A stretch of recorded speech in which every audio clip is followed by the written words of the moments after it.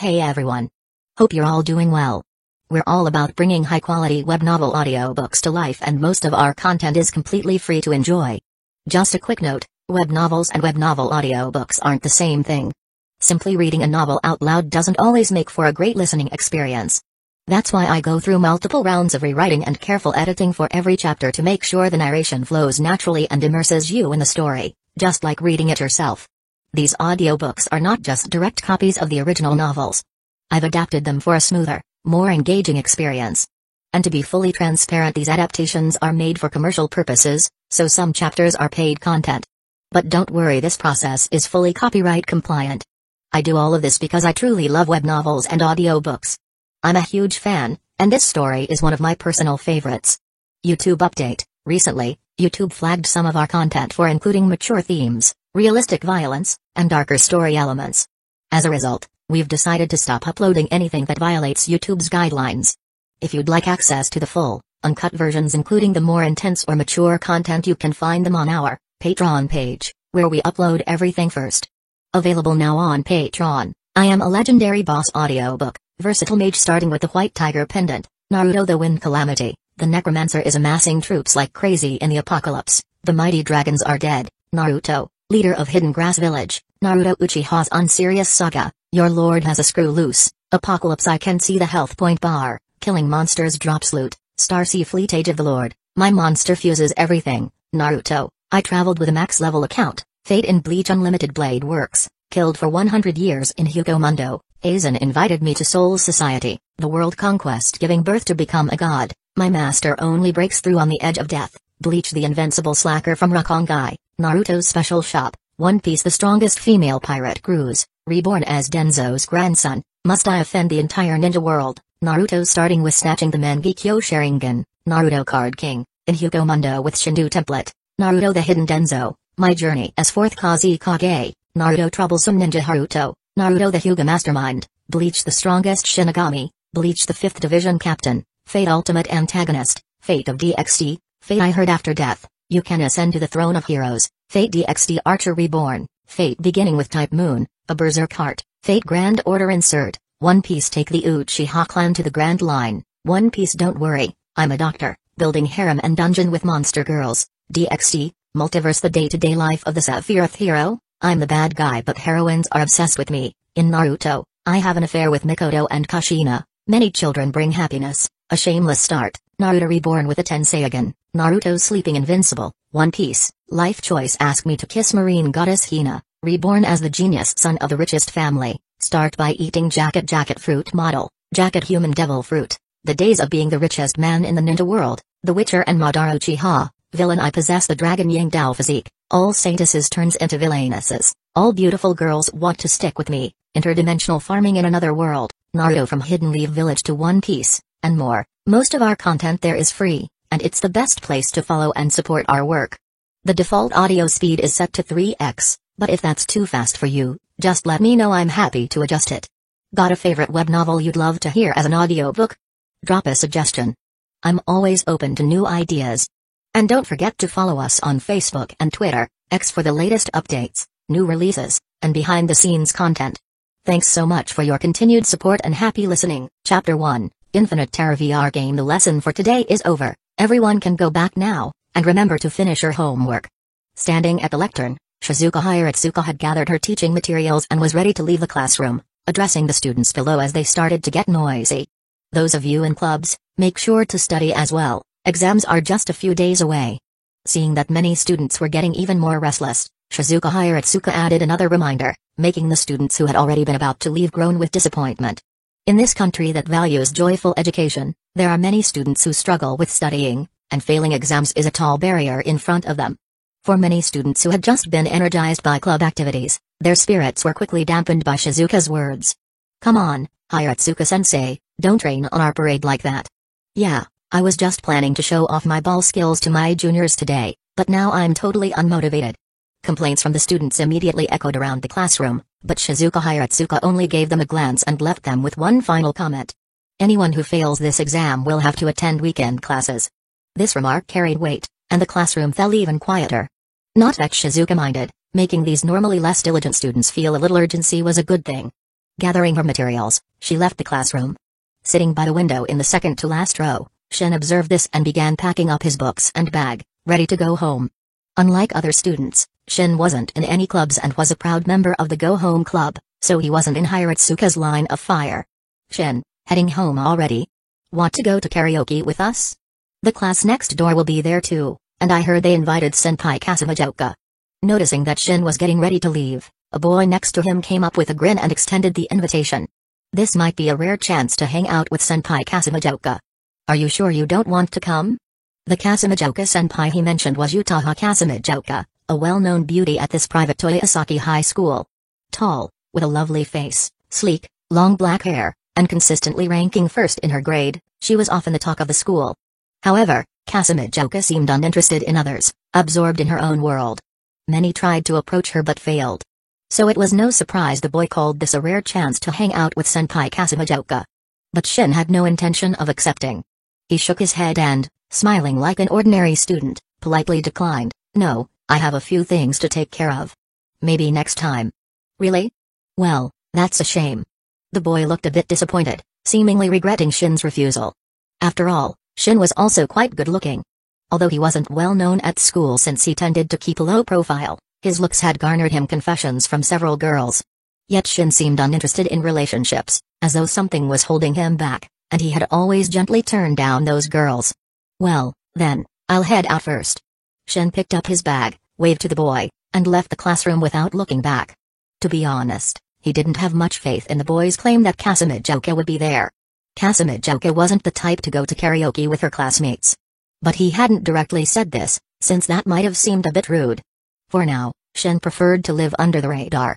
Although his appearance attracted some attention, his life was generally quite ordinary, academically above average, decent in sports. However, this normalcy probably wouldn't last much longer. Tonight, he would likely experience a life-changing shift. Walking briskly back to his rented apartment, Shin threw his bag in the corner of his room and sat down on his bed, trying to calm his excitement, and silently thought, "System, activate." Yes, Shin wasn't an ordinary person. He was a transmigrant who had mysteriously arrived in this world about 2 years ago, becoming a middle school student. Though he was in his own body, he somehow reverted to a younger age and gained the status of an orphan, which had baffled him. Along with his arrival came a countdown in his mind, a system set to activate in 2.5 years. So, for 2.5 years, Shin had been playing the part of an average student. 6 months ago, he graduated middle school and enrolled in Toyosaki High. Only then did he realize what kind of world he was in, a world blending many anime characters he had once seen, with familiar names circulating around the school. However, despite the presence of characters he'd only seen in anime, he hadn't taken any impulsive actions. With the system set to activate soon, he wanted to understand it first. If it turned out to be something apocalyptic, things could get serious. Shin hadn't found any Apocalypse Academy on this world's internet, but he couldn't rule out the possibility of apocalyptic elements lurking around.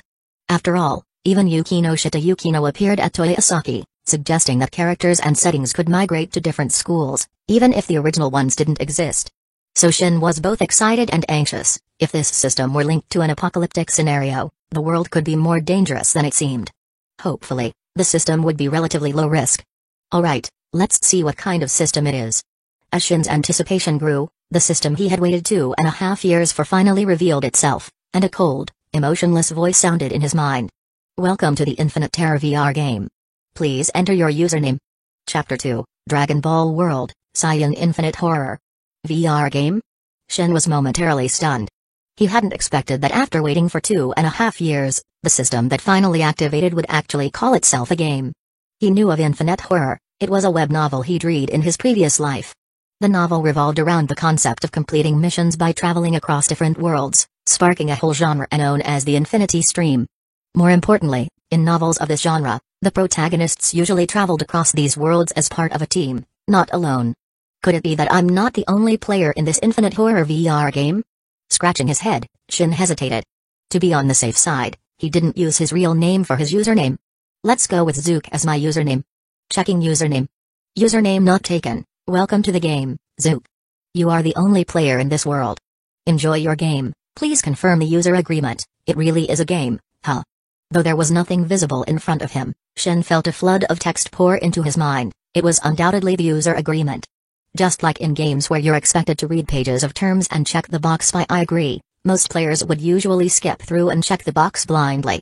But this time was different. The terms were directly implanted in his mind, so Shin took the time to read through them carefully, finally confirming one thing: the terms were exactly like any standard online game user agreement. With a mix of amusement and exasperation, Shin agreed to the user agreement. Instantly, he felt a slight tremor, as if something had fused into his body. Dear Zook, your game is the dream version. Please start the game after entering sleep. In-game, your body and mind will still recover, so this thing takes up my sleep time, huh? Shin mused, realizing he didn't need to worry about setting aside time to play if it only occupied his sleeping hours. With this in mind, he quickly got ready, heading to the bathroom to wash up, a basic bedtime routine he always followed. Afterward, Shin put on his pajamas, got under the covers, and prepared to sleep.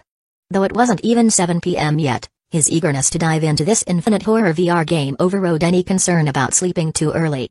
Even if it called itself a game, the system had followed him to this world, so Shin doubted it was purely for entertainment. With such thoughts, he calmed himself, gradually slipping into sleep. Soon, as his consciousness blurred, he opened his eyes once more. Transitioning to Zook now, this time, however, he found himself not lying on his bed, but floating in a pool of liquid. What's going on? Why am I in water? Instinctively, Zook struggled, but he quickly noticed that, despite being submerged, he could still breathe. This liquid, although it filled his nose, didn't cause suffocation. Instead, it made him feel strangely comfortable. Before he could grasp the situation, a long beep sounded above him, and he felt the liquid around him drain rapidly through an outlet beneath him. As he was lowered by the preceding liquid, Zook realized he was inside some sort of strange mechanical pod, with tubes attached to his body. Just then, the pod's door opened, revealing a strange figure with a face like a frog's, holding a tablet-like device. The figure glanced at him disinterestedly and said, "Zook, your injuries have fully healed. You can return to duty." Hearing this, Zook instinctively stepped out of the pod, learning that he'd apparently been healing inside this chamber after sustaining injuries. Even more significant was the frog-faced alien's attire, which Zook recognized immediately. It was the battle armor of Frieza's army. "This is the Dragon Ball world, and you are currently stationed on Frieza's base." Zook's brow furrowed as he realized his situation. It made sense that this person's face resembled a frog. Frieza's army was full of aliens with strange appearances. And from what he just said, I seem to be a combatant in Frieza's army. Injured in some battle and sent to this healing pod. Turning to look at the pod behind him, Zook now recognized it as one of Frieza's healing chambers, the very one that Vegeta had used to recover after fleeing Earth in Dragon Ball. "Hurry up and put some clothes on. I have no interest in watching a shirtless man strut around," the frog-faced alien grumbled impatiently, noting that Zook was only in shorts. Snapped back to reality, Zook quickly spotted a fresh set of armor on a nearby table, clearly prepared for him. While he was a bit reluctant to wear armor styled after Frieza's first form, it was certainly better than staying shirtless. Zook took the armor and put it on. "This guy's attitude toward me. It seems my rank here isn't very high." Thoughts ran through his mind as Zook recalled how the soldiers in Dragon Ball treated Vegeta with utmost respect. With a power level around 18,000, Vegeta was a small captain in Frieza's army, whereas he clearly didn't receive such treatment. Once he put on the armor, Zook clenched his fist slightly, a surge of powerful energy flowed through his body, and he could feel that at full strength, he could likely shatter a planet. This wasn't an exaggeration. In the Dragon Ball universe, a power level in the hundreds was enough to destroy the moon from afar. As a member of Frieza's army, his power level was surely in the hundreds at least. As for his exact power level, he'd have to check later using Frieza's scouter. "Oh, right, your tail hasn't regrown," the frog-faced alien added with a smirk as Zook prepared to leave. "But for you Saiyans, not having a tail is one less weakness, isn't it?" Zook froze, so he was a Saiyan in this world. Chapter 3, The Dragon Balls of Planet Serial Saiyans, the race of Son Goku, the main character in Dragon Ball, possess immense potential and a variety of transformative powers. However, the system didn't respond verbally. Instead, a screen popped up in front of Zook, displaying information relevant to him. Current world, Dragon Ball main mission, defeat Frieza at 100% power. Players power synchronization, 0%. Please advance the main mission to unlock power synchronization. No I response, huh? Seems like it's just a program that runs on pre-written code, Zook thought as he observed the system's silent response. But more importantly, this isn't just for entertainment. This power synchronization likely means I can bring some of my strength back into the real world. To be honest, Zook hadn't expected to be this lucky. Right from the start, He was transported into the world of Dragon Ball. And this was Dragon Ball, after all, a universe where battles later on reach planet-shattering levels. While the original series may not have depicted it as vividly, the lore states it outright. With only a few hundred power levels, a Kamehameha wave could be launched from Earth to obliterate the moon. Imagining this, Zook was already a little envious. The good news was that synchronizing a few hundred power levels would be easy. If Zook's power level reached tens of thousands, then even with a 1% synchronization rate, he'd be unbeatable in the real world. Still, my power level must be nowhere near the tens of thousands right now. Once he cooled down, Zook quickly realized the predicament he was in. As a Saiyan, I'm still alive, which means Frieza hasn't destroyed planet Vegeta yet. So, right now, the strongest Saiyan would be King Vegeta, who likely has a power level slightly over 10,000. Vegeta once said he surpassed his father's power level as a child, which means that King Vegeta is actually far weaker than adult Vegeta. Estimating generously, Zook guessed around 10,000 for King Vegeta. If King Vegeta's power level is just over 10,000, Zook's must be lower. To complete the main mission of defeating Frieza at 100% power, Zook would have to raise his power level to at least 120 million. That's no small feat. Zook knew he'd have to plan carefully. Yo, Zook, all healed up? Just as Zook was mulling over his mission strategy, a voice called out to him. He turned to see a plain-looking male Saiyan approaching with a few others. Zook didn't recognize this Saiyan, probably just a background character with no role in the original series. But he immediately recognized the man leading the group. Bardock. Indeed, it was Bardock, the father of Dragon Ball's main character. Glad you're well. Bardock walked up to Zook and gave his shoulder a reassuring pat, showing a familiar camaraderie. Although he was a low-class warrior, Bardock was among the best of his rank and known for his calm disposition and loyalty to his comrades. Many Saiyans held him in high regard. In the ruthless Saiyan race, Bardock was a rare exception. Hey, if it were me, I'd use this chance to lounge in the healing pot a little longer, another Saiyan commented, smiling slyly. Zook, have you heard? Frieza's given us a new mission to clear a planet called Cereal. If you stayed in the pod, you wouldn't have to go. Idiot, call him Lord Frieza. Haha, right, Lord Frieza's orders. One female Saiyan playfully corrected him, and the male Saiyan chuckled in response. It was obvious the Saiyans didn't truly respect Frieza. From King Vegeta down to low-class warriors, none of them genuinely submitted to him. Although they were compelled to obey Frieza due to his power, it was clear that once the Saiyans gained the strength to resist, they would undoubtedly rise against him. It's no wonder Frieza had a constant disdain for the Saiyans and was ever eager to eliminate them along with their planet. Ignoring the playful banter, Zook asked, Cereal? Yep, apparently it's a valuable client's target, so they want to make sure nothing goes wrong and asked for us, the male Saiyan replied. They even calculated the moon's full phase. A few hours from now, Cereal will enter nighttime, and the full moon will rise. So we're heading out shortly. Hearing this, Zook's eyes gleamed. If he remembered correctly, Cereal was a plot point in the Dragon Ball Super manga. What do you say, Zook? Are you coming with us? If you're not feeling well, you can stay. Unlike the others, Bardock didn't tease him. He was one of the few Saiyans capable of calm, rational thought and genuinely cared for his comrades. It was clear that if Zook wanted to stay behind, Bardock could arrange it. His reputation among the low-class warriors was high enough that no one would object. No, I'm nearly fully healed. I'll go. Zook declined Bardock's offer because he absolutely wanted to go. Cereal held things of immense value. He had been worrying about how to locate Earth's coordinates without drawing attention from Frieza's forces, but now, Cereal would serve as a suitable alternative. After all, his main purpose in going to Earth was to find the 7 Dragon Balls and summon Shenron to grant his wish. But since Cereal had Dragon Balls too, just 2 to summon its Shenron, he could settle for that. Chapter 4, The plan to retrieve the Dragon Balls. Looks like your injuries have indeed healed, but your body still seems a bit stiff. Is it because your internal injuries haven't fully healed? In the open area of the Saiyan settlement, Bardock watched Zook throw punches haphazardly with a puzzled look on his face. Zook's face reddened. Bardock's assumption was understandable. Although Zook had acquired the powerful combat strength of the Saiyan body, he had almost no combat experience or instincts. Just standing there throwing sloppy punches made it obvious to Bardock that something was off. In a real fight, Zook's lack of experience would likely be even more apparent. The only thing Zook was relieved about was that this invasion of planet Cereal coincided with a full moon. When they arrived, all the Saiyans would transform into giant, mindless apes. No one would notice that Zook fought like a novice. But Bardock's straightforward comments made Zook realize a problem. Even though he had strength, he had no combat technique. While he could power through on sheer strength, If he encountered an opponent of equal power, he'd be in trouble. Especially since Zook's main mission was to kill Frieza at full strength, a monster with a power level of 120 million. Unless Zook raised his own power level above 200 million, technique was going to be crucial. Incidentally, Zook had just checked his own power level using a scouter. It was 4,000, putting him on par with Nappa when he arrived on Earth in the original story. In other words, Zook now had enough power to destroy several cities with a single move. If he could sink even 1% of that strength back to his real body, a power level of just 40 would be enough to dominate any so-called world champion. Bardock. Zook. Time to go.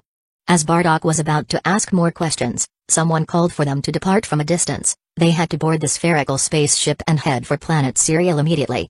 Bardock glanced at Zook, sighed, and patted him on the shoulder. Anyway, if you feel any discomfort during the fight, be sure to back off immediately.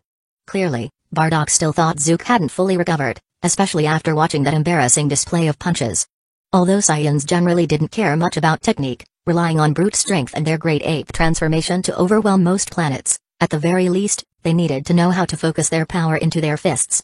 Ahem, well, since it's a full moon on Planet Cereal, we'll transform into giant apes once we arrive, so it doesn't matter. Zook knew that his punching had been embarrassing and secretly resolved to improve his combat skills. But at least he wouldn't need them this time. During a full moon, Saiyans transform into giant apes, causing their combat strength to multiply by 10 while losing their sanity in a frenzy of destruction. This was a common Saiyan method of wiping out entire planets during invasions. Only the royal-blooded elite warriors could retain their sanity during the Great Ape transformation, but Bardock and the others obviously couldn't. The Saiyans' mission was to clear out a planet's civilization so that Frieza could sell it afterward, so preserving buildings or anything else wasn't necessary. Yeah, we'll all be turning into great apes soon. Bardock paused, then glanced at Zook's waist, of course, not because of any strange interest but because Zook's waist was missing something important. But don't forget, you don't have a tail, so you won't transform into a great ape. Don't get yourself trampled by your comrades. Zook instinctively touched his waist. It was true. Saiyans needed their tails to transform, and his tail had been ripped off before he entered the world of Dragon Ball. So, Zook wouldn't be transforming on Planet Cereal. He'd planned for this since he wasn't going there for destruction but to grab the Dragon Balls amid the chaos. In the Dragon Ball Super manga, Granola, a survivor from Planet Cereal, had wished on the Dragon Balls to become the universe's strongest warrior, surpassing Goku and Vegeta by sacrificing much of his lifespan. To be honest, when Zook read this in the manga, he found it ridiculous. At that time, Goku and Vegeta were far stronger than when they defeated Majin Buu, yet Granola caught up just by making a wish. However, the absurdity of this storyline turning into reality was an incredible opportunity, proving that the two-star Dragon Balls could grant outrageous wishes at a certain cost. Of course, Zook didn't plan to go as far as Granola and sacrifice his lifespan down to 3 months just for power. He wasn't sure if his power synced with his real body would disappear if this identity died, so he'd be cautious to keep this identity alive as long as possible. Zook, catch. As Zook contemplated what to do with the Dragon Balls, Bardock tossed something at him as they prepared to board the spaceship. Zook caught it, a scouter. Since you won't transform, you should clear out anyone who tries to escape the cities for safety. While Bardock was genuinely considerate toward his comrades, his words were brutal to the inhabitants of Planet Cereal. The scouter can detect anyone's power level. It's all yours. Zook quietly accepted the scouter, nodded at Bardock, and climbed into the spaceship, waiting for Frieza's forces to set the coordinates. Though it was merciless, Zook didn't plan to interfere with the Saiyan invasion. On the one hand, because the Infinite Terror VR game advertised itself as a game, Zook instinctively viewed Dragon Ball events with a gamer's detachment. On the other hand, he was powerless. Even if he wanted to save Planet Cereal's inhabitants, what could he do? He wasn't even the strongest among the Saiyans on this mission, let alone those who could transform into great apes. A mindless great ape wouldn't spare a comrade in its path. If he tried to intervene, he'd get stopped. So, Zook had made his decision. He'd let Planet Cereal and the Saiyans draw all the attention, giving him the chance to snatch the Dragon Balls. As for whether he could get hold of Planet Cereal's Dragon Balls, he wasn't too worried. The 2 Dragon Balls were held by an elderly non-combat Namkian, and his 4,000 power level could easily handle it, even without technique. If the old man handed them over willingly, that would be best. If not, Zook might have to resort to violence. Chapter 5, The Alien Namkian on the Planet Cereal. Night had fallen, and after a busy day, the Cerealians walked along the streets, sharing tales of the day's achievements in a lively, thriving city. But the peaceful evening didn't last long. An unexpected disturbance came. Many Cerealians soon noticed a fireball in the sky, hurtling down like a meteor toward the city's edge. Then came a second, a third. And finally, the Cerealians realized what these fireballs were: spherical spacecraft, shaped like baseballs, crashing straight into the city. Boom. Boom. Boom. The spherical ships crashed mercilessly into the Cerealian city. Buildings crumbled under the immense impact, and many Cerealians were knocked unconscious by the shockwave of the landing. One unfortunate Cerealian was hit directly by a descending ship, dying instantly, perhaps mercifully quick and without pain. Other Cerealians weren't so lucky, facing off against the Scions who emerged from these ships with fierce, sinister grins. Their fates would not be so painless. Seems Bardock made special arrangements for me. My landing coordinates are indeed at the city's edge, Zook murmured as he emerged from his ship, quickly noting that his landing spot was some distance from the other Scions. While the other Scions had descended straight into the city center, his ship had landed at the outskirts, putting him entirely apart from the main forces. Bardock might seem ruthless to outsiders, but to his Scion allies, he was certainly reliable. Roar. While Zook was assessing his surroundings, an ear-splitting roar erupted from within the city, piercing the night sky. Zook watched as giant apes slowly stood among the city buildings, radiating fierce, savage energy, immediately beginning to destroy everything around them without mercy. TSK, such terrifying power. He put on his scouter and checked the apes' power levels. Since Scion's power levels increased tenfold when transformed into giant apes, the numbers displayed were staggering. 22,000. 41,000. 39,000. Zook even spotted one power level close to 100,000, likely belonging to Bardock, the strongest among them. But Frisa's power level in his first form alone was a staggering 530,000. Zook glanced up at the bright full moon in the night sky, feeling his blood stir, an instinctive Scion reaction to the full moon. However, without a tail, Zook wouldn't transform into a giant ape, allowing him to remain rational. Plus, with Bardock's help, he'd landed on the outskirts, perfect for completing his mission. First, I'll search for any combat power signals outside the Cerealians and Scions. By adjusting his scouter, Zook quickly filtered out the power readings of the Scions and Cerealians, leaving only a handful of unique signals on the detector. These signals were clustered in a house on the city's edge, with the highest reading only around 300, and the weakest at a mere 5. Zook knew these were the Namkians who had taken refuge on Serial after Namek's destruction, forming a tiny settlement. Over time, their numbers had dwindled to just a few. And if things went according to plan, most would perish in this invasion. Only one elderly Namkian would survive, guarding the 2 Dragon Balls. Now that I have their location, time to claim them. Not waiting around, Zook quickly headed toward the location marked on the scouter. Even without flight, his high combat power made running and leaping incredibly swift. For now, Zook was clueless about Ki in this world, but with his Scion aptitude, he could probably learn to fly soon enough. Elder, we should escape while we can. The situation here on Serial looks bleak, a Namkian urged in the small house at the city's edge, where the few surviving Namkians were gathered, planning their next move. Though few in number, the group still had an elder with certain special abilities, though far weaker than the elder on Namek. It's not just the Cerealians in danger, we Namkians are too. The elder wore a pained expression as he listened to his companions' pleas. Although the Scions were mainly focused on fighting the Cerealians, where could the Namkians go? They never expected Serial to be invaded, and their old refugee ship was too worn to work again. Moreover, the Cerealians had kindly taken them in when they fled, how could they abandon them in a time of crisis? Elder. Should we use the Dragon Balls? Suggested an elderly Namkian, Monate, the only future survivor. The Dragon Balls. The elder lifted his gaze toward a shrine-like structure in the room, where 2 Dragon Balls rested. The Dragon Balls were indeed meant for moments like this, so... Apologies, but could you leave those Dragon Balls to me? Before the elder could finish, a figure suddenly shattered the window and jumped in. Before the stunned Namkians could react, he had blocked their path to the Dragon Balls. It was Zook. Just as he arrived outside the house, he overheard the Namkians discussing using the Dragon Balls, and he couldn't allow that, so he broke in. The Namkians were startled and then, upon recognizing Zook's attire, horrified. A Scion. The Scion's notorious reputation had spread to many planets, and the giant apes invading Serial were too distinctive to mistake. Everyone knew the attacker's identity. Zook lacked a tail, but his Scion battle armor was unmistakable. He certainly wasn't a Cerealian joking around in Scion garb. Chapter 6, The Summoning of the Shinran on Planet Serial. Curse you, Scion. Don't you dare lay a hand on the Dragon Balls. In less than a minute, only Zook and the old Namkian, Mane Ido, were still awake in the room. The other Namkians had already collapsed, unconscious on the ground, Not because Zook had killed them, but because he had merely knocked them all out. It wasn't that Zook was soft-hearted, he simply needed at least one Namkian to help him summon the Shinran. The Namkian Dragon Balls require a specific incantation to be summoned. It's not as simple as Earth's Dragon Balls, where one can just say, "Come forth, Shinran," and have it appear. Zook had long since forgotten the incantation to summon the Dragon Balls. After all, who remembers the exact words to summon Dragon Balls when reading a manga? Besides, he read it before his own reincarnation. At that time, he never imagined he'd actually get a chance to summon the Shinran in real life. "I didn't kill them, I just want to borrow the Dragon Balls." Zook's choice to leave Mane Ido conscious was straightforward. In the original story, Mane Ido had a particularly timid personality, making him easier to intimidate and coax than other Namkians who were harder to read. "As long as you help me summon the Shinran, I won't kill them." "How about that? You? Even if you spare us, your Saiyan comrades will surely annihilate us all, won't they?"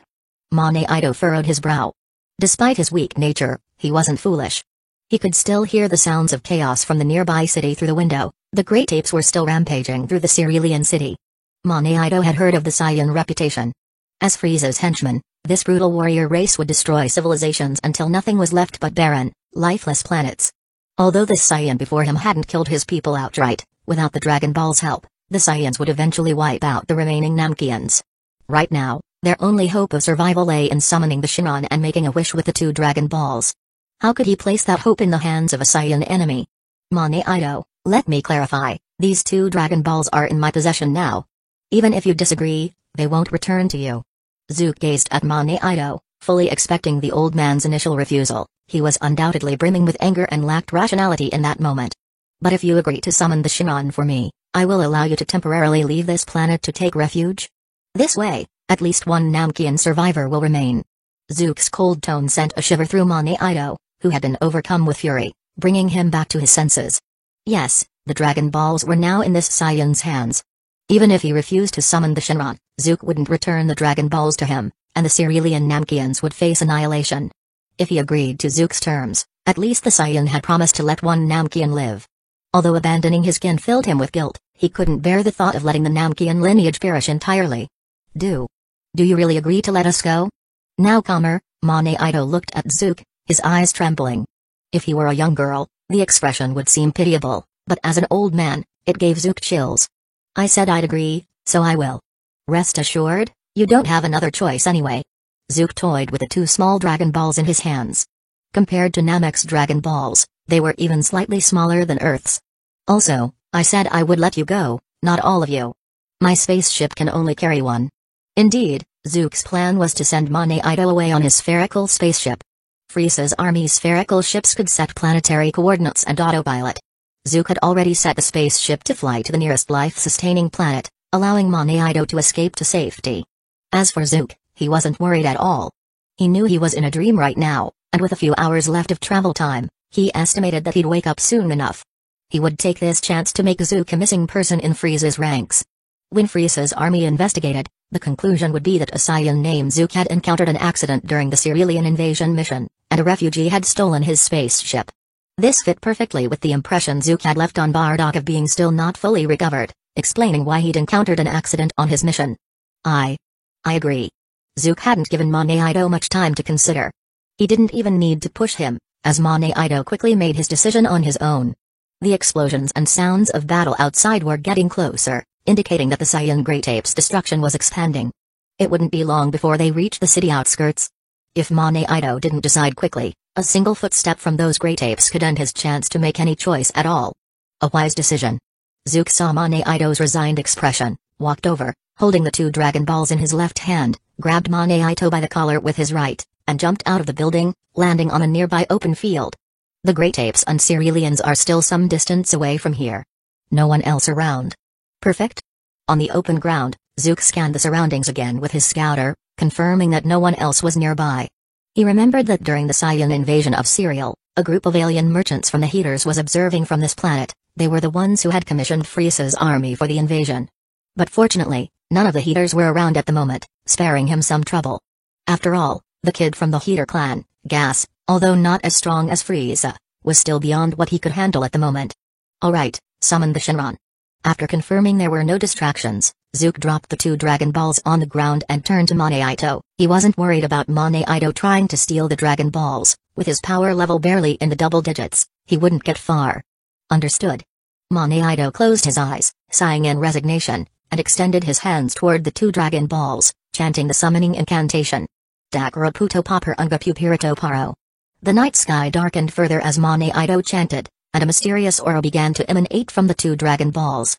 In the next moment, golden lightning surged from the Dragon Balls, intertwining in the air, eventually coalescing into a dragon with a face resembling that of an axolotl before Zook. This Shinron was smaller than both the Earth and Namkian dragons but still held an undeniable majesty. Facing Zook and Mane-Ito, it slowly spoke in a deep voice, "You who have gathered the 2 Dragon Balls, state your wish. I will grant you one wish to the best of my ability." Chapter 7, The Overly Inept Shinron. The first time he witnessed Shinron being summoned in person, Zook couldn't help but feel a surge of excitement. After all, it was nothing like watching it in anime or manga. Those sky-splitting bolts of lightning were now vividly real. However, the thrill quickly faded as the dragon spoke, saying, "I will do my best to fulfill one of your wishes." This phrase, "do my best," instantly set it apart from other dragons. It sounded as if there were many wishes it simply couldn't fulfill and would only try to. Despite feeling slightly annoyed, Zook kept his composure. As soon as the serial star Shinron was summoned, he delivered a swift chop to Mane-Ito's neck. Thanks to the earlier practice with those Namkians inside, Zook had now mastered the strength needed to knock someone out without causing internal injury. "You?" Mane-Ito looked at him, clearly stunned, as if doubting if Zook was breaking his promise. But before he could voice his confusion, he slumped to the ground, unconscious. The blow had been perfectly measured. "Don't worry, I'll keep my promise," Zook muttered, though Mane-Ito was already out cold. The reason for knocking Mane-Ito out was to avoid him stealing a march and making a wish first, just like what happened many times in the original Dragon Ball story. Not knowing if Mane-Ito would do the same, Zook decided this was the safest option. Afterward, all he had to do was toss Mane-Ito into a spaceship and send him off, no promises broken. The serial star Shinron required the Namkian chant to be summoned, but there were no language restrictions when making wishes, a fact confirmed in the original story. "Shinron, can you turn me into a Super Saiyan?"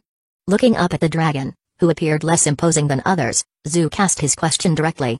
Yes, becoming a Super Saiyan would be the simplest way to skyrocket his power. Transformation would multiply his combat power by 50 times, instantly raising his 4,000 power level to 200,000.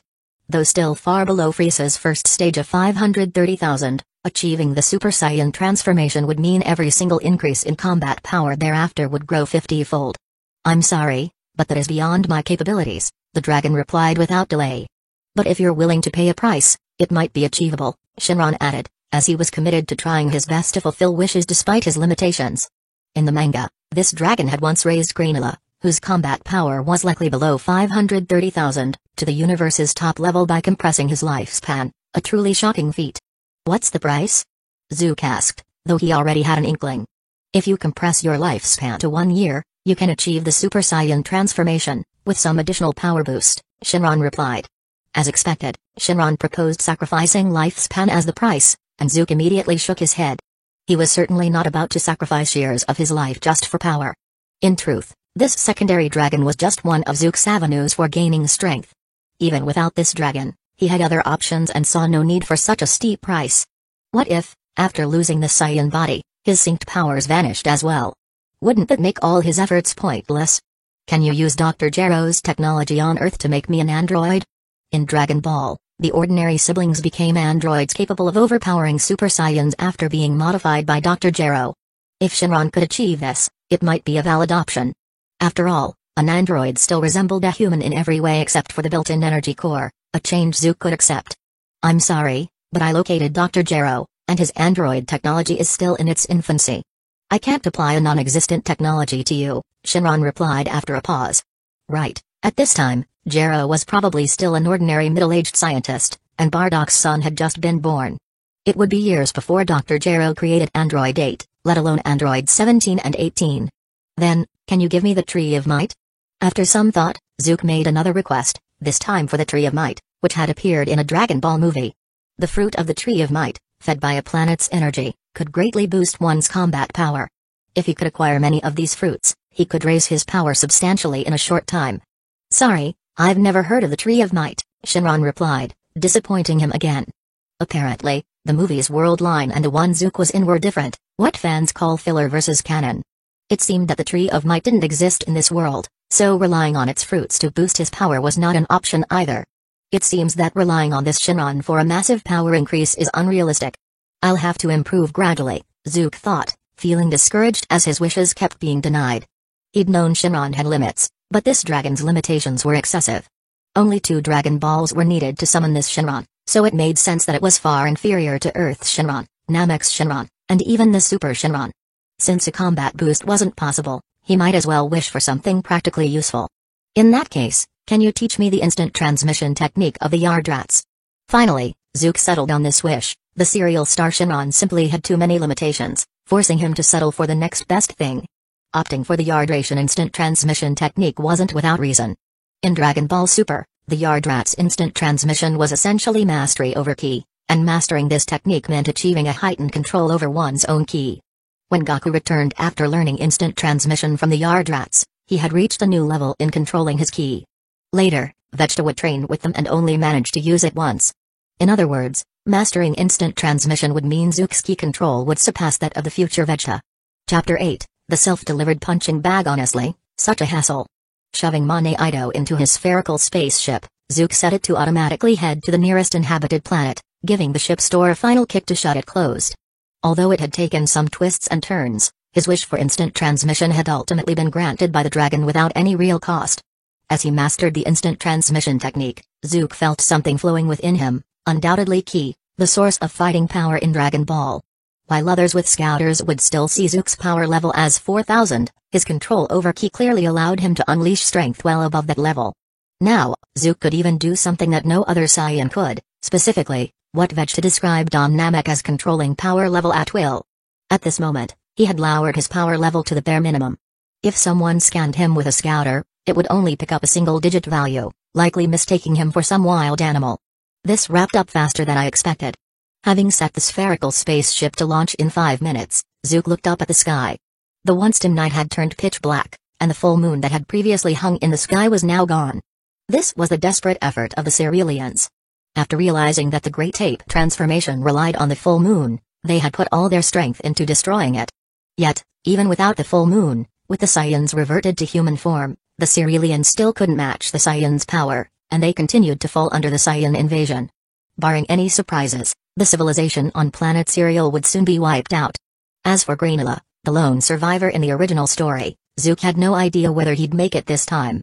After all, Granola survived because Mane Ido had protected him in the original timeline, but now that Mane Ido was in the spaceship, he likely had no chance to protect Granola.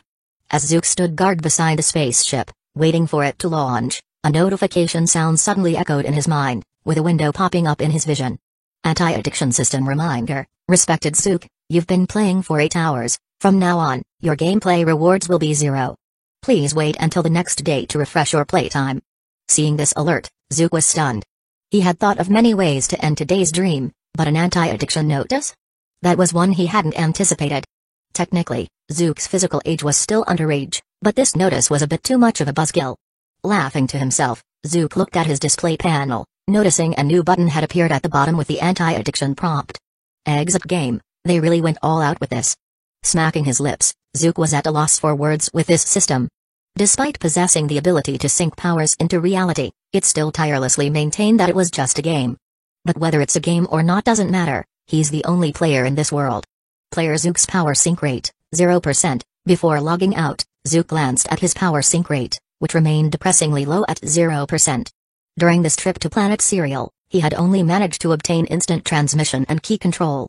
Although he wasn't sure if effort to grow stronger counted as progressing the main storyline, this slight improvement was clearly just a drop in the bucket. But Zook wasn't discouraged.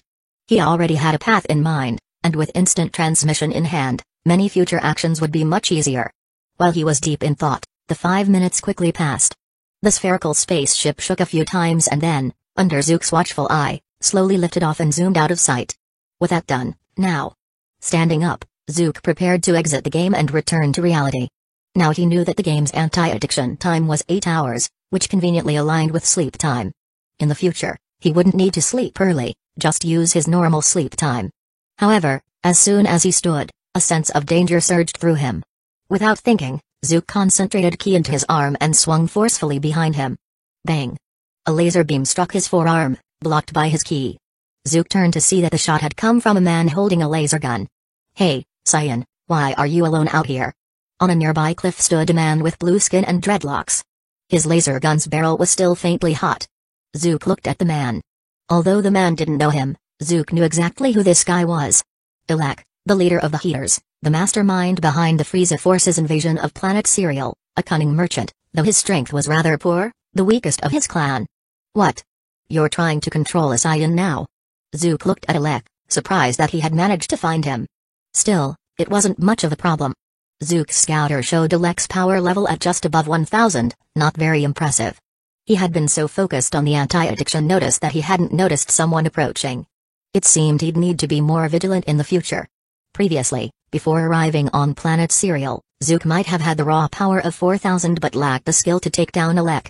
Now, with key control at his fingertips, defeating Elec, with a power level of 1000, would be a cinch. After all, Frieza and I are partners. If his subordinates don't behave, it's only right I help manage them. Elec seemed blissfully unaware of his lack of power, maintaining an air of superiority even with Frieza, who merely treated him as a puppet in the original story. Is that so? Zook shifted his footing slightly. Since Elec had seen him, he couldn't afford to let Elec go, or else his disappearance plan would be ruined. If Elec mentioned him, the Frieza Force would learn that a Cyan was hiding on Planet Serial. Zook couldn't be sure they wouldn't find him in a search. Several of his upcoming plans depended on avoiding the Frieza Force's attention, and he couldn't let Elec disrupt them, especially when Elec, with his average strength, would make for excellent practice. Chapter 9, Free Battle Record. "Hey, you're not planning on attacking me, are you?" Elec noticed Zook's movements and realized that Zook seemed ready to attack him. A faint smile appeared on Elec's face. Without a combat power detector, Elec clearly had no idea about the power gap between him and Zook, or perhaps he simply didn't care. Zook said nothing. He watched Elec's figure, focusing on Elec's ki. Once he pinpointed its location, Zook used the instant transmission he'd just learned from Shenron. In an instant, Zook vanished from his original spot. Almost simultaneously, his massive fist, brimming with powerful ki, struck Elec's face directly. Elec hadn't even realized Zook had closed in on him. By the time he snapped out of it, his face had completely deformed, and he was sent flying as if struck by a cannonball. Crash! Distant trees shattered as Elec's body smashed through them, leaving him half lying amid the splintered wood. His gaze toward Zook was filled with fury. "You! Damn Cyan! You have over 1000 combat power, yet you can't even put up a fight?" Zook ignored Elec's curses because he knew Elec's personality well. This guy even dared to look down on Frieza. No one knew where his confidence came from. When it came to business, Elec was indeed skilled. But to someone as powerful as Frieza, Elec's business empire was nothing more than a backup treasury. Using instant transmission again, Zook appeared in front of Elec. This time, Elec was quick to react. Despite having some combat ability, he instinctively drew a laser gun and fired rapidly at the afterimage that had appeared before him. The laser gun, already modified to increase its power, became even more destructive with Elec's energy injection. If aimed at the moon, it could likely blow it apart. However, the barrage of shots didn't harm Zook. Before they reached him, he had fortified the target area of his body with ki, enduring the lasers head-on. This defensive move was Zook's manual version of Ultra Instinct, modeled after Son Goku's technique. Unlike Ultra Instinct, which allows the body to autonomously channel ki to the relevant areas for defense and offense, Zook had to do it manually. Though it required more thought and couldn't provide the automatic power boost of Ultra Instinct, for Zook, who had full control over his ki, it was a solid way to enhance his capabilities. At the very least, it allowed him to deliver attack and defense beyond his recorded combat power. "Damn you, monkey." When his attack proved useless, Elec finally panicked. Yet, his mouth remained stubbornly defiant, still hurling insults at Zook. Testing his ki control on Elec, Zook was pleased with the outcome. This manual Ultra Instinct could come in handy at critical moments. He stepped up to Elec, grabbed him by the neck, and lifted him off the ground. "Wait. We can still talk about this." Being held up like a rag doll, Elec finally sensed the gravity of the situation and softened his tone. In the past, relying on his influence, he'd ruled the cosmos unchallenged, even gaining Frieza's respect. This made him look down on those with power, fostering his arrogance. But now, he finally realized that some people simply didn't care about his influence. His vast empire across the universe was meaningless if they could crush him with ease. If he could survive Zook's grasp, perhaps Elec would come to value the strength he'd always overlooked. There's nothing to discuss. You may not know me, but I know you very well. Zook looked into Alek's pleading eyes and slowly shook his head. Just as he'd learned about Mane Ido's meek personality from the comics, he'd also learned about Alek's character. This guy might be weak, but his cunning was genuine. If Zook let him go, he'd bet he'd face Frieza's troops the very next day. After all, Zook's actions clearly constituted betrayal against Frieza's forces. Frieza wouldn't tolerate such behavior, and even if he didn't deal with Zook personally, his subordinates would make trouble. You. Alek tried to speak, but Zook didn't let him finish. With a forceful squeeze, Alek's neck snapped with a crack. Zook tossed Alek's lifeless body to the ground, then extended his right hand, firing a ki blast to disintegrate the corpse, just in case Alek had any tricks up his sleeve. And so, Alek, the leader of the renowned Heater clan in the universe, perished quietly in a remote corner of planet Serial, leaving no trace. Colder than I expected. Zook looked at his right hand, which had just choked the life out of someone and destroyed the body, yet he felt oddly calm. After all, he had already watched other Saiyans invade the Serial people's cities with indifference. The burst of ki from that last blast might have attracted attention. I should leave.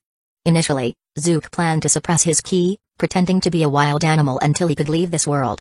But plans change. Alek's appearance forced him to act. Though Alek was weak and didn't require much effort, it still took some power to finish him.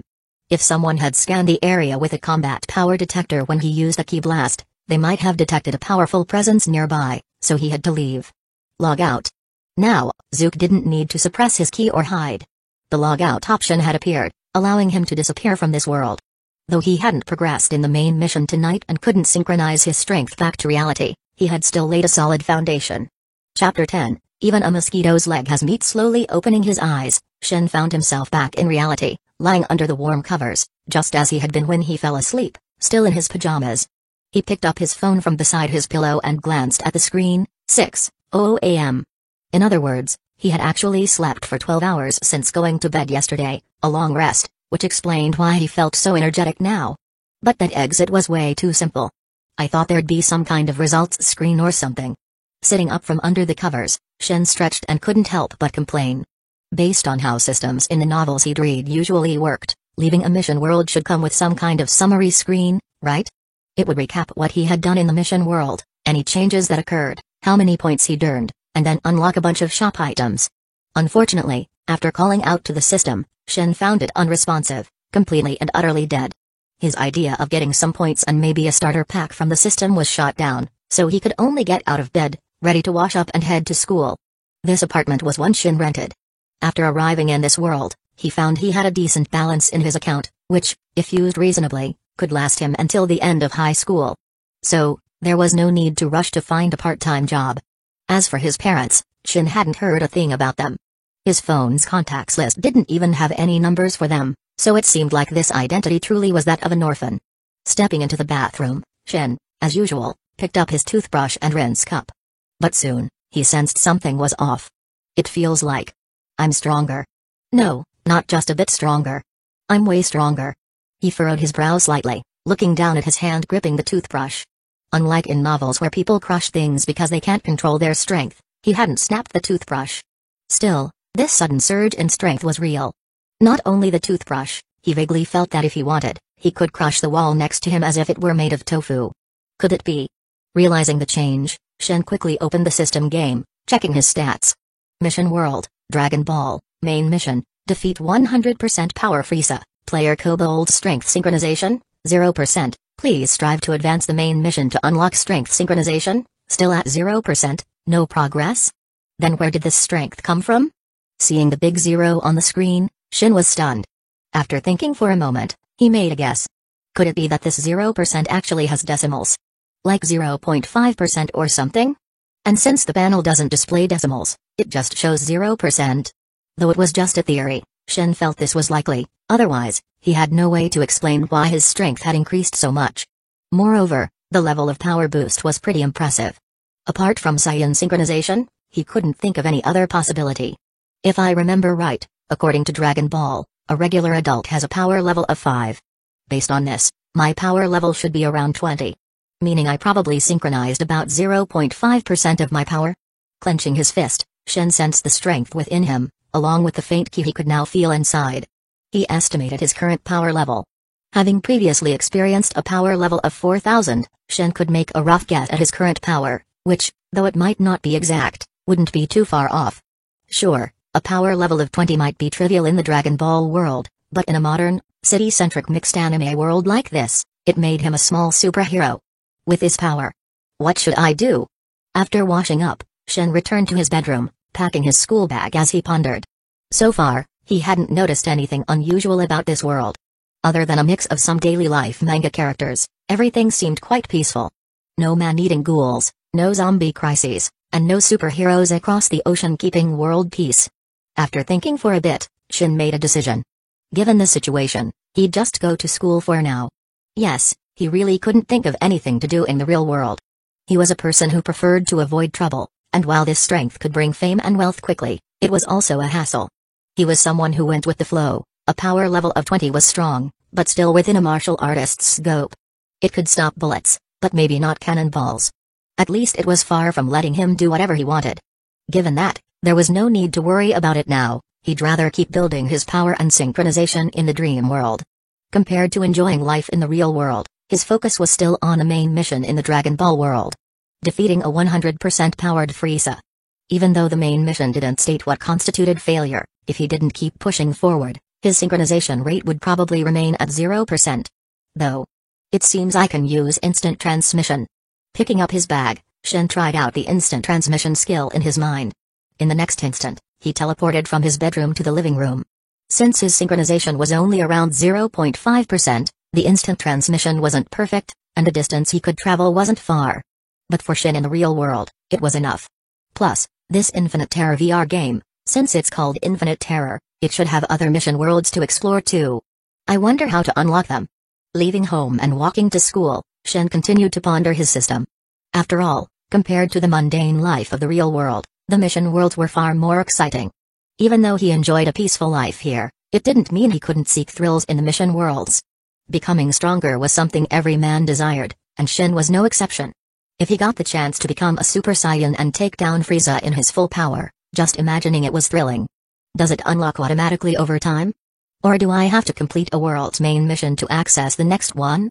If so, then the Dragon Ball world is probably going to block me for quite a while. With that thought, Shin couldn't help but sigh inwardly. Sure, the Dragon Ball world was great, but if the main mission there stopped him from unlocking other worlds, he'd find it rather unfortunate. Chapter 11, The Low-Profile Megumi Kato. Hey, Akagi, how was the karaoke yesterday? Shin walked into the classroom, took his seat, and looked over at a male classmate named Akagi, who was standing nearby. The surname Akagi was fairly common, and this student appeared to be an average, unremarkable student, though Shin had heard that he had a cousin at another school who played basketball well and supposedly looked like a gorilla. This Akagi was the very person Shin had invited to karaoke yesterday, promising him that someone would invite Utaha Kasamijoka as well. Don't even mention it, Kasamijoka-senpai didn't show up at all. Akagi's face fell as he heard Shin, clearly disappointed. He'd been eager to get close to the high flower on the hill for some time but had never had the chance. He'd thought yesterday might finally be his opportunity to exchange a few words with Utaha Kasamijoka, but the student who had sworn she would come had failed to deliver. To make matters worse, because I said you'd be there, a lot of girls showed up just to see you. Akagi looked at Shin with a wounded expression, sounding like a resentful spouse as he ground his teeth. When I found out you didn't come, I ended up on the bad side of several girls. Damn it, Shin. This is all your fault. You're the one who exaggerated. You can't blame me for that. Shin shrugged, clearly picking up on the fact that Akagi was just venting and not truly upset with him, so he responded casually. You shouldn't use Shin's name to talk to girls like that. Other classmates overheard Shin and Akagi's conversation and joined in teasing Akagi, making the scene lively. This was Shin's typical social situation at school. If the student community could be divided into tiers, Shin fit comfortably in the middle of the pyramid. He wasn't isolated or bullied, but he wasn't as admired as the popular group led by Hayama Hayato either. He sat in a relatively balanced position. Despite occasionally drawing some attention due to his striking looks, he didn't stand out too much. If one had to compare, he was a bit like Yoshikage Kira, a person with the qualities to be at the top but choosing to keep himself at a middle level. As Shin chatted casually with his classmates, he suddenly sensed someone sitting down in the seat in front of him. He'd been working on honing his sensitivity to ki in real life, so he kept his awareness up all the time. Any change in the atmosphere around him immediately caught his attention. Naturally, he noticed the presence in front of him, but soon he realized something odd. He hadn't paid any attention to who sat in front of him before, had he? Shin had a decent memory. Even though his grades were average, he could easily be at the top if he wanted to. With such a good memory, it shouldn't be possible for him to forget who sat in front of him, yet somehow, he'd never noticed this detail before. When he finally looked at the girl who had sat down in front of him, everything clicked: Megumi Kato. The female protagonist from a work he'd seen in his past life, notable for her uncanny ability to fade into the background, almost as if she possessed a superpower that made her easy to overlook. Had he not noticed her presence through sensing her ki, he might have continued ignoring the girl sitting in front of him. Although she was quite pretty, her peculiar lack of presence had caused her to be persistently overlooked. Huh? Megumi Kato, sitting in front, seemed to have noticed Shin's gaze and turned around, meeting his eyes. Shin, were you looking at me? Most girls would feel a little offended if they were stared at so intently, though girls who were attracted to looks might enjoy Shin's gaze. However, Megumi's question carried none of those implications. She was simply expressing mild surprise. After all, no one had ever looked at her so intently before. Her expression was calm, making it hard to tell what she was thinking, whether she was pleased or slightly annoyed by Shin's attention. Even her tone was completely neutral. Yes, because I hadn't really noticed who sat in front of me before, Kato. Shin chuckled, offering a straightforward response. He'd previously overlooked her due to her low profile, but now that he was attuned to her ki, her presence became clear to him. Saying things like that to a girl is sure to lose you some points, you know. Megumi tried to frown, probably aiming to look a bit displeased, but it came off as slightly endearing instead.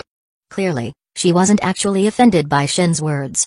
She was long used to being overlooked, and inwardly, she was somewhat happy that Shin had noticed her.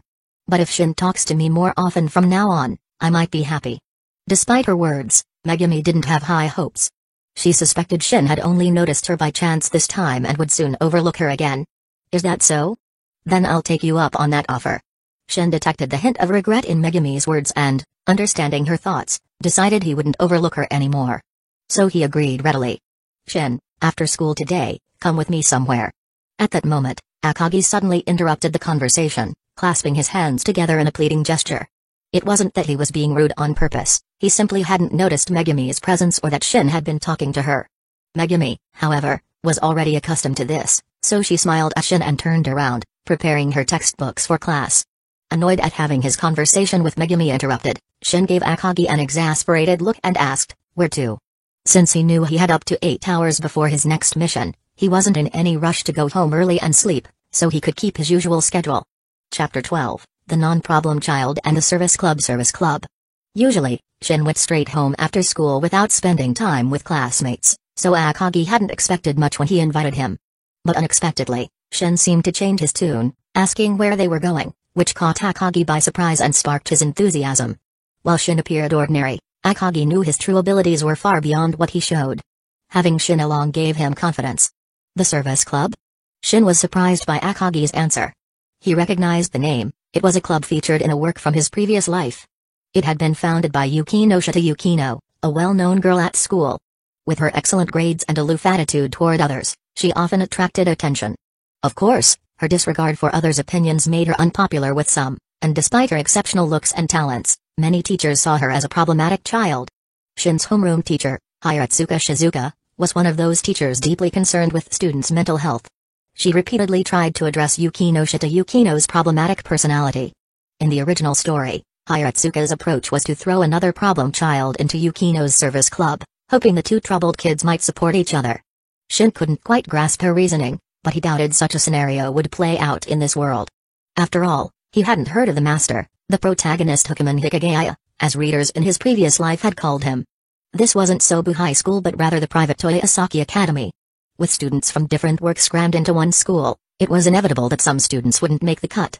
Hikagaya Hukuman, unfortunately, might have ended up elsewhere. As for Shin, given his typical behavior at school, Hiratsuka Shizuka wouldn't see him as a problem child, let alone force him into the service club. Honestly, while Yukino Shita Yukino's high-up and untouchable persona was appealing in fiction, Shin figured reality might not feel the same way.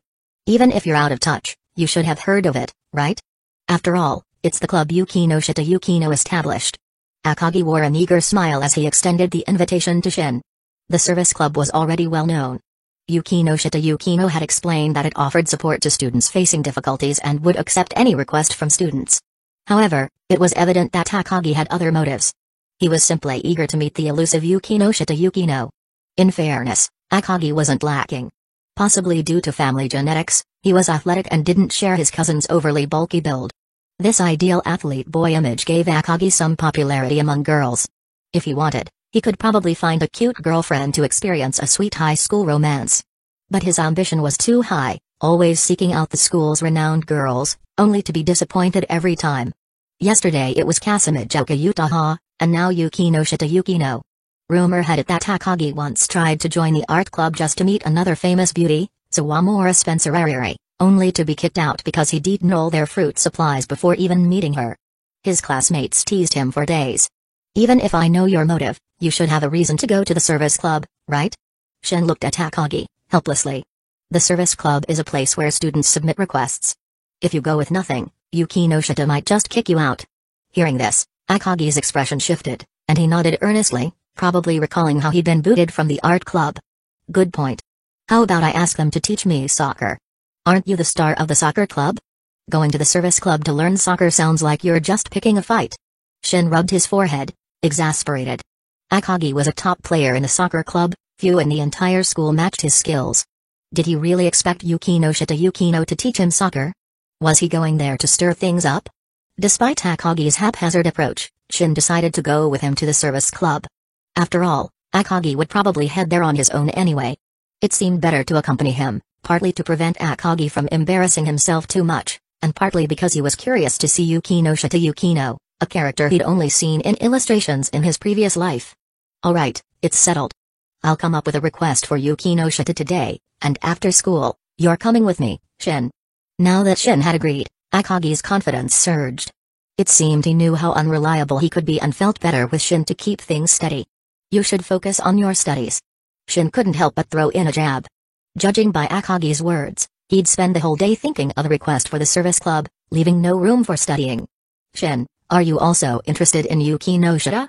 After Akagi left, Kato Megumi, seated in front of him, turned around and asked. She had overheard the conversation and knew Shin planned to go to the service club with Akagi after school. Akagi's intentions were transparent, but Shin's were less clear. Kato Megumi was a bit curious if Shin had his own reasons for going to see Yukino Shita. For a boy who noticed her and willingly talked to her, Kato Megumi found herself a little curious. I suppose you could say I'm interested. Though not in the way you'd expect. Shin responded with a smile. His interest in Yukino Shita Yukino was more a curiosity about seeing an illustrated character come to life, unlike Akagi's intentions. In the past, he might have avoided high-profile girls to maintain a peaceful life, but now he was more open to it. Maybe his newfound strength made him feel more at ease. Is that so? Kato Megumi looked puzzled. Clearly, she didn't fully understand Shin's response. Chapter 13, The Invisible Protagonist. That's all for today's lesson. Class dismissed, Hiratsuka Shizuka announced as she gathered her books. Her gaze swept over the students in the classroom before finally resting on Akagi. Some students have been daydreaming all day today. It'd be best if I didn't catch you doing that a second time. The class burst into laughter, everyone well aware of whom she was referring to. It was none other than Akagi, who had spent the entire day pondering what kind of request to send to the service club. The reason why all the students knew about Akagi's inattentiveness was simple. During math class, he was called upon to answer a question. When asked to solve a multiple-choice problem, he gave a shocking answer: the Mediterranean. The math teacher, who already had a bald spot reminiscent of the Mediterranean Sea, turned red with anger. This incident would probably leave Akagi the butt of jokes until the end of the semester. Shin had no idea what was going on in Akagi's head or what kind of request he was planning to make to the service club that would lead him to blurt out Mediterranean. If Akagi kept having more slip-ups like today, he might end up classified as a problem child by Hiratsuka Shizuka, and who knows, maybe he'd be sent off to the service club one day. Of course, Akagi seemed completely unaware that being labeled a problem child had such perks. Kato, I'm heading out. See you tomorrow, Shin said, as he packed his bag and waved to Kato Megumi, who was seated in the row ahead. Now, thanks to his ability to sense ki, Kato's presence felt no different from that of an ordinary person. Alright, Shin. See you tomorrow. Kato turned around in surprise, not expecting Shin to actually notice her and greet her. She had thought it was just a coincidence when Shin noticed her earlier that morning. Occasionally, people would accidentally notice her for various reasons, but they would soon overlook her again. But now it seemed that Shin really could notice her consistently, which made her feel both a bit surprised and happy. Although she had long been accustomed to being overlooked, it didn't mean she completely disliked being noticed. Shin's attention gave her a rare feeling of being seen. Shin. Let's go. However, it seemed Shin was the only one who noticed her. Akagi, standing beside him, paid no attention to Shin bidding farewell to Kato, eagerly urging Shin to head to the service club together. Standing at the entrance of the service club, Shin and Akagi did not knock on the door right away. The reason was simple: as they reached the door, they overheard voices inside, indicating there were other visitors. Out of courtesy, Shin stopped at the entrance to wait, pulling back Akagi, who was about to barge in. If Akagi made a fool of himself, it would reflect poorly on Shin, who was accompanying him. So, Shin felt compelled to intervene. However, Akagi, having been pulled back, noticed something else. Huh? Shin, how did your strength suddenly increase? He curiously looked at Shin's right hand, which had grabbed him by the collar and yanked him back so forcefully that he nearly stumbled. While Akagi wasn't the most reliable person, he was confident in his own strength, so Shin's effortless pull came as a surprise. I've just been working out, Shin replied casually, using exercise as an excuse rather than revealing, I synced this combat strength from another world. With a combat power of 20, his strength was indeed formidable. But a simple act like pulling Akagi back wouldn't make Akagi suspect that Shin had become a bullet-catching powerhouse. As they conversed, the door to the service club opened, and a black-haired girl emerged with a worried expression on her face. Upon seeing the two standing at the entrance, the girl seemed startled. She flinched, bowed to them, and then quickly ran off. Oh? That was Yotsuya Maiko from Class D, Akagi remarked.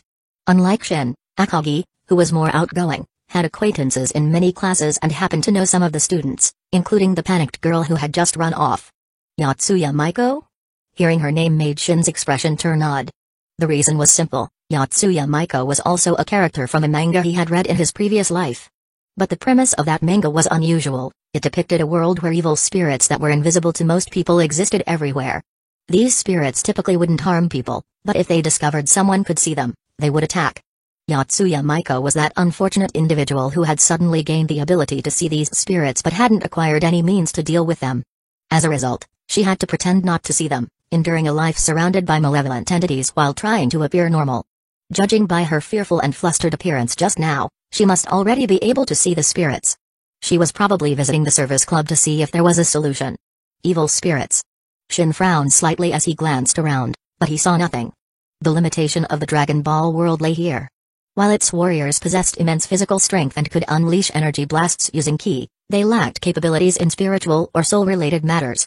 A typical example was the likes of Frieza, who, despite being a galactic overlord, had his soul easily bound in hell after death, indicating weaknesses in the realm of the soul. This situation began to change only in Dragon Ball Super, where Goku and Vegeta started transforming from mortals to gods, beginning with the Super Saiyan God form. It wasn't until then that their souls began to grow stronger, but that was far beyond Shin's current abilities, as he couldn't even transform into a regular Super Saiyan yet, let alone a Super Saiyan God. Though the Super Saiyan God transformation wasn't directly related to the Super Saiyan form, it required an elaborate ritual involving 6 righteous-hearted Saiyans pooling their energy into one individual. Finding 6 righteous-hearted Saiyans in the current era of Dragon Ball would be nearly impossible. Even Bardock probably wouldn't qualify.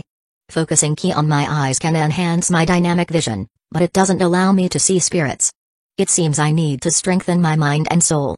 After trying to use ki to enhance his vision without any success, Shin realized his current limitations. Knowing that there might be evil spirits lurking everywhere in this world, he couldn't remain indifferent. The thought of those disgusting entities potentially being nearby made him uneasy. I wonder when I'll unlock a second world, perhaps it could help me address this issue. Chapter 14, High School Youth Come In. With Yukino Shita Yukino's cold voice, Shin and Akagi finally stepped into the service club room. As Shin had expected, Yukino Shita Yukino was the only one present.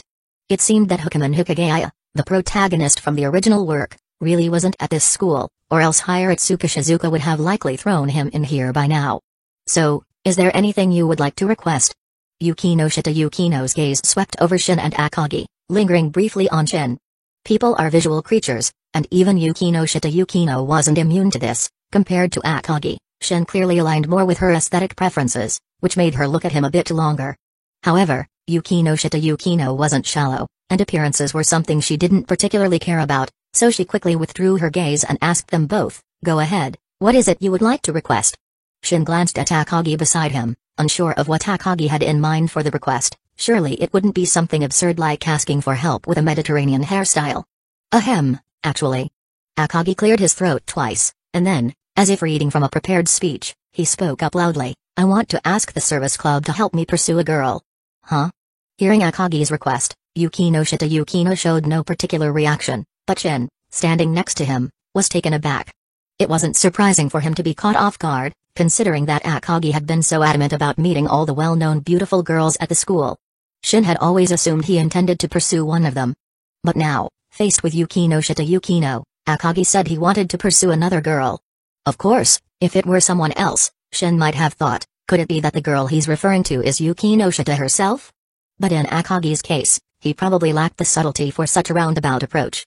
If Akagi really wanted to pursue Yukino Shita, he'd most likely just come out and say, "Please go out with me." So, when Akagi mentioned pursuing a girl, he probably meant someone else. "Oh? You're interested in pursuing a girl? Who is it?" Yukino Shita nodded at his words, seemingly intrigued. After all, school romance was a topic that always captivated young people, and as a high school girl herself, it was only natural for Yukino to be a bit interested. Deep down, though Yukino Shita appeared very aloof, she still had a somewhat vibrant inner world. "It's a girl who often comes to watch the soccer team practice." Akagi showed a rare display of shyness, scratching his head as if embarrassed to mention the girl. Seeing Akagi's behavior, Shin looked as if he had seen a ghost. He had been guessing that the other girl might be Utaha Kasamijoka or Ariri, but it turned out to be neither. It seemed that although Akagi was enthusiastic about meeting these beautiful girls, he had never actually thought about pursuing them. He probably just saw them as idols. It was quite peculiar, really, that a soccer star would have his idol not be a football celebrity but rather a school beauty. A girl who often watches the soccer team practice. I see. So, you're on the soccer team. With his sporty appearance, it was obvious to Yukino Shita that Akagi was a member of the soccer team. However, Yukino Shita wasn't interested in soccer and didn't know that Akagi was considered one of the top players. "Do you know the girl's name? What class is she in?" I don't know." Akagi responded awkwardly. Despite his interest in the girl, he had evidently never spoken to her. Actually, as a soccer ace, if that girl genuinely had an interest in soccer, Akagi would have had a good chance of striking up a conversation. Yet, despite being so thick-skinned in other situations, Akagi became surprisingly bashful when it really mattered, which Shin found quite surprising. "I see. We'll have to start by gathering the most basic information." Yukino Shita nodded, understanding Akagi's situation. A young soccer player who had taken an interest in a girl who watched their games but was too shy to approach her, such a youthful and innocent reason for asking for help. This request wasn't too challenging, and Yukino Shita quickly made a decision. "You'll be heading to soccer practice soon, right? Will that girl be there?" "Huh. I do have soccer practice soon, and as for that girl, she should be there. She's been coming almost every day lately." Akagi hesitated for a moment before nodding quickly. "Alright, go to your soccer practice. I'll be nearby to help you approach her and get a sense of the situation."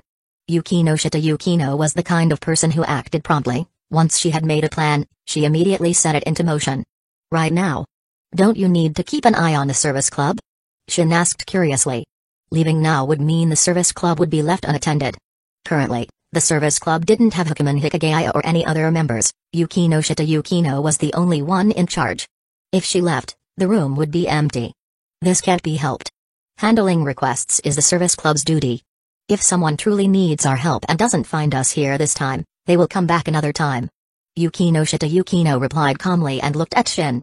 "You're his friend, aren't you? Do you want to come along and help?" Shin thought for a moment. Since he only had 8 hours in this dream world, which conveniently matched his sleep time, he didn't have any pressing reason to leave early. With a decent amount of money in his bank account, he didn't need to take on a part-time job, and going home now would just mean playing video games. Though Akagi could be a bit clueless, he had been helpful in easing Shin into some social circles at school. From Shin's perspective, Akagi was indeed a friend. Since his friend needed help, Shin had no reason to refuse. "Sure, I also want to see what kind of girl Akagi is interested in." "Good, then let's go." Yukino Shita nodded and naturally took the lead, walking ahead. Shin and Akagi instinctively followed, then exchanged glances, momentarily surprised. They hadn't expected Yukino Shita to so easily take on the role of their leader. One had to admit that Shita Yukino had quite a commanding presence. Chapter 15, Under the Snow, Take Action. When they reached the field, it was Akagi's territory. The moment he met up with the soccer club members, he quickly started training with them. Meanwhile, Shin and Shita stood by the sidelines, watching Akagi's lively figure on the field as they set about completing Akagi's request.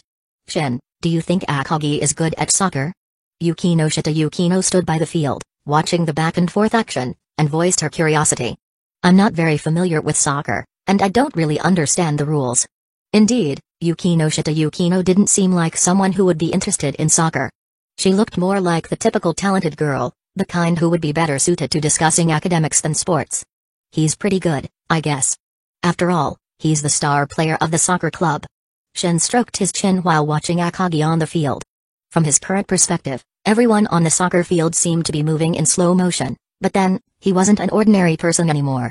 From a high schooler's point of view, Akagi's skills were indeed worthy of the star player title. His performance was quite outstanding. However, Shin couldn't help but wonder if Akagi's teammates were showing off because Shita was present at the sidelines. It was as if they were trying to impress the usually hard-to-see Snow Girl. Unfortunately, their efforts didn't catch Yukino's attention. She was fully focused on the service club's task, carefully scanning the crowd around the field. According to Akagi, the girl he was interested in was someone who had been coming to watch the soccer team's practice every day lately. I remember Akagi said the girl has short pink hair. Yukino's eyes roamed around the field's perimeter. Given the large area, she couldn't immediately identify the target. There, over there. Shin quickly spotted the girl in question, patted Yukino on the shoulder, and pointed in her direction. Yukino was momentarily stunned but followed Shin's finger. Sure enough, she saw a short-haired pink girl standing in a corner of the field, watching the soccer players. You've got sharp eyes, Shin. Yukino glanced at Shin, surprised that he had found a target so quickly. My perception is quite good. Shin didn't deny it. With his ability to sense ki, he could instantly identify the aura of everyone around the field, allowing him to pinpoint their target swiftly. Humphrey, is that so? Yukino gave a noncommittal reply and walked toward the girl, gesturing to Shin as she did. Leave talking to that girl to me. Indeed, it was better for Yukino, as a fellow girl, to gather information from her. If Shin were to approach her out of the blue, rumors would probably start circulating the next day. After all, Shin's appearance was quite remarkable, and he had quite the reputation among the girls. There would certainly be many who'd enjoy discussing gossip about him. But now that I think about it, wouldn't the fact that I'm standing here with Shita lead to some rumors of its own? It suddenly occurred to Shin that his presence with Yukino at the sidelines could easily be misinterpreted. Don't underestimate the curiosity of high school students in Japan. Seeing a boy and girl together often meant they were just one step away from dating in many people's eyes. Yukino didn't seem to realize the implications of appearing together with Shin either. Or, if rumors did emerge, she probably wouldn't care. Shin watched as Yukino approached the pink-haired girl and began conversing. He stayed in place, waiting for her to return. Before Yukino came back, Akagi walked over. He had taken a break in the middle of practice and seized the opportunity to check in on their progress. Yukino is asking the girl for information right now. Let's wait until she comes back. Shin pointed in the direction of Yukino and the pink-haired girl, then spoke to Akagi. That's the right girl, right? It'd be embarrassing if you questioned the wrong person. Yes, it's her. She's been coming to watch the soccer team's practice every day. Akagi nodded hurriedly, confirming that Shin and Yukino hadn't approached the wrong person. Hey, Shin, do you think she likes me? Akagi, there are a lot of people on the soccer team. How can you be sure she's coming here just for you?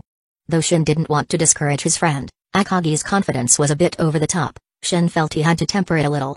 If the girl wasn't actually interested in Akagi, he'd be in for a huge letdown later. Better to prepare him now than to have him face a major blow. I'm not that bad, am I? Akagi looked back at the other soccer players on the field, most of whom were big and burly. To be fair, compared to them, Akagi's looks were indeed quite attractive.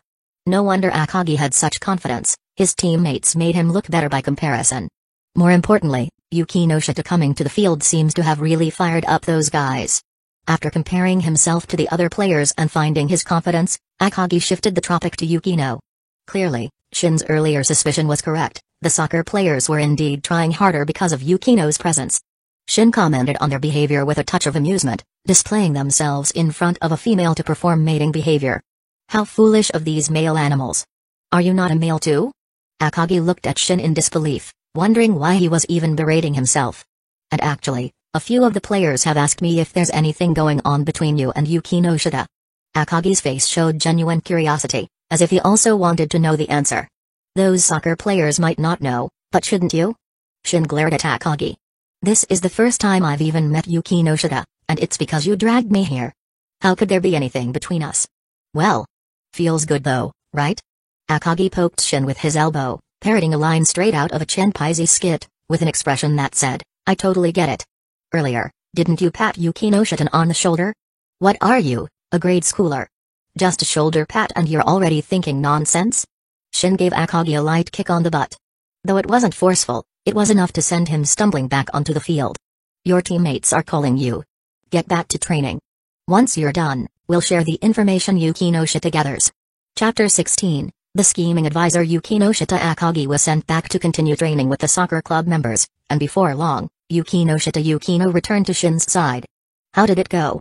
Did you find anything out? Shin was somewhat skeptical about whether Yuki no Shita Yukino could gather useful information. After all, from what he knew of her character, Yuki no Shita tended to be rather cold. Although Shin was aware that she was warm on the inside despite her aloof exterior, it wouldn't be far-fetched to say that she had communication issues.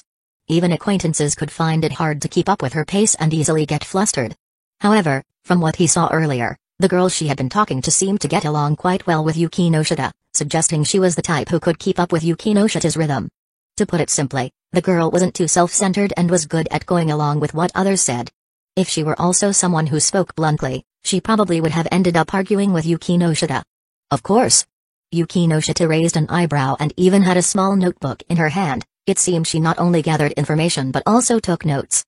This surprised Shin, as he didn't recall seeing Yuki no Shita holding a notebook during the conversation. He had no idea when she wrote anything down. But that was probably because he hadn't been paying close attention to her. Otherwise, with his ability to sense ki, nothing Yukino did would escape his notice. Tamiya Shin, a student in Class 1C. Her father was a soccer player, and her older brother also loves soccer, which made her fond of watching boys play soccer from a young age. Yuki no Shita opened the notebook and read out the information she had collected, sounding as if she were reciting a textbook. She seems interested in becoming the soccer club manager but is too shy to submit the application, so she just watches the soccer club's training from the sidelines, imagining how she would handle things if she were the manager. So, she's watching the soccer team not because she's interested in any boy but because she's interested in soccer? Shin scratched his head, unsure whether this was good or bad news for Akagi. The good news was that this girl, Tamiya Shin, wasn't interested in any of the soccer club members. The bad news was that she wasn't interested in Akagi either. Her focus was on the sport and the club itself. That's right, so I accepted Tamiya Shin's request and decided to help her join the soccer club as the manager. Yuki no Shita nodded in satisfaction and quickly closed her notebook, announcing her new decision. So, you picked up a new request while gathering information? Shin looked at Yuki no Shita in disbelief. She really was eager to help people. Akagi's request hadn't even been completed yet, and here she was, taking on another one. The requests from Akagi and Tamiya don't conflict, in fact, they complement each other. Yuki no Shita explained her reasoning seriously. She was always this thorough and didn't accept Tamiya's request on a whim. Helping Tamiya join the soccer club as the manager will also create opportunities for Akagi to interact with her. Don't you think it's a win-win situation? That's true, but I still think even if they are in the same club, they might not have many chances to interact. Shin admitted Yukino had a point but shared his concerns.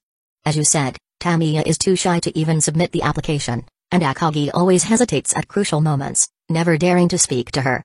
Are you sure they'll be able to connect? Indeed, their personalities pose a problem. Even if we put them together, they may not talk to each other. If some other soccer club member steps in, the plan could fail. Yuki no Shita pondered for a moment, realizing the challenge. Tamiya's issues can be addressed. I've already gotten her contact information, so I can privately meet with her to help her work on her shyness. You even got her contact information? Shin's view of Yuki no Shita shifted. If she weren't a girl, she'd probably be a master at picking up women. She managed to get the contact information of a girl she'd just met. Then again, if Yuki no Shita weren't a girl, Tamiya Shin probably wouldn't have lowered her guard so easily. But it's not as easy with Akagi, since he's a guy. I don't really understand boys' personalities. While Yuki no Shita could coach Tamiya Shin, she felt at a loss when it came to helping Akagi, so she turned her gaze toward Shin. Why are you looking at me? I'm not a member of the service club. Seeing Yuki no Shita's gaze, Shin quickly responded, Her eyes made him feel like a recruit being drafted. Shin, Akagi is your friend. When your friend is in trouble, shouldn't you help? Yukino Shita sighed, seeing Shin's expression as though he were facing a wild beast. I don't think Akagi needs me to step in. Even if he hesitates, he'll eventually take the initiative. Shin shook his head. Having spent some time with Akagi, he understood him enough to know that even if this romantic opportunity slipped away, it wouldn't faze him much. But that would mean the service club's request remains incomplete. Yukino Shita wasn't satisfied with that outcome. As the founder of the service club, she wanted to fulfill their classmates' requests as thoroughly as possible. Okay, then, what's your plan if I agree to help? Shin considered it for a moment. Although he wasn't obligated to assist Yukino Shita, since this involved his friend, he didn't mind helping this time. He certainly wasn't willing to become a regular helper for the service club, but assisting Akagi once wouldn't be a problem. It's simple. If you're worried that they won't interact smoothly after Tamiya joins the soccer club, then create a situation where they can talk alone. Seeing Shin's apparent agreement, Yukino Shita relaxed and explained her plan. This weekend, I'll arrange a meeting with Tamiya, and you'll invite Akagi. Then, we'll leave, letting them spend time together. After hearing Yukino Shita's plan, Shin fell silent. It seemed a bit too simplistic.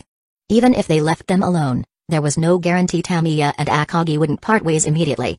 And even if they didn't, would Tamiya really become interested in Akagi? Based on Yukino Shita's earlier report, Tamiya didn't seem to have any intention of pursuing romance. However, seeing Yukino Shita's confident expression, Shin understood. In the end, Yukino Shita was just a naive schemer with no real experience in love. Chapter 17, The Pot Calling the Kettle Black. Although Shin was not very optimistic about Yukino Shita-Yukino's proposed plan, after some thought, he still agreed. Alright, let me know when you're planning to execute the plan over the weekend. I happen to have some things to take care of then, so it'll be a good excuse for me to get away from those two. After all, Yukino Shita-Yukino might be a clueless strategist when it came to love, but had Shin ever been in a relationship either? No. Shin himself was also a novice when it came to romance, not much different from Yukino Shita-Yukino. If there was a difference, it was that at least he wouldn't be as confidently assertive as she was when devising plans for others. However, if he rejected Yukino Shita-Yukino's plan, he couldn't come up with a better alternative himself. In that case, the atmosphere would likely become quite awkward. So, to avoid being mocked by Yukino Shita-Yukino, Shin simply agreed to her plan. After all, if the plan succeeded, everyone would be happy. If it failed, it would be Yukino, Akagi, and Tamiya who would be embarrassed. What did that have to do with Shin? However, after agreeing to the plan, Shin noticed that Yukino Shita-Yukino was still staring at him. He instinctively raised his hand to touch his face. Why are you looking at me like that? Is there something on my face? Give me your contact information. How else am I supposed to inform you over the weekend? Through a dream? Yukino Shita-Yukino looked a bit exasperated, holding her phone and waiting for a while, not expecting Shin to have no reaction at all. Exchanging contact information, shouldn't the guy take the initiative in such things? Why did she have to be the one to bring it up? Only then did Shin realize and quickly took out his phone to exchange contact details with Yukino Shita-Yukino. As they swapped contacts, Shin glanced at her phone screen. It had only a few contacts, one of which was just recently added, Tamiya Shin. It made sense, considering Yukino Shita-Yukino's past attitude towards social interactions. She didn't seem like someone who could easily make many friends, so it was natural that her contact list was quite sparse. In fact, the only male contact on her phone was her father, making Shin likely the first pair of the opposite sex in her contact list. After the soccer club's practice ended, Shin and Yukino Shita-Yukino parted ways. Yukino Shita-Yukino said she would go back and carefully think about how to match Akagi and Tamiya together, and told Shin to stay alert for her messages. To this, Shin could only express that as long as she was happy, it was fine. He was approaching her plan with a what if it works mindset. In Yukino Shita-Yukino's eyes, her interactions with Shin were merely part of fulfilling a service club request, but to outsiders, it was a different story. Hey, Shin, you. How did you get so close to Yukino Shita so quickly? After the soccer practice ended, Akagi looked as though he had seen a ghost. Despite being drenched in sweat, he rushed over, eager to question Shin. He had clearly seen Shin and Yukino Shita-Yukino exchange contact information. The usually aloof Yukino Shita-Yukino, who spoke to everyone with cold indifference, had exchanged contact details with Shin, his male friend. Don't come near me with that sweat. Shin disdainfully pressed his finger against Akagi's forehead to push him away, unimpressed by his overreaction. Yukino Shita is just fulfilling a service club request, nothing more. Don't overthink it. But it seemed Akagi hadn't heard Shin's explanation at all.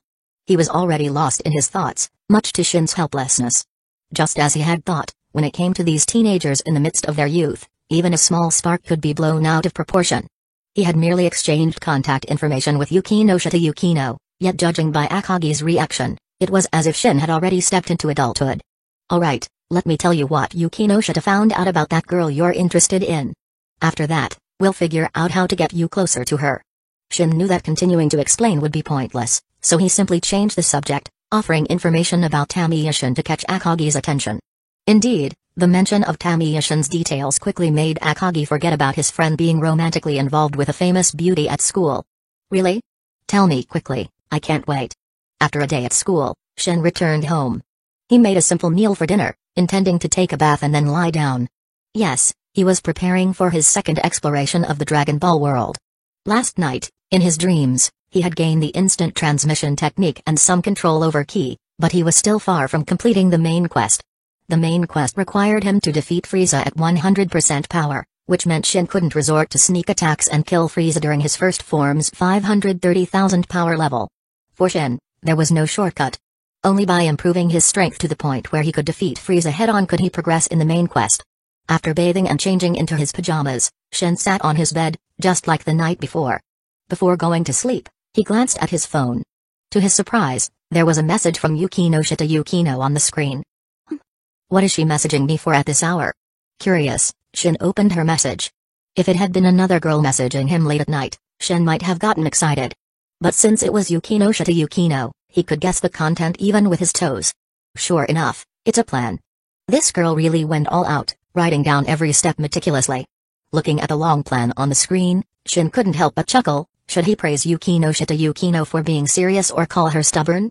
When she set her mind to something, she would give it her all.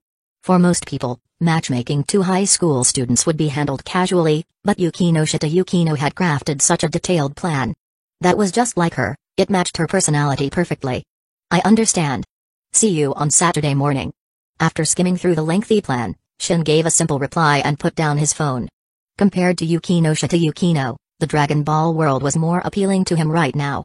Women would only slow down his Kamehameha. Who knows what expression Yukino Shita Yukino would have when she saw Shin's curt response, probably like a teacher seeing a read mark on the summer homework they had painstakingly graded. Chapter 18. The next step in the Dragon Ball world. After immersing himself in the dream, Shin did not immediately appear in the Dragon Ball world. Instead, he found himself in darkness, where a special pop-up window appeared. Dear Zook, please select the mission world you want to enter. 1. Dragon Ball. This was obviously an interface for choosing a mission world, but currently, only the Dragon Ball world was available. Shin still had no idea how to unlock the second world. Based on the current timeline he observed in the Dragon Ball world, it seemed unlikely that he would be able to significantly improve his soul and mental strength in the short term. However, the physical combat power in the Dragon Ball world was undeniably strong, which Shin found quite satisfying. Nevertheless, Shin had mixed feelings about the Dragon Ball world. He loved it because the overall level of the world was high, and having randomly acquired the identity of a Saiyan, he had practically reached new heights, possessing combat power far beyond the reach of the real world. The downside was that if the method to unlock the second world involved completing the main storyline of the first world, it would essentially trap Shin. I can only hope that unlocking the second world is a bit easier, he sighed, feeling somewhat uncertain about his future. He chose to enter the Dragon Ball world since there were no other worlds available. In the next moment, the darkness before his eyes vanished, and he found himself back in the forest, specifically, the same forest he was in when he exited the game last time.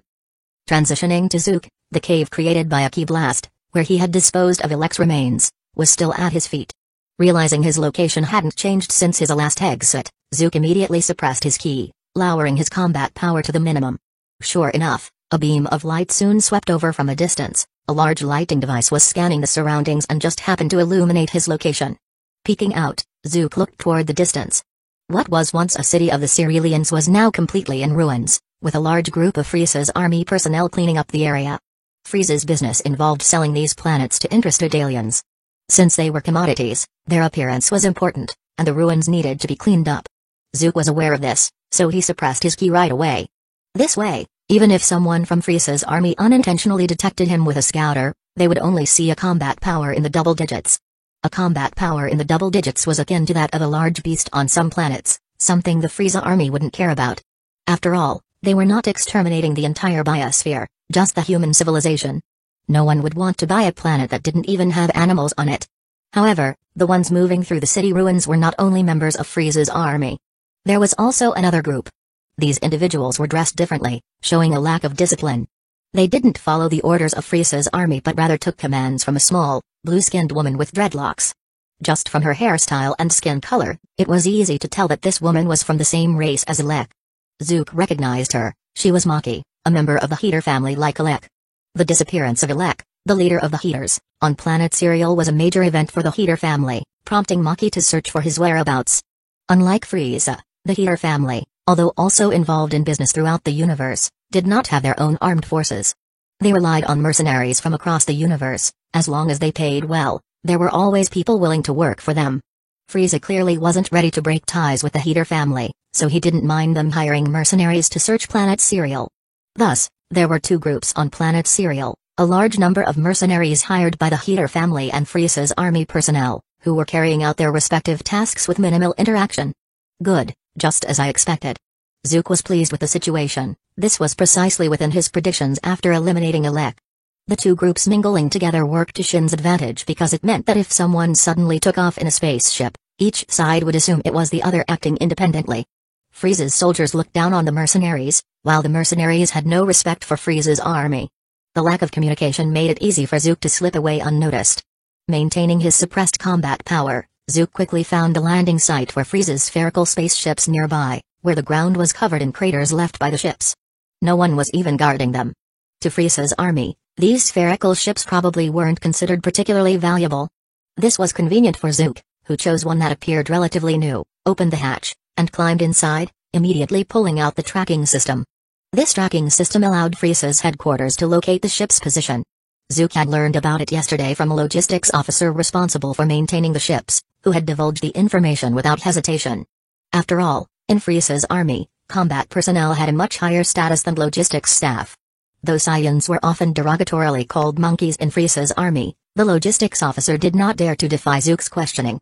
Zook had already prepared to leave Frieza's army before yesterday's departure, so he had thoroughly investigated these details. He threw the tracking device outside the spaceship, closed the hatch, and began setting the destination. Stored in the ship's computer were coordinates for several significant planets collected by Frieza's army. Once the destination was set, the spherical ship would automatically navigate there. Among these coordinates, Zook soon found the one he needed, Planet Zuno. As the name suggests, it was the residence of Zuno, the famed information master in the universe, reputed to know almost everything, even the location of the Super Dragon Balls.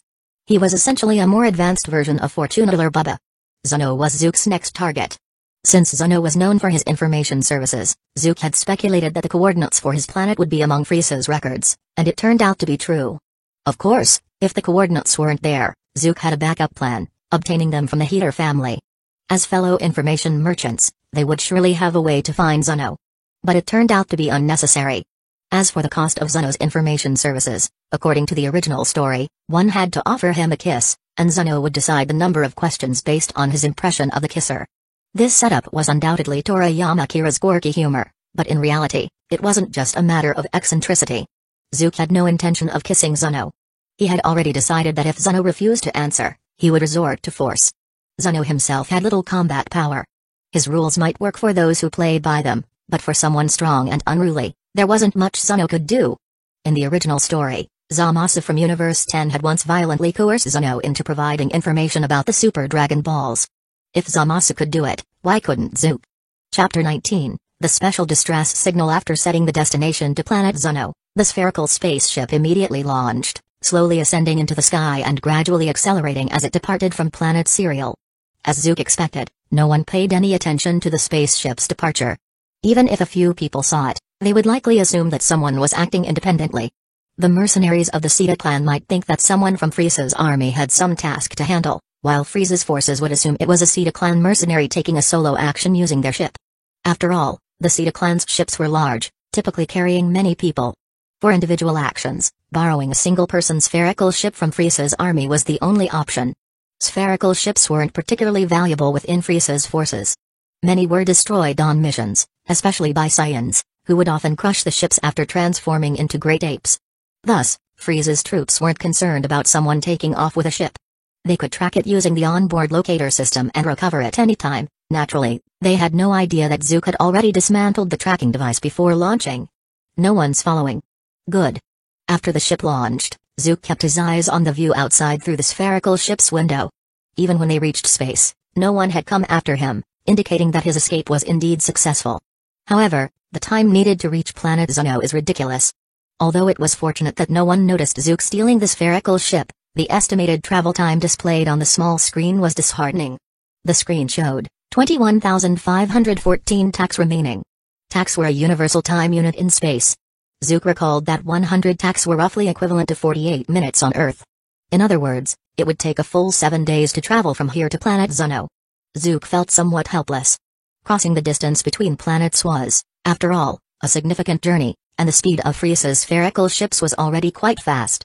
Even so, several days of travel couldn't be avoided. For a small planet like Earth, located on the outer edge of the universe, traveling there would take nearly a year. At least planet Zuno was in a more central, bustling region, so the journey wouldn't be as long. It seemed that planet Serial's proximity had given Zook a misleading impression that interplanetary travel didn't take much time, as it had only taken a few hours to reach there. Fortunately, each time I log out of the game and re-enter, I appear in a relative position. Zook was relieved that he always reappeared in a relative position in the world, rather than an absolute one. This meant he didn't have to worry about logging out in the spaceship and reappearing in the vacuum of space upon re-entering. But still, does this mean I'll be stuck in this cramped spaceship for 7 days? There's not even a single entertainment facility in here. Although there was no risk of appearing in open space upon logging in, Zook was indeed stuck with nothing to do in the ship. As seen from Vegeta and Nappa's conversation in the original work, the only thing to do inside a spherical spaceship was to use the sleep pod, which at least allowed people to pass the long travel time unconsciously. But Zook definitely wasn't going to hibernate. He didn't need to sit inside the spaceship for 7 full days when he could log out after 8 hours and return to the real world. The spherical ship's interior was very cramped, forcing Zook to sit in a curled-up position, without room to stretch his limbs. Sitting in such conditions for 8 hours would be truly unbearable. This is where the benefits of having a second world show. Zook sighed. If he could access a second world right now, he could train there for 7 days, allowing the spaceship to travel on its own. When it was close to the destination, he could then return to the Dragon Ball world, reappearing inside the spaceship without wasting 7 days. However, now that the spaceship was already in motion, there was nothing he could do. He resigned himself to his fate. In that case, I might as well just log out. He wasn't interested in staying in this confined space for 8 hours before logging out. The logout option was now a permanent feature on his interface, allowing him to exit the game anytime. He planned to log back into the Dragon Ball world in 7 days, by which time he should have already arrived at planet Zuno. But just as Zook was about to log out, a new message suddenly flashed across the spaceship's screen. Zook paused and looked at the screen, which displayed a simple message indicating that a nearby planet had been detected with a Frieza Force spaceship sending a distress signal. Judging by the distress signal, the Frieza Force ship appeared to have suffered severe damage. Another Frieza Force ship nearby sending a distress signal? Zook rubbed his chin, intrigued. It wasn't common for the Frieza Force to issue a distress signal. Was something unusual happening? Could it be Broly and his father? If the world Zook was in followed the canonical timeline, then Broly and his father would indeed exist. Given that Bardock's son was just born, Broly should have been born already as well. Broly was exiled to the inhospitable planet Vampa by King Vegeta shortly after birth for exhibiting terrifying growth potential. His father, Paragus, followed him there. I've never heard of planet Vampa being near planet Serial. Should I go check it out? However, the possibility that this distress signal came from Broly and Paragus wasn't high. After all, Paragus held a grudge against King Vegeta and distrusted Frieza's forces due to Broly's exile. In such a situation, sending a distress signal that could alert the Frieza Force would be a suicidal move. Since the specifics were unknown, why not take a look? After all, the next 7 days would be a long journey, so he might as well find something to do before the lengthy flight. The planet sending the distress signal wasn't far from Zook. Changing course would take only 1 or 2 hours, which was acceptable. After confirming the target, Zook set a new flight path for the spaceship and turned toward the planet emitting the distress signal, prepared to see what was happening there. Even if danger arose, he could use instant transmission to escape, which gave him the confidence to investigate. Chapter 20, Babidi and Majin curiosity is indeed a fine thing. The first time in a spherical spaceship, a few hours felt fine, but this second time, Even an hour or two felt excruciatingly boring.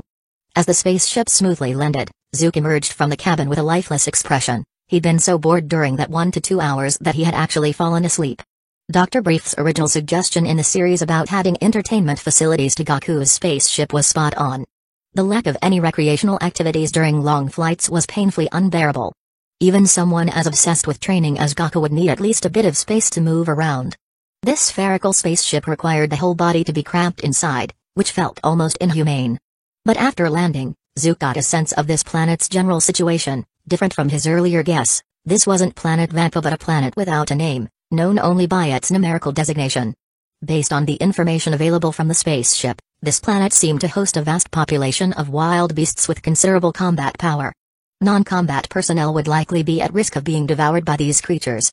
Zook took out his combat power detector, put it on, and scanned the surroundings. As expected, he saw numerous combat power readings in the distance, mostly large beasts, judging by the detector's outlines. The combat power of these beasts wasn't low either. Quite a few of them surpassed a power level of 1000, which, if on Earth, would be devastating enough to threaten human civilization. Although these beasts have decent combat power, it shouldn't be enough to make Frieza's army issue a distress signal, right? Despite their remarkable combat power, Zook couldn't quite understand why the Frieza soldiers here would need to request rescue. Usually, Frieza's soldiers travel with combat personnel. Even if they couldn't eliminate all the beasts here, they should at least be able to escape. But soon enough, Zook noticed something else on his combat detector. A few high-power signals appeared in the distance. And judging by their outline, they weren't beasts. Could it be Frieza's men? Zook aimed the detector in that direction and activated the power level viewer, and the numbers on the lens began to skyrocket. In an instant, the combat power readings surged past 10,000, prompting Zook to quickly shut off the detector. It wasn't the numbers that startled him but the fact that he knew the upper limit of the detector he was wearing was about 20,000. If it went beyond that, the detector might explode. This was his only combat power detector, so he couldn't afford to let it blow up. Over 10,000 combat power? No, judging by the rate at which that number was rising, it's likely astronomical in the end, perhaps even stronger than Frieza himself. Where did this monster come from? Zook muttered under his breath, surprised to find a creature with such combat power on this planet. Despite his words, Zook lowered his power level and cautiously moved in the direction of the source. Though it was risky, he was already here, he couldn't leave without at least seeing who possessed this power. Otherwise, this trip would have been for nothing. Even if he ended up with no substantial gain, at the very least, he'd know who was here. Due to suppressing his energy, Zook's speed slowed, but he still managed to reach the destination after about 10 minutes. Hiding behind a large rock, Zook carefully peeked out at the scene ahead. Just up ahead was a large clearing, where a strange structure stood prominently. Upon closer inspection, he noticed 4 pillars supporting the structure, so it was actually a spaceship. This spaceship is enormous. Could Frieza's army's distress signal have something to do with it? Zook scrutinized the spaceship, deep in thought. The overwhelming power level he sensed earlier likely originated from within. He combed through his memories of Dragon Ball, trying to recall a spaceship of this design but came up blank. There must be another clue. Zook examined the spaceship closely again and finally spotted a familiar mark carved into one of its corners. It was an ornate M symbol. He hadn't noticed it right away since it was tucked away in a corner, but now that he saw it, he immediately realized what it was. It was Babbidi's spaceship. Zook suddenly understood. In the original series, Babidi had buried his spaceship underground, leaving only an entrance exposed. That explained why he hadn't recognized the design. So Babidi was already planning to resurrect Majin Buu. His presence here must be to collect the energy of these wild beasts, right? To revive Majin Buu, Babidi traveled across the universe, gathering the strength of powerful beings to inject it into Majin Buu's egg for resurrection. This explains the Frieza soldiers' distress signal. Some of Frieza's men likely wandered onto this planet and ended up captured by Babbidi's forces, triggering the signal. After sending the distress call, it's likely they didn't survive. Babidi isn't exactly merciful, he wouldn't hesitate to kill. As for the terrifying combat power source, it's likely Babbidi's henchman, Dabura, the king of the demon realm. Dabura's strength at this time was practically unmatched, belonging to the later stages of the series. Even if Frieza were to use his full 100% power, he'd be instantly defeated by Dabura. Dabura, Majin Buu. Zook frowned. Facing Dabura head-on right now wasn't an option. Not only was there no benefit to him, but Dabura would likely consider him as trivial as an ant. In fact, there was a way to increase his strength here by having Babidi awaken his inner evil, allowing him to enter Imagine State and gain some power. However, the cost would be coming under Babbidi's control. Although Babbidi's control wasn't absolute, as demonstrated by the Earth warrior Yamu, who once temporarily resisted Babbidi's influence in fear after his companion was killed. But even minor control was still control. Zook wasn't willing to accept even a small increase in power if it meant being under Babbidi's thumb. Chapter 21, Unlocking the Second World. Although I can't gain much from Babbidi, Dabura, or Majin Buu, causing some trouble for Frieza is definitely within my reach. Moving away from Babbidi's spaceship, Zook soon found several other spherical ships from Frieza's army nearby. Just as he anticipated, these ships had been blasted open from the outside, seemingly ambushed by Babbidi's minions as soon as they landed, and captured right away. The likely scenario was that they hurriedly activated their distress signals before getting seized, drained of their energy, and then disposed of. These rush distress signals could only be picked up by nearby ships. However, there was also a signal meant for the Frieza Force's headquarters, which apparently hadn't been sent from these ships. Well, let me help you send it. Zook entered the ships and activated their specific signal transmitters, making sure Frieza's headquarters would receive the signal. Soon, Frieza's forces would send a squad to investigate, ultimately clashing with Babbidi's minions. With Dabura on Babbidi's side, a decisive victory for Babbidi was inevitable. However, some level of destruction in battle would be unavoidable. This might, to some extent, delay Babbidi's plan to resurrect Majin Buu. As for whether Frieza would come here himself and end up being killed by Dabura, Zook wasn't particularly concerned about that. When Frieza inherited his father's empire, he'd been warned that there were two individuals he should never provoke in the universe. One was Majin Buu, and the other was the god of destruction Beerus. As long as Frieza figured out it was Babbidi resurrecting Majin Buu, he'd likely back off to avoid losses. Although it might not pose a serious threat to Frieza, simply frustrating him was a good outcome. After all, Frieza was holding up Zook's main storyline task. After confirming that the distress signal had indeed been sent to Frieza's headquarters, Zook left, satisfied. Lingering too long might lead to discovery by Babbidi's forces. Given his current strength, if a fight broke out, he could only rely on instant transmission to escape. Moreover, if the ship got destroyed in battle, he'd be trapped on this planet. Surviving in space was out of the question. It was ironic how, despite gaining powers that could threaten the universe, Saiyans still couldn't survive in space, and were even vulnerable to heart disease. Many criticize these high attack, low survival characteristics of Saiyans. Controlling the spaceship again, Zook departed from the planet. This time, he was truly heading towards Zeno's planet and wouldn't stop unless he encountered a notable place like Planet Vampa. Yet, as soon as he left, a system notification sounded in his mind. Congratulations, dear Zook. You've achieved the first step of synchronization. A new task world has been confirmed and recorded. An achievement? Just like in a game, Zook thought, already about to log out, but stopped in surprise. Because the second notification stated that a new task world had been confirmed and recorded. In other words, the second world was now unlocked, meaning he didn't need to complete the main quest of the first world to progress, as he'd initially feared. And the name of this achievement was the first step of synchronization, which reminded him of. Zook quickly opened his status panel, and sure enough, there was a slight change. Current world, Dragon Ball, main task, defeat Frieza at 100% power, player Zook's synchronization status, 1%. Advance the main task to unlock further synchronization. The sync rate had gone from 0% to 1%. Although small, this 1% represented a genuine first step in synchronization according to the system. The previous 0.5% sync didn't seem to count as progress. Why would synchronization increase? Does the system see my recent actions as advancing the main quest?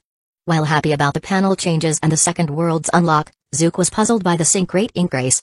According to the panel, advancing the main quest was the only way to unlock synchronization. Did his recent actions qualify as working toward defeating Frieza? In his view, all he'd done was give Frieza's army some trouble. It had little to do with actually defeating Frieza. If merely defeating Frieza were the goal, Zook had even considered luring Frieza to Dabura and letting him do the job. However, he suspected the system required him to personally defeat Frieza, so he held back on that plan. If Dabura did kill Frieza, but the main quest didn't count it as completion, would he even keep his synchronization progress? Can't make sense of it, but progress is always good. He pondered a bit but couldn't figure out how his actions were seen as main quest progress. Since the system said so, he wasn't about to argue. This system might lack true intelligence, but if he voiced his doubts and it fixed the so-called bug by rolling back his progress, he'd be devastated. Moreover, unlocking a second world was a timely relief for him. Over the next 7 days in the Dragon Ball world, he'd be stuck on the ship, And with a second world, he could spend that time in another task world. Perhaps, any powers gained in the second world might even help his progress in the Dragon Ball world. Aside from that, Earth in the Dragon Ball world was a place he definitely wanted to visit. However, traveling there on a spherical spaceship would take a year, which was way too long. Until he found a faster way to reach Earth, he wouldn't consider it for now. In the worst case, he still had 2 Dragon Balls. They were petrified now, but after a year, they'd return to normal. Using them to transport himself to Earth was an option. Even though the power of the 2-star Dragon Ball had disappointed him greatly, he didn't expect much from that dragon. The Earth's Dragon Balls, however, created by the Namkian Guardian, were said to be superior, so he anticipated them more. Well then, let's log out and check the second world. Although he hadn't gained power on Babbidi's planet, advancing his synchronization made it worthwhile. Now, he was eager to see what the second world held. If nothing unexpected happened, he'd spend his next 7 days of sleep in the second world. Chapter 22, Ways to Enhance Spiritual Power. Unlike the previous times he left the game, Zook didn't wake up directly on his bed this time. Instead, he found himself enveloped in darkness. In the darkness, the world selection option once again appeared before Zook. Dear Zook, please choose the mission world you wish to enter. 1. Dragon Ball. 2. JoJo's Bizarre Adventure. So the second world is actually that one, huh? Zook was a bit surprised. He originally assumed the second world would be similar to Dragon Ball, likely a world with high combat power, but he hadn't expected it to be JoJo. How to put it? The world in that series is vastly different from Dragon Ball. Even in the early stages, Dragon Ball's storyline casually includes destroying the moon, and later, threats to blow up Earth become almost routine. Just thinking about it sends chills down your spine. Meanwhile, in JoJo, aside from the cosmic reset incident with Pucci in Part 6, it's mostly a supernatural series set in a city, with limits like demolishing a building or causing street damage. Frankly, Zook wouldn't even need his 4000 power level from the Dragon Ball world, his current 40 power level from the real world. Oh no, he realized, it's 40 now, would suffice for similar effects. But there's something in this world that the Dragon Ball world can't quite offer, and that's the enhancement of spirit and soul. Yes, JoJo's Bizarre Adventure features a power called the Stand, which is a manifestation of spiritual power and a symbol of the soul. In Dragon Ball, it would be difficult for Zook to improve his spirit and soul in a short time, but in the JoJo world, that could be easily achieved.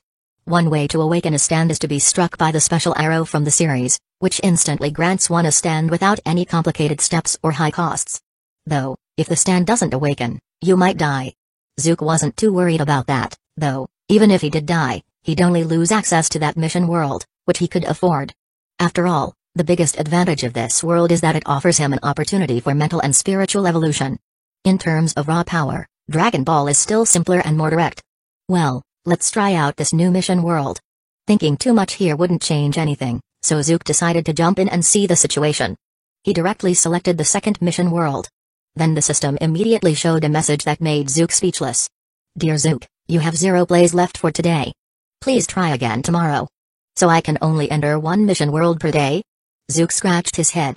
The message was clear enough, since he had already entered the Dragon Ball world today, he had used up his remaining entries and couldn't access the second mission world. But since there was a set limit on play entries, there must be a way to increase it, though Zook didn't know how yet. This system claims to be a game, yet many of its mechanics require him to figure things out step by step without a tutorial or guide, which made Zook want to vent a bit. If this were in the real world and people saw this design, the developer would have been fired long ago. Though he couldn't enter the second mission world, the system did present the main quest for JoJo, giving Kinchuan some insight into the world ahead of time. Current world, JoJo's Bizarre Adventure main quest, defeat Dio player Zook's power synchronization, 0%. Please advance the main quest to unlock power synchronization. Dio, the boss in the first and third parts of JoJo's Bizarre Adventure, is a key character across parts 1 through 6. Among fans, some jokingly call the series Dio's bizarre social life. Zook wasn't concerned with that, though. What he cared more about was which version of Dio he'd encounter, the Dio from Part 1 or the Dio from Part 3. There's a big difference between Parts 1 and 3. The stand power that Zook wanted only appears starting in Part 3. In contrast, the protagonists of Parts 1 and 2 use ripple breathing, a technique that enhances physical power through a unique breathing rhythm, generating solar-like energy. Honestly, with 40 power level in reality, Zook wasn't particularly interested in the ripple breathing technique. Sure, it has anti-aging effects, but Zook didn't urgently need that benefit right now. As for its vampire killing ability, he didn't need that either, There were no vampires in his world. And he doubted it would work on the spirits seen by Miko Yatsuya, since ripple breathing mimics solar energy, and those spirits roam around in broad daylight without any issue. Using a stand would be much more effective against them. Defeat Dio. I hope it's the Dio from Part 3, otherwise, the Part 1 timeline is pretty much useless for me. For now, Zook could only hope that when he entered the mission world, he'd land in the timeline of Part 3, so he could obtain a stand with minimal fuss. Of course, there was also a worst-case scenario, that he would end up in the Part 2 timeline. In that case, Dio wouldn't even be dead yet, he'd be locked in a coffin, sleeping at the bottom of the sea for decades until he's eventually dredged up. If that happened, Zook would have no way to kill him. He couldn't very well go diving into the ocean on the off chance of finding Dio's coffin, right? I'll have to wait until tomorrow to enter the JoJo world and make plans then. Zook thought his luck couldn't be that bad, and after hesitating a bit, he closed the system. On a side note, he regretted naming himself Zook when he created his account yesterday. Now, every system message addressed him as Zook, and hearing it repeatedly was starting to feel like an insult. It couldn't be helped. When the system first claimed to be an infinite horror VR game, the only thing that came to mind was a team-based PvP. He thought he could obscure his identity a bit, hence the silly name, not knowing he'd end up being the sole player in the world, making his alias pointless. Anyway, once he acquires a stand in the JoJo world and enhances his spirit and soul, he'll be able to deal with the surrounding evil spirits. Even though he couldn't see them yet, just knowing they existed made him feel uneasy. Chapter 23, Witness Megumi Kato. The next morning, when Shin arrived at the classroom, he found that Megumi Kato was already there. The classroom wasn't very crowded yet, as Shin had come fairly early. The students who had arrived ahead of him were mostly gathered in small groups chatting, leaving Megumi Kato alone at her seat, going over her lessons. On the one hand, this showed that Megumi Kato was a studious girl. On the other hand, it highlighted her low presence. Few people seemed to notice her enough to strike up a conversation. But Megumi seemed used to it, quietly studying on her own as though nothing was amiss. "Good morning, Kato." Shin greeted her as he sat down at his desk. Since no one else was talking to her, he might as well fill that role. After all, Megumi Kato was quite a beauty, and chatting with her was far from unpleasant. "Huh? Good morning, Ran.kun." Megumi gave a small start, almost as though Shin's greeting had surprised her. She turned to look at him, her expression slightly taken aback.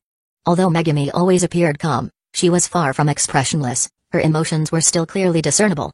Of course, Shin suspected her calm expression was due to her low presence. Without people to talk to, she probably saw little need to show a wide range of emotions. If Megumi Kato kept up this isolated routine, he wondered, would she actually become expressionless in a few years? "Why do you look so startled? Am I that scary?" Shin chuckled as he pulled a textbook out of his bag and placed it on the desk. "No, it's just. I didn't expect you to notice me today as well. I thought yesterday was an exception." Megumi shook her head, her gaze filled with curiosity at Shin's continued attention. Yesterday's brief conversation with him had been enough to satisfy her, but now it seemed he might talk to her regularly from now on. "You said it yourself, didn't you? That we should talk more," Shin recalled Megumi's words from yesterday. Now that he had developed the ability to sense energy, Megumi's low presence no longer affected him. That was just polite talk. Megumi's expression softened slightly, though at a glance, she still seemed as composed as ever. A closer look revealed a small smile at the corners of her lips. She was rather cute. Though Megumi wasn't the kind of girl who took one's breath away, she had a unique charm. "If you talk to me often, though, Yuki no Shita might get jealous." "Yuki no Shita?" Shin blinked in mild surprise at Megumi's sudden mention of Yuki no Shita. "Yuki no? Why bring her up? Aren't you dating Yuki no Shita?" Megumi looked at Shin curiously, her eyes shining with a thirst for knowledge. "Where did you hear that?" Shin's mouth twitched.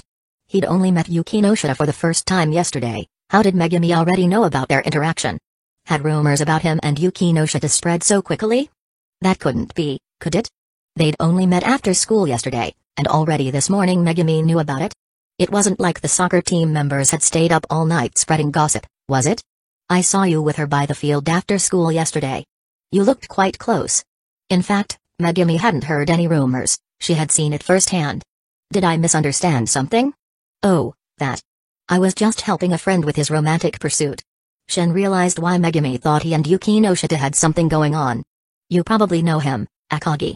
He asked me to go with him to the service club yesterday." Shin went on to explain how Akagi had dragged him to the service club, where Yuki no Shita had enlisted their help to set up Akagi with Tamiya Shin. "Oh, the service club. I see. I didn't expect Yuki Noshita to have that side of her. After hearing his explanation, Megumi understood what had happened and gained a new perspective on Yuki Noshita Yukino. As a self-proclaimed ordinary student, Megumi had heard of Yuki Noshita, the high-achieving, beautiful girl, but she hadn't known about Yuki Noshita's helpful nature. However, her approach to helping others. Megumi, despite her lack of romantic experience, sensed that Yuki Noshita's plan might not be very reliable, much like Shin. Do you have any suggestions, Kato?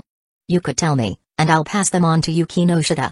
Noticing Megumi's discomfort after hearing Yuki Noshita's plan, Shin could tell she found it less than reliable. Leaving two shy people alone together and expecting romance to blossom was the kind of thing that only happened in manga. Well, I mean, people without any dating experience wouldn't have much useful advice to offer, would they? Megumi pondered Shin's request but, realizing she had nothing to offer, could only express her own helplessness. After all, none of them, Shin, Yuki Noshita, or herself, had any dating experience, so they weren't really qualified to give Akagi or Tamiya advice on love. Of course, Shin and Megumi were aware of this limitation, while Yuki Noshita had a mysterious confidence in her plan. But it's admirable that you're willing to help your friend, Ran-kun. Megumi smiled at Shin, giving him a small compliment. After all, he wasn't part of the service club, he was only involved because Akagi was his friend. To Megumi, that was praiseworthy. It's just a small favor. Plus, if Akagi has a girlfriend, maybe he'll settle down a bit. Shin shook his head, thinking it was no big deal. Akagi had done plenty of silly things in the past to meet the school's well-known beauties, so if he could actually start dating Tamiya Shin, she might keep him from causing trouble. What about you, Ran-kun? Have you thought about getting a girlfriend? With the topic turning to dating, Megumi blinked curiously, looking at Shin. Chapter 24, Atmosphere is Key. Megumi Kato's sudden question caught Shin off guard. It wasn't that he was narcissistic enough to think that just a few conversations would make her fall for him. He simply hadn't considered this kind of question before. As for dating, he'd put it off while waiting for his system to load. So, even when girls had confessed, he had gently turned them down. But now that his system was fully loaded and he understood its true nature, he could even harness its power to become stronger and live a better life. In that context, having a girlfriend didn't seem like a problem anymore. Yet, before Shin could respond to Kato's question, Akagi's loud voice interrupted their conversation. Shin, are you joining me at the service club again today? Akagi's shout shattered the moment between him and Kato, causing Shin to show a look of mild annoyance. This guy really needed to find a girl to rein him in. PFFT. Kato giggled at his expression, gave him a playful wink, and then walked off, leaving him and Akagi some space. It had to be said that Megumi Kato was indeed a kind-hearted girl, quiet, tactful, and mindful of others' space. Though the conversation had been interrupted, Shin thought that if he were to date someone, Megumi Kato might actually be a good choice. But since Kato seemed to have stepped back, Shin turned to Akagi with an air of distaste in his tone. What do you need to go to the service club for again? Didn't you go yesterday? Of course he felt reluctant, talking to a loud guy like Akagi couldn't compare to the comfort of chatting with a sweet girl like Kato. Akagi, however, was oblivious to the fact he'd disrupted Shin's conversation. Kato's low-key presence had once again come through, and Akagi hadn't even noticed Shin talking to someone else. Of course, I need Yuki Noshita's advice for my plans. Akagi looked at Shin with a puzzled expression, as if he'd said something absurd. Didn't you tell me Yuki Noshita would help me make a plan to get along with Shin? Shin fell silent at Akagi's words. It seemed that Yuki Noshita Yukino was quite confident in her plans, and Akagi trusted her too. Then again, Akagi practically idolized all the famous girls at school, so it wasn't surprising he'd have blind faith in them. Who knows, if he found out Tiri was a Jin artist, it might shatter his idealized image of her. Your relationship isn't even close yet, and you're already calling her Shin so eagerly. Shin felt slightly exasperated seeing how eager Akagi was. He hadn't even exchanged a word with Tamiya Shin yet, but was already addressing her so casually. It's fine to do that here, but if you actually meet her, don't call her by her first name, it'll seem impolite. In Japanese culture, only people who are close call each other by their first names. Using surnames or full names is standard otherwise. If Akagi, a high schooler, called Shin by her first name unprompted, it would definitely come off as rude. Even though Yuki Noshita's plan might be iffy, Akagi wouldn't have a chance if he managed to drop his favorability score into the negatives right from the start. Don't worry, I know. Akagi patted his chest confidently, but then looked at Shin with a hopeful gleam in his eyes. So, after school, could you come with me to the service club? Although he could go alone, after seeing how Shin and Yuki Noshita Yukino had hit it off yesterday, he felt it would be better to have Shin there with him. At least Shin seemed comfortable talking to Yuki Noshita, while Akagi felt he would be too nervous. No need. Yuki no Shita already sent me the plan. Shin waved him off, feeling there was no need to go back. After all, Yuki no Shita had her own responsibilities at the service club, it wouldn't be right to disturb her every day. He and Akagi weren't even members of the club, so constantly visiting wouldn't be appropriate. But just as he finished speaking, he noticed Akagi staring at him in amazement. Before Shin could respond, Akagi lowered his voice and asked in shock, "You exchanged contact info with Yuki no Shita?" Shin was momentarily stunned before realizing what he'd implied. Yesterday, when they parted, he'd told Akagi that Yuki no Shita would came up with a plan and share it later. Now, he'd just mentioned she'd already sent it over. So the conclusion was obvious, either Yuki no Shita Yukino had visited Shin's house last night, or they'd exchanged contact info. Otherwise, how could she have sent him the plan? For once, you're not as clueless as usual, Shin said, feigning exasperation. Yes, we just exchanged contacts. Don't read too much into it. I understand, I won't spread rumors. Akagi nodded, a look of I know everything but I'll play along on his face. Clearly, with his heart set on dating Tamiya Shin, he now saw similar prospects for Shin and Yuki no Shita. But since he'd promised not to gossip, Shin trusted him, though Akagi could be simple-minded, he was a good person. Otherwise, he wouldn't be so well-liked in class. Well, since Yuki no Shita already sent you the plan, I guess there's no need to go to the service club today. Akagi, though usually eager to see the famous girls around school, seemed to have mellowed now that he was focused on pursuing Shin. He didn't insist on seeing Yuki no Shita again. And Shin's point was valid, Yuki no Shita hadn't started the service club just to help him with dating advice.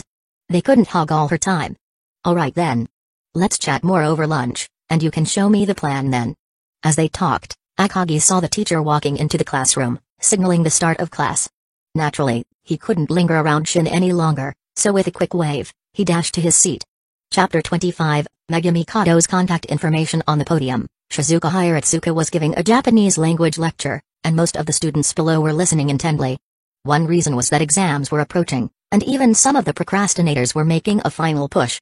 Another reason was that Hiratsuka, a teacher who genuinely cared about her students, also enforced her iron rule, earning both respect and fear from many students who dared not drift off. As an ordinary student, Shin was also paying his usual close attention to the lecture. However, midway through the class, Megumi Kato, who was seated in front of him, suddenly turned around, placed a small note on Shin's desk, and then naturally turned back. Shin? For a moment, Shin didn't register it. Was Megumi passing him a note in class? Passing notes was fairly common among students, but Megumi. Her action was rather conspicuous. She turned her entire body to place the note. Unless the teacher was blind, she'd easily see it, right? Instinctively, Shin glanced at Hiratsuka on the podium, who seemed to sense his movement and gave him a look. From Hiratsuka's brief gaze, Shin could tell her message: don't get distracted, pay attention to class. Alright, since Hiratsuka hadn't noticed, Shin couldn't rat Megumi out. Using his ability to sense ki, he subtly opened the note while tracking Hiratsuka's movements. With his current sensory abilities, he could detect every movement Hiratsuka made through her ki, allowing him to perfectly avoid her gaze. The note from Megumi Kato didn't contain anything complicated, it simply had her contact information on it. It was obvious that she had overheard Shin's conversation with Akagi before class and learned that he and Yuki no Shita had already exchanged contacts. For whatever reason, she also wanted to add him as a contact. After all, Shin was the only one who consistently noticed her presence. It was only natural that she wanted to talk with him more. Not overthinking it, Shin took out his phone and added Megumi's contact under the desk. To Shin's surprise, Megumi immediately accepted the request and even sent a smile emoji in return. Shin looked at her back in front of him. She was sitting perfectly straight. Had he not seen her message, he would never have guessed she was secretly using her phone in class. Megumi. You're breaking the rules, playing with your phone in class. Finding it amusing, Shin also evaded Hiratsuka's gaze and replied to Megumi. Focus on the class. But Shin, aren't you secretly using your phone too? My grades are better than yours, though. Indeed, while Shin aimed for a quiet, unassuming life, his academic performance was still above average in his year. Compared to Megumi, who was generally mid-level, he was indeed doing slightly better, though just a bit. Using grades to bully me, huh? Maybe because of the texting app, Shin could somehow sense a slight teasing tone in her words. Then again, it made sense. Megumi's usual tone was always calm, making it hard to gauge her emotions. If she'd spoken the same words aloud, the teasing feeling probably wouldn't have come through. Of course, it could just be Shin's imagination. He didn't want to fall victim to the three great illusions of life. You can just call me Megumi. Shortly after, Megumi sent another message, one that carried a bit more weight. Shin knew why she said this. She had overheard Akagi casually calling Shin Tamiya by her first name. But to let him call her by her first name? Did Megumi already see him as a close friend? Then you should drop the Rankun too. Shin certainly didn't mind becoming closer friends with Megumi, but her formal way of addressing him was a bit distant. So, Shin-yu-chan? Megumi, maybe you should consider keeping a little distance. Shin felt somewhat helpless. Ever since Megumi realized she could interact normally with him, it was like her sense of personal space had vanished. While it wasn't bad to get closer to a pretty girl, he was slightly worried that her lack of boundaries might get her into trouble one day. Don't worry. Besides Shin-chan, nobody else even notices me. Megumi's response had a subtle sadness, though she was likely used to being ignored. These words still evoked a hint of pity. Shin wasn't overly concerned with how others viewed him, but when he thought of Megumi's usual situation, he couldn't help but feel a chill. Alright, I understand. I'll talk with you more from now on. Shin figured Megumi must feel a bit lonely and wanted to get closer to him as someone who could notice her. But Shin didn't mind. After all, how many people would love the chance to get closer to a pretty girl? That would be great. He didn't know if it was his imagination, but Shin felt Megumi seemed livelier over text than in real life. And so, without anyone else noticing, the two quietly established a connection. Later, they continued chatting online, discussing daily life, family backgrounds, and getting to know each other better. Class time quickly passed, and until the end, Hiratsuka didn't notice that Megumi and Shin had been texting under her nose the whole period. Shin, relying on his key sense, could always stow his phone away just before Hiratsuka glanced over, pretending to pay attention. Megumi, on the other hand, kept her head down, eyes glued to her phone under the desk, but Hiratsuka never noticed her. In some ways, Megumi's low presence had practically reached the level of a superpower. Chapter 26, Weekend Plans. So, on Saturday, you'll be with me, then Yuki no Shita and Shin will be together, after which you'll leave with Yuki no Shita, leaving me and Shin alone. During lunch, Akagi ate his bento while listening to Shin relay Yuki no Yukino's plan to him, nodding along continuously. After hearing Yukino's plan, Akagi had no objections and immediately agreed, seeming quite satisfied with it. However, as he agreed, Akagi gave Shin a look that hinted at something more, with a slight smirk in his tone. But, you and Yuki no Shita leaving together? And you still claim there's nothing between you two? We're leaving to give you and Tamiya some alone time, yet here you are, teasing us. Shin looked at Akagi with a hint of exasperation. Did this guy even understand the point of the plan? Would he even muster the courage to win Tamiya over? Shin had already thought that Yukino's plan was a bit shaky, but seeing Akagi's reaction made him even less confident.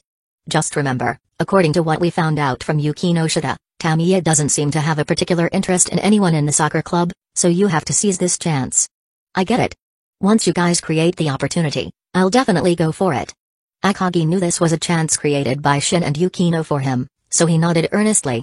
Although he hadn't really gotten to talk to Tamiya Shin before, he knew that if he didn't put in the effort now, he might not get another chance. After all, Yukino had accepted a request from Shin, and by next week, Shin would likely gather the courage to submit an application to join the soccer club as a manager. By then, facing all the guys in the soccer club, Akagi wouldn't have any particular advantage, so he had to establish a solid connection with Shin before that happened. Good to hear. Don't waste the effort Yuki no Shita and I put into this. Seeing Akagi finally get serious, Shin nodded in satisfaction. Whether or not Yukino's plan was foolproof, at least they'd created a real opportunity for Akagi. But Saturday, that's the day after tomorrow, isn't it? I guess I'd better ask my cousin for help tomorrow to pick out a cool outfit for me.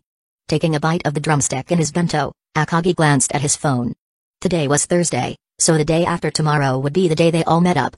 Akagi was a typical sports guy, and unlike the polished boys in comics, he wasn't great at picking outfits. His fashion sense could best be described as disastrous. So it wasn't surprising that he wanted to ask his family for help, but... Your cousin? You don't mean Akagi Goken, do you? Shin, munching on a bread roll from the school shop, looked at Akagi with mild disbelief. My suggestion is to ask your cousin Haruko instead. Your cousin Goken's advice probably won't be much better than what you'd come up with on your own. Akagi's cousin, Akagi Goken, was the basketball star at another high school, something Akagi had mentioned before. Though Shin hadn't met Goken, he'd seen his story in past manga. Having that gorilla teach Akagi about style? Just imagining it made Shin feel the state was doomed. However, Goken's sister, Haruko Akagi, might give Akagi some good advice. At least she could prevent him from showing up in shorts and a tank top. You're probably right. My cousin doesn't seem all that stylish himself. With Shin's comment, Akagi nodded in agreement. His cousin seemed only good at basketball. When it came to style, he figured it was better to ask a girl. Speaking of which, since I'm asking for help with my outfit, shouldn't you consider it too? But once his plans were sorted, Akagi shifted to consider Shin's appearance. After all, you'll be spending time alone with Yukino Shita, right?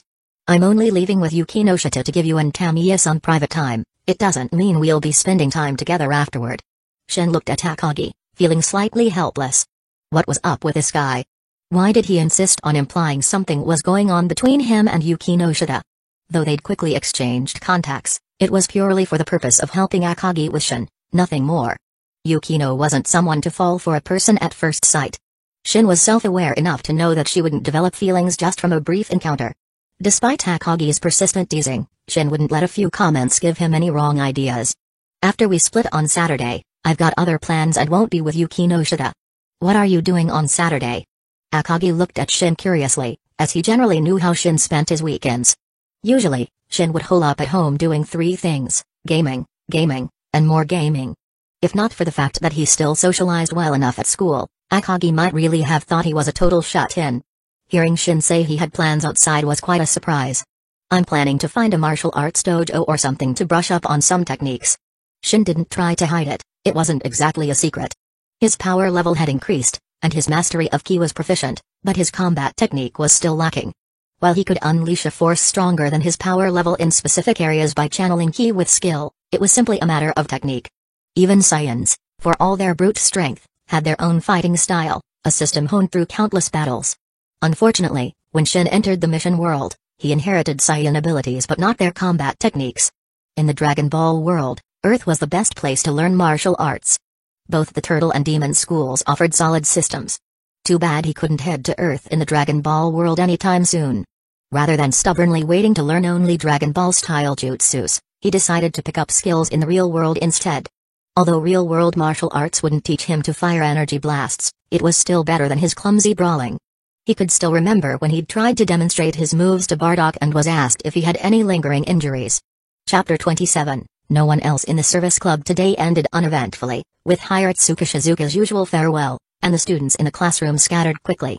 Akagi, too, hurriedly said goodbye to a few classmates before rushing off, likely for soccer club practice.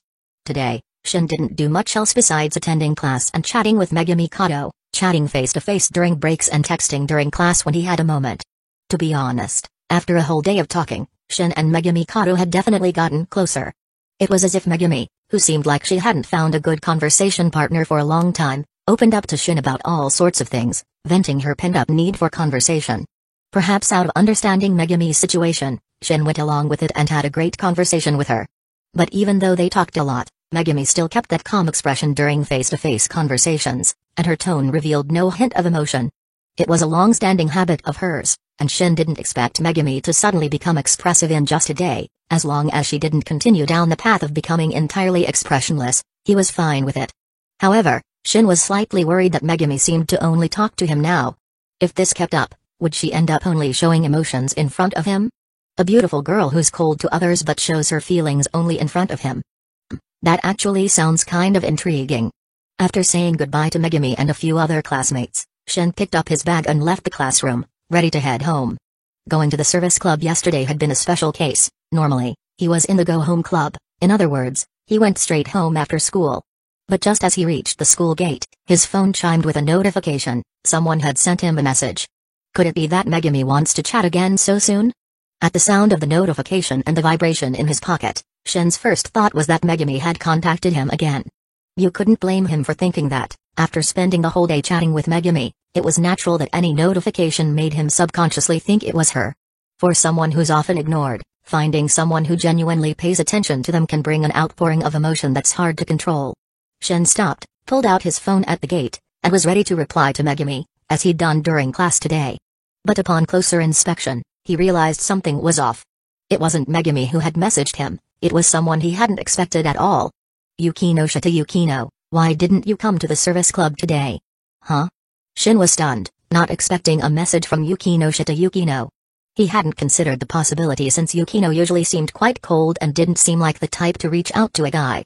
But Shin guessed it was likely because Yukino wanted to follow up on the request involving Akagi and Tamiya-shin. Didn't we already confirm the plan? Why does she still want me to go to the service club? Feeling confused, Shin replied to Yukino, ignoring her message wasn't an option, since reading the message online would show the read status to the other party. If he left her on read without replying, it had come across as impolite, and Shin wasn't some clueless young lady using a smartphone for the first time. He naturally wouldn't do something so lacking in social finesse. Still, he couldn't quite understand why Yukino wanted him to come to the service club again. He wasn't even a member, and there was only so much she could rely on him to help out. To refine some of the plan's details, it's easier to discuss it in person. Yukino replied almost immediately, with a well-reasoned answer. After all, Akagi was Shin's friend, so Shin didn't mind putting in some extra effort for him. No one else is in the service club. Perhaps sensing Shin's potential reluctance, Yukino added another line to reassure him. Still, her message came across a bit strange, almost like she was saying, "No one else is home," which gave it an oddly ambiguous feel. Though Shin knew Yukino likely didn't mean anything strange by it, it was hard not to read into it a bit. But how did she know I wasn't planning to go to the service club? Putting away his phone, Shin felt a bit intrigued by Yukino's sharp intuition. He had only just reached the school gate, and Yukino had already guessed he wasn't heading to the service club? Thinking this, Shin looked back towards the school building, and with his sharp eyesight, he quickly spotted Yukino's profile in one of the windows, her gaze fixed on the school gate. Realizing she'd been caught, Yukino hurriedly closed the window, her slightly panicked attempt to hide making Shin smile. So she'd noticed him heading towards the gate and quickly messaged him to come to the club. Even someone as cold as Yukino had her cute moments. Since he was only going home to play games, Shin decided to turn around and head back to the school, ready to visit the service club and see what further plans Yukino wanted to discuss. Yukino was a beautiful girl, after all, so discussing things with her wasn't exactly a burden. If Akagi had messaged him at this hour, he'd probably only have replied with a "get lost." Arriving at the service club's door, Shin knocked, and Yukino's cool voice invited him in. He entered to find Yukino waiting, looking every bit as composed as usual, though her ears were slightly red. Probably embarrassed about being caught watching him at the gate. No requests from other students in the service club today? Shin found a chair, looking curiously at Yukino. Yukino calling him here showed her dedication to their accepted request, but it also implied she was relatively free at the moment. If there were other requests to handle, she likely wouldn't have called him over. Chapter 28, Are you going through a Chunibyo phase, too? The service club doesn't usually get many visitors. After all, not everyone is comfortable sharing their problems with strangers. Yukino calmly brushed her long hair aside as she spoke. Besides, the club president is just a delicate girl. I'm sure there are plenty of people who doubt I can actually help with their problems. That was true enough.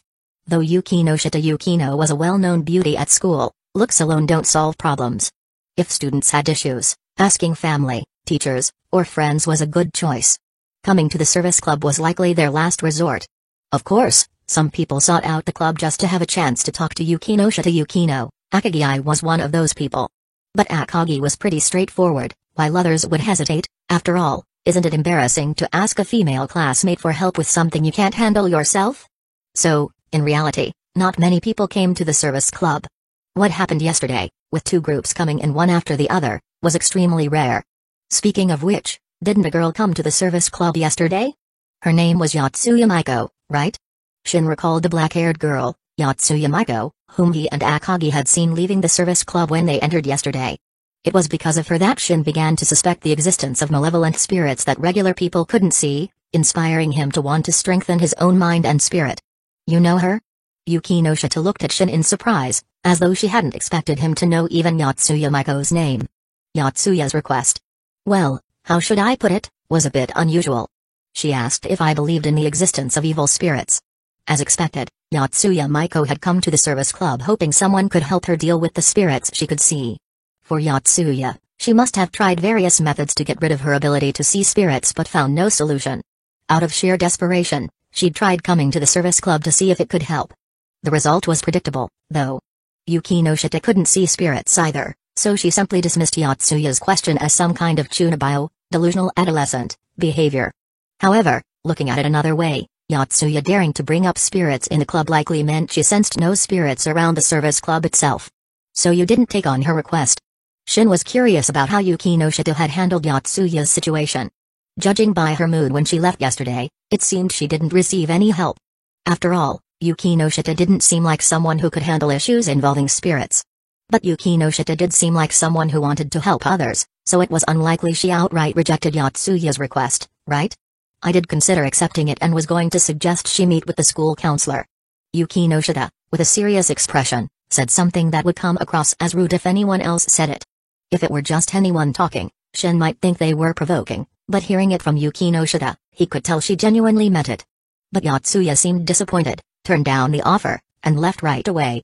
There was a hint of confusion in Yuki no Shita's voice. She couldn't quite understand why Yotsuya's attitude shifted so suddenly. She had come seeking help, yet suddenly changed her mind and left the service club. Shin could guess, it was likely Yotsuya realized Yuki no Shita couldn't help with her problem with spirits, so she left. Still, she came to the service club hoping, just maybe, that there might be someone who could help, so she wouldn't have been entirely disappointed. If Yotsuya comes back to the service club, you can reach out to me. I might be able to help her. Shin nodded to Yuki no Shita as he said this. Reach out to you? Yuki no Shita looked at Shin with surprise, examining him as if she'd understood something. So, you're also chasing after girls? What are you even thinking? I'm being serious. Shin rolled his eyes at Yuki no Shita, who clearly thought he had a thing for Yotsuya. If he admitted it, would Yuki no Shita consider it as another request for her club? Do you actually believe in all that stuff about spirits? Seeing that Shin didn't seem to be joking, Yuki no Shita looked at him with a hint of skepticism. Who would have thought? Could Shin be a Chunibyo too? You don't need to worry about that. Either way, you want to help others, right? If I can solve Yotsuya's issue, you introducing her to me would count as helping someone too, wouldn't it? Shin shrugged. If Yotsuya came to him right now, he couldn't do anything to help yet. But tonight, he planned to make a trip into the JoJo universe. With a bit of luck, he should be able to obtain a way to strengthen his spirit and mind. Once he had a stand and a way to fight spirits, he wouldn't need to fear any ghostly threats. But you're not a member of the service club. Yuki no Shita furrowed her brow and let out a slight hum, not entirely pleased with Shin's idea. In the end, though, Yuki no Shita didn't argue further. If Shin could truly help Yotsuya with her problem, it would be a welcome outcome for Yuki no Shita. After all, the reason Yuki no Shita founded the service club was to help students solve their problems. Although it might look self-serving at first glance, she genuinely wanted to help others. So even if it was Shin helping rather than herself, Yuki no Shita could accept it. Now then, you mentioned calling me over to finalize the details of the plan. Did you have any ideas? After discussing the issues surrounding the service club and Yotsuya, Shin hadn't forgotten the main reason Yuki no Shita had called him here. Of course. With Shin bringing the topic back on track, Yuki no Shita nodded and continued. You've told Akagi about my plan by now, haven't you? Shin nodded. Since he didn't have much of a plan himself, he decided to go along with Yuki no Shita's. But there may be some unexpected factors. Seeing Shin's response, Yuki no Shita continued. After we leave, there's a chance that Akagi and Tamiya might not continue working together and could go their separate ways. Shin had considered this too. He had thought Yuki no Shita might not have foreseen it, but it seemed she had. He nodded, looking at Yuki no Shita. So, what's your plan? Chapter 29, 2 days with Yuki no Shita. Tamiya doesn't know Akagi is planning to pursue her, but Akagi is fully aware of the plan. Yuki no Shita's expression radiated confidence, just like when she first decided on this plan. If that's the case, we just need to stay in close contact with Akagi, monitor his interactions with Tamiya, and provide real-time advice when necessary. Real-time advice. So, you're planning to follow Akagi and Tamiya around? Shin could see what Yuki no Shita was getting at. To prevent Akagi from panicking at a critical moment, Yuki no Shita decided to guide him remotely to ensure he stayed with Tamiya. After all, Akagi had confessed he'd be too shy to approach Tamiya Shin when it came down to it. If on Saturday, after Shin and Yuki no Shita left, Akagi didn't dare talk to Tamiya, they might just part ways, each heading home alone. Yuki no Shita had thought of this possibility and decided to monitor Akagi's actions, providing guidance at crucial times to keep them together. However, monitoring Akagi and Tamiya in real time wasn't easy. The only method was to trail them, essentially. Follow them closely. Pretty much. Although it's not ideal, Akagi and Tamiya aren't the type to approach each other, so we have to help them along, Yuki no Shita replied, unfazed by this approach. Akagi is too shy to talk to girls, and Tamiya is an innocent girl oblivious to romance. Left to their own devices, they'd probably never make any progress. So, tailing them while giving real-time advice? Shin mused, feeling a bit torn. He'd planned to check out a martial arts dojo this Saturday to pick up some techniques. But if he agreed to Yuki Noshita's plan, he'd have no time for the dojo, as they'd be shadowing Akagi and Tamiya's date all day. Having Yuki Noshita's company wouldn't be unpleasant, but it would cost him a day, leaving Shin slightly hesitant. What's wrong? Do you have other plans for Saturday? Yuki Noshita noticed his hesitation and asked.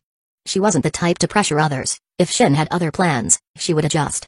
Though she'd never dated, Yuki Noshita had a certain mysterious confidence that she could come up with an alternative plan. Sort of. I was planning to check out a dojo after parting ways with you guys on Saturday, Shin admitted. Finding a place to learn some martial arts wasn't embarrassing, it was good for health, after all. Not that health was his main concern. Physically, he was probably unmatched. He'd never heard of anyone in this world with a strength of, say, Hanmibaki. His main goal at the dojo was to gain combat techniques, not that they'd compare to Dragon Ball-style jutsus, but it'd be better than just flashy moves. A dojo, huh? I see, Yuki Noshita nodded thoughtfully before quickly responding. How about this?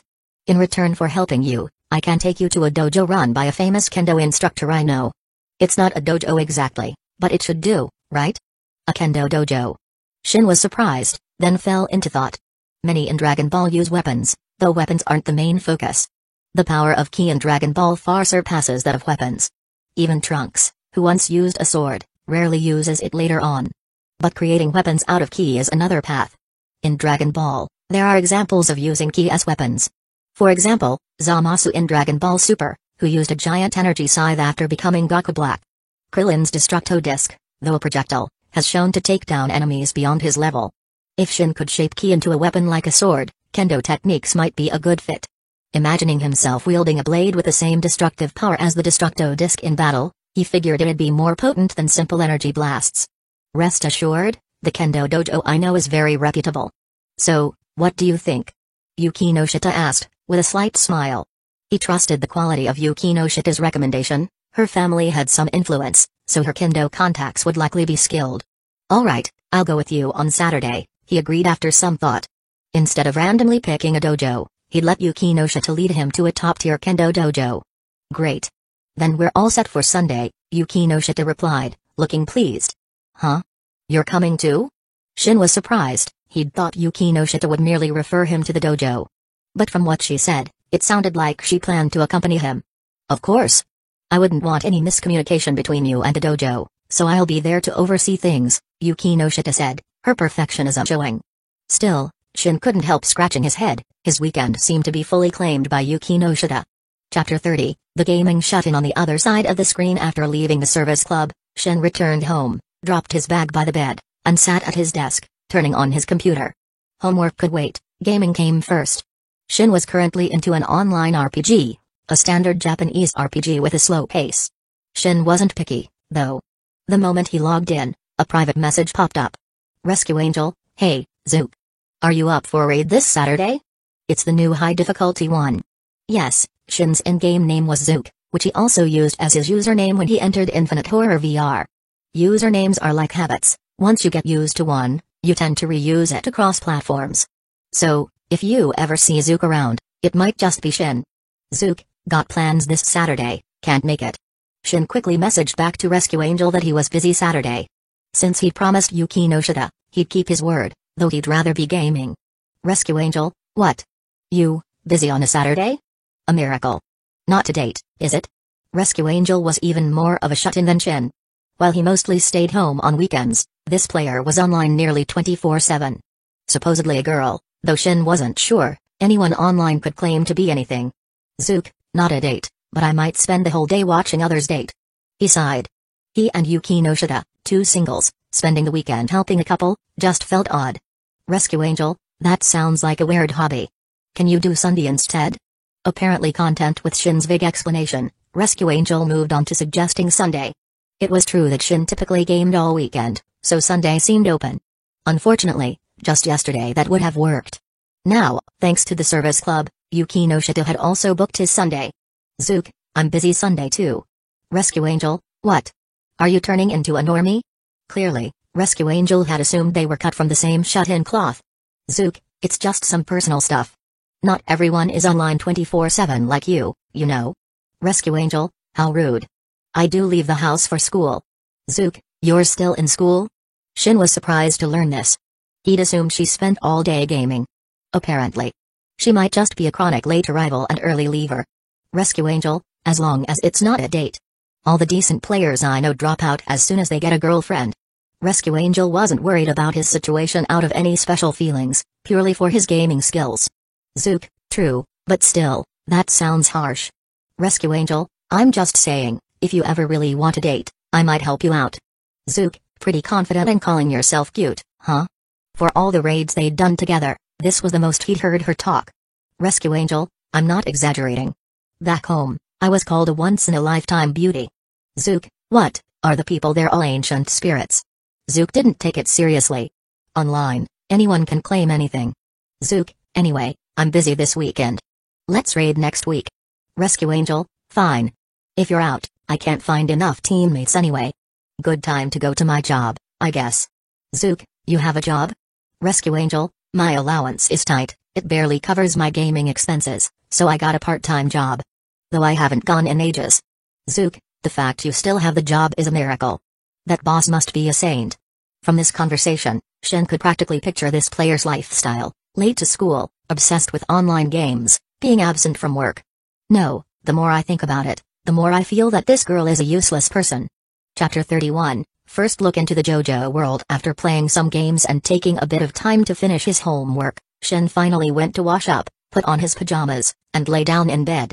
Today had been pretty fulfilling. At school, he developed a close chatting relationship with Megumi Kato and scheduled weekend plans with Yukino Shida. Spending time with beautiful girls really does lift one's spirits. Both Megumi and Yukino are delightful to look at. If it were with some burly guys instead, Shin likely wouldn't consider it a fulfilling day. Shin closed his eyes, calmed his mind, and maintained steady breathing, quickly drifting into sleep. But for him, sleep was not the end of the day, it was the beginning of another world. Honorable Zook, please choose a mission world to enter. 1. Dragon Ball. 2. JoJo's Bizarre Adventure.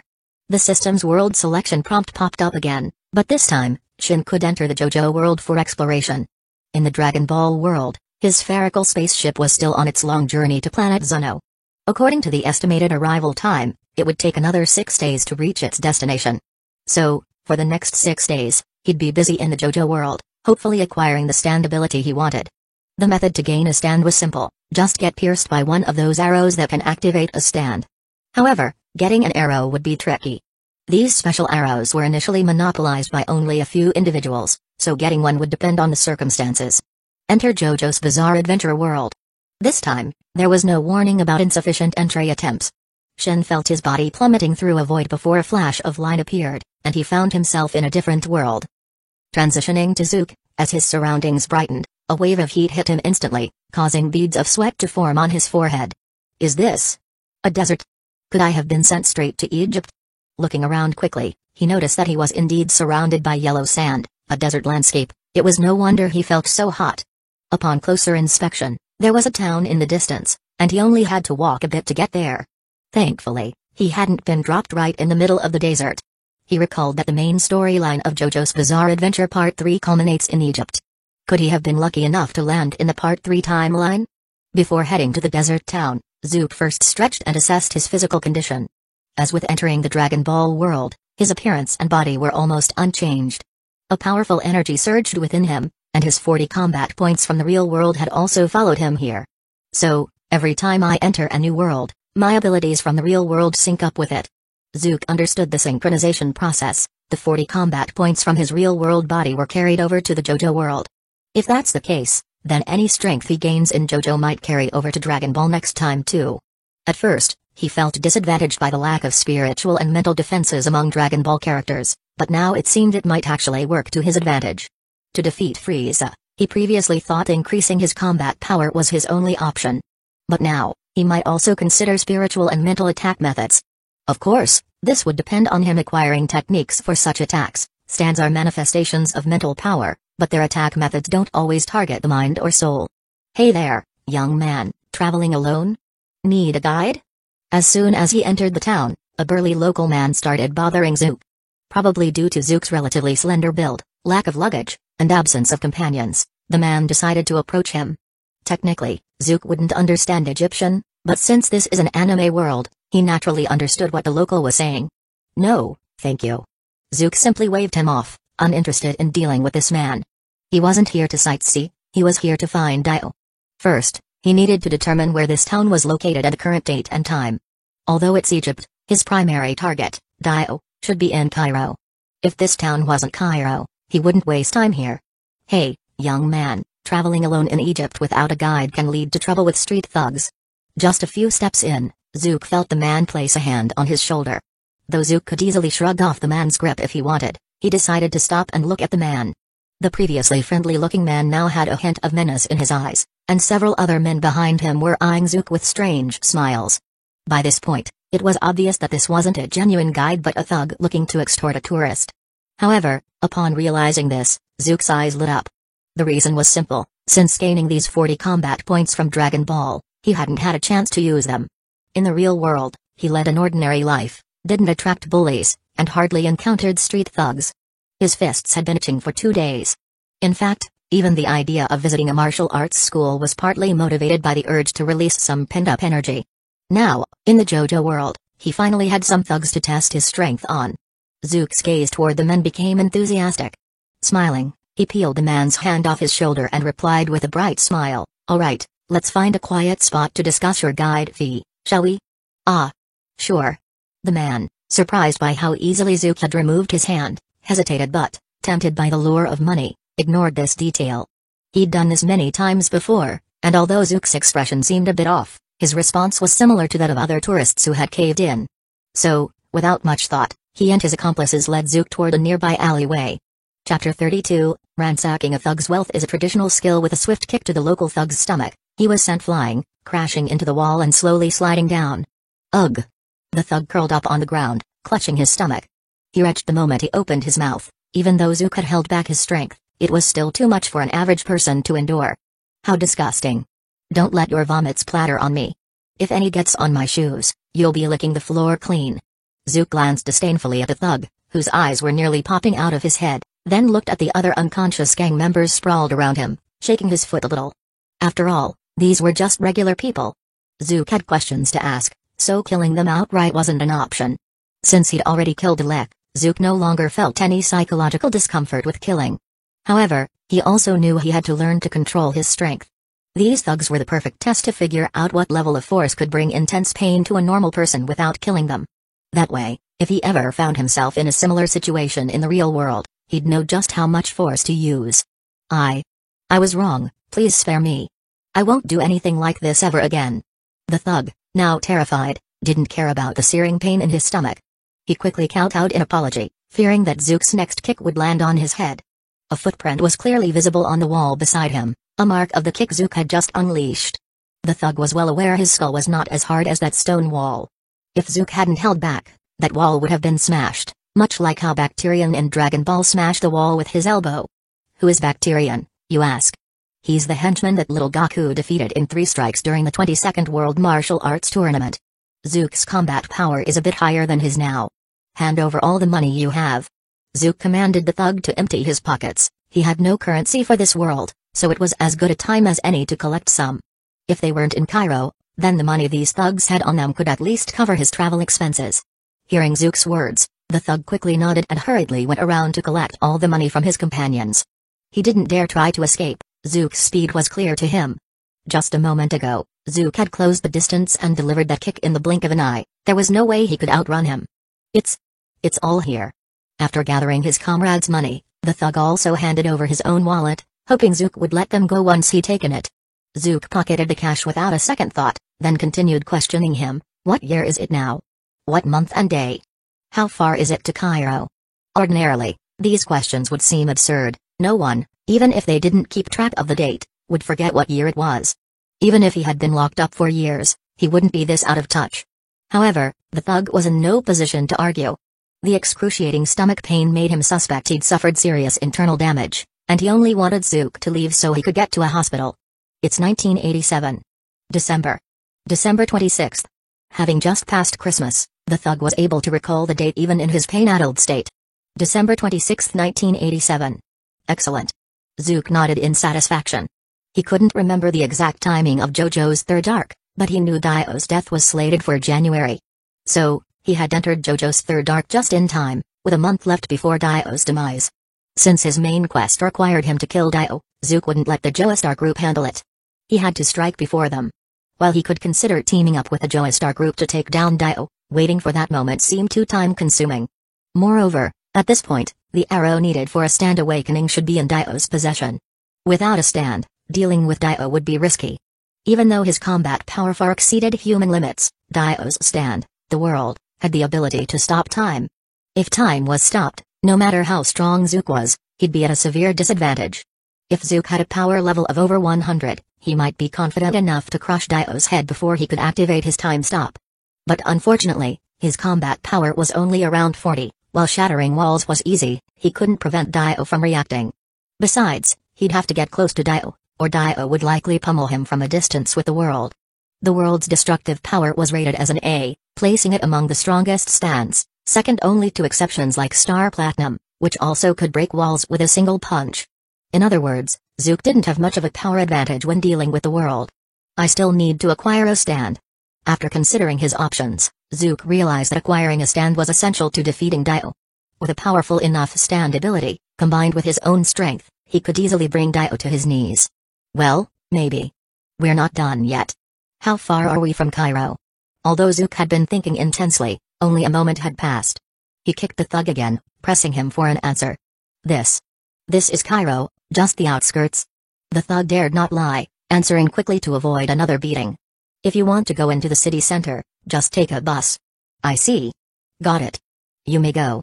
Zook looked at the battered thug and nodded, finally letting him go. This meant he wasn't far from Dio's mansion and, by extension, from the arrow. In JoJo's Bizarre Adventure, 6 arrows were explicitly mentioned. Diavolo had unearthed them and sold 5 at a high price to an old woman named Enya. This Enya happened to be one of Dio's followers. In the original, Yashikage Kiro once bought an arrow from Enya in Egypt, mistaking it for a decorative piece. Which means Enya might currently be in Cairo's antique market. With this thought in mind, Zook exited the alley and, following the thug's directions, found the bus to downtown Cairo. He boarded, planning his next steps. First, I'll head to the Cairo market and see if I can locate Enya. If I can buy an arrow before Kira does, everything will fall into place. Chapter 33, The Arrow That Awakens. A stand. Taking a bus, Zook arrived in downtown Cairo and successfully located the largest market there.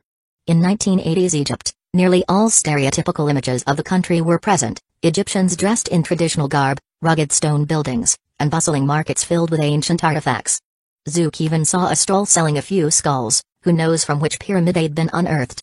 If this were the UGIO set, Zook might have been scouring the area for an Egyptian carrying a millennium item, perhaps even trekking one into giving him such a treasure. But this was the JoJo's Bizarre Adventure set, where millennium items were out of the question, and his target was an old lady with 2 right hands. The market was quite extensive, so Zook took his time wandering leisurely, observing each vendor with care. In the original storyline, Enya made her move after the protagonist's group defeated 7 enemies, leaving Egypt for Pakistan to ambush them. However, based on the date Zook heard from the burly man earlier, it seemed the protagonist's group had not yet reached that point, so Enya should still be in Cairo. This old lady, Enya, held 5 arrows purchased from Diavolo, and she was a trusted ally of Dio, providing him with funds, shelter, and helping him create stand-wielding followers. Some of the funds Enya provided for Dio might even have been raised by selling these arrows, which would explain why she once sold one as a mere craft item to Yashikage Kira. Finding Enya would greatly aid Zook's main quest, he might even complete half of it in just one day. Since this was the Cairo city center, Zook wandered the market for some time without encountering the kind of thugs who had previously tried to extort him. Though many merchants still tried to overcharge, Zook didn't intend to buy anything here, so he simply ignored them. His efforts eventually bore fruit. After more than an hour of wandering, he finally spotted a nondescript stall in a corner of the market. The stall appeared rather old, displaying various ornaments of unique shapes, and behind it stood a short, elderly woman with white hair and a face full of wrinkles. Most notably, her 2 hands faced the same way, she had 2 right hands. Hee hee. Is there something that catches your eye, dear customer? Noticing Zook's gaze, Enya let out a slightly eerie chuckle, inviting him to take a closer look. Zook squinted, refraining from walking over immediately. Instead, he used his ability to sense ki to scan the people around Enya's stall. As a stand user herself, Enya's stand, Justice, was composed of fog and could manipulate corpses by injecting them with mist through wounds. In the original story, Enya brutally killed an entire small town's residents in Pakistan, controlling their corpses to act as if they were still alive, an extremely ruthless act. However, sensing through ki, Zook detected that all those around Enya's stall were living humans, not corpses, indicating they hadn't fallen victim to her. Reassured, Zook approached the stall, pretending to browse its wares while secretly searching for the arrows. The items on display were mainly ornaments, and compared to other stalls, these were notably more beautiful. No wonder Yoshikage Kira mistook the arrow he bought from Enya as a mere trinket at first, it had likely been displayed alongside these ornaments. After a thorough search, though, Zook's heart began to sink. Though the ornaments covered a range of styles, none of them were arrows. With Enya's departure for Pakistan not far off, the arrow she planned to sell might have already been purchased by Yoshikage Kira. In fact, Zook had always felt that the arrow in Yoshikage Kira's possession would be the easiest to acquire. Initially, Yoshikage Kira regarded it as nothing more than a decorative piece, unaware of its powers until he and his son were accidentally pricked by it, leading them to discover its significance. That realization would only come much later. For now, Yoshikage Kira remained an ordinary person who possessed the arrow but knew nothing of its use. If Zook wanted, he could travel to Moria in Japan, guard the Kira household, and rely on his own combat prowess to seize the arrow from Yoshikage Kira before he awakened his stand. The problem, however, was that Zook didn't know when Yoshikage Kira would leave Egypt and return to Japan. If Kira returned too late, Dio would have already been defeated by the protagonists, and possessing the arrow would be meaningless. Even with a stand awakened, the inability to complete the main quest of defeating Dio would leave Zook's sync rate permanently at 0%, barring him from returning to the real world. Though these thoughts weighed on him, Zook kept his expression neutral, concealing his intentions from Enya. "Is this all the merchandise you have, ma'am? Any other items?" he asked. "Oh? This customer seems to have a discerning eye." Enya didn't suspect Zook's interest in the arrow, after all, she saw many Asian tourists here every day. Compared to other customers, Zook merely stood out by traveling alone. "If you're interested, I do have a rather unique item here," she said, smiling as she slowly crouched down and retrieved a long, narrow box from beneath the stall. Seeing the box, Zook's heart skipped a beat. Could it be the item he was looking for? "This is the arrow, a very precious item, but I already have several in my possession, so I'm willing to sell one to raise some funds." Enya opened the long box, revealing an arrow with a meteorite-crafted head and a wooden shaft clearly added later.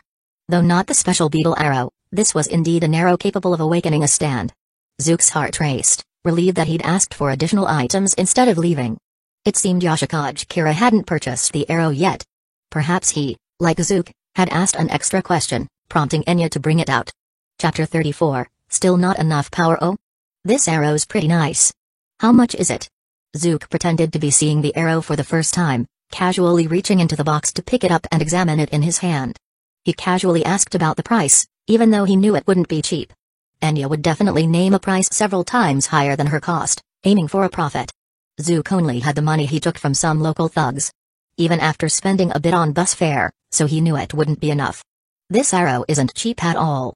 It cost me quite a bit when I acquired it." Enya smiled as she watched him hold the arrow but made no move to stop him, simply slipping into the usual bargaining tone of merchants everywhere.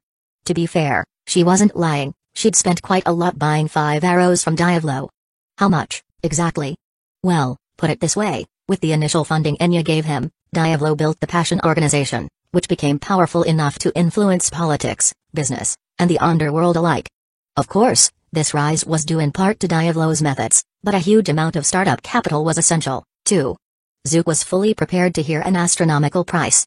But what concerned him more was how Enya didn't seem bothered by him holding the arrow in his hands.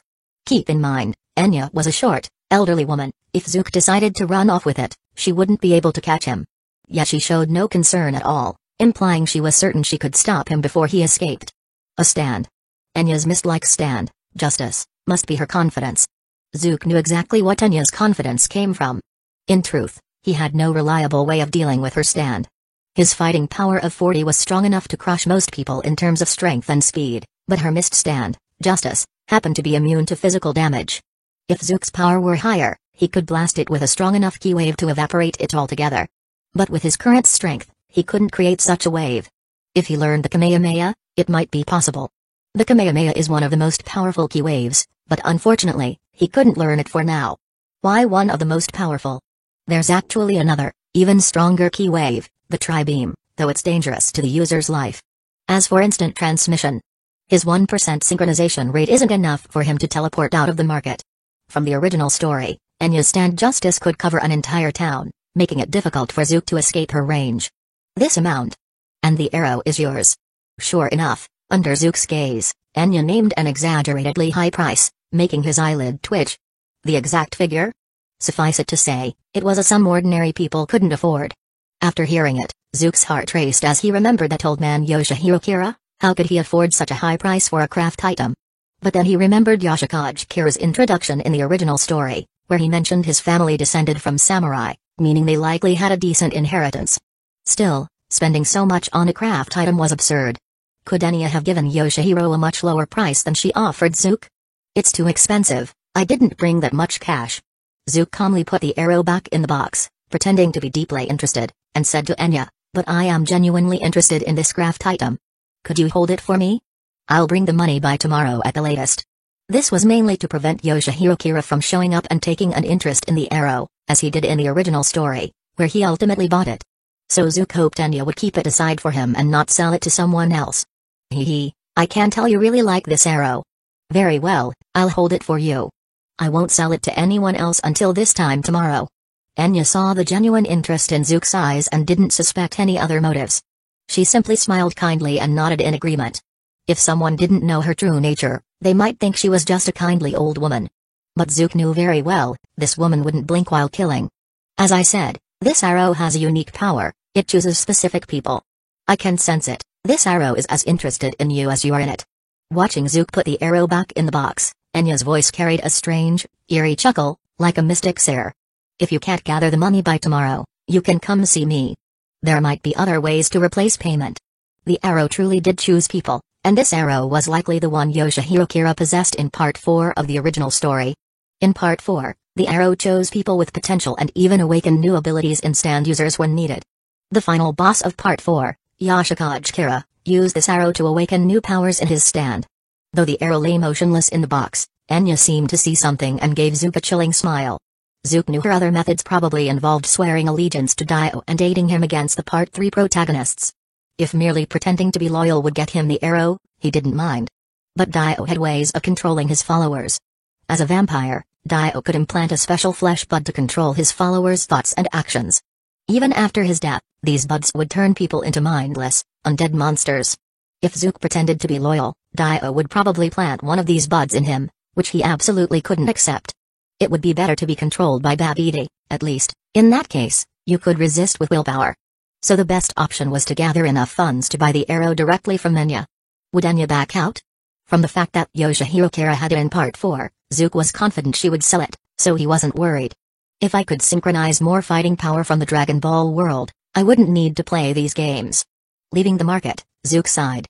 All this scheming was necessary because he lacked strength.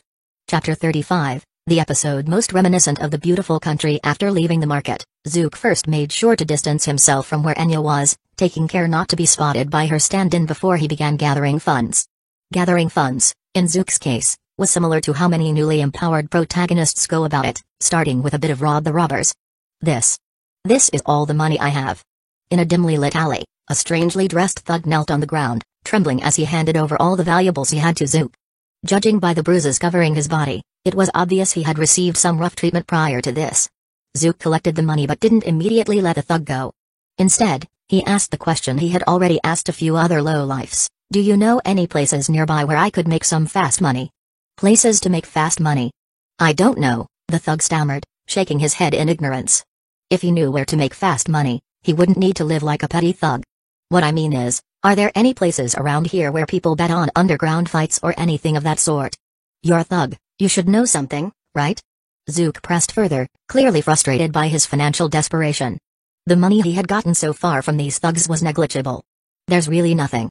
Or maybe there is, but I just don't know." The thug was on the verge of tears. Zook wasn't particularly imposing in size, but the sight of him kicking a hole in the stone wall left a lasting psychological scar on him. He was terrified that if he didn't satisfy Zook, he'd end up with a hole in his own body. "Well, what about Cairo's underground gangs? You should know how to contact them, right?" This wasn't the first time Zook had heard this answer, so he wasn't too disappointed, he just kept asking questions. Underground fighting was undoubtedly a fast way to make money, but if he couldn't locate a fighting venue, Then maybe he could find one of those wealthy gangsters and pull off a heist. I really don't know. Useless. Zook was so annoyed with these clueless thugs that he laughed. He kicked the guy in the head, making his eyes roll back as he fell unconscious on the ground. Zook felt a sense of frustration. This place wasn't the decadent land of the beautiful country. Back there, even before his mutation, Spider-Man had been just a nerdy student, yet as soon as he transformed, he knew exactly where to find underground fight clubs to make money. Why didn't it work the same way for him? He initially thought that these small-time thugs might be able to provide him with some information about Cairo's underground world. If he could rob Egypt's gangs, it wouldn't be a problem. But most of these thugs were just ordinary people with bad attitudes, far removed from actual criminal underworld dealings. After spending over an hour finding a handful of small-time criminals, he only collected a paltry amount, nowhere near what he needed to buy that arrow. At this rate, even if he spent his entire 8-hour window doing this, he wouldn't even earn 1% of the funds he needed. He had to think of a new plan. Zook had already thought of 2 alternative strategies. The first was to head to Cairo's city center and rob a wealthy individual. While he didn't want to do anything too immoral, he didn't have any qualms about targeting a capitalist. After all, these wealthy types were rolling in cash, and taking some wouldn't harm them much. Besides, the amount needed for that arrow was something even the Kira family could afford. The problem was that Dio's mansion was also located in Cairo's city center, where many of Dio's followers gathered.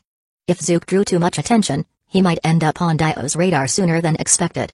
He wasn't afraid of ordinary stand users, but Dio had a particularly powerful spatial stand among his followers that Zook would need to guard against. The last thing he wanted was to end up like 0.5 Gojo. The second plan was to reach out to one of the protagonists from Part 3, specifically Joseph Joestar, the protagonist of Part 2. By this point in time, 1987, Joseph Joestar had amassed considerable wealth in the US and was destined to become a renowned real estate tycoon, backed by the influential SPW Foundation. If Zook explained the situation to him, Joseph would undoubtedly send him money without hesitation to help him acquire the arrow from Dio's minions. The issue with this plan was that Zook had no way of contacting Joseph Joestar. In 1987, there were no smartphones. Most people still relied on landlines or payphones for communication. Cell phones from that era were infamous for their size, even earning the nickname Big Brother. Zook was sure Joseph Joestar, that rich guy, owned one, but he'd need Joseph's number to contact him. As a last resort, Zook had one final option. If he couldn't gather enough money, he could try handling the arrow under the guise of admiring the artifact and accidentally prick his finger on it. After all, the arrow was a genuine weapon, so accidentally getting pricked while handling it wouldn't seem suspicious, right? In Part 6 of JoJo, the protagonist Jeline Kuja also awakened her stand after being pricked by a fragment of the arrow, proving that a minor injury was sufficient for stand awakening. However, Zook viewed this as the worst option. He wanted to secure the arrow, not leave it in Enya's possession. Moreover, if he pricked his finger in Enya's presence, she would realize he might awaken a stand and would likely prevent him from leaving. More importantly, Enya's stand, Justice, allowed her to control others by injecting her mist into their wounds. If he injured his finger in front of her, that wound could become her entry point. This was why Zook refrained from choosing this route earlier when he was handling the arrow. The main issue was that he didn't have much time in this world, only 8 hours each day. Many approaches that required prolonged engagement were simply impossible under these time constraints. Without these restrictions, Zook could have had plenty of money-making opportunities. He could have even taken the time to become a world champion, going down a path similar to Mr. Satan's. Chapter 36, Yoshihiro Kira comes knocking. After entering the JoJo world for over 2 hours, Zook was crouching by a busy street in central Cairo, observing the bustling crowds. As a major city in Egypt, downtown Cairo felt more like a modern city, far better than the market and outskirts he'd passed earlier. Here, Zook also spotted a fair number of rich locals, impeccably dressed, driving through the streets in sleek cars, and he couldn't help but feel the urge to act. If he could just swipe some cash from one of these big shots, he'd have enough to buy the arrow from Enya right away. However, Zook restrained himself for now. They had to be near Dio's mansion, and acting recklessly might draw the attention of Dio's men. While Zook waited on the street corner, many young women and well-off ladies tried striking up conversations with him. Zook's good looks stood out, especially since handsome Asian faces were rare in Cairo, so these women seemed eager for a taste of the exotic. Some even hinted at offering considerable sums, which made Zook marvel at how many wealthy people there were in this city center. But he politely declined all their advances, even when they raised their offers. For one, their heavy makeup wasn't his style, and for another, he worried he'd burn through his remaining 6 hours in this world if he overdid it. Ahem, no other reason. Standing here isn't getting me anywhere. Maybe I should try tailing one of these wealthy folks and act when no one's around. After some time observing Cairo's streets, Zook began to get a feel for the movements of the affluent. He wasn't loitering aimlessly but rather scoping out the area. From about half an hour of watching, he noticed that most wealthy Cairo residents traveled by private car, typically with a chauffeur. It was almost impossible to lure one of these folks somewhere secluded since they all traveled along main roads, never venturing down alleys. However, Zook noticed a clothing store across the street, apparently one catering to the wealthy. Several private cars had already parked outside, with well-fed patrons waddling inside, only to emerge shortly afterward and leave by car. This was Zook's chance. He could wait for a car to stop, knock out the driver, and then, once the rich client returned, drive them to a secluded location. Most of these people sat in the back seat, so with a bit of caution, they wouldn't even notice the driver had changed. Once Zook had driven them somewhere isolated, he could rob them without worrying about Dio's henchmen noticing. Oh, and could Zook drive? Not a problem. He had a driver's license back in his world before he began jumping into the multiverse. Though it had been 2.5 years since he last drove, muscle memory should kick in. Probably. At worst, if he ended up crashing, he could just protect himself with key. Even a head-on collision with a truck wouldn't leave a scratch. With his mind made up, Zook leaned casually against a lamppost across from the store, eyes fixed on the entrance, waiting for the next wealthy victim to appear. About 10 minutes later, a taxi stopped in front of the store. Zook was surprised but didn't pay it much mind. The store clearly offered services for the rich but also had some options affordable to the general public, so it wasn't unusual for regular people to come and go. But Zook's target wasn't an average person. Not only did robbing them feel wrong, but their pockets probably wouldn't satisfy his needs. After all, no ordinary person would carry their entire fortune around. Zook dismissed the taxi, thinking it was probably just a regular civilian. But when he saw who stepped out, his eyes widened in shock. The man who exited the cab had graying hair, a frail figure, and was obviously advanced in years. Zook recognized him, or rather, knew of him. It was Yoshikage Kira's father, Yoshihiro Kira. If Zook hadn't interfered, this man would have bought the arrow from Enya, taken it back to Japan's Moria town, and unleashed havoc in the fourth part of the story. Of course, Zook thought, Enya is due to leave Cairo for Pakistan soon, so Yoshihiro Kira would naturally be here if he plans to buy the arrow from her. Zook's heart raced. If robbing an unknown wealthy stranger posed some risks, robbing Yoshihiro Kira was a golden opportunity. Other rich people might have bodyguards or guns on them, which could attract unwanted attention. But Yoshihiro was a Japanese traveler and unlikely to be carrying a gun, so Zook didn't have to worry about drawing attention. More importantly, if Yoshihiro was here to buy the arrow, he'd definitely be carrying enough cash. Perfect, this couldn't be easier. As Yoshihiro Kira entered the store, Zook strode toward it as well, ready to make his move. Would he feel guilty robbing Yoshihiro Kira? Absolutely not. This man would do anything to protect his murderous son, a monster who'd go on to use the arrow to conceal his crimes from the police. By robbing him, Zook would prevent him from buying the arrow, potentially stopping Yoshikage Kira from ever awakening his stand powers. It might even mean Yoshikage would be caught by the police sooner, a true service to society. Chapter 37, Purity not yet comparable to holding a diamond. Entering the clothing store, Zook took a quick glance around and immediately spotted Yoshihiro Kira browsing clothes by the shelves. Yoshihiro Kira looked a bit younger than in the original work, though signs of aging were still apparent. He was dressed in a somewhat worn-out suit, appearing rather ordinary. It was hard to imagine that such an unassuming tourist would be carrying a fortune that could be life-changing for a typical household. Zook glanced at the store staff, who didn't seem interested in assisting Yoshihiro Kira. After all, he didn't look like a wealthy person. This made things easier for Zook. If the staff had been surrounding Yoshihiro, getting close would have been inconvenient. Slowly stepping up behind Kira, Zook took a pistol from his pocket, a gun he'd confiscated from a low-level thug. In many countries during the 1980s, the wealth gap led to social unrest, and it became common for those who lived in the shadows to possess firearms. Egypt was no exception. When facing a thug earlier, the man had pulled out this very gun to threaten Zook, but Zook had caught the bullet midair, terrifying him. The gun naturally ended up in Zook's hands. While it didn't increase his combat power, he figured it might come in handy at some point. Like right now. Mr. Kira, please don't make a sound. Stay quiet. Pressing the muzzle against Kira's spine, Zook leaned close, speaking in a low, threatening voice. You wouldn't want your spine shattered by a bullet, would you? Indeed, the gun served as an effective tool to directly threaten Kira. If this weren't in a clothing store, Zook could have simply used brute force, like stomping a hole in the concrete floor, a move that would certainly have frightened Kira. But here in the store, if he did that, the staff would call the police, and the ensuing investigation would draw attention from Dio's forces. So, a silent threat with a gun was the best choice. Kira, a regular person, naturally understood the power of a firearm. Well, Kira's heart raced as he felt something cold press against his back. Although an ordinary Japanese citizen, Kira was familiar with guns from TV and magazines. The cold, cylindrical object against his back was likely a gun barrel. While it could be something else like a metal pipe, he dared not risk it being a fake.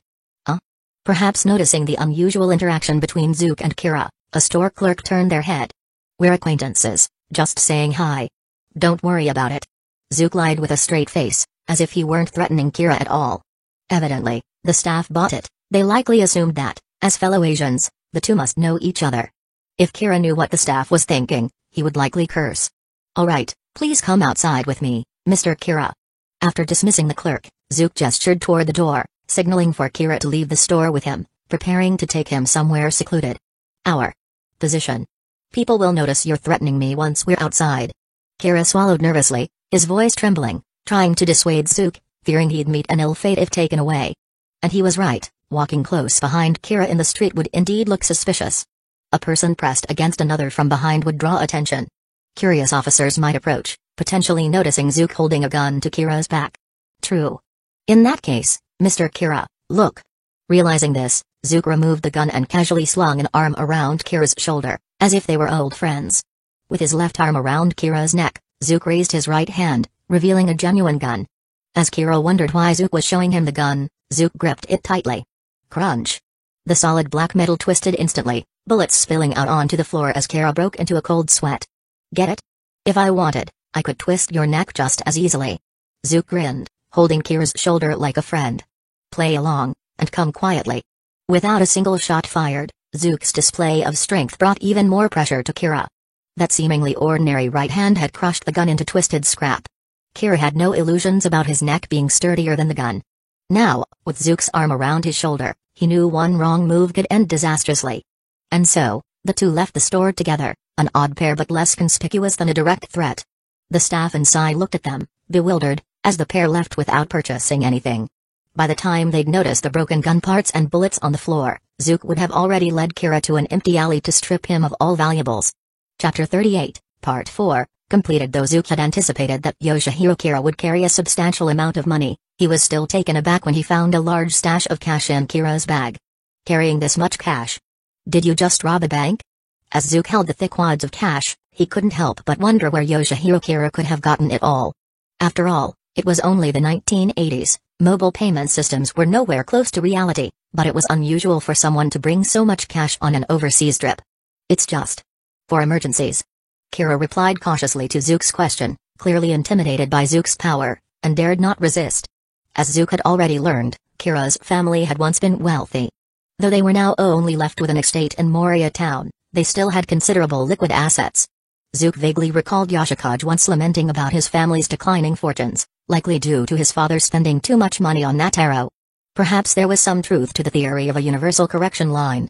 Maybe Yoshikage's father had somehow sensed that this trip to Egypt would be costly, so he'd taken out all this cash. In any case, whether this was the reason or not, the money was now in Zook's hands, and Kira couldn't possibly buy an arrow from Enya with it anymore. Enya had spent a substantial amount of money buying 5 arrows from Diavolo, and if Kira couldn't come up with the funds, she certainly wouldn't sell them cheaply to him. That old woman didn't have Dio's magnetism for attracting sinister characters. "I gave you all my money, so can I leave now?" Kira, trembling, watched as Zook counted the money, putting on a fawning smile and daring not to say a word against him, hoping Zook would let him go once he'd finished counting. He had already made up his mind to book a ticket back to Japan as soon as he got away from this demon and vowed never to return to Egypt. As for going to the police or seeking revenge, honestly, Yoshihiro Kira had no such thought. The reason was simple: Zook had clearly called him Mr. Yoshihiro when he pulled out his gun to threaten him. Kira remembered vividly that he had never actively told anyone his name during his time here, yet Zook knew it. Did this mean he recognized him? Although Kira couldn't think of where he might have met Zook, the fact that they were both Asian led him to believe Zook might also be a resident of Moria Town. So he'd decided, not only would he never return to Egypt, but he'd also move away from Moria Town when he got back, just to avoid crossing paths with Zook again. Leave? Zook looked at Kira, sneering, and before Kira could react, he kicked him in the neck. The terrifying force snapped Kira's neck instantly. His body flew through the air, hitting the ground with eyes wide open, staring at Zook, seemingly unable to believe that he'd attack without warning, leaving him no time to react. Kira was an unrepentant villain, so Zook felt no need to spare him. Although he doubted Kira had the guts to go to the police, he decided to eliminate him cleanly to avoid future troubles. Had he used a bit more force or kicked just a bit higher, Zook could have shattered Kira's head, giving him a painless death. But then, his pants, worth 20,000 yen, would have been soiled with blood and flesh, a disgusting thought. So he chose to simply break Kira's neck, letting him die slowly. Although this caused Kira a bit more suffering, it spared Zook's pants from any unsightly mess. For someone like Kira, who did horrible things to protect his murderous son, Zook felt no guilt for making him suffer. Kira opened his mouth as if he wanted to say something, but he soon lost his breath. Zook could feel his life energy diminishing until it finally dissipated completely. As for his son Yoshikage, he was probably still in Moria Town, Japan. Zook didn't plan to go out of his way to take him down. Without his father's protection, Yoshikage likely wouldn't survive for long anyway. Zook remembered Yoshikage killed his first victim in 1983, so Yoshikage was already a threat. However, the reason he managed to remain a serial killer undetected for decades was mainly due to the arrow his father had brought home, which awakened Yoshikage's stand, Killer Queen, giving him the ability to erase evidence and cover his tracks. Now that Yoshikage's father was dead, the arrow wouldn't make it back to Moria Town, so Yoshikage would never awaken Killer Queen. Without that powerful ability, it was only a matter of time before he got caught. Looking down at Kira's corpse, Zook raised his hand, releasing a blast of ki that completely destroyed it, leaving no trace. With this cash, I'll be able to buy the arrow now. Zook put the cash back in Kira's bag. He had just counted it, and there was more than enough to purchase Enya's arrow, with plenty left over.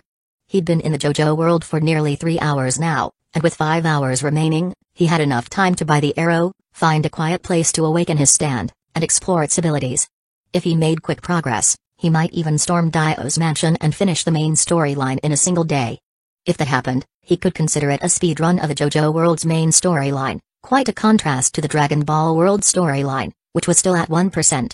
For now, he could only hope that his stand wouldn't be some weak ability and that it would be humanoid. A humanoid stand would attach to his body and launch attacks through him. Even if it had weak stats, this kind of stand would allow him to hit his enemies directly with his own strength, enough to knock the other stands out cold. Chapter 39, The vision is still too small. Oh? You've gathered the money this quickly? I was already prepared to wait until tomorrow. In the market, Enya greeted Zook with a faint smile as he returned, only a bit over 2 hours since he left. She appeared harmless, like an ordinary old woman. Zook didn't intend to expose her facade. He calmly nodded and placed a bag on the counter. It was originally Yoshihiro Kira's bag. Yes, here's the money. Feel free to count it. The bag contained exactly the amount Enya had asked for. Zook had taken out the extra cash to buy a satchel, where he stored the rest. After all, he still needed funds to leave downtown Cairo, find a hotel, and quietly awaken his own stand. It was wise to have some backup money. Why not awaken his stand in downtown Cairo? When a stand first awakens, it can often go berserk. For instance, Jotaro Kujo's stand, Star Platinum, was uncontrollable when it first awakened, hitting random people and taking things. If Zook's stand behaved similarly, it would be like yelling under Daio's nose, "Everyone, look! I'm a new stand user." Until he understood his stand's power, Zook felt it was better to keep a low profile. Once his abilities were certain, he could flaunt them in front of Daio.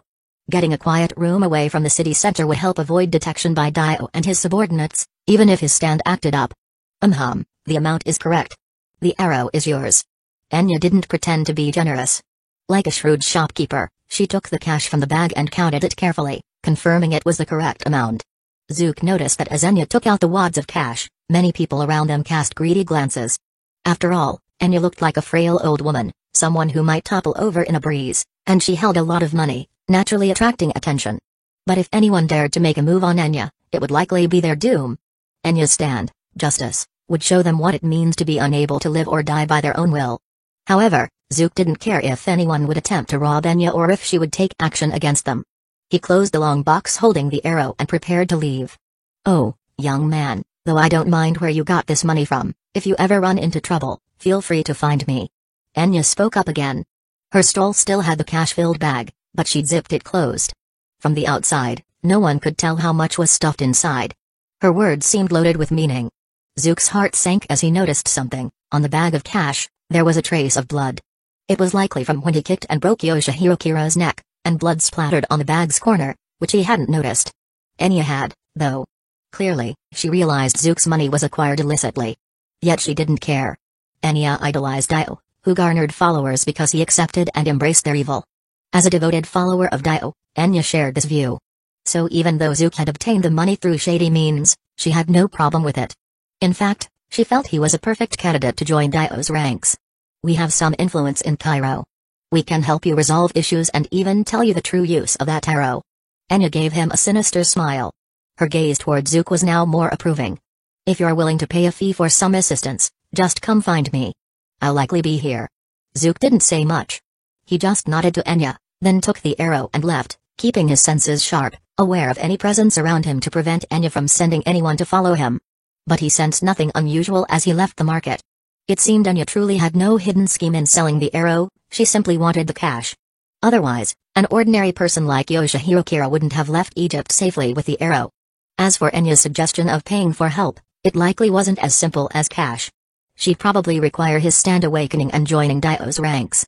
Zook would refuse. Awakening his stand only required being wounded by the arrow, nothing complex, and he didn't need Dio's help for that. And as for Enya's gaze, assuming he was already part of their circle, she was simply mistaken. Dio had some charisma, but not enough to gain his respect. In the Dragon Ball world, Zook had seen Saiyans, beings who could destroy planets. Dio's ambitions seemed unimpressive in comparison. Plus, Dio was his main mission target, there was no way he'd stand with him. As for joining Dio to be transformed into a vampire? Not a chance. In the JoJo universe, vampires had little more than minor regenerative abilities and were essentially vulnerable to sunlight. With that in mind, Zook opened his system panel and saw it had updated. Current world, JoJo's Bizarre Adventure, main quest, eliminate Dio, player's power synchronization, 10%. Please proceed with the main quest to unlock synchronization. Clearly, the system recognized obtaining the arrow as progress toward eliminating Dio, advancing the main quest, and boosting his synchronization rate to 10%. Unfortunately, Zook still had no powers in the JoJo world yet. Unlocking synchronization now would leave him with nothing, so he needed to awaken his stand first. Chapter 40, The Stand, Blackbird. After taking the bus back to the outskirts of Cairo, Zook rented a room at a hotel. Sitting on the bed, he held the arrow he'd taken from the box, feeling a bit nervous. He could vaguely sense that this arrow seemed to be selecting him, which gradually eased his earlier worries. After all, awakening a stand has nothing to do with one's physical strength and is entirely dependent on innate qualifications. Even the strongest physical condition would be insufficient for a stand awakening if one lacks the necessary qualifications. However, this arrow was somewhat unique. Known as the arrow used by Yoshihiro Kira in Part 4, it automatically seeks out those with stand potential. In the plot of JoJo's Bizarre Adventure Part 4, Yoshihiro Kira used the arrow's tracking ability to find individuals with stand potential, awakening their stands to hinder the main characters. Now, the arrow seemed to act like a weakly magnetic compass, not pointing directly at him, but still leaning toward him. This meant that the arrow acknowledged his qualifications, recognizing that he could awaken a stand. In the original story, all the arrow's targets awakened a stand, boasting a 100% success rate, so Zook felt confident he could also awaken one. What made him nervous was the nature of his stand's ability. He wasn't expecting a time-based ability, but something like the Heaven's Door power would be nice. Let me see the power of a stand from the JoJo world. Zook raised the arrow in his right hand and stabbed it into his left. Though according to Part 6, just pricking his finger would suffice, he felt a sense of ritual was necessary. Besides, Jeline Kyuja's stand in Part 6 wasn't very strong initially, and he wondered if it was because the wound wasn't big enough. While it might just be superstition, Zook chose to play it safe.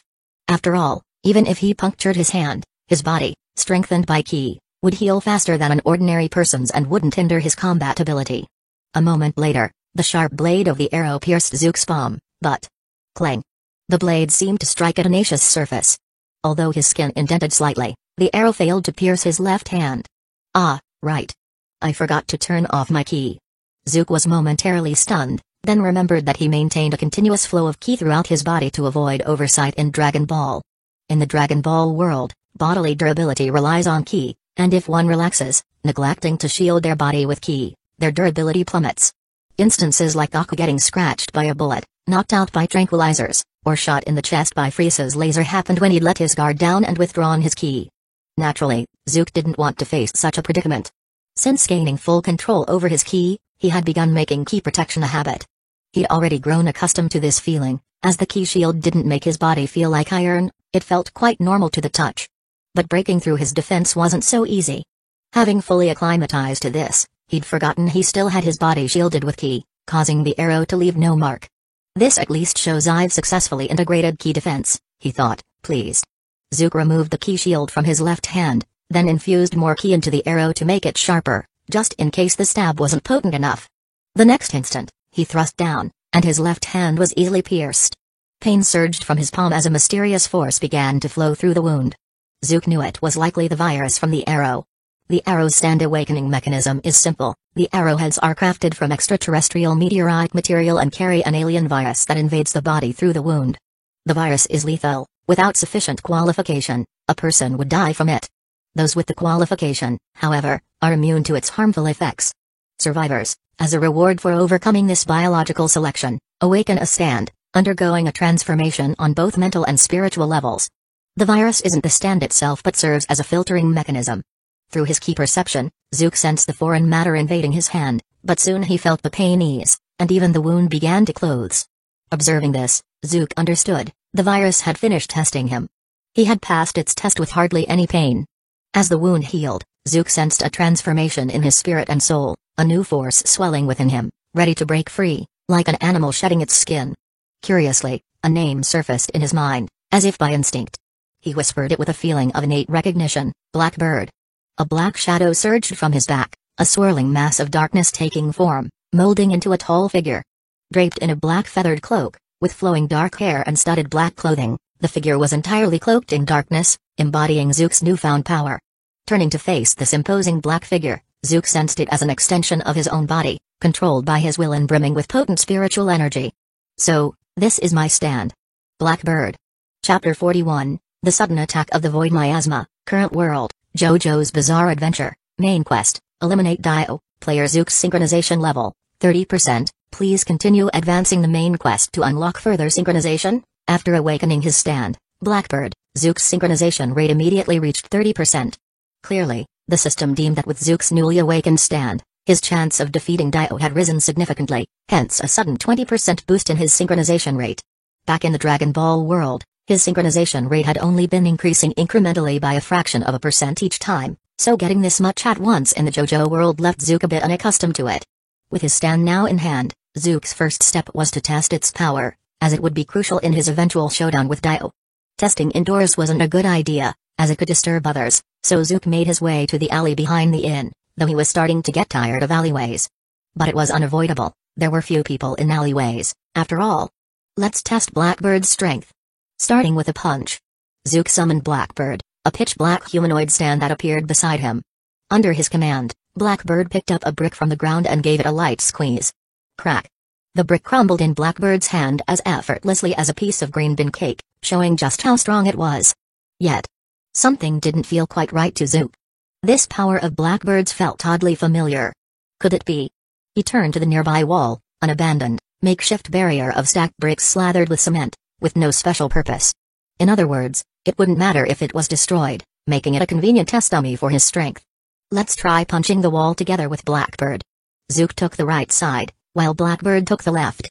In the next moment, both fists smashed into either side of the wall simultaneously, their terrifying force reducing the structure to rubble, scattering stones everywhere. Zook squinted at the debris on the ground, quickly realizing something. So, Blackbird's strength doesn't actually come from its own power, it's a perfect sync with my own physical strength. Zook clenched his fist firmly, and Blackbird did the same. It was now clear to him that both his fist and Blackbird's were brimming with immense strength. This was certainly good news for Zook. If Blackbird's strength were limited like other stands in JoJo's Bizarre Adventure, its maximum power would barely be enough to tear down a building. While the Star Platinum stand is regarded as the pinnacle of stand power in JoJo, it wouldn't fare well in the Dragon Ball world, it wouldn't even make it through the first arc. If Blackbird's power was capped at that level, it would essentially serve as an extension of Zook, able to attack spiritual entities but not much else. In JoJo, a stand that merges with its user usually grants enhanced abilities, but that's not necessarily true for Zook. But now that Zook understood Blackbird's power synchronized perfectly with his own, it meant that as Zook's strength grew from the Dragon Ball world, Blackbird's strength would increase in tandem. Blackbird had become a near-perfect duplicate of his own strength. As long as he had Blackbird, Zook was practically fighting with double the power, a massive advantage in same-tier battles. In the hands of an ordinary person, Blackbird's stats would be low, matching their modest physical capabilities. But with Zook, Blackbird's potential was vast. As long as Zook's power continued to grow, Blackbird's power could follow suit. This way, at least when it comes to strength, Dio and his stand the world aren't an issue anymore. I just need to avoid his time stop and land my punch on his head. Turning back towards the inn, Zook began to contemplate how to approach Dio. To Zook, Dio's vampire regeneration was nothing significant. If he could damage Dio's brain enough, he could shatter his consciousness, leaving him unable to recover in time. Once Zook's punch connected with Dio's head, it would likely shatter most of his brain, and whether he could recover from that was questionable. Compared to Dio, Zook was more concerned about Dio's subordinate, especially his disturbingly loyal follower, Vanilla Ice, whose stand Void Miasma had bona fide spatial powers. In many stories, spatial powers are truly terrifying, often bypassing any defense. Even Zook couldn't take him lightly. At this thought, Zook stopped short. The entrance of the inn he had checked into was just ahead, but something felt off. Through his key perception, Zook sensed an anomaly. When he left, there had been numerous key signatures inside, but now the inn felt completely empty. Having honed his key perception to perfection over the past few days, Zook was certain he wasn't mistaken. It was as if all key signatures within the inn had vanished. Either everyone, including the innkeeper, had left in the brief time he'd been away, or everyone was dead. Cairo was home to Dio, and Zook had recently bought an arrow from Dio's subordinate, Enya. In the original story, Yoshihiro Kira managed to leave Egypt with the arrow, but it seemed things wouldn't go as smoothly for him. Blackbird. At Zook's call, Blackbird appeared instantly, picking up the rock from the ground and hurling it forcefully into the inn's slightly ajar door. With Zook's replicated strength, Blackbird's throw created a fierce friction sound as the rock flew, disappearing midair inside the inn. Seeing this, Zook immediately understood who his opponent was and quickly sidestepped. The next moment, a wave of force grazed past him, leaving a smooth, hemispherical indentation in the spot where he'd stood, as if it had been designed that way. Speak of the devil. Zook examined the smooth indentation. This type of attack could only result from someone erasing a spherical section of space from the area. And the only one capable of such a feat was the one he had just been on guard against, Dio's subordinate, Vanilla Ice. And his spatial erasure stand, Void Miasma. Chapter 42, As long as your fists are hard enough your name. It's Zook, right? In the void, a deep male voice slowly echoed out, and under Zook's gaze, a devilish-looking head gradually emerged in midair ahead of him. This head was part of Vanilla Ice's stand, Void Miasma. The lower half of the stand's body was twisted, shoved into its own mouth. The ability of Void Miasma lay in that gaping mouth, which connected spatial locations and could consume spherical areas of space through this mouth, resulting in a spherical deletion effect.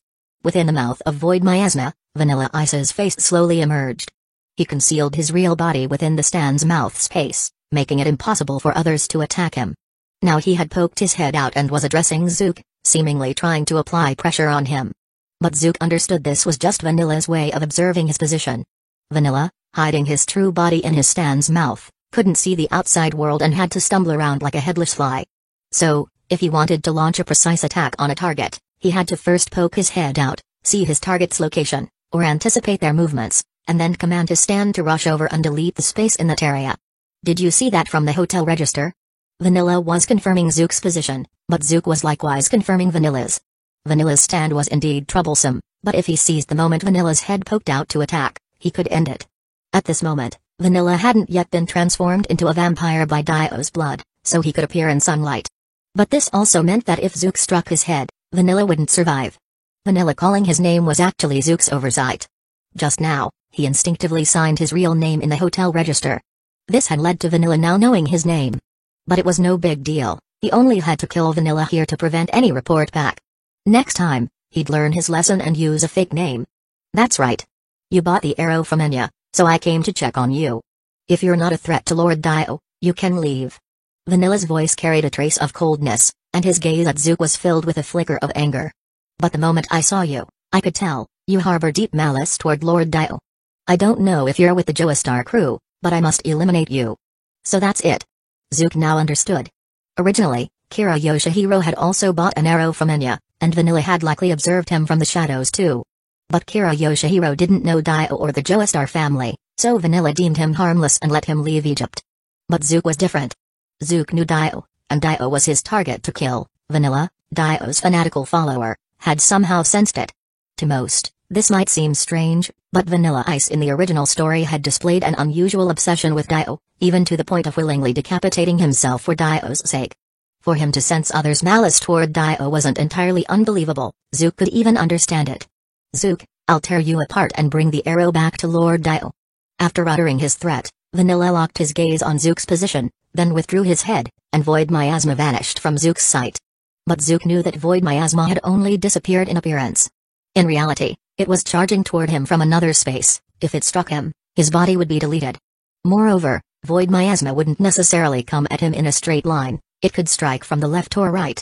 So Zook had to determine its trajectory to avoid its path of deletion. For most, at this moment, it would be a gamble, choosing one of three directions: left, center, or right. But Zook was different. He simply raised his hand and slammed a fierce punch into the ground below. Boom.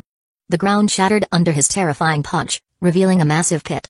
Zook's body fell into the pit as he looked upward. Whoosh. Sure enough, the next instant, the sound of space being deleted came from directly above him, and Void Miasma's head appeared, with Vanilla's face emerging from its mouth, checking if it had struck Zook. However, Vanilla clearly hadn't noticed Zook now lay beneath him. Blackbird. In an instant, the black stand manifested before Zook, delivering a brutal punch toward the Void Miasma above, aiming squarely for Vanilla's head in its mouth. What? However, Vanilla had sensed it just in time.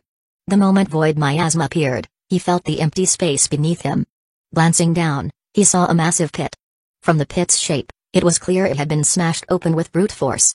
And within the pit, Zook was visible, with his stand, Blackbird, positioned directly beneath Void Miasma, its giant fist about to strike his face. Fear surged through Vanilla. He knew that if struck by the stand's punch, his head would be obliterated, much like the spaces deleted by Void Miasma. Driven by sheer terror and his heightened awareness of danger, he quickly pulled his head back into Void Miasma's mouth. His real body was safe, but Void Miasma's body couldn't retreat back into the other dimension in time. Thud. Blackbird's punch landed squarely on Void Miasma's shoulder, instantly tearing the stand's body apart, and Vanilla's scream echoed from its mouth, "Arg! You bastard!" In the next moment, Vanilla, enduring the pain, commanded Void Miasma to self-consume again, disappearing from Zook's sight, retreating back into the alternate dimension. But lying at the bottom of the pit was an arm and a leg, not Vanilla's limbs, but fragments of Void Miasma, shattered by Blackbird. So the stand's parts were broken. Since the stand's injuries transfer to the user, Vanilla should now be missing an arm and a leg too. Zook glanced at the remnants of Void Miasma at his feet, frowning as he looked at where Void Miasma had disappeared. Too bad I didn't finish him off in one punch. He escaped into the other dimension. No problem, the second punch will settle it. Chapter 43, Unable to satisfy Lord Void Miasma. Damn it, who is this guy? How could he make such a huge crater with one punch? Could he be a vampire like Lord Dio? Inside the Void Miasma, Vanilla's left arm and leg were broken. He gritted his teeth, his gaze filled with hatred towards Zook, as he struggled to comprehend and fear the immense strength Zook displayed when he punched a massive crater into the ground. To him, ordinary people shouldn't have such power. He saw it clearly. Zook only summoned his stand while attacking, meaning that the crater was created by Zook's own strength. Only a vampire like Dio could possess such superhuman physical strength. But even for his revered Lord Dio. Honestly, Vanilla wasn't entirely confident Dio could match that level of power. His rational mind told him that even as a vampire, Dio wouldn't be able to create such a crater with one punch. However, his admiration for Dio prevented him from doubting his lord's power. No matter what he is, he's destroyed this body that lives solely for Lord Dio. I'll erase him completely. He quickly brushed aside these thoughts, replaced by deep-seated anger. He roared, controlling the Void Miasma as it spiraled toward Zook. True, hiding within the Void Miasma's mouth prevented him from observing the outside world with his own eyes, making it difficult to accurately gauge his opponent's position or land a decisive attack. But as long as he carved a large circle in space by spiraling inwards like a mosquito coil, he would trap his opponent within his space deletion. It was as if he had constructed a circular wall of space deletion, continuously compressing this wall inward, making it impossible for anyone trapped within to escape. Seems like he's really been pushed into a corner, attacking me this way so quickly. Standing in the crater, Zook quickly noticed that the surrounding space was frenetically spiraling inwards, deleting massive sections of cement and other objects, which vanished into a different dimension. Nearby, a fire hydrant was half deleted, sending a spray of water shooting out. Part of a phone booth had been erased, revealing its inner mechanisms, and trees by the street were cut in half, collapsing to the ground. Vanilla clearly didn't care if ordinary people noticed the devastation left in his wake. After all, he had already slaughtered everyone in the hotel, showing his total disregard for human life. In the original story, Polnareff, one of the main protagonists, struggled to find a way to counter this technique. But Zook was different. He knew how to break free from this spiraling space deletion. His physical strength far surpassed Polnareff's, and, unlike Polnareff, whose foot was half deleted in the original, Zook was unscathed. With a powerful leap, he could reach a height where Vanilla's deletion wouldn't touch him. Vanilla likely anticipated this, however, he had surely realized that Zook possessed enormous strength and could leap very high, so he might have prepared to prevent an airborne escape. Space deletion really is a troublesome ability. Zook narrowed his eyes as he observed the spherical deletion zone drawing spirals in the air, steadily approaching him. He then looked down at his feet. Beside him lay a severed arm and leg from Void Miasma. Normally, these stand parts would be meaningless to Zook, since a stand is merely a manifestation of mental energy and lacks physical substance. But Zook felt something faintly intuitive. He looked at his companion, the blackbird, who seemed to respond to his thoughts, bending down to pick up the severed arm and leg and placing them into its own pitch-black body. Disappear, Zook. Buzz. The next moment, the spherical space deletion reached Zook's position, erasing a ball-shaped pit from where he stood, a hole even slightly larger than the surrounding deleted area. Perhaps Vanilla's hatred toward Zook had caused the deletion field to grow slightly larger as it wiped out his location. Is he gone? Has he been completely deleted by Void Miasma? The figure of Void Miasma reappeared as the space deletion ended, though it looked more battered now, missing an arm and a leg that it had consumed within its mouth. Vanilla panted heavily, looking around from the mouth of Void Miasma, front, left, right, back, even above and below, but found nothing. It seemed Zook had truly been erased, leaving not a trace. But Vanilla knew that his last attack had hit nothing at all.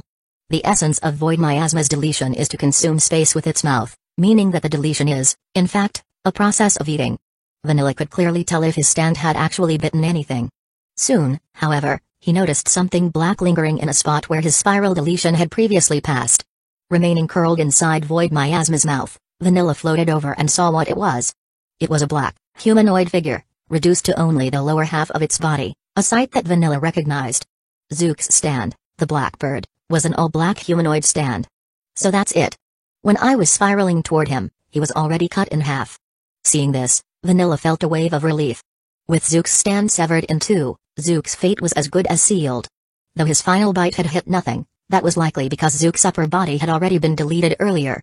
Injury to a stand synchronizes with the user's own body. His Void Miasma had been smashed, costing him an arm and a leg, and he still felt a lingering pain. Humphrey. Damn Zook. Although I couldn't kill him in his most miserable state, his strength was indeed formidable, so perhaps this outcome is for the best. Vanilla poked his head out once more. He seemed so sure of Zook's demise that this time he extended his entire neck out of Void Miasma's mouth. It looked as if he was approaching that half of a black figure, wanting to get a good look at the defeated form of Zook's stand. Even though he didn't know where Zook's body had been flung, seeing his stand's gruesome state was satisfying enough for him. Chapter 44, Blackbird, Void Miasma. Thank you, Vanilla Ice. Just as Vanilla strained his neck to get a better look at the dead body of Blackbird, a hand suddenly shot out from the void, clamping firmly around his throat. With an expression of panic, he was forcibly yanked out from within the Void Miasma. The strength was overwhelming. Vanilla's own efforts to resist were useless, as futile as a bug trying to escape a human's grasp. The gap was insurmountable, and Vanilla, already missing one arm and a leg, was at an even greater disadvantage. This is. Under Vanilla's terrified gaze, the base of the hand that emerged from the void slowly revealed a mass of black material. This substance expanded, gradually taking the form of Blackbird. Meanwhile, Zook stepped forward from Blackbird's shadow. The hand gripping Vanilla's throat was none other than Zook's right hand. Without question, Zook only had to apply a bit of pressure with his right hand, and Vanilla's neck would snap, much like a chicken's neck twisted by a Guangzhou resident. Yet what Vanilla was more concerned about was the way Blackbird had appeared. Your stand's ability, is it? So you've figured it out? Yes, it's the power of your own Void Miasma. Zook's face twisted into a malicious smile. Driven by instinct, he had Blackbird devour part of Void Miasma's limb into its own body. Then he understood, his stand, Blackbird, wasn't just a blank slate copying his own power, it was a stand capable of devouring entities to acquire their abilities. After consuming a part of Void Miasma, Blackbird had gained the ability to connect to alternate dimensions. Now, Blackbird could execute spatial deletion and use dimensional spaces to hide Zook's real body. Naturally, Blackbird could also consume its own form into an alternate dimension, disappearing from others' sight altogether. How? I saw Blackbird's lower half. Bloodshot, Vanilla stared intently at a nearby severed black form, the lower half of Blackbird's body. That black lower half had convinced Vanilla that Zook was dead, which was why he had lowered his guard, extending his neck, only to be grabbed by Zook. What? Don't even recognize the people you killed? With a cold sneer, Zook had Blackbird fling the severed blackened form before them. It was only now that Vanilla saw the truth. This blackened lower half was soaked in black ink. This is the lower half of the innkeeper you killed. His body and a few bottles of ink on the counter were dragged out by the gust of wind when you sliced through space at the inn entrance. Zook regarded Vanilla with calm indifference. You were hiding inside the void miasma, unable to see outside. I used the ink to stain his lower half black and tossed it nearby to lure you out. Vanilla's face turned ashen. He had indeed mistaken the blackened lower half for Blackbird. When he thought he had killed Zook, Zook had, in fact, hidden within Blackbird, using the void miasma's power, waiting for him to expose himself. This can't be. Such an ability. Vanilla's eyes widened as he glared at Blackbird behind Zook, instinctively resisting the idea of such a power. Yet it was a fact, Zook had just emerged from Blackbird. Although Blackbird now wielded void miasma's ability, it did so differently. Unlike void miasma, which engulfed Zook by mouth, Blackbird allowed Zook's body to merge directly into it, like blending into his own shadow. This scene undoubtedly confirmed that Blackbird had indeed acquired the void miasma's power. Vanilla wanted void miasma to erase Zook and Blackbird, but his air-starved brain was losing function as his throat remained gripped. With his vision blurring, he had no strength to control his stand. Void miasma struggled to lift a hand behind him but soon went limp. Thank you, Vanilla Ice. You helped me discover Blackbird's true power and gifted me the crucial ability of spatial deletion. I'll remember your contribution. Zook stared coldly at the pale-faced Vanilla Ice. His assumption was now confirmed. Vanilla hadn't yet been turned into a vampire by Dio. Now, I'll use a familiar power to deal with you, Blackbird, Cream. Blackbird extended its hands, grasping Vanilla's head. In an instant, spatial distortion surged forth. You bastard. Ah. Vanilla let out one final, furious roar, realizing his ultimate fate. Buzz. In the next moment, the force of spatial deletion took effect, causing Vanilla's body to vanish instantly, leaving behind only a few severed limbs on the ground. If one were to piece together these remnants, it would become clear that Vanilla's body had been erased by a spherical spatial void, with smooth, curved stumps marking where he'd been severed. Even with Vanilla dead, his stand hasn't fully dissipated? After completely dealing with Vanilla, Zook looked toward void miasma. Vanilla's strange stand had not yet vanished but floated idly in place. Similar instances were seen in the original, like how Fatty's stand held out just long enough after his death to deliver clues about the killer. Well then. Blackbird, devour it. Perhaps after fully consuming it, you'll obtain a more complete ability. Following his waste not principle, Zook directed Blackbird to devour the remaining fragments of void miasma. With each bite, Zook felt his grasp on spatial deletion deepen. Vanilla Ice was Dio's loyal servant, one of the most troublesome henchmen at his side. Normally, his presence would make fighting Dio significantly harder.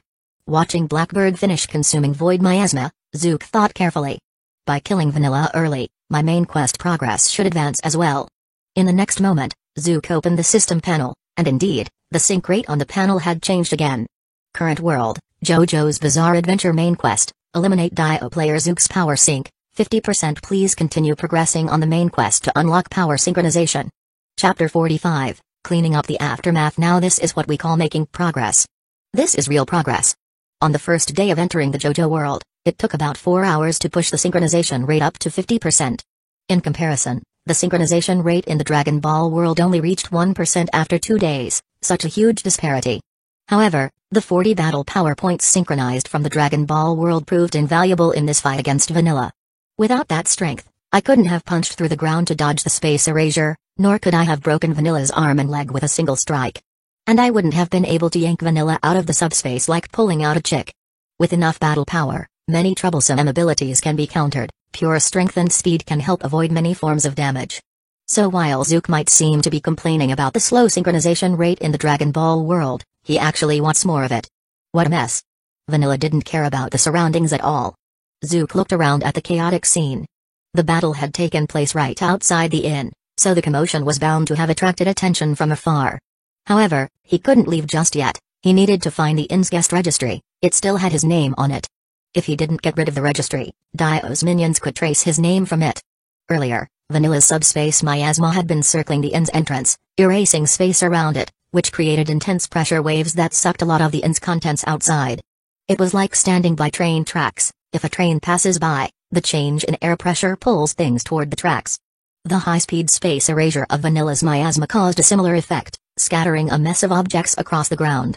But this effect also conveniently pulled out the innkeeper's half-torn corpse, giving Zook the idea to use the body to lure Vanilla in. In a way, Vanilla set up his own trap. Got it. It wasn't shredded by the subspace miasma. Glad I didn't take my chances. After a few minutes of searching, Zook found the registry next to the sliced-in-half phone booth. Whether by luck or something else, the registry hadn't been fully erased by the miasma, just a corner, like it had been clipped with scissors. Zook opened the registry, tore out the page with his name on it, and tossed the book on the ground. He had briefly thought, with so much shredded by the miasma, maybe the registry was destroyed too, but luckily he checked anyway. Sensing people approaching, Zook summoned his blackbird, merged his body into its dark shadow, and finally had it slip into the subspace, disappearing from sight. The subspace miasma's ability to conceal him in a hidden dimension was indeed a highly effective way to evade detection. Dio. Lord Dio. It's my fault. An hour later, in Dio's mansion, Enya was kneeling before him, her face full of terror as she pleaded with him in a wretched, panicked voice. The tragedy at the small town inn on the outskirts of Cairo had already reached Dio and Enya's ears. What looked like a horrific massacre at the inn should be the concern of Cairo's police, not Dio and Enya. But the feedback from the scene described a mystery. The ground seemed as if it had been carved by a highly sharp, spherical object, and nobody could find where the missing chunks of cement had gone. It was unmistakably the work of Vanilla Ice's void miasma. And now, Vanilla Ice hadn't returned. He clearly fought at the inn's entrance, yet hadn't returned to Dio's side. For Dio's fanatical devotee, this was nearly unthinkable. The only explanation was that Vanilla Ice was dead. No matter how fanatically he worshipped Dio, a dead man couldn't return to pay his respects. Hearing this, Enya was naturally the most terrified of all. Vanilla's mission had been to monitor the location of the arrow she sold and ensure it wouldn't bring trouble to Dio. The outcome was obvious. The youth who obtained the arrow was indeed a massive problem. Upon awakening his stand, he'd killed the terrifying Vanilla Ice. Vanilla is dead. Such a pity. He was so loyal to me, a truly useful subordinate. From his bed, shrouded in shadow, Dio's voice was low and emotionless. Before encountering the Joestar family, Dio was always calm and cold-hearted. Only when he encountered the Joestars did he become increasingly unhinged, unlike his usual, solitary demeanor. Raise your head, Enya. Vanilla's death is unimportant. What's important is the boy who bought the arrow from you. What information do you have on him? Though Dio regretted Vanilla's death, he wouldn't mourn it. After all, Vanilla was merely a subordinate, and he wouldn't feel sorrow over a subordinate's death. What truly concerned him now was the boy Enya mentioned who had bought the arrow, Zook. Enya had told him that the youth who bought the arrow had an Asian appearance, which made him think of the Joestar family headed to Egypt. Kajo Jotaro, for instance, was Japanese, so this Asian-looking youth might be connected to him. I don't know. Enya's face showed panic and anxiety, fearing Dio's anger. For the worshipful Enya, losing Dio's trust was a devastating blow. Though she had sold the arrow to Zook, she indeed knew nothing about him. In fact, Vanilla's mission had been partly to gather more information on Zook for her. Vanilla had succeeded in confirming Zook's name from the inn registry. But he hadn't been able to report this before Zook killed him. Later, although someone did find the inn's registry, Zook's name was already removed, leaving Dio and Enya with nothing to go on. As for fingerprint identification, well, it was the 80s. Zook knew this well, which was why he didn't worry about leaving his fingerprints on the registry. Chapter 46. The biggest obstacle is finding the person. This isn't it either. Damn it, which house is Dio's? Standing in the middle of Cairo's city center, Zook looked at the house in front of him, a cheap hat from a roadside stall covering most of his face, his expression filled with frustration. After dealing with Vanilla Ice, Zook began searching for Dio's residence. But once he started, he realized there were so many similar houses in the city center of Cairo. To avoid being recognized by Enya, Zook wore the hat, casting a shadow over most of his face. This way, Dio's other subordinates, who only knew him as an Asian boy, wouldn't recognize him. But even with a good disguise, it didn't mean much, as his main mission wasn't hide from Dio's minions for 4 hours, it was to defeat Dio. The problem was that he'd already spent hours wandering around Cairo's city center. Seeing that the 8 hours in JoJo's world were almost up, he still hadn't found Dio's house. It couldn't be helped, there were too many similar-looking houses in central Cairo. Dio's mansion style wasn't particularly unique, and the streets were lined with similar houses. And Zook couldn't confirm which houses actually had Dio inside. The only thing he could do was to stealthily use his Blackbird, Void Miasma ability to sneak in and check. Since Blackbird, Void Miasma deletes space while moving through it, he had to control it carefully to avoid accidentally removing any load-bearing beams. After all, he was here to find Dio, not to demolish the Cairo city center. With such a cautious infiltration approach, his progress was predictably slow.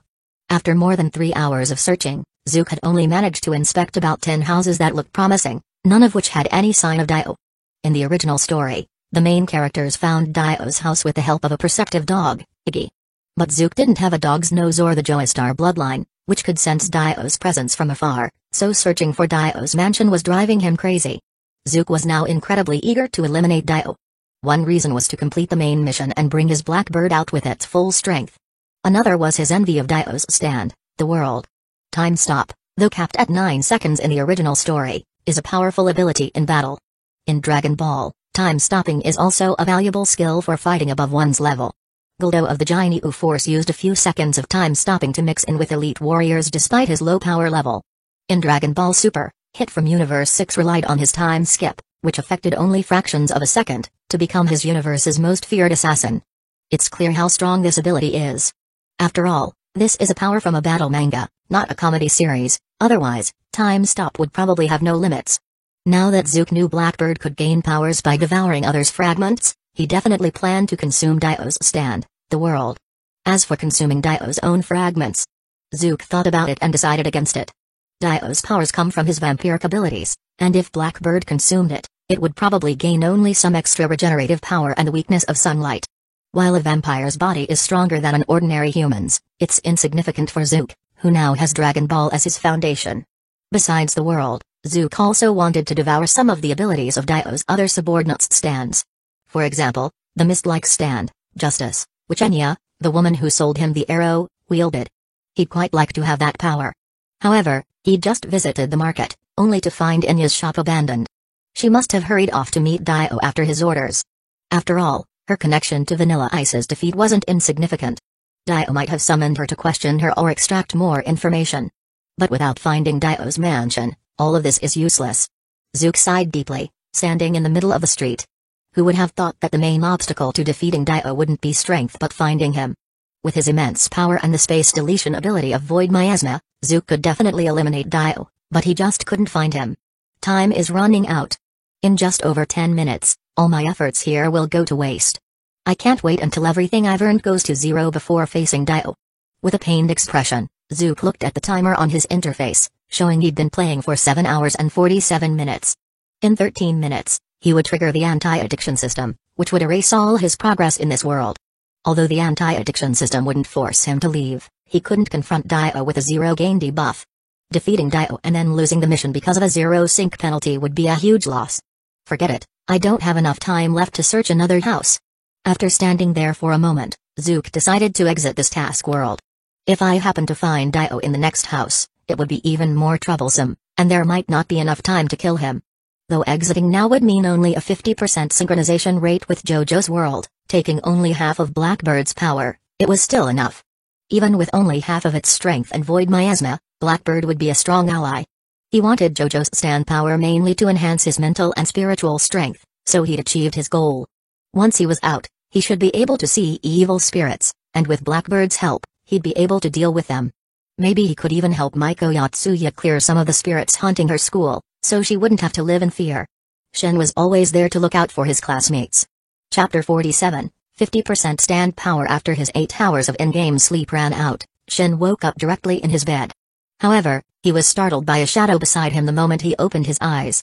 Upon closer inspection, he realized that a sinister spirit was standing by his bedside. Much like the spirits seen by Miko Yotsuya, this dark specter had a twisted form, barely resembling a human, as if composed of tangled black lines. Sensing that Shin was looking at it, the spirit suddenly turned its head toward him. It was only then that Shin figured out where its head was. "Can you see me?" Shin didn't bother replying. He simply summoned Blackbird behind him and threw a punch. The specter's form shattered instantly, crushed into pieces by Blackbird's strike. These spirits might look intimidating, but they only pose a threat to ordinary people. As long as one has a way to hit them, Shin's strength could easily deal with them. Didn't expect an actual spirit in my home. Damn, could this place be a haunted house? Watching as the spirit dissolved into a cloud of black mist and vanished, Shin's expression became slightly complicated. When he left the game, he had wondered if his stand would allow him to see spirits in the real world. He even suspected he'd encounter one soon. It happened sooner than expected. The first spirit he saw was in his own room. Spirits typically come from lingering souls of the deceased and are more commonly seen on the streets. Finding one in his own room, Shin could only suspect that this house might have originally been haunted. Alternatively, someone might have died here long ago, and then a house was built on the site, trapping the spirit inside. After checking every room in the house and confirming that no other spirits were present, Shin finally relaxed. Even though he was sure, thanks to Blackbird's recent attack, that spirits posed no real threat to him, having too many around would still feel unsettling. In fact, just having one spirit around was already quite unpleasant. The Blackbird I brought into the real world. Shin glanced at Blackbird, floating behind him. Blackbird wasn't a stand with a mind of its own, it moved solely by Shin's will. Due to the 50% sync rate with the JoJo world, Blackbird's strength was slightly reduced to around half of Shin's own power. But even half that power was still strong enough. Just now, Blackbird's single punch was too much for the spirit to withstand. And Blackbird, Void Scrape. Under Shin's control, Blackbird reached out and picked up a teacup from the table, activating the Void Scrape ability acquired from Vanilla Ice. Buzz. With Blackbird's hand at the center, a spherical area of space was erased. The teacup in Blackbird's hand vanished without a trace. Although only 50% of the stand's strength was synchronized, its spatial ability seems almost unaffected. Maybe spatial abilities have a constant effect. Watching the teacup disappear, Shin pondered. While Void Scrape is a powerful spatial skill, it has a limitation: it can only erase space at close range. Void Scrape's spatial deletion centers on itself, erasing a spherical area, and Blackbird naturally inherits this trait. In contrast, the stand Space Bomb from Part 4 can delete space from a distance with a swipe, potentially making it more practical than Void Scrape. Though Space Bomb can't hide someone in a pocket dimension, it's otherwise an upgraded version of Void Scrape. That reminds me, I wonder what happens after completing the main quest in this world. Will a new main quest appear? Thinking of Part 4's stand abilities sparked Shin's curiosity about what happens after completing his main quest. If everything goes as expected, the main quest of JoJo Part 3, defeating Dio, should be completed within the next couple of days. But will the JoJo world remain unused after that? Maybe a new main quest will appear? That will only be known after the current one is completed. Shin, you look a bit tired. After arriving at school, Shin sat in his usual seat. Almost immediately, Megumi Kato, who sat in front, turned around and looked at him with curiosity. Do I? Shin froze and touched his face instinctively. He didn't feel tired at all, so he wasn't sure how Megumi noticed. Well, it looks like you were fighting your way to school. Megumi smiled and offered an oddly accurate description. Hearing this, Shin couldn't help but recall his commute to school. Indeed, he encountered several spirits on his way. Some were merely wandering on the roadside, but a few oblivious ones approached him directly. They kept asking, "Can you see me?" and even reached out to him. One of them even stuck out its tongue. Unable to bear it, Shin used Blackbird to punch each one, with the tongue wagging one erased by Void Scrape. Fortunately, Blackbird could use Void Scrape with its hand, not its mouth. Otherwise, he'd find it really off-putting. So, in a sense, he was indeed fighting his way to school, though it was the spirits on the receiving end. Megumi, are you perhaps some sort of medium? Because of her uncanny description, Shin couldn't help but wonder if Megumi had seen something on her way to school. What do you mean? Megumi tilted her head, seemingly oblivious to the precision of her previous words.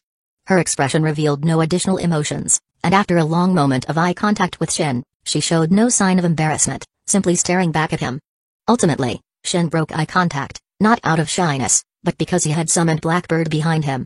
Blackbird brought a spirit from the playground, yet Megumi continued looking at Shin, without reacting to Blackbird or the spirit. So Shin chose to believe that Megumi was still just a regular girl, then looked away and instructed Blackbird to crush the spirit it had brought. Chapter 48, quite a busy weekend today was another peaceful day. Shin spent nearly the entire day studying and chatting with Megumi Kato. Interestingly, Akagi didn't came to bother him today. It seemed Akagi was anxious about his date tomorrow. Seeing his expression made Shin feel amused. Such peaceful moments were what Shin needed, a break from the tension he felt in the Dragon Ball and JoJo worlds. The tranquility here allowed him to unwind a bit. If he were fighting in the Dragon Ball world, then fighting in the JoJo world, and still had to battle in the real world, who could handle that? By the way, are you free this weekend, Shin-chan? As the school day was ending, Megumi Kato turned around to ask Shin. Since the weekend was just around the corner, many students in the class were already making plans to hang out. With his enhanced senses from Ki, Shin's hearing had also significantly improved. Even without trying, he overheard various classmates' plans to go out and have fun over the weekend. However, what surprised him a bit was that Megumi Kato also asked if he was free this weekend. Was she planning to invite him out? Shin stroked his chin, realizing he was getting more chances to interact with girls lately. That angel of healing in the online game could also be considered a girl, and she was planning to ask him to play games over the weekend. Even if it's just for gaming, it's still a date, right? Well, I do have some things planned for the weekend. Unfortunately, while Megumi rarely invited him, Shin's weekend was already booked with Yukino Shida. Although he was closer to Megumi than to Yukino, he had already agreed to help Yukino, and he wasn't one to go back on his word. This weekend, he'd let Yukino take the lead. Do you need something, Megumi? If you need help, I might be able to find some time on Sunday. Of course, Shin wasn't sure if Megumi was asking because she needed his help, so he added the offer. Saturday would be packed, but on Sunday, he'd only be going to the kendo dojo with Yukino, which shouldn't take too long. If he wanted, he could still make plenty of time to spend with Megumi on Sunday. I see. If you're busy, that's okay. Maybe next time. Megumi's expression remained calm. It didn't seem like she was too disappointed about not being able to meet up with Shin, but what she truly felt was anyone's guess. Before Shin could exchange more words with her, Shizuka Hiratsuka, who routinely came to the classroom to make announcements after school, spoke up. Shin came to my office after school. Huh? Shin was caught off guard. It was his first time being singled out by Shizuka Hiratsuka. Normally, he kept a low profile at school, and even if a girl confessed to him occasionally, his responses were always mild. If he had to define his role, he was a reasonably handsome, above-average student, nothing extraordinary. Although Shizuka Hiratsuka cared about her students, it wasn't enough to meddle in the life of a student who stayed out of trouble. So being called in like this was unexpected. You're here. After school, Shin opened the door to the teacher's office, finding Shizuka Hiratsuka waiting for him. Yes, I'm here. Is there something you need, Miss Hiratsuka? Shin nodded, glancing around the room. Other than Shizuka Hiratsuka, the office was empty. It looked like the other teachers had gone home. Some teachers also worked as club advisors, so they might have gone to their clubs. On his way to the office, Shin had tried to recall if he'd done anything recently that warranted being called in, but he couldn't think of anything. He believed he'd acted normally and hadn't written any overly sentimental essays or anything. Shizuka Hiratsuka was a caring teacher, but Shin didn't think he was someone she'd need to single out for special attention. You and Yukino have been getting along lately? With Shizuka's question, Shin immediately realized why she'd called him in. It was about Yukino Shida. While Yukino was an excellent student, her personality had always been a concern for Shizuka, so she kept a close eye on her. Seeing Yukino's solitary behavior, Shizuka had thought of many ways to help her, but nothing seemed to work. Recently, however, she'd heard that Shin and Yukino were spending time together. Although she knew the soccer team guys probably exaggerated, they likely hadn't made it up out of thin air. So, Shizuka had called Shin here to understand what was going on between him and Yukino. Oh, so that's what it's about. Shin understood and, without hiding anything, explained how Akagi had brought him to the service club, and how Yukino had roped him into her scheme. After listening to Shin's story, Shizuka understood the situation better. As she suspected, the soccer guys had exaggerated. Shin and Yukino weren't quite at the about-to-start dating stage they'd hinted at. To Yukino, Shin was more like a temporary assistant helping her fulfill her club requests. While Yukino's intention with the service club is to help others, she doesn't mean to manipulate everything herself. Shizuka understood Yukino's character well. She was perceptive about people, and Yukino's older sister was also someone she had ties with. This plan is less about helping Akagi pursue Tamiya, and more about nudging them to change their personalities. Hearing this, Shin pondered for a moment. It made sense. Yukino's goal seemed to be less about achieving specific outcomes for others and more about helping them grow along the way. The final outcome of Akagi and Tamiya's relationship might not matter as much to Yukino. What she truly cared about was whether they could overcome their self-limiting behaviors during the process.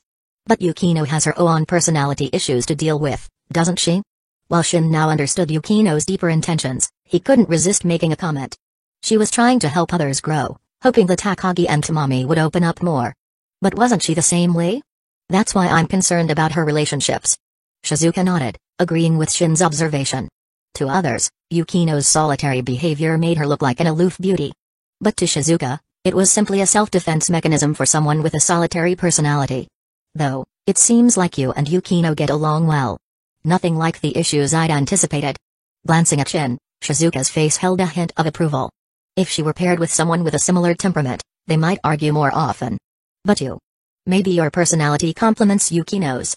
Chapter 49, Shared Umbrella. After confirming the relationship between Shin and Yukino Shita Yukino, Hiratsuka Shizuka let Shin go. It didn't play out like in the original story, where Hiratsuka pressured Hikagaya Hukaman to join the service club. Since Shin didn't exhibit problematic behavior, he wasn't a problem child in need of reform through club activities, unlike Hikagaya. However, Hiratsuka was a little curious to see if Yukino Shita's personality might change because of Shin. Leaving the office, Shin returned to the classroom to grab his bag and head home to play video games. The classroom was nearly empty. Even the class monitor had completed their duties and left while Shin was talking to Hiratsuka, which surprised him. It seemed like lately, the monitors had been slacking more, even leaving the blackboard partially cleaned, which explained their early departures. But as he reached his desk, Shin realized he wasn't alone. Back already? Megumi sat quietly at her desk, smiling up at Shin as he entered. To be honest, if not for the ordinary setting of the classroom, Shin might have felt like he was seeing a girlfriend waiting for her boyfriend to return. Though he studied her expression, he couldn't quite figure out what she was thinking. Yeah, I just spoke with Miss Hiratsuka for a bit. Why are you still here? Shin nodded, grabbing his bag and curiously glancing at Megumi. She didn't belong to any clubs and rarely socialized with other classmates, so she typically went home right after school. Could she have been waiting for him? Didn't you notice, Shin-chan? It's raining outside, Megumi said, lifting her right hand slightly to show a folded umbrella she held. Did you bring an umbrella, Shin-chan? Shin blinked, looking out the window. Since his seat was by the window, he saw the light drizzle that had started. Outside, some students with umbrellas walked toward the school gates, while those without umbrellas ran out with their bags over their heads. Actually, even if he didn't have an umbrella, Shin could avoid getting wet by using his Blackbird Oro to shield himself. Besides, he had an umbrella in his bag. Looks like I forgot it. Still, since Megumi had waited here just for him, he felt that admitting he had an umbrella would spoil the moment. Well, I guess there's no other choice then, Megumi said, smiling knowingly, as if she'd expected this answer. I brought an umbrella, so let's share it and head out together. Even with his heightened sense of energy perception, Shin couldn't read her thoughts, as if everything was unfolding exactly as she'd planned. However, based on techniques he knew from the Dragon Ball world, there were ways to read minds using ki, a technique both Master Roshi and Son Goku had shown. But Shin didn't know any of these turtle school techniques yet, nor did he think it was appropriate to use them on Megumi. As they walked together to the school gate, Shin noticed something odd. Megumi's subtle presence seemed to make him blend into the background, so much so that no one greeted him on their way out. Usually, he would exchange a nod or hello with classmates, but today, a few he knew walked past him without a glance. Shin didn't mind, though. Which way is your house, Shin-chan? At the gate, Megumi opened the umbrella, a bit small, but enough for the two of them to share. In Japan, walking together under a shared umbrella is called an iigasa, and it often implies a romantic bond. Occasionally, people draw iigasan on the blackboards, pairing friends' names under it as a joke. This way, Shin said, pointing to the left, glancing at Megumi, who should know what it meant to share an umbrella with a boy. Megumi, however, looked unfazed, as if sharing an umbrella wasn't a big deal.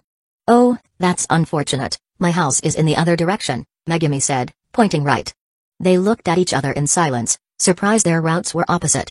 But after a moment's thought, Megumi suggested, with an uncharacteristic decisiveness for most girls, then I'll walk you home first, and I'll head back afterward. Huh? Isn't that a bit odd? Shin hesitated. It was hardly traditional to have a girl walk him home. If anything, he should see her home and then return with her umbrella, bringing it back on Monday since tomorrow was Saturday. This is my umbrella, so let's go with my plan, Megumi said, meeting his eyes with a rare firmness that left Shin no room to argue. What else could he do? Shin accepted her suggestion. Fortunately, his apartment wasn't far from school, so they reached it in just over 10 minutes, chatting along the way. This is where I live, Shin said, nodding toward the apartment building. This was the first time he'd walked a classmate home, and Megumi was the first girl to learn where he lived. Out of courtesy, he reflexively asked, would you like to come up? Though just a polite remark, Shin was surprised when Megumi, instead of turning him down, nodded earnestly. Then I'll take you up on your offer. Chapter 50, Preparing for the Harvest. Sorry, We don't usually have guests over, so there's no tea or soft drinks, only water. Shin placed a glass of water on Megumi Kato's table, explaining apologetically. He hadn't expected that Megumi, upon his casual invitation, would come over so trustingly and follow him home without hesitation. No one else usually visits? Perhaps it was his imagination, but Shin felt that Megumi's expression brightened slightly upon hearing that he lived alone. It's fine. Water is enough. I don't really like soft drinks, anyway. Shin couldn't tell if this was Megumi's actual preference or just a considerate gesture to avoid making him feel bad. There's not much to do around here, and I don't have family or siblings. Shin sat across the table, watching as Megumi sipped her water slowly. But you should be more cautious, Megumi. A girl your age shouldn't be so quick to accept an invitation from a guy. It's fine, I'd only agree if it were you, Shin-chan. Megumi gently shook her head and looked at him calmly, saying something that could easily be misunderstood. Had Shin's mental age not been more mature, he'd likely be blushing from her words right now. After all, hearing something like that at his age wasn't typical. Ahem. You know, words like that are easy to misinterpret. Shin cleared his throat, trying to dispel his slight embarrassment. But isn't this out of your way? Coming here might take a while, wouldn't your family worry? They won't, she said, waving her phone at Shin, showing him the chat window on her screen. My family trusts me, and no one usually notices me anyway, so there's no worry about any danger. Shin remembered seeing Megumi on her phone when they came in. It looked like she informed her family just then. He wasn't sure if she'd told them she was going to a guy's house, but if they were still comfortable with it, then her family was indeed quite trusting. Shin-chan, do you always live alone? Setting down her glass, Megumi looked at him with curiosity. Although they'd been talking a lot recently and gotten to know each other somewhat, they hadn't delved into personal details like family matters. Yeah, I've been alone as far back as I can remember. Shin answered plainly, with no trace of sadness. He'd arrived in this world alone, with money and a place already waiting. I see. Sorry. Megumi apologized immediately, as politely as anyone from Japan typically would after finding out someone was an orphan. It's nothing to feel sad about, living alone has its perks. Shin shook his head. One day, you'll probably live separately from your family too. I've just gotten there a bit earlier. Maybe a little early, she teased, relieved by his unconcerned response. But I do sometimes think about it, having a space of my own. Although she had her own room at home, it was still under her parents' oversight. Like most young people, Megumi had moments when she wished for more freedom. Now that I think of it, does Shin-chan's place have any spare rooms? Shin raised an eyebrow at her question, as it seemed to come out of nowhere. Well, yes. This apartment was designed for multiple occupants, so there's a guest room and a second bedroom. He took a sip of water and nodded. They haven't been used in a long time, though, so they're probably quite dusty. I see. Megumi nodded, smiling faintly as if something had crossed her mind. Half an hour later, Shin watched as Megumi left his place. Despite her accepting his invitation so easily, Shin hadn't expected much beyond that. They'd only known each other a few days, and he figured that if he wanted to develop things further with Megumi, there was plenty of time. Rushing things and scaring her off would do more harm than good. Although Shin had a lot of power, he preferred to unleash it in the mission worlds rather than in real life. If he let his desires loose in both realms, he'd just be a beast driven by his impulses. In reality, his powers mostly just made life more comfortable, they weren't for becoming some ruthless monster. In the mission world, though, he could let go a bit more. Enjoying both battle and the day-to-day was the only way to live a balanced life. Tonight's mission world was likely the JoJo world. If everything went according to plan, he'd complete the main storyline there. With the Void Miasma ability he'd acquired, Dio was no longer a threat to Shin. Covering himself in ki, Shin could endure a full 9 seconds of Dio's attacks without taking damage. And Shin could use his punches or spatial rifts with Void Miasma to deal actual harm to Dio. In fact, the threat of Void Miasma was even greater than Dio's, and Shin had already taken care of that last night. A mini-boss like Vanilla Ice accounted for 20% of the main storyline progress toward defeating Dio, which showed how much the system acknowledged his threat level. As Dio's die-hard fan, taking up 20% of the mission progress for his defeat. Vanilla Ice, you can be proud of that, can't you? Chapter 51, The High School Girl Squatting on the Street Corner. Angel of Healing, you've been logging in later and later recently. Everything okay? After Megumi Kato left, Shin logged into the online game as usual, only to receive a message from the Angel of Healing. Due to entertaining Megumi Kato, Shin logged in a bit later than usual, which the Angel of Mercy immediately noticed. Zook, a friend came over, so I spent some time with her. What's up? You even have my login times memorized? Shin didn't hide it from her. After all, They were separated by a screen. There was no way the Angel of Healing could do anything with the fact that he had entertained a friend, right? Still, it seemed this Angel of Healing really admired his skill if she remembered his usual login times. From another angle, it was clear she was quite the online gaming addict, paying such close attention to a teammate's login times. One wonders if she's ever this dedicated in real life. Angel of Healing, you do seem busier lately. Are you seriously turning into a normie? Don't. If so, I'd be losing a powerful teammate. The game Shin was playing was a classic Japanese MMORPG with both pay-to-win and skill-based elements. Due to family reasons, Shin didn't spend money on the game, relying solely on his skill, so the Angel of Healing hoped he'd remain her teammate. Zook, not a chance. Gaming is one of the few hobbies I have, so I'll definitely keep playing. In the past, gaming was Shin's only hobby, but now he had a new source of excitement. That was the Dreamlike Infinite Horror VR game. After experiencing a few battles, Shin had to admit that online games just didn't compare to real combat. Late into the night, after dazzling his online teammates with impressive moves enhanced by his powerful reflexes, Shin logged out of the game, satisfied. The combat skills he'd synchronized from the Dragon Ball world had given him an all-around boost. His reaction speed was now quick enough to catch a bullet, making games feel like a piece of cake. Though he had no intention of bringing his violent combat skills into reality, it wasn't like he had to keep pretending to be weak, either. The enhanced strength helped him improve his everyday life. Well, it's time to freshen up and rest. Let's aim to clear JoJo's world tonight. Standing up, Shin headed to the bathroom before jumping back into the JoJo mission world. With his stand Blackbird and the spatial ability Void Miasma, there was no longer any significant threat left for him in JoJo's world. His only obstacle now was locating Dio's mansion. With 8 hours ahead and 4 hours already spent narrowing down locations yesterday, there wasn't much ground left to cover. He was sure he'd find Dio's mansion within these 8 hours. Just as he was about to head downstairs, Shin noticed a massive dark shadow slowly moving along the street through his window. It was a gigantic spirit. For an average person, the sheer presence would have been overwhelming. Of course, for Shin, such a spirit posed no threat. If he wanted, Blackbird could punch it to dust in one go. That morning, on his way to school, he had shattered several spirits using Blackbird, learning that despite their intimidating appearance, they were surprisingly easy to dispel. Though he wasn't sure if they were inherently fragile or if his combat power had simply made them seem that way. Should I deal with it? Honestly, seeing such a massive spirit wandering around didn't initially make Shin want to intervene. After all, spirits were everywhere in this world, he'd already passed several on his way to school. If he dealt with every single one, he'd have no time left for anything else. However, when he saw the spirit stop in the street, he decided to take action. He was a bit of a neat freak, and having such an unpleasant entity right outside his window wasn't exactly comfortable. He enjoyed his life in this everyday world. If he ignored it, tomorrow when he opened the window to greet the sunrise, he'd see this ghastly spirit in the street below. That would likely ruin a good mood he'd get from clearing JoJo's world. Okay, honestly, he was looking to blow off some steam too, so this spirit might as well be a punching bag. Since it was already late, and the streets were empty, Shin couldn't be bothered with the stairs and just leapt out of the window. With a controlled use of his ki, he landed without making a sound. The stand Blackbird was fused within him. The night sky was misty with drizzle. Although he'd take a bath later, he wasn't fond of getting soaked. So, Blackbird activated Void Miasma, and the rain within a spherical radius around Shin vanished, sucked into a dark alternate dimension.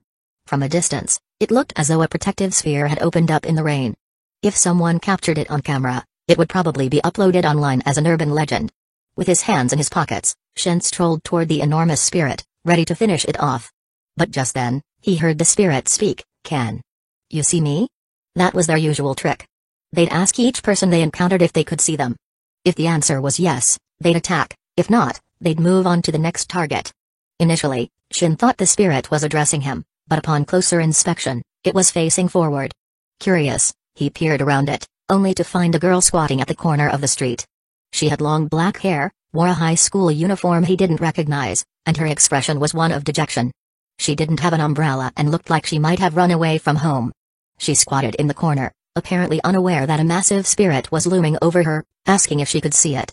Chapter 52, Picking Up a High School Girl. The existence of evil spirits is visible only to a few, and even Shin could only see them after obtaining his stand. The high school girl crouching in the rain on the street corner clearly couldn't see it, so the monstrous spirit's voice didn't make her look up. "You can see me?" The giant spirit didn't seem willing to give up on pestering her, so it spoke again, hoping for a response. However, the girl continued crouching, looking despondent, like an abandoned pet, without any reaction to the spirit. Eventually, realizing that the girl couldn't see it, the spirit gave up and turned to leave. If nothing unexpected happened, it would likely go on to pester the next person it saw. But just as it turned, a fist descended with a powerful blow. Compared to the enormous spirit, the fist was modest, about the size of an ordinary person's. Yet, it contained immense power, ripping the spirit's body apart instantly, forcing it to emit a horrific scream. Under Shin's cold gaze, the spirit shattered, dissolving into black smoke and vanishing into the air. These spirits might be large, but they were fragile, breaking with just one punch from his stand. Originally, he thought using them as punching bags would be a good way to vent some excess energy, but it seemed even these spirits were unqualified for that. Looks like only Dio from the JoJo universe could serve as a proper punching bag. Although it was just a simple punch, it was one with 40 combat power. While it didn't create enough noise to disturb the nearby residents, the girl crouching on the street clearly heard the near sonic boom. She looked up, surprised to see Shin. She seemed puzzled about why there was a guy out on the street in the middle of the night without an umbrella.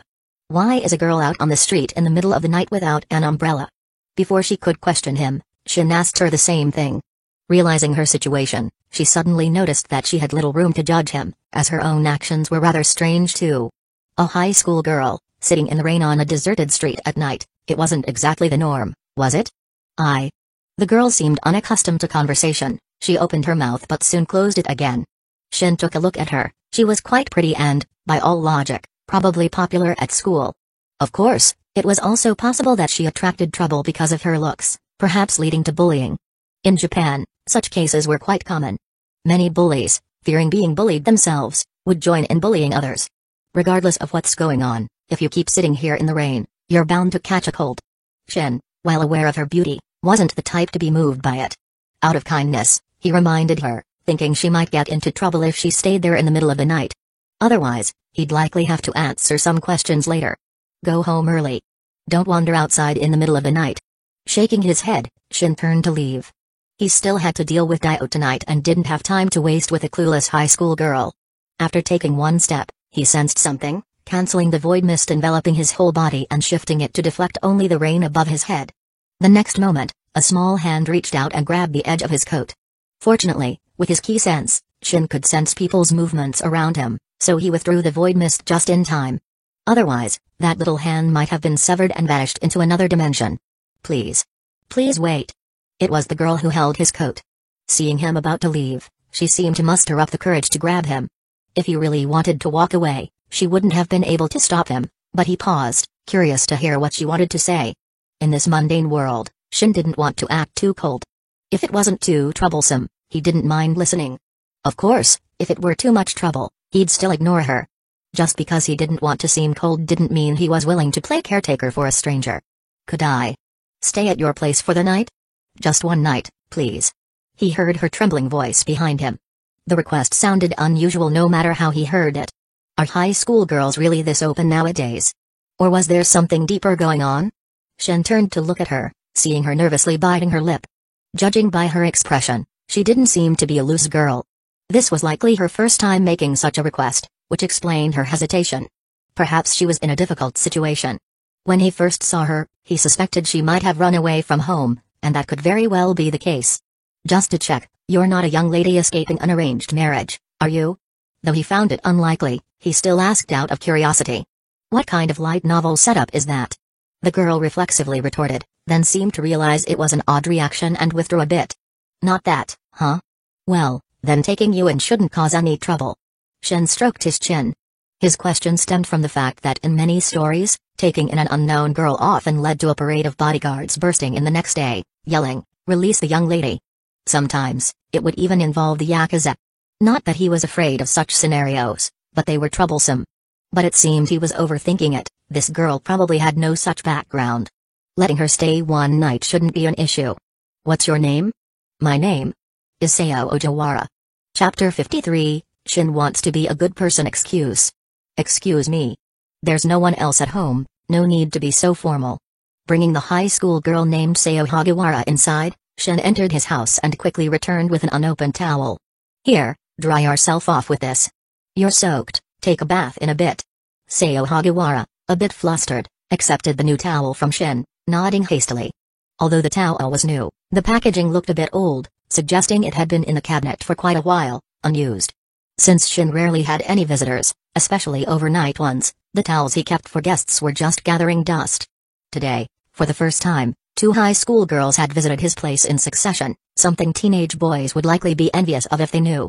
Just a moment ago, he had mentioned to Megumi Kato about his extra bedroom, and now, it was coming in handy. The bathroom is over there. If being all wet is uncomfortable, go ahead and take a bath. I'll find you a fresh bath towel. Shin pointed toward the bathroom, then went to fetch a clean bath towel for Sayo Hagiwara. He still had to tidy up the guest room. It hadn't been used in a while and had accumulated dust. But thanks to his stand, Blackbird, Shin didn't need to lift a finger. He could leave the cleaning to his stand, which was quite convenient. I didn't bring a change of clothes. However, after Shin pointed to the bathroom, Sayo Hagiwara lowered her head and admitted a bit shyly. Clearly, her decision to run away from home had been impulsive, leaving her unprepared. She only carried a small backpack with a few belongings. The small bag obviously couldn't fit much, so she hadn't packed any spare clothes. This fit the classic profile of a first-time runaway youth, realizing too late that they'd forgotten things. Shin looked at Sayo Hagiwara, momentarily speechless. Even though she said that, there obviously weren't any clothes for girls in his house. It's not ideal, but you'll have to make do with some of my clothes for now, is that okay? The only solution he could offer was to dig out some of his own clothes that he rarely wore and hand them over to Sayo Hagiwara. As for brand new clothes, those weren't an option. Living alone, he couldn't afford to buy clothes just to leave them unworn at home. Thankfully, Sayo Hagiwara seemed to understand her current situation and didn't have any room to make demands. She nodded and took Shin's clothes to the bathroom. This part was rather refreshing, as she didn't show the spoiled, difficult behavior typical of girls pampered at home. After seeing her enter the bathroom, Shin headed to the guest room to prepare it for Sayo Hagiwara's stay that night. Blackbird. At his command, his pitch-black humanoid stand appeared, duster in hand, sweeping away the dust in the guest room. All the airborne dust was absorbed by the void miasma, and soon, the room was spotless. It looked like this void miasma had potential as a cleaning assistant. One could only imagine how the deceased Vanilla Ice would react if he knew that Shin thought of his stand this way. I'm ready. After Blackbird finished cleaning the guest room, Sayo Hagiwara's voice came from behind him. Shin had already sensed her approach through his ki, but since Sayo couldn't see his stand, he didn't immediately dismiss Blackbird and instead turned around to look at her. Wearing his clothes, the white t-shirt looked very loose on her, hanging down almost to her knees. This kind of loose-fitting t-shirt had a name, the boyfriend t-shirt look, which generally happened when girls wore their boyfriend's clothes. One had to admit, it was rather endearing. With the loose t-shirt, the fresh scent of her recent bath, and her naturally attractive face, most guys would find it hard to resist. Finished your bath? The guest room is ready for you too. But Shin remained calm. Though he did find Sayo Hagiwara's current appearance somewhat tempting, he wasn't the type to rush things, so he acted naturally. Setting the duster on the nearby cabinet, he pointed to the freshly made bed and said, "You can sleep here tonight." Here?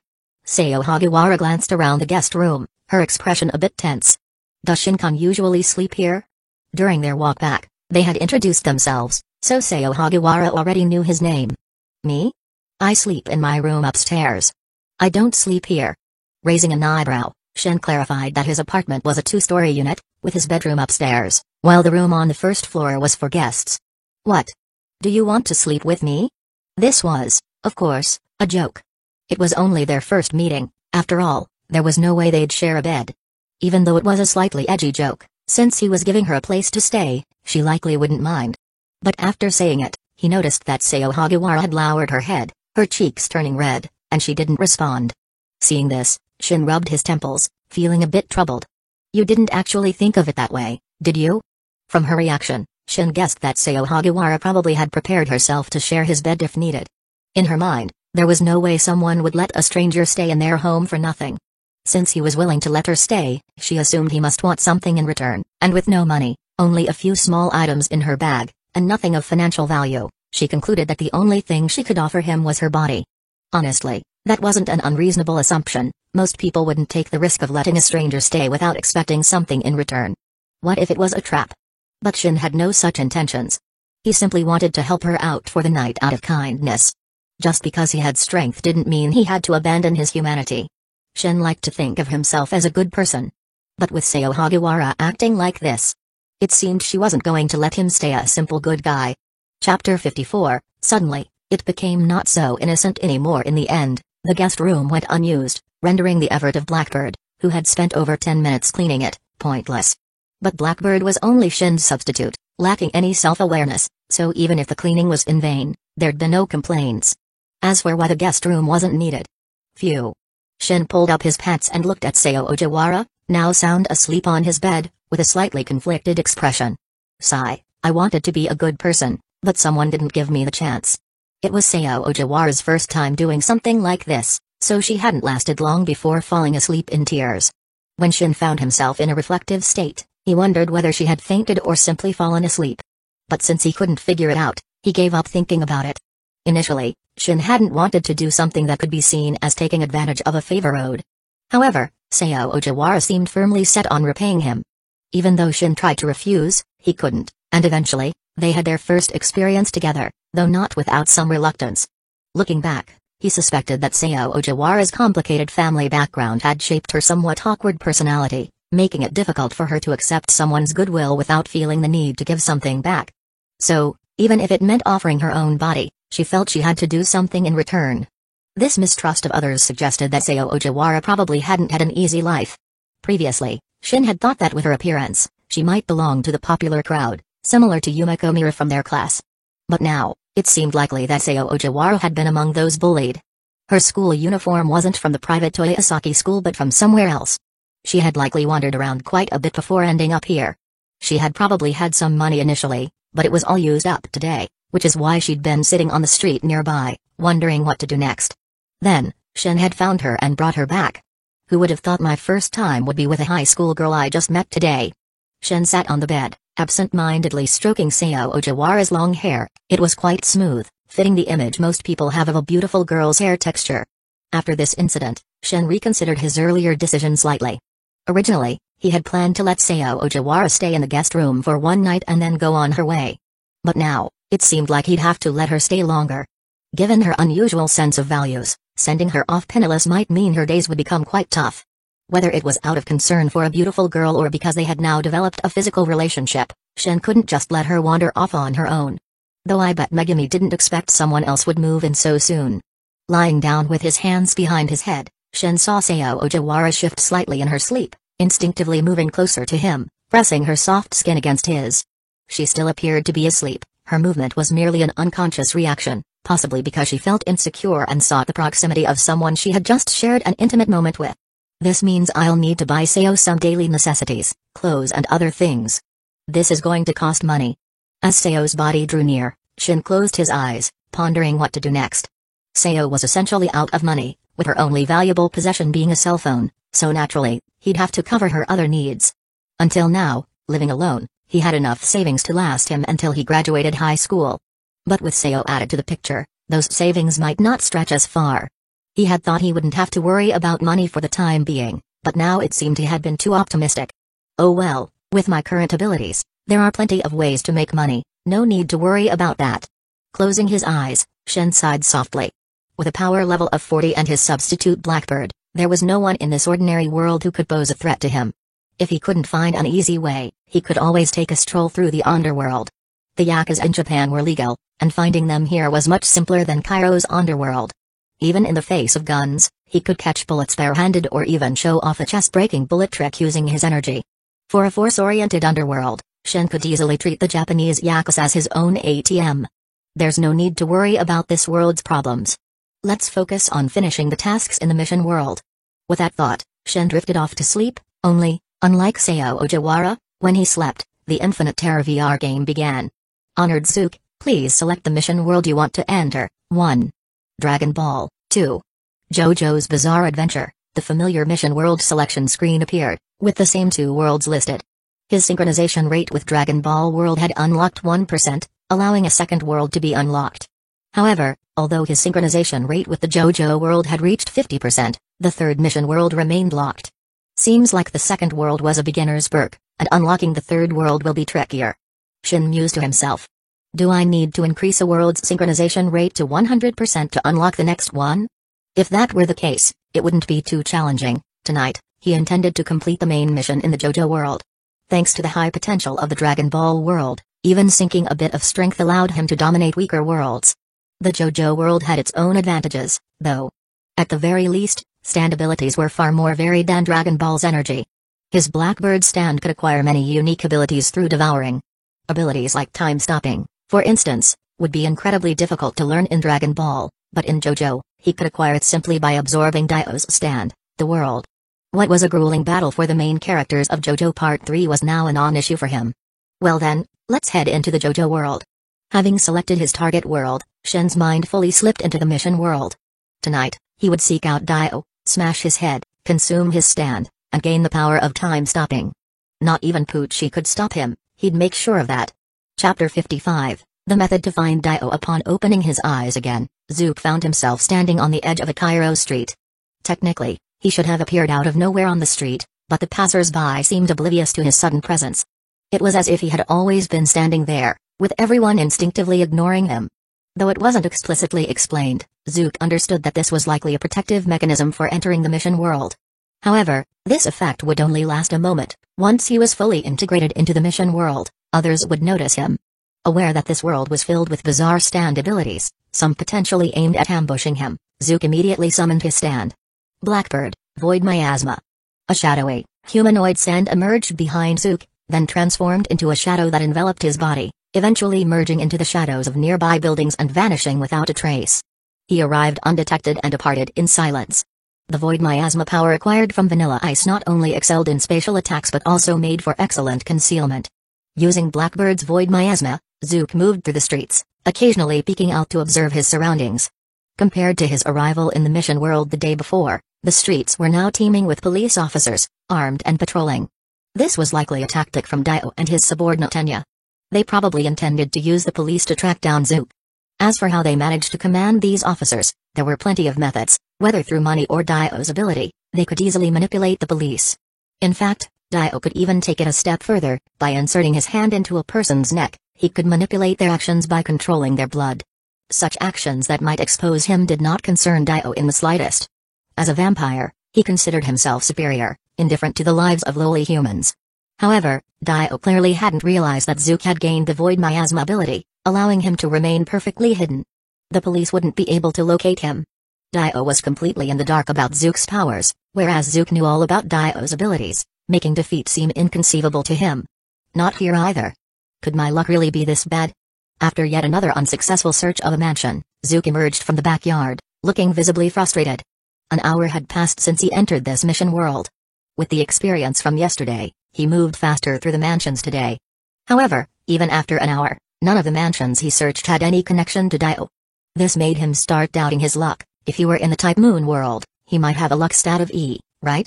He wondered if he would eventually encounter the Type Moon world in future missions and just how abysmally low his luck truly was. This won't do. I can't keep searching aimlessly like this. I may not have Iggy's nose, but I'm not completely without leads today. After coming up empty-handed at yet another mansion, Zook finally had enough. Continuing like this would mean wasting another 8 hours today. Since his luck wasn't helping, he'd have to rely on his brain to offset it. Although today's situation seemed similar to yesterday's, there was one noticeable difference on the streets. Yes, it was the police scouring the streets for Zook. The police had clearly received strict orders and were searching frantically, questioning anyone resembling an Asian person. Luckily, they hadn't been this aggressive yesterday. All Zook needed then was a simple hat for a disguise. Today, though, he'd lose that hat in no time. Moreover, the police were carrying a drawing, most likely a sketch of Zook's face. Although he hadn't left any images behind, Enya had seen him, so creating a sketch wouldn't be difficult. While the police's random targeting evasions forced Zook to stay fully concealed in Blackbird's form, it also presented him with an opportunity. If they were searching for him so fanatically, couldn't he plant false information to trace it back to Dio's hiding place? With this plan set, Zook began selecting a target on the street and quickly settled on a police officer. This Cairo officer not only acted alone but was also incredibly aggressive, using violence on anyone who resisted even slightly. Zook even witnessed him harassing women.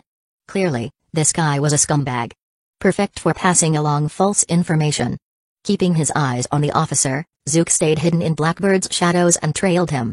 Finally, after 10 minutes, the officer entered a deserted alley. Another alley. Zook was growing tired of alleys. But the officer wasn't there to follow any lead, he simply took off his pants and relieved himself in a corner. As soon as he finished, a powerful force struck the back of his head, pinning him to the ground with Zook's foot, rendering him immobile. Disgusting. I really didn't need to see that. Zook stepped out of Blackbird's shadow with a look of disdain. To the officer, who couldn't see the stand, Zook's body seemed to materialize, forming from a foot into a complete figure. You're... The officer recognized Zook as the Asian man they were frantically searching for, though his words halted as a sharp pain exploded in his head. Zook exerted a slight amount of pressure, making the officer feel as though his skull was about to shatter. I didn't give you permission to speak. Unless you want your head smashed open. Zook pressed his foot down on the officer and said coldly, now, contact your superior and tell him you've found me. Say that I'm hiding near the Cairo Tower. Given the 1980s setting, the Cairo Tower, built in 1961, certainly existed. The reason for this fake location was simple: the high pedestrian traffic around the Cairo Tower would make an arrest difficult. Once the police received this intel, they'd undoubtedly report it. But they wouldn't report it to any higher authority. They'd report it to Dio. Chapter 56, A Substitute's Chest Attack in Cairo Tower, huh? I see. Enya chuckled softly. At the police station, Enya listened to the police chief's report and, having received the update, turned and left the office. Just as Zook had predicted, the police combing the streets were acting on her orders. By leveraging her stand's power and a hefty bribe, she had managed to get the Cairo police to diligently assist in the search. Enya was Dio's loyal follower, viewing him as the only master worth serving. Due to her negligence, the arrow had fallen into the hands of a dangerous man, who had even killed Vanilla Ice, who had been sent to investigate.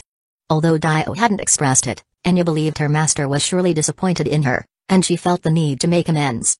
The only way to compensate was to capture that unknown man, break him down completely, and deliver him to Dio.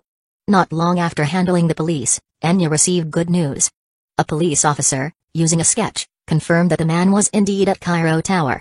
However, given the large crowds around the tower, the officer reported the sighting instead of attempting an arrest. The police chief had no issue with the officer's decision. Capturing someone in such a crowded area risked innocent lives, which could jeopardize his own position. Though Enya's intimidating power and substantial payment had prompted his cooperation, he didn't plan to involve himself in the arrest. Enya hadn't expected these useless officers to actually capture the man anyway. All she needed was his location, and she would handle the rest. Before doing so, she decided to report the news to Dio, so he'd know she was making up for her failure. Being Dio's loyal devotee, Enya's thoughts revolved solely around him. After informing Dio, Enya planned to head to Cairo Tower herself. With her stand, Justice, she'd kill the man, or maybe, breaking his limbs and leaving him for Dio would be better. She didn't care about the collateral damage her stand might cause. In the original story, she had even slaughtered an entire town just to ambush Jotaro Kujo's group, manipulating the corpses as her puppets. After leaving the police station, Enya went to a large estate in central Cairo and entered. Oh, back so soon, Granny Enya? A tall man with green, spiky hair, with tattoos on his forehead and chin, greeted her at the entrance. Found anything?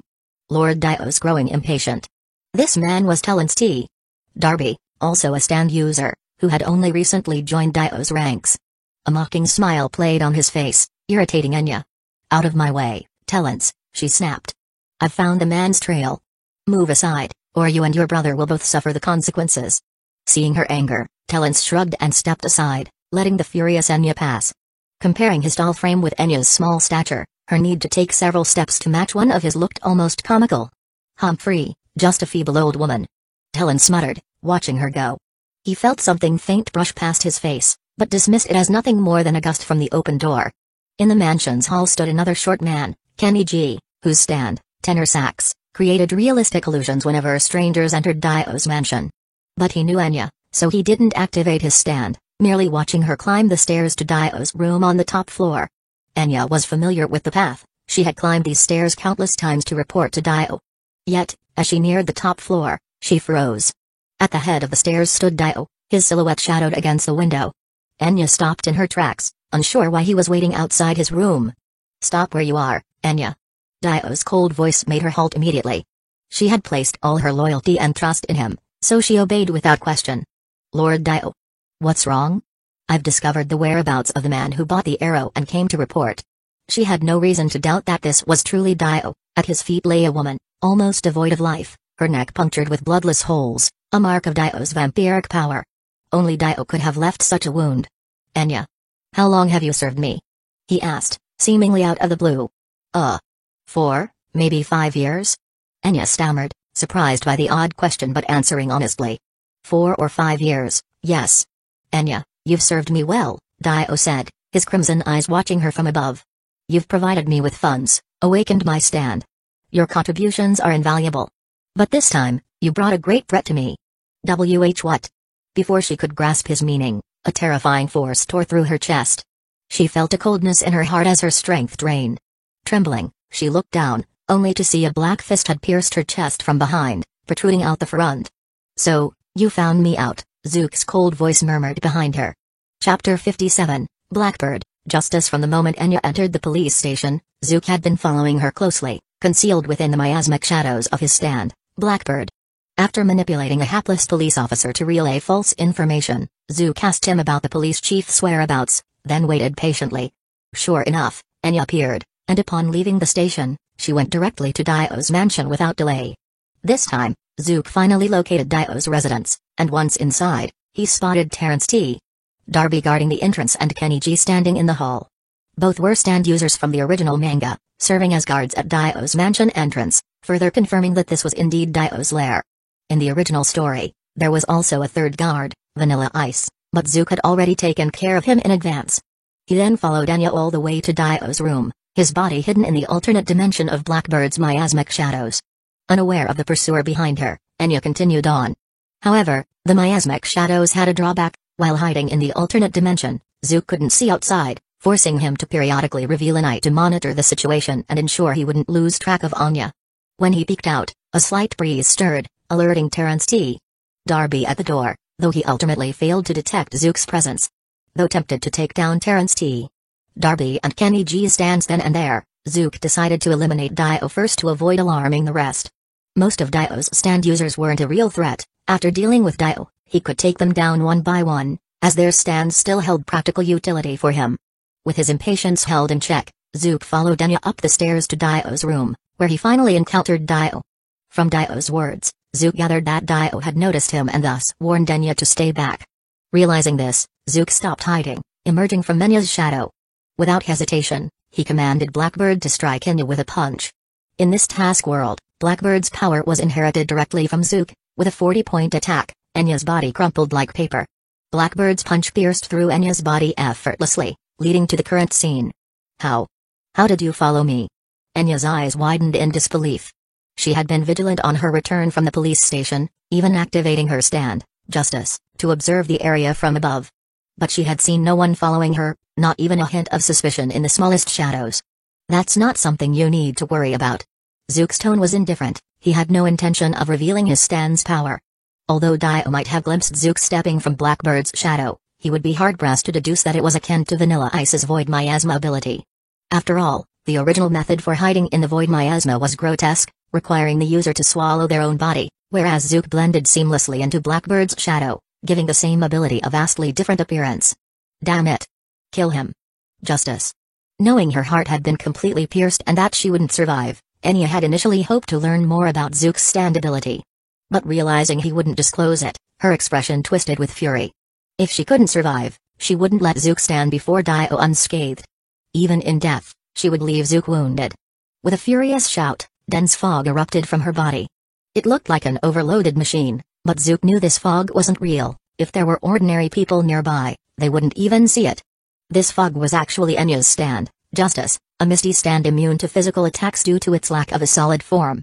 Enya had likely guessed from the punch that pierced her heart that Zook's stand was a close-range power type, so she hoped to use Justice's misty body to deal a final blow. No matter how strong your power is, if you can't hit your enemy, it's worthless. Enya's voice was filled with malice, and her breath was weakening quickly, signaling her life was ending. She raised her head, hoping to see fear on Zook's face. Instead, what she saw was a mocking grin. Enya, do you think I left your head intact and pierced your chest, giving you a bit more time, for no reason? Enya froze. Indeed, with his stand's power, Zook could have easily crushed her skull, ending her life immediately. Instead, he had pierced her chest, leaving her with time to make a final stand. Unless he intended for her to use her stand. Blackbird. The pitch-black humanoid stand raised its hand under Zook's control, targeting the fog above. Within the dense mist, a faint skeletal face appeared, the manifestation of Enya's stand, Justice. In the next moment, a powerful suction emanated from Blackbird's body. The fog poured into Blackbird as if being drawn by a vacuum cleaner. My stand. Enya's face turned pale. She could feel her stand being absorbed. Zook's Blackbird was devouring her justice. In the original story, Enya had faced the protagonist Jota Urokujo, who used his stand Star Platinum to inhale Justice's mist into his stomach, suffocating Enya. Here, Zook had Blackbird absorb Justice, perhaps reaching the same outcome by a different path. Chapter 58, failing to break through the protagonist's armor, the mist that had just been released from Enya's body was instantly devoured by the Blackbird.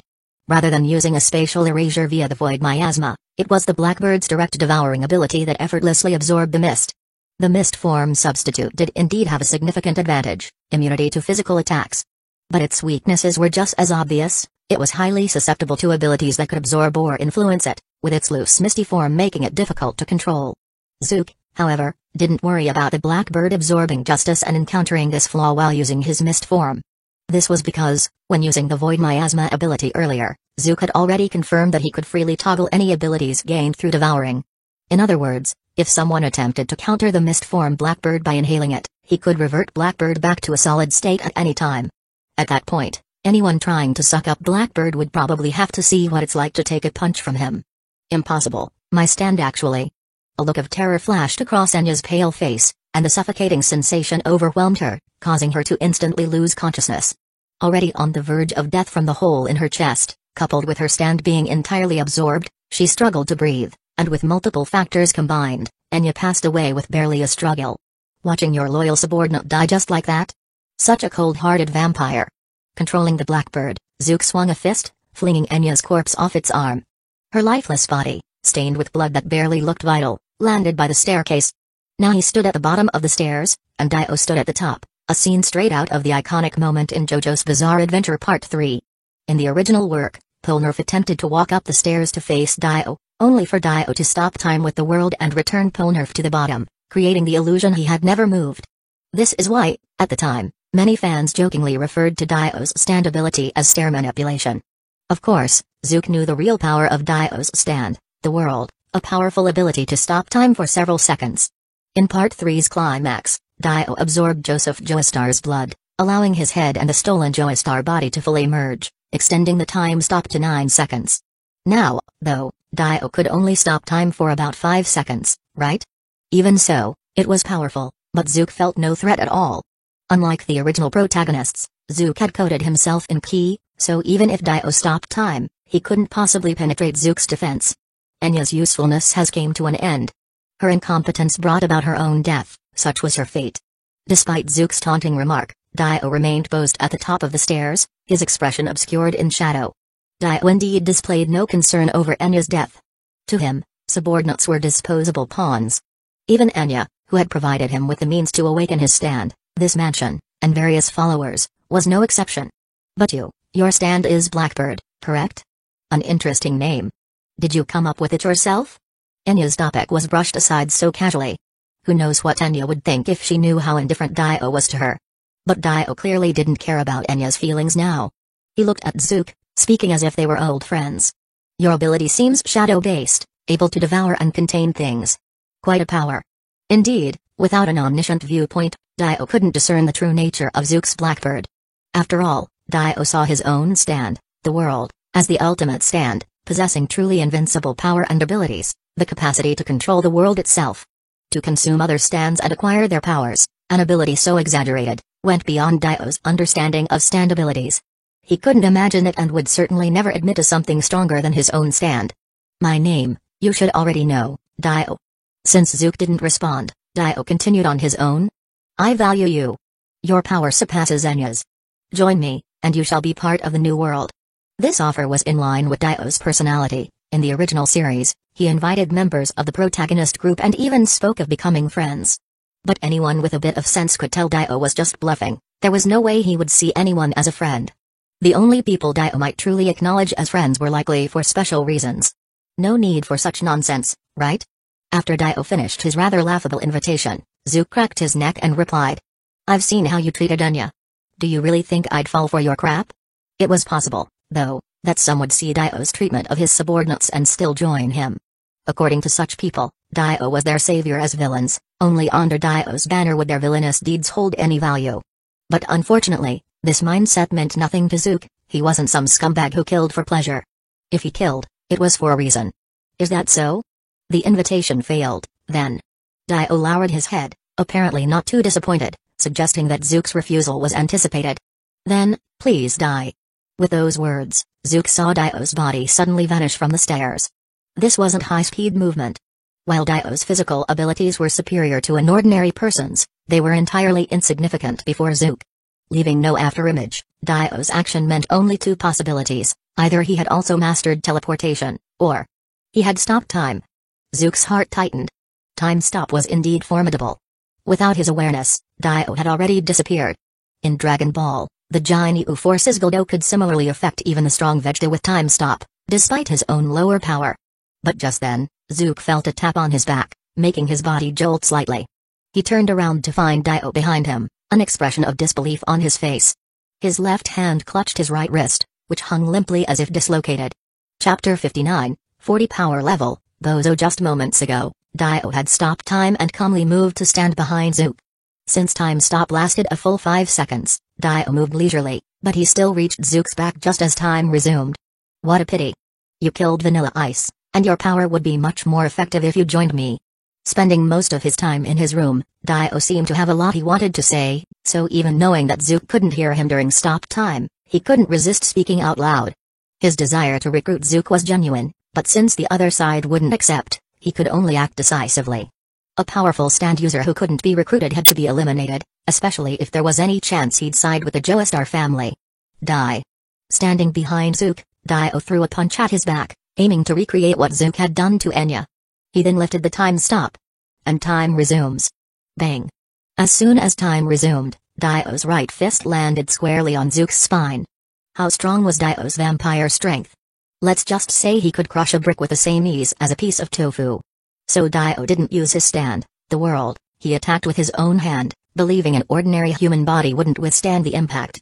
The punch would break through Zook's chest, allowing Dio to savor the taste of his blood, a wonderful thought. But that fantasy was quickly shattered by a wave of intense pain. The moment Dio's fist struck Zook's back, instead of breaking through, he felt his own bone shatter. What?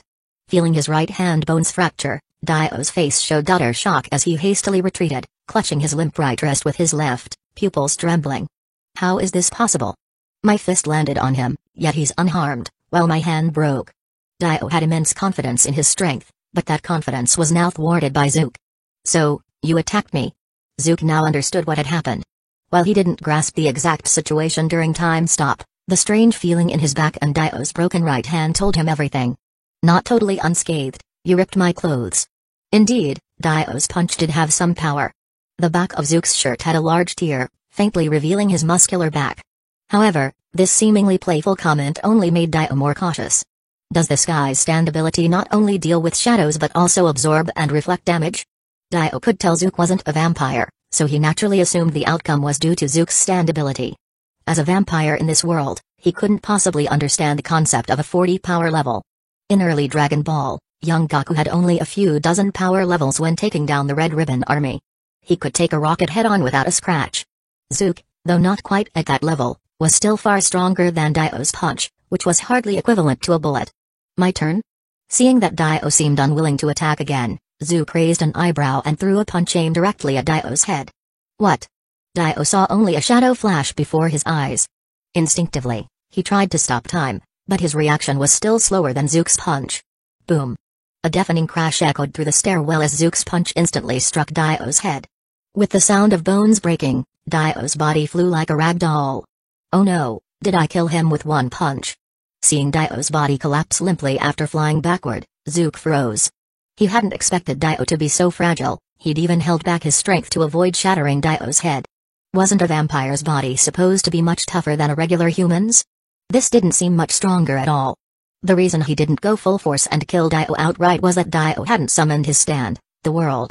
Zook wanted more than just to complete his mission, he also intended to seize Dio's stand ability, the world, and its time's top power.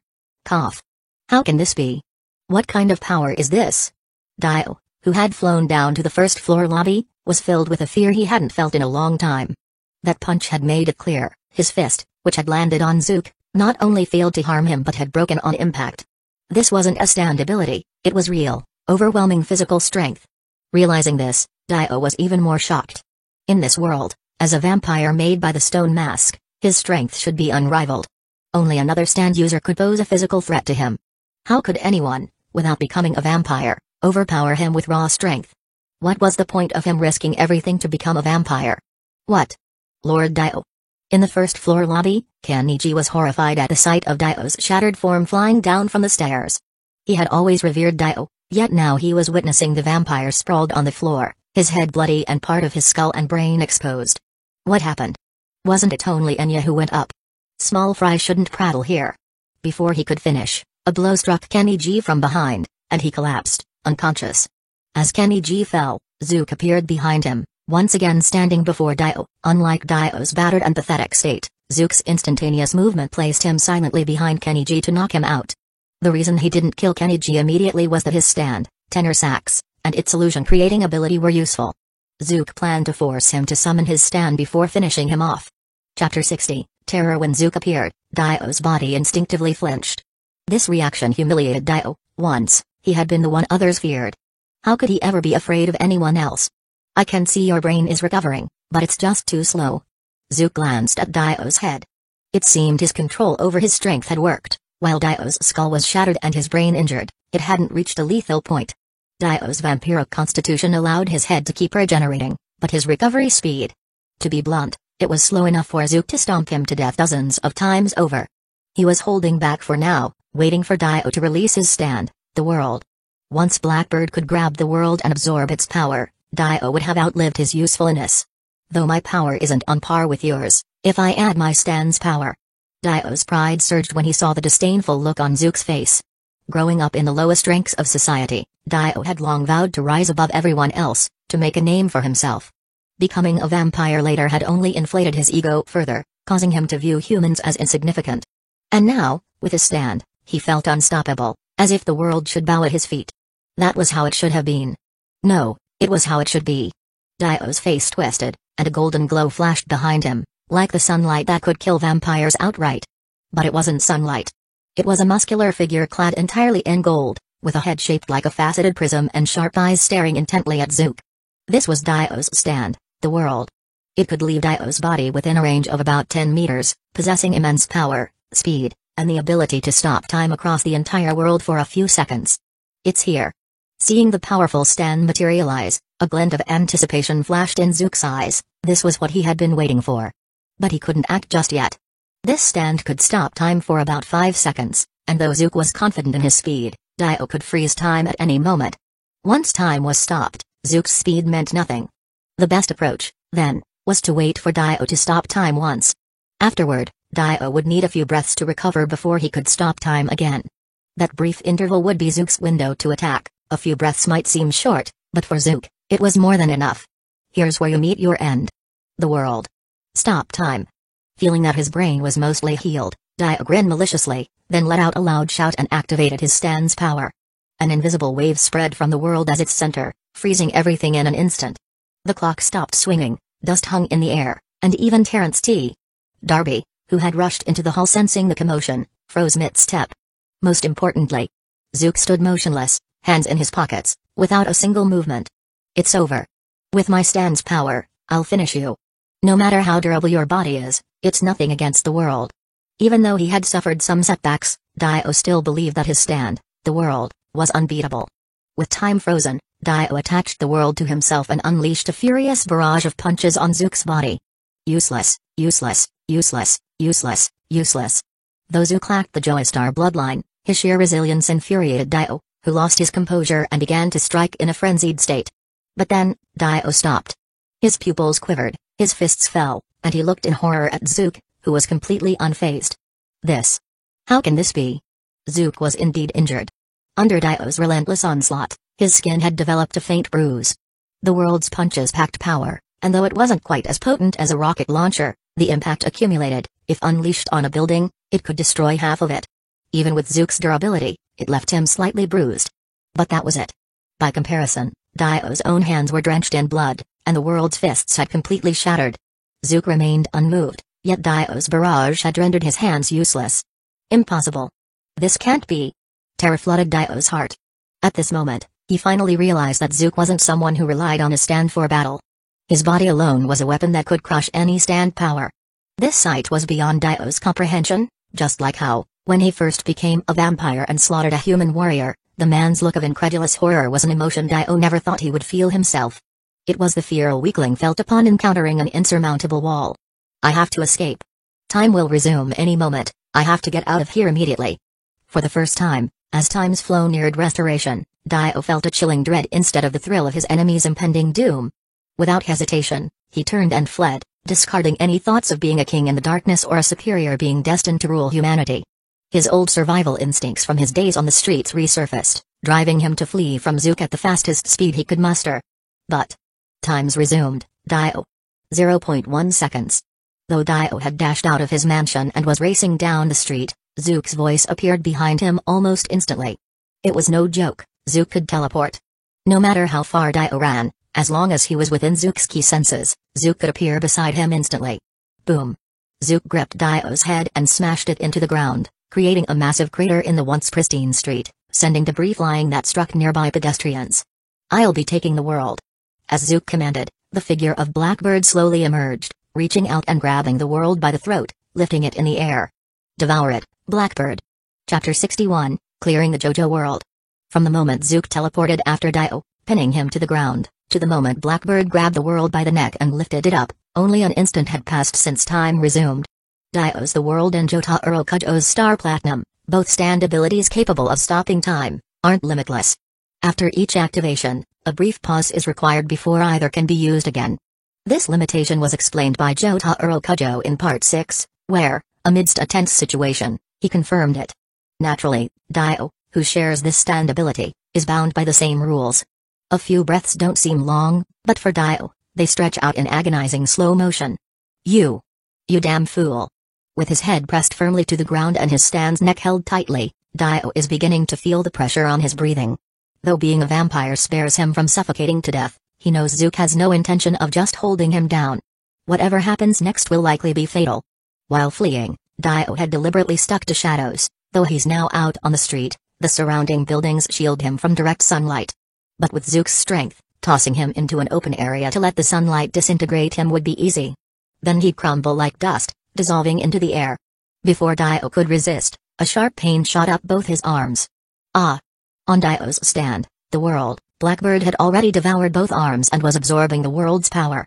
Damage inflicted on a stand is transferred to its user, and with the world's arms destroyed, Dio's own arms suddenly burst apart, leaving bloody remnants. As a vampire, his scattered flesh even tried to crawl back to his severed arms, a grotesque sight. This horror had people nearby screaming, and some police officers aimed their guns at him in a desperate attempt to restore their confidence. Damn it, is he trying to torture me for fun? Dio's mind was a whirl. With his power, Zook could have easily crushed Dio's skull and ended him. But instead, he destroyed the world's arms with his stand, Blackbird. Dio, ignorant of Blackbird's true ability, assumed Zook was merely trying to inflict suffering. Well, this works. I can feel it. The world's time stop ability is ready again. As the world's arms were devoured, despite the agony, Dio grit his teeth and reactivated his stand's ability. Stop time. The world. The familiar ripples spread from the world, and the surrounding noise turned silent. The people on the street froze mid-movement, as if part of a pause tableau. Ha, it worked. Dio's face lit up with crazed joy as he slowly pulled himself out of Zook's grip, then prepared to run. Damn it, to think Dio, would end up in such a sorry state. This guy. What? Just as he took his first step, he felt a force on his head, slamming him back to the ground just as violently as before. Boom. As he crawled out of one crater, he was smashed into another. For Dio, this was an unbearable humiliation. But he had no time for shame. From between his fingers, he looked up at Zook's face, glancing around to confirm that the people around were still frozen in time. What's going on? Time hasn't resumed, how are you moving? As his words fell, time resumed. Onlookers were startled to find another massive pit had appeared out of nowhere on the street, with the two figures now in the new crater. Your time stop ended? Then let me show you something interesting. Zook grinned. How can I move during your time stop? Isn't it obvious? Blackbird the world. The same ripple emanated from Blackbird behind Zook. The onlookers, who had just regained their ability to move, froze again, locked in the same tableau as before. Dio's lips trembled, understanding everything. So that's it. So that's it. Blackbird's ability had nothing to do with shadows, it simply devoured its enemies and gained their abilities. Previously, Dio thought Zook hid in Blackbird's shadow, assuming it had something to do with shadows. In reality, it was a separate space gained after Blackbird devoured Vanilla Ice's stand, Cream. Now, with the world's ability consumed, Zook could also stop time, allowing him to act within the time-stopped realm. Just like Jotaro did in Part 3's final battle, but this, Dio could never know. Knowing how you die is the last mercy I'll grant you. Be a better person in your next life. As time stopped, Zook sneered and stomped down, shattering Dio's head into a pulp of brain matter. Vampire bodies may be tough, but does it matter if they can't withstand a strength level of 40? Oh, right. Even with your head destroyed, your body's still alive, isn't it? Zook nudged Dio's headless body with his foot, kicking it toward a spot in direct sunlight. Plop. And now, let time flow again. With Zook's ceremonious declaration, time resumed. Dio's body lay exposed in the sunlight. In moments, his body began to crumble like a plaster statue under the sun, disintegrating into dust and scattering into the breeze. At the same time, the system notification appeared. Current world, JoJo's Bizarre Adventure, main mission, defeat Dio, player Zook's strength synchronization, 100%, please continue advancing the main mission to unlock full strength synchronization, congratulations, player Zook. You've successfully unlocked 0% synchronization in the JoJo's Bizarre Adventure world verse. You may choose one item to bring out of this world. Chapter 62, a new task world. Zook froze upon seeing the newly popped up prompt window. He hadn't expected to be able to bring the reward back to the real world after reaching a 100% synchronization rate. However, before he could examine the three options closely, a trembling shout interrupted him nearby. Hands up. Don't move. Turning around, Zook saw that the nearby police officers had already aimed their guns at him. Clearly, his actions had given them quite a scare. Whether it was his strike that created a massive pit in the ground, or his seemingly teleport-like creation of a second pit, both had left them shaking with fear. After all, this was undoubtedly in the realm of superhuman abilities, and people in the 80s were still highly superstitious about such phenomena. If not for their duty, the officers would have likely fled in terror by now. In fact, apart from a few dutiful officers, most people around had already run off. But Zook had no interest in getting tangled up with these officers. The Blackbird behind him transformed into a shadow, enveloping him. His figure vanished right before the officers' eyes, leaving them even more horrified. Using the Blackbird's otherworldly concealment ability, Zook quickly moved to an unoccupied mansion nearby, one he had previously searched. It was luxuriously decorated and currently empty, perfect for sorting out his next steps. First, I need to pick the one option out of these three that would be most useful to me. Zook glanced at the prompt window displaying the three choices. You may choose one of the following rewards to bring out of this world. 1. Arrow, 2. Dio's Fingerbone, 3. U.S. Made Smith & Wesson M1917. All three items were things he had encountered in the task world. The arrow, without much explanation, was the essential tool for awakening stands, initially held by Yoshihiro Kira in Part 4. Dio's Fingerbone was something Dio had once touched, an important artifact in Part 6's plot for allowing the villain Pucci to merge with Dio's bloodline.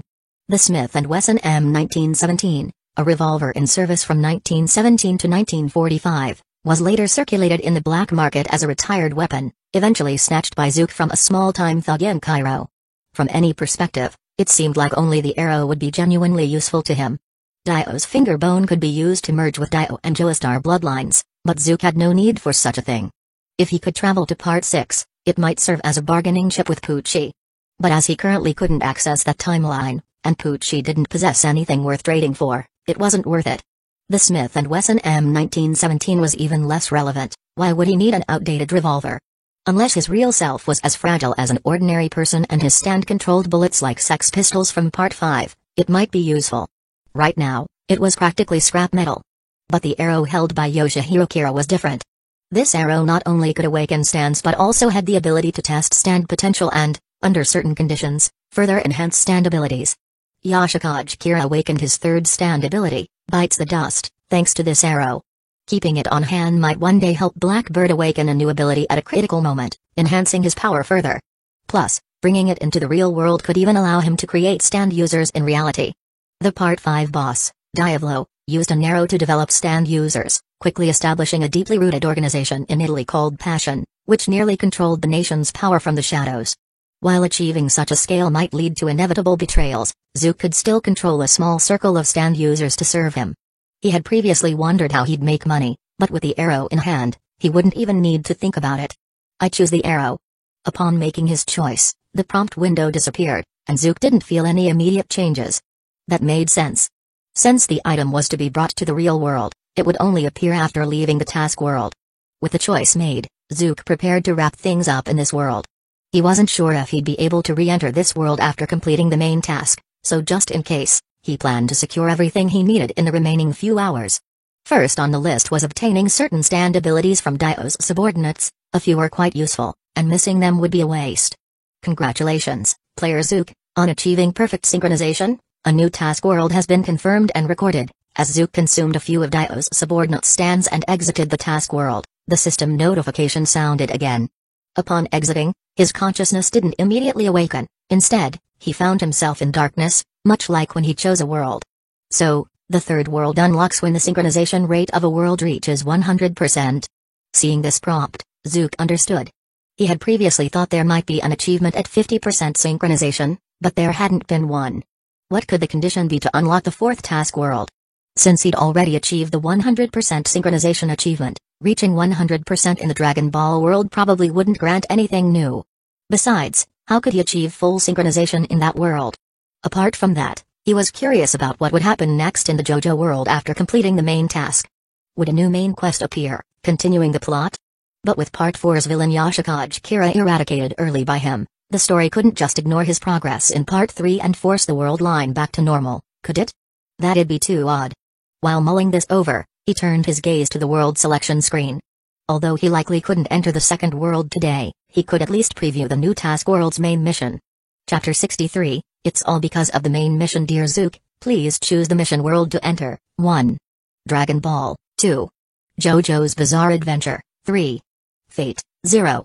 It's like the very thing I feared just showed up. Seeing the third world on the list made Zook's mouth twitch. In the JoJo world earlier, Zook had been frustrated at not finding Dio's mansion. He'd even joked to himself that if he went to the Type Moon world, he'd be cursed with a lucky E attribute. But unexpectedly, after clearing JoJo's world, the third option that appeared was indeed Type Moon's world. The plot of Fate Zero may focus mainly on the Fourth Holy Grail War in Fuyuki City, but there is no doubt it exists within the broader Type Moon universe. The participants in the Grail War include figures like professors from the Clock Tower and a mage killer who encountered vampires in his youth. To think it wouldn't touch on other Type Moon lore would be self-deception. Zook clicked on the mission world details for Fate Zero and saw the main quest for this world. Current world, Fate Zero main quest, obtain the Grail of the Fourth Holy Grail War. Player Zook's power synchronization, 0%. Please progress in the main quest to unlock synchronization. This time, the main mission wasn't to eliminate someone but to acquire the Grail, yes, that same Grail that spews black mud in the end. But what really had Zook worried was that he couldn't think of any power he could obtain in the Holy Grail War. Synchronization lets him bring new powers from the mission world back with him. The Dragon Ball world had given him terrifying combat power, and JoJo's world awakened his stand ability, which could even absorb other things to gain new abilities. But in the Type Moon world, especially in the limited scope of the Fourth Holy Grail War, what valuable new power could he find to synchronize? He couldn't exactly go immerse himself in the sea of evil now, could he? He wasn't some bodiless heroic spirit, and dipping into that stuff would do him no good at all. As for abandoning the Grail War and wandering elsewhere in the Type Moon universe for power, that'd be pointless. Without synchronization, gaining power would be for nothing. Even if he became some overpowered entity, wreaking havoc and all, as long as he didn't obtain the Grail, his synchronization rate would remain 0%, and he wouldn't be able to keep any of it. This main quest and synchronization system are straight-up obstacles to exploring the map, Zook sighed, feeling exasperated with his main mission setup. The Dragon Ball World mission was much better, eliminate Frieza. Though it was difficult, at least he didn't have to worry about Frieza suddenly dropping dead on his own along the way. Before the plot reached the Namek arc, Zook had plenty of time to explore the Dragon Ball World map, grow stronger, and then take Frieza down in one go. All I can do is take it step by step. I'll see how things are in the mission world tomorrow, he muttered, glancing at the first option on the list, Dragon Ball, the main source of his power. The combat power in that world was indeed immense, but given the galactic map, travel times were long. Reaching planet Zuno alone would take several days. Even now, Zook had to wait another 4 days. In the JoJo world, he had gotten an even stronger sense of the advantage his Dragon Ball combat power gave him, making him more eager to make progress in Dragon Ball. With only 40 power, he could beat Dio like a dog, and that feeling was immensely satisfying. Transitioning to Shin, slowly opening his eyes, Shin instinctively reached out to his side. His sleeping posture was standard, so his phone, placed within arm's reach, was in no danger of falling off the bed, allowing him to check the time immediately upon waking. But this time, instead of grabbing his phone, he touched something soft. A soft groan sounded beside him, and Shin realized what he'd touched. He was in trouble. He probably needed to break his habit of reaching out immediately upon waking. Shin, this early in the morning. It's a bit much, don't you think? As he turned his head, he saw that his touch had woken Sayo Ojawara. Having endured enough excitement last night for her first time, Sayo was now blushing as she woke to Shin's accidental touch. Cough, that was an accident, I was just reaching for my phone. Shin cleared his throat awkwardly, quickly picking up his phone from beside his pillow and checking the time. 8:30. Luckily, not too late. Though they'd stayed up until 12:30 the night before, the Mission World's 8-hour rest was very precise. You're going out this early? Seeing Shin getting up, Sayo also sat up, looking at him with her face flushed as he dressed. Yes, I have some plans with a classmate, Shin nodded. It was Saturday, the day he had agreed to meet with Yukino Shita Yukino. He needed to wait for Yukino to give him the details, then relay them to Akagi. He didn't like going back on his word. Oh, right. I might be back late today, so feel free to go buy yourself some clothes and food. Don't wait for me. After dressing, he took out his wallet, pulled out some money, and placed it on the table. And get some towels, a cup, and other personal items. If you run out of money, let me know. If it had been yesterday, he might have hesitated to spend so much all at once, but now Shin didn't worry at all. After today, he planned to earn some money. He had noticed that the Stand Awakening arrow was lying right on the table, almost as if it had been placed there carelessly from the start. With that, he wouldn't even need to do the work himself to make money. Okay, Sayo said, stunned, before quickly nodding as she sat on the bed, seeing the money he had left on the table. She'd thought she might be thrown out after today, but hearing Shin mention buying essentials, she understood she would likely stay with him long term. Does this count as being kept? Sayo blushed, hiding her face behind the covers, feeling shy. If Shin knew her thoughts, he'd probably think she was overthinking things.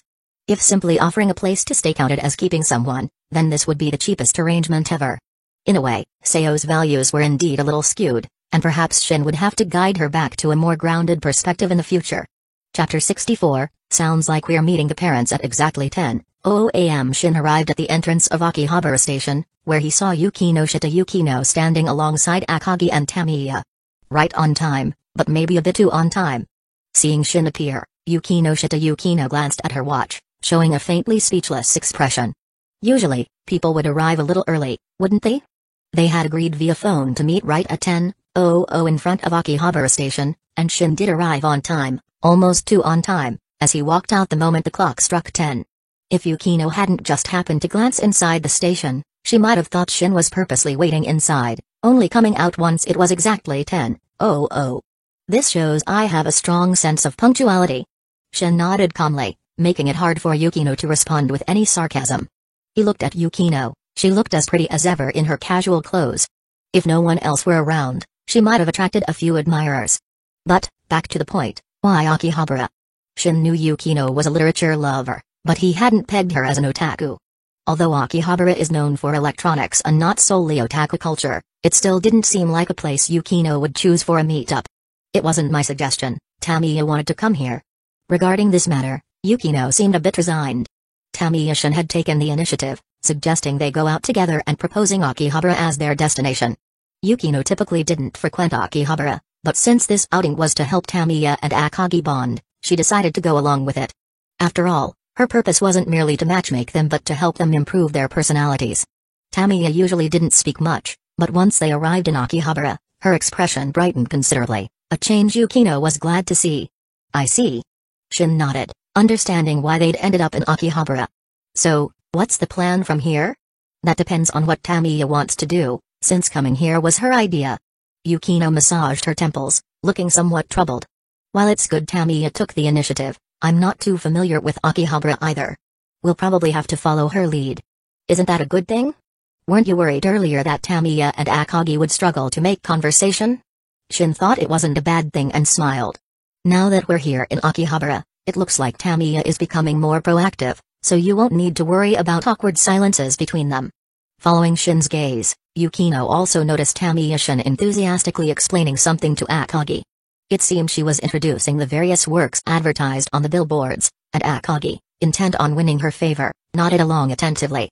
Seeing Tamiya this way, Shin could understand why Yukino had described her as being rather forward. True, though I didn't expect Tamiya's personality to shift like this in Akihabara. Watching the interaction, Yukino also nodded. Initially, she'd been a bit concerned that after she and Shin left, the atmosphere between Tamiya and Akagi might become awkward. But seeing how Tamiya was behaving now, it didn't seem like they'd run out of things to talk about. You mentioned that we'd find an excuse to leave later, right? Have you thought of how to explain it? Since Yukino nodded, Shin asked. Yukino had arranged this whole outing, so she must have a plan for how they'd leave. Don't worry. Someone will call me around 11:00, and we'll use that as our excuse to leave. Yukino nodded confidently, as if everything was already well in hand. Got it. Inside a shop in Akihabara, Tamiya-shin held an open blind box containing a small figurine. The box seemed to be part of a popular collection, limited to one per person, and she happened to get a rare model. Thank you, Yukino, Akagi, and Shin. No worries, as long as you're happy. Even Yukino looked a bit stiff at that. She hadn't expected Tamiya to bring them all to Akihabara to help her open blind boxes by increasing the headcount. Yukino felt that calling Tamiya forward earlier had actually been a bit of an understatement. You all helped me out so much, so let me treat you. Let's head to that cafe over there. Tamiya cheerfully put away her figurine, then pointed to a nearby cafe. With a signboard and a maid standing at the door, it was obviously a maid cafe, one of Akihabara's specialties. Hasn't that call come yet? Shin looked at the clock on the wall. It was almost 11:00. As if on cue, Yukino's phone rang. Everyone turned toward her as she calmly took out her phone and placed it to her ear. Hello? Sister, it's me. What's the matter? Although she was pretending to speak to her sister, Shin could clearly tell no sound came from the phone. Yukino and her sister didn't get along, so it was impossible she would actually ask her for a favor like this. Thanks to his enhanced senses, Shin heard the silence in her phone, though no one else would notice. To the others, it seemed she was genuinely talking to her sister. Alright, I understand. After a brief, fake conversation, Yukino casually ended the call and looked at Tamiya. Tamiya, I'm sorry, but Shin and I have some matters to attend to shortly, so we'll need to leave you and Akagi to continue on your own. Huh? What? Tamiya was taken aback, surprised by Yukino's sudden announcement. As Shin worried that Tamiya might suggest they disband, he suddenly noticed her glancing between him and Yukino with a curious look. So, Yukino's sister called, and then Yukino has to leave with Shin. I get it. A knowing smile appeared on Tamiya's face as she firmly pulled Akagi beside her, nodding at them both. Go ahead, you too, Shin, make sure to seize the opportunity. Shin's mouth twitched, it seemed like Tamiya had the wrong idea. Chapter 65, Is there really a Bujujuma family? So, what's the next step? Should we follow them? After parting ways with Tamiya and Akagi, Shin glanced at Yukino, who was standing beside him, and asked curiously. That was the original plan, but now it doesn't seem necessary. Yukino gently shook her head. Judging by Tamiya's expression, it looks like she can communicate with Akagi normally now. There's no need for us to trail them. So, are we disbanding then? Hearing this, Shin asked instinctively. Based on what Yukino said, it seemed they were planning to let Tamiya and Akagi proceed naturally. Of course not. If something goes wrong, Akagi will contact you, right? However, Yukino shook her head, saying, so, to ensure nothing goes awry, I'll be accompanying you. This way, if they run into issues, we'll be able to respond immediately. Shin felt a little speechless. In other words, he still had to spend the day with Yukino. He had originally hoped to disband so he could test out the effects of the arrow he carried by dealing with some low-level thugs. But it seemed he'd have to wait. Do you have any plans for today? Yukino seemed to notice something, looking at Shin with mild surprise. If you have things to do, it's fine to disband. At her core, Yukino was a kind person who established the service club to help others. If possible, she preferred not to impose on others. If it's nothing important. After thinking it over, Shin shook his head. Those thugs weren't going anywhere, so he wasn't in a rush. Didn't you say you'd introduce me to a kendo dojo? Can we go now? Initially, the plan with Yukino was to visit the kendo dojo tomorrow. But now that they'd cancelled their plan to follow Tamiya and Akagi, they could visit the dojo instead. Though Shin now had a stand, a much better ability for close combat, Learning some kendo wouldn't hurt. Even if he didn't plan to use a sword as his primary weapon, expanding his combat skills wouldn't be a waste. He could even use an energy sword as an extra attack method. Even Frieza occasionally used techniques like the energy cutter, showing the potential in such moves. Now. Sure, even though I arranged with the dojo master to go tomorrow, they're not busy today. Yukino nodded and took out her phone to contact the dojo. The dojo belongs to the Bujujima family, a renowned kendo lineage. I'll contact the daughter of the Bujujima family. The Bujujima family? Shin's expression became a bit odd. He seemed to have heard an unusual surname. He remembered searching online and confirming there was no Fujimi Academy in this world. Yes, the eldest daughter of their family attends Shuchin Academy, Yukino replied while messaging, speaking casually. That made sense. Though there was no Fujimi Academy, the eldest daughter of the Bujujima family, Sako Bujujima, as a distinguished lady, did have the credentials to attend a prestigious school like Shuchin Academy. But Shin hadn't expected that the Bujujima family actually existed in this world. Could it be that some force was working on a zombie virus or something here? Even if there were a zombie outbreak, he wouldn't fear it with his powers, but he wouldn't want this rare, peaceful world to be ruined. Battles could be fought in mission worlds, this real world was his sanctuary. Looks like merely building a small money-making force won't cut it. I need to expand the scale. At the very least, I need them to gather information. Initially, Shin's idea after obtaining the arrow was simply to make some money. But now he realized the group should be capable of collecting intelligence too. Alright, it's set. The dojo is fairly empty right now, so we can go. While Shin was mulling over his next steps, Yukino finished her call and addressed him. With a nod, she informed Shin that she had arranged it with the Bujujima family's eldest daughter. Welcome, Miss Yukino Shida. Inside the dojo, Shin quickly encountered the dojo master, an elderly man with prominent muscles, evident even through his age. Shin could sense the ki of everyone present, and this seemingly older master had the strongest ki in the room, second only to Shin himself. The second strongest was a tall girl in casual clothes standing by the dojo hall. Her figure was so striking it was hard to believe she was still in high school, a stark contrast to Yukino. Noticing Shin's gaze, Sako Bujujima, who was swinging a sword, looked back at him. After a brief eye contact, she smiled and nodded at him. Ordinarily, she'd sense the sharp aura around someone like Shin and find him intriguing. However, the gap between them was so vast that unless Shin deliberately released his ki, Sako wouldn't sense anything at all. This is Shin, right? The dojo master had also noticed him by now. Likely out of respect for the Yukino Shita name, he treated Shin kindly. Have you practiced kendo before? No. Shin answered honestly. He'd never had any chance to train in kendo. His understanding of it came mainly from anime and novels, so he didn't even know the rules.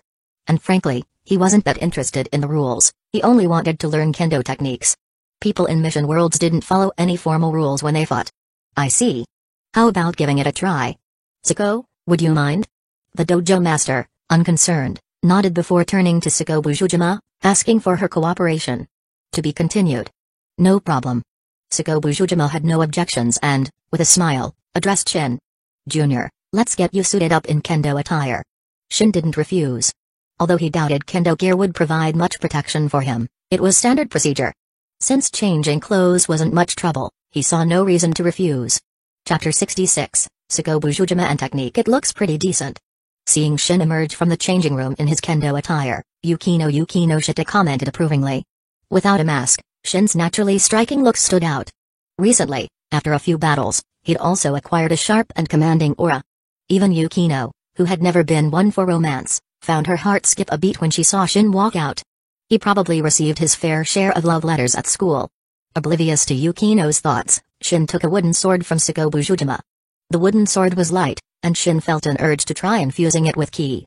However, he knew his ki would likely break the wooden sword immediately, so he resisted the impulse.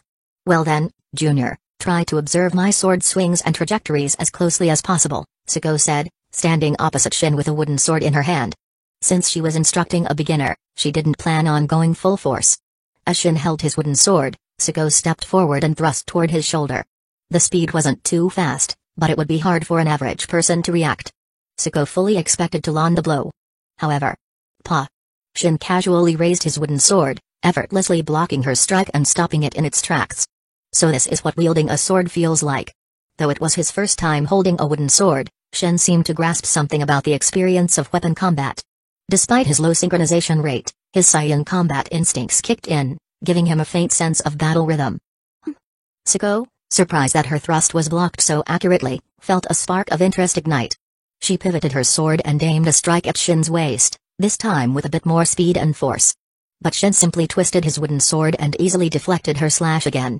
Sako felt the force of her strike reverberate back through her wooden sword, but when she looked at Shin's sword, it was steady, showing no sign of strain. He'd blocked her strike effortlessly. In Shin's hand, blocking her attack seemed as easy as holding the sword without moving. "You're strong, Junior." Sako's eyes sparkled. Though her attack had failed, she felt thrilled. Realizing Shin's power and speed were exceptional, Sako stopped holding back and began a relentless series of strikes aimed all over his body. In no time, her sword almost blurred in the air, causing Yukino to watch nervously from the sidelines. But what was even more impressive was that, despite the rapid onslaught, Shin blocked every single strike with ease. Shin had no formal kendo training, he was simply watching Sako's sword trajectory and placing his own sword in its path. This strength and speed. Not only Sako, but even the kendo instructor could see why Shin was able to parry every strike, and his expression showed clear shock. "Miss Yukino Shida, your boyfriend is..." Yukino was equally surprised by Shin's display. She knew Sako's strength well, yet her attacks seemed like child's play against Shin. So astonished was she that she forgot to correct the instructor's assumption about Shin's status. A few minutes later, Sako finally withdrew her sword. For a typical person, her strength was already considerable, but her physical limits were still human. After several minutes of intense strikes, she'd reached her maximum effort. Meanwhile, Shin hadn't broken a sweat, his arm hadn't even trembled.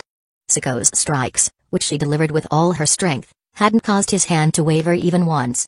This power, if Shin were to strike with the wooden sword, Sako doubted she could block it even with a real blade. The kendo instructor approached and took the wooden sword from Sako's hand. "Sorry, I couldn't do any better," she said, breathing heavily, clearly exhausted. But her eyes shone as she looked at Shin, revealing her keen interest. "Don't blame yourself, with this strength and speed, it would be pointless even if I took over," the instructor said, shaking his head and turning to Shin. "Mr. Shin, do you genuinely want to study kendo?" Given Shin's strength, it seemed he was beyond the usual desire for fitness training. "In a way, yes. I mainly want to learn techniques related to weapon use," Shin replied honestly. Fitness training didn't hold much appeal for him anymore, the real world could only offer him in terms of technique. Kendo was just the beginning, he planned to look for martial arts schools to learn hand-to-hand combat as well. At least until he had a chance to encounter various martial arts in the world of Dragon Ball, this would have to suffice. "I see, that makes sense." The instructor nodded. Shin clearly hadn't learned kendo before, he was only imitating Sako's grip. Because of their strength disparity, he could easily block Sako's strikes with a wooden sword. However, against someone of equal or greater strength, his grip would likely lose him the weapon. In that case, "Let me teach him, sensei." As the instructor was about to continue, Sako couldn't help but interrupt.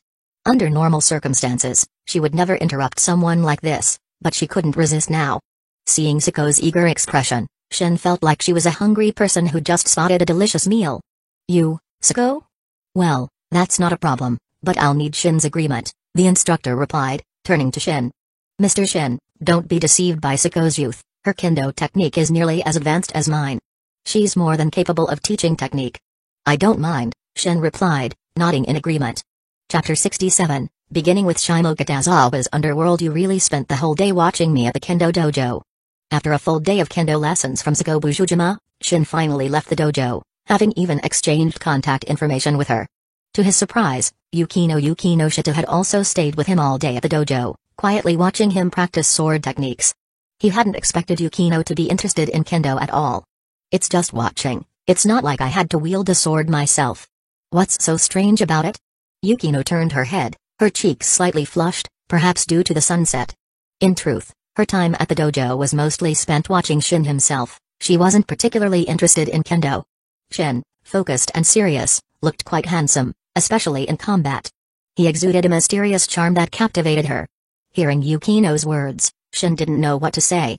He had thought she might mention being there to keep an eye on Akagi and Tamiya, but she didn't bring it up at all. Did she forget about Akagi and Tamiya? Was she just there spending the day with him? In fact, Akagi had already messaged him, saying his outing with Tamiya in Akihabara had wrapped up, and he even inquired how Shin's date with Yukino had gone. Shin ignored that part, intending to tell Yukino about Akagi's update if she asked, but since she didn't, he suspected she might have forgotten. Or perhaps she trusted Akagi and Tamiya.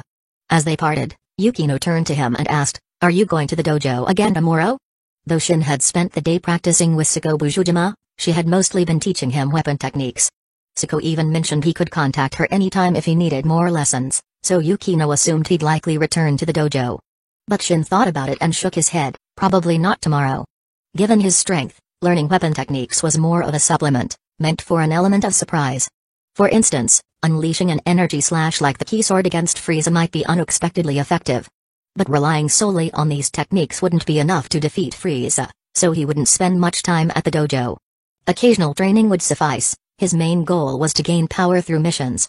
I see. Shin sensed a flicker of disappointment from Yukino, though it quickly vanished as she regained her usual calm. After parting ways at the station, Shin didn't head home right away. Instead, he contacted Sayo Ojawara to check on her. Sayo mentioned she had bought some daily necessities and clothes, as well as ingredients to make him a meal. It seemed Sayo was indeed settling into his home. However, Shin wouldn't make it back for dinner tonight, so he told her not to wait up before putting away his phone and heading out. Shimogatazawa was a fascinating place, small in scale, yet bustling with a mix of people, with cafes and bars scattered throughout. Unsurprisingly, it was also a hub for small-time gangs. Despite being loosely organized, they still created quite a presence. Shin chose this location mainly because the name sounded familiar. Though he'd watched a lot of anime, he didn't have much experience with subcultures. But Shimogatazawa, as a notable name in subculture, had left an impression on him. After spotting the Shimogatazawa station on the subway, he decided to visit a local gang here. Why not in Tokyo's main districts? Too complicated. Tokyo's gangs were massive and structured, with hierarchical systems. To reach a gang leader, one would have to get past the enforcers stationed at local establishments, and even then, those guards rarely had the authority to summon the leader. In contrast, Shimogatazawa's gangs were smaller, and their leaders only managed a few locations. By showing up, Shin could likely draw out the head himself. In an underground bar in Shimogatazawa, neon lights flickered, and the dance floor was already drawing a crowd. As night fell, the once closed establishments began to buzz with activity. Within hours, the place would likely be packed, blaring loud music. Bang! The doors opened, and people looked up to see a high schooler with his hands in his pockets entering. Shin scanned the bar, sizing up his surroundings. "Bars aren't for kids," muttered a muscular man by the door, frowning as he didn't intend to entertain Shin. "Better come back when you're older." High schoolers were a hassle and not profitable, the management didn't care for them. Ignoring him, Shin continued to assess the bar and nodded in satisfaction. So many malevolent spirits here. A lot of people must have died in this place. Indeed, Shin was not just admiring the decor but observing the number of spirits within the bar. These spirits, typically born from grudges of those who died unjustly, revealed how many lives had been lost here. There was a large black spirit next to the man beside him, though the man couldn't see it. "Are you looking for trouble, kid?" Hearing Shin's blunt remark, the man's gaze turned fierce. He didn't understand the talk of spirits, but the fact that Shin mentioned the bar's violent past was a red flag. The bar had indeed seen its share of deaths, having been a battleground for gang fights in Shimogatazawa, and only those in the underworld would know that. To him, Shin went from an ordinary high schooler to a provocateur. "You're not worth it," Shin muttered, pulling out a stand arrow, now just the arrowhead, from his pocket. He'd removed the shaft for easier carrying. After all, the shaft only served as a projectile guide, his strength alone could propel the arrowhead better than any bow. The arrowhead lay still in his palm, showing no sign of targeting the man. In other words, to the arrow's stand ability, this man had no aptitude for a stand. Chapter 68, Creating Stand Users in the Real World. The arrow, which was originally meant to belong to Yashikage Kira, possesses the ability to identify those with the potential to become stand users. If the target has the qualifications to awaken a stand, the arrowhead will instinctively align itself with the target, much like a compass. In JoJo's Bizarre Adventure Part 4, Yashikage Kira relied on this arrow to autonomously search for those with potential, creating numerous stand users and causing considerable trouble for the protagonists. This unique ability to detect stand potential has so far been shown only in Kira's arrow, as no other arrow has demonstrated this capability. Shin felt quite fortunate that he intercepted Kira's arrow. If he had ended up with a different one, it might not have been as convenient. "You got a death wish, kid." The burly man, unaware of anything about stands, was furious at Shin's seemingly dismissive remark. Being part of the underworld, he wasn't inclined to kill, but teaching this kid a lesson was within reason. He reached out, intending to grab Shin's head and toss him aside. Yet as soon as he extended his hand, he felt an overwhelming force seize his wrist, making further movement impossible. "What?" What's going on? What's grabbing me? His expression shifted as he realized that no matter how much he struggled, he couldn't escape this mysterious power. If there were another stand user present, they'd see Blackbird standing behind Shin, with its hand gripping the man's wrist.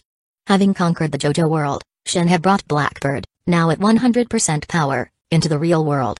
Blackbird now possessed strength equivalent to Shin's own body. Even without using abilities he'd absorbed from other stands, this strength alone made him unafraid of anyone in this world. In the original, stand users only appeared if their awakening succeeded. I've never seen what a failed stand awakening looks like. Shin twirled the arrowhead in his hand before flicking it towards the terrified man. Thud. The black and gold arrowhead flew from Shin's fingers, piercing the man's neck effortlessly, as if cutting through tofu. Blood spurted out. Gah! The man groaned in agony, collapsing in a pool of blood, drawing the attention of the few patrons in the bar. Ah! A few of them, obviously customers, screamed and dashed for the door. Shin ignored them, but when he noticed a few bar staff trying to escape as well, he swiftly blocked their way. You guys aren't going anywhere, I'll need your help contacting someone. The bar staff froze as Shin's figure appeared in front of them in a flash, petrified. Working in an underworld bar, they'd seen their fair share of action, some had even witnessed gang wars. But those brawls were still within their understanding. Shin's speed and agility were beyond comprehension. Ugh!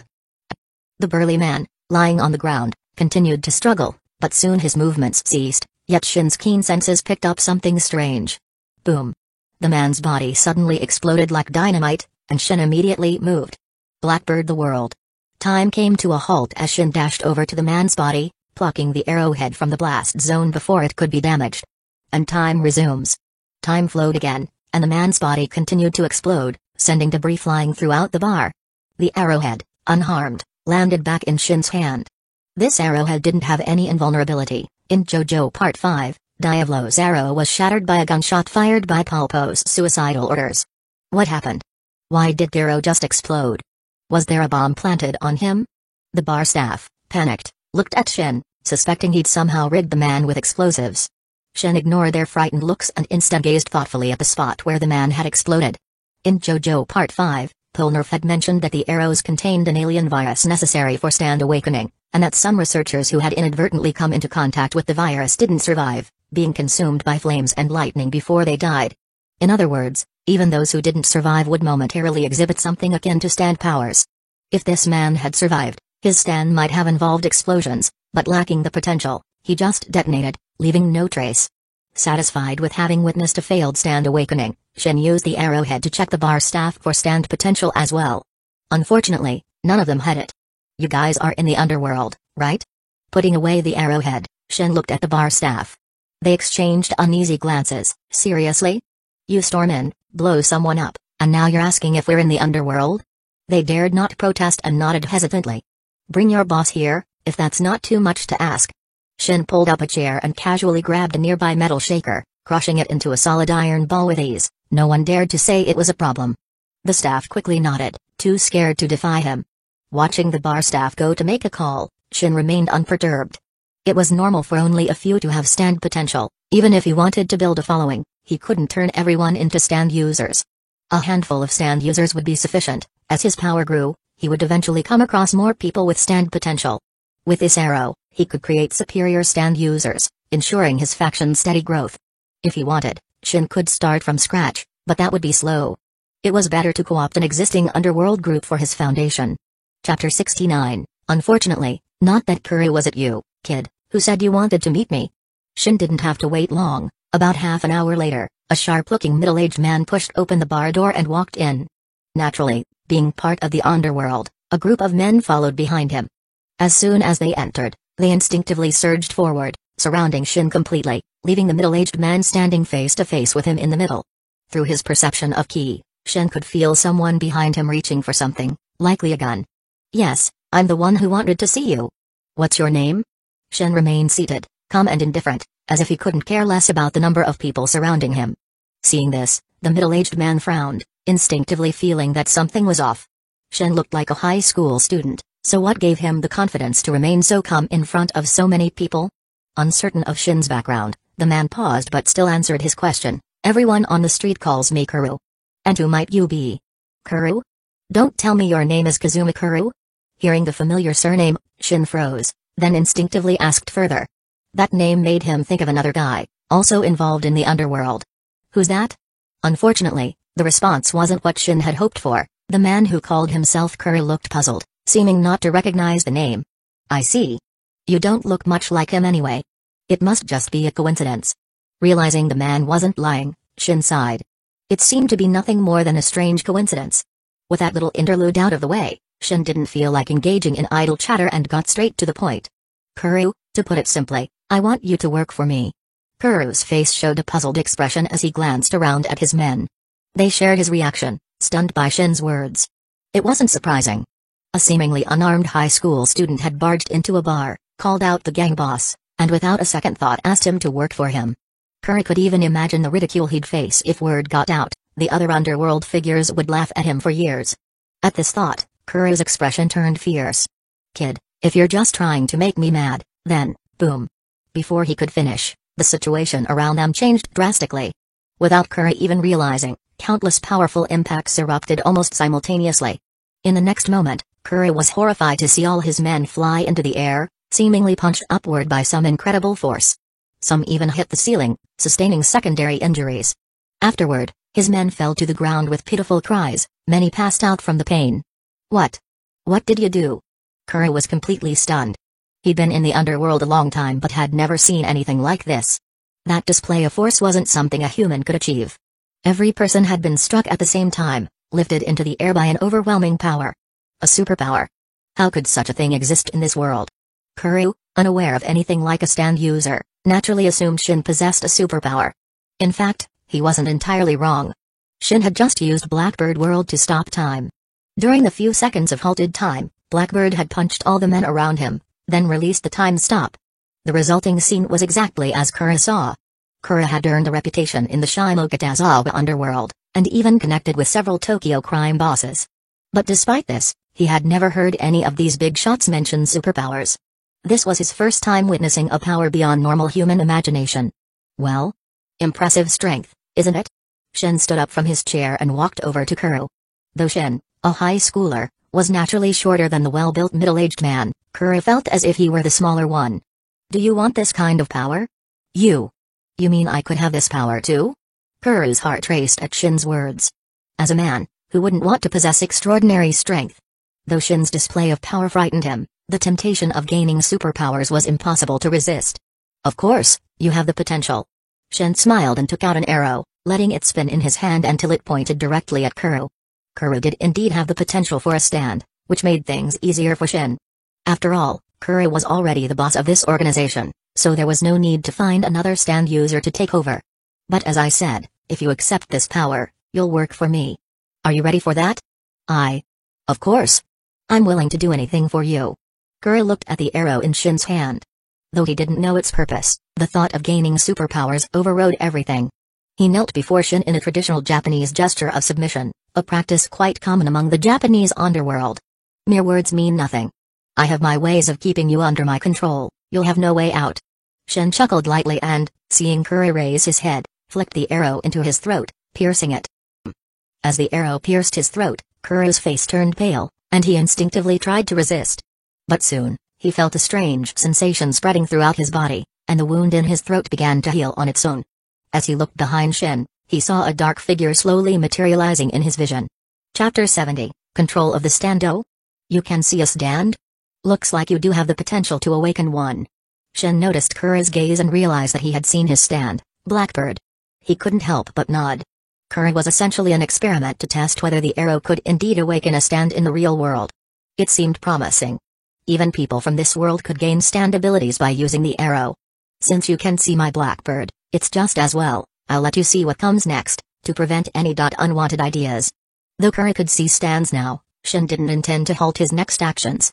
Blackbird Justice. Under his control, Blackbird suddenly raised its hand, and a wisp of black mist separated from its fingertips, falling in front of Shin. After absorbing Enya's stand, Blackbird gained the ability to transform into mist and separate parts of itself. The mist could enter a person's body through a wound and manipulate the corresponding area. But to completely control someone's body, he'd have to turn them into a corpse. Shin had no desire to control corpses, it would be too exhausting to constantly manage someone else's movements. The separated black mist transformed under Shin's control, shrinking into a small black crow. Blackbird lovers. After killing Dio, Shin had returned to Dio's mansion, where he encountered Steel Atom. Steel Atom, another of Dio's subordinates, had a stand named Lovers. In the original plot, he would lie in ambush for the protagonists after Enya's failed assassination attempt. But with Enya killed before she could attempt the assassination, Steel Atom remained at Dio's mansion, and Shin absorbed his stand as well. Originally, Lovers was a small, golden bug-like stand capable of sneaking into a person's body through an opening and hiding in their brain. But once absorbed by Blackbird, Lovers transformed into a tiny black crow, so small it almost looked like a mosquito. Go. Under Shin's control, the small black crow flew directly toward Kuro. As he watched nervously, it darted into his ear. You saw it, didn't you? That black crow has already entered your ear and it's reached your brain now. As Blackbird's master, Shin could sense the state of Blackbird Lovers and confirmed that it had reached Kuro's brain. If I wanted, I could make it manipulate your nerves or simply destroy your brain. I understand. A cold sweat broke out on Kuro's forehead. He could tell Shin wasn't bluffing. If he dared to harbor any thoughts against Shin would not hesitate to destroy his brain and kill him on the spot. He also understood now that the figure behind Shin was invisible to ordinary people, so if he died, no one would suspect Shin. Even if an autopsy was done, they would only find his brain inexplicably turned to mush without any external injuries. Shin looked at Kuro's terrified expression and nodded in satisfaction. Is your wound healed? You should have awakened your stand now. Call it out and let's have a look. A stand? Ah, I understand. Kuro paused, then quickly realized that the mysterious figure behind Shin was called a stand. And now, he might have a stand too. He stood up, noticing something fall from his chest. He quickly caught it in his hand. It was the arrowhead that had fallen out of his neck once his wound had healed. With both hands, he respectfully returned the arrowhead to Shin before trying to summon his own stand. Yeah. He let out a dramatically intense shout. Under Shin's slightly amused gaze, a mass of white matter surged from behind him. The white matter was like sludge, somewhat soft, gathering at Kuro's feet into a blob resembling a slime.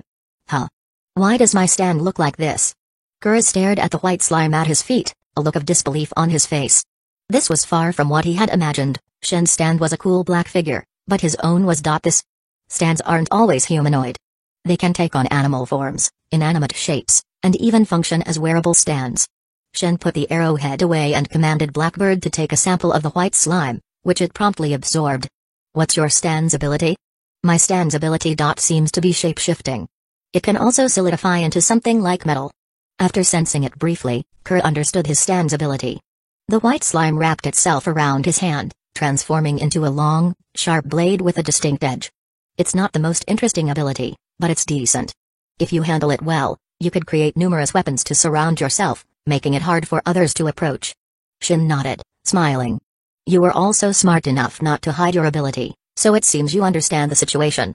Huh? At first, Kuro didn't understand, but Shin didn't explain further. The reason Shin had Blackbird absorb a part of Kuro's stand was to obtain a sample of its ability, to confirm that Kuro wasn't hiding anything. If Kuro had harbored hostile intentions, he might have lied about his stand's abilities, hoping to catch Shin off guard in the future. But Kuro hadn't hidden anything. His description matched the ability that Blackbird absorbed. Now, Blackbird could also transform into a soft substance or into a blade. Take some time to think of a name for your stand if you'd like. I'm heading out. And give me your contact information.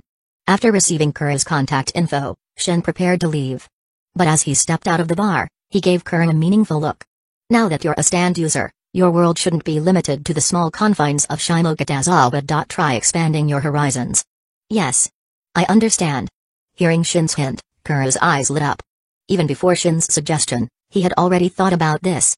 But with Shin's blessing, he felt even more confident. If he encountered anything he couldn't handle, he might be able to call on Shin for help. Though he had gained a stand and become powerful beyond normal standards, it was precisely because of this that he understood how incredible Shin's abilities truly were. The scene of him effortlessly knocking countless people away was something Kuro's stand could probably never achieve in his lifetime. Chapter 71, The Bottomless Pit of Pay to Win. After leaving the bar, Shin was about to head home. Tonight, he planned to check out the status of the third mission world, as well as the situation in the JoJo world. And then there was the Dragon Ball world, which he both loved and hated. He wondered if there was any way to save time on traveling in that world. It was pure torment. On his way to the Shimogatazaba subway station, he noticed a strange figure at the street corner. It appeared to be an odd person wearing a pink tracksuit, carrying a guitar case that seemed even larger than her. Judging by her staggering steps, she looked utterly exhausted. Weird character. Shin didn't pay much attention and continued into the subway station. Welcome back. When he arrived home, Seiyu Ojiwara, dressed in pajamas, came to greet him. Want a bath? I'll get the hot water running. Thanks. Shin nodded, slipping on his slippers as he entered, taking a moment to survey the room. It was clear the place was much cleaner than when he had left that morning. Seiyu had evidently given it a thorough cleaning. The sight of her running to greet him just now was somewhat reminiscent of a newlywed wife, though he wasn't sure if Seiyu herself was aware of it. But given what had happened last night, it felt like a natural progression. After a short while, Seiyu came out of the bathroom, smiling at him. The bath is ready, go on in. Shin grabbed some fresh clothes and headed toward the bathroom, asking along the way, are you okay on money? Need me to give you some more? Having just brought Kuro's organization under control today, he could easily get funds from him if needed. And, assuming things went as planned, Kuro would likely continue expanding his influence, making things a lot more convenient for Shin in the future. No need, I still have some left. Seiyu quickly waved her hands, blushing as she smiled. At this point, she hadn't been away from home long and hadn't yet encountered the harsher side of society. Meeting Shin and receiving his care made her genuinely happy. After his bath, Shin turned on his computer as usual and logged into the game, while Seiyu sat on the bed, playing on her phone. Initially, he had planned for her to use the second bedroom, but after some hesitation, Seiyu opted to sleep in the same bed as him. Since she had no objections, Shin naturally didn't mind either. This bedroom was clearly going to become a shared one. Luckily, his bed was large enough to fit them both comfortably. Angel of Healing, oh? You're back? How was your date with the girl? The moment Shin logged into the game, a private message popped up from a familiar username, making him wonder if this guy really watched his login time that closely. Zook, nothing special. How's your part-time job? Although he'd spent the day with Yukino Shida, most of the afternoon had been dedicated to kendo training, so they hadn't had much chance to talk. Of course, he would love to spend more time with a cute girl, and Yukino was undoubtedly a beautiful young lady, though he felt her chest was somewhat lacking. But her face? No complaints there. That said, Shin wasn't the type to abandon his plans just to pursue a girl, nor was he keen on actively seeking out Yukino's sharp tongue. Angel of Healing, the cafe barely has any customers. I just sit there on my phone most of the time. Zook, surprised the manager hasn't fired you yet. I'd love to see just how lenient your boss is.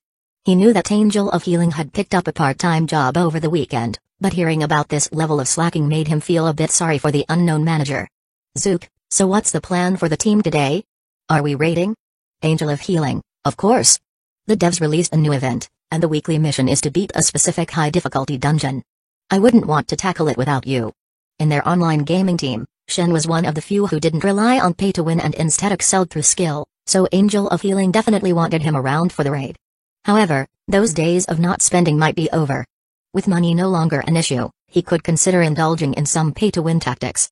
Suppressing his spending urge for so long, he felt excited just thinking about it. With visions of future in-game purchases, Shin and his online friends had a relaxing night of gaming, unwinding completely. Thanks to his combat experience boosting his reflexes, Shin's in-game skills had advanced several levels. No detail escaped his notice. If only his ability to sense ki worked on electronic components, he could have taken his gameplay even further. Too bad. If I could enter JoJo's Part 4, I'd love to get my hands on the stand red hot chili pepper that can manipulate electricity.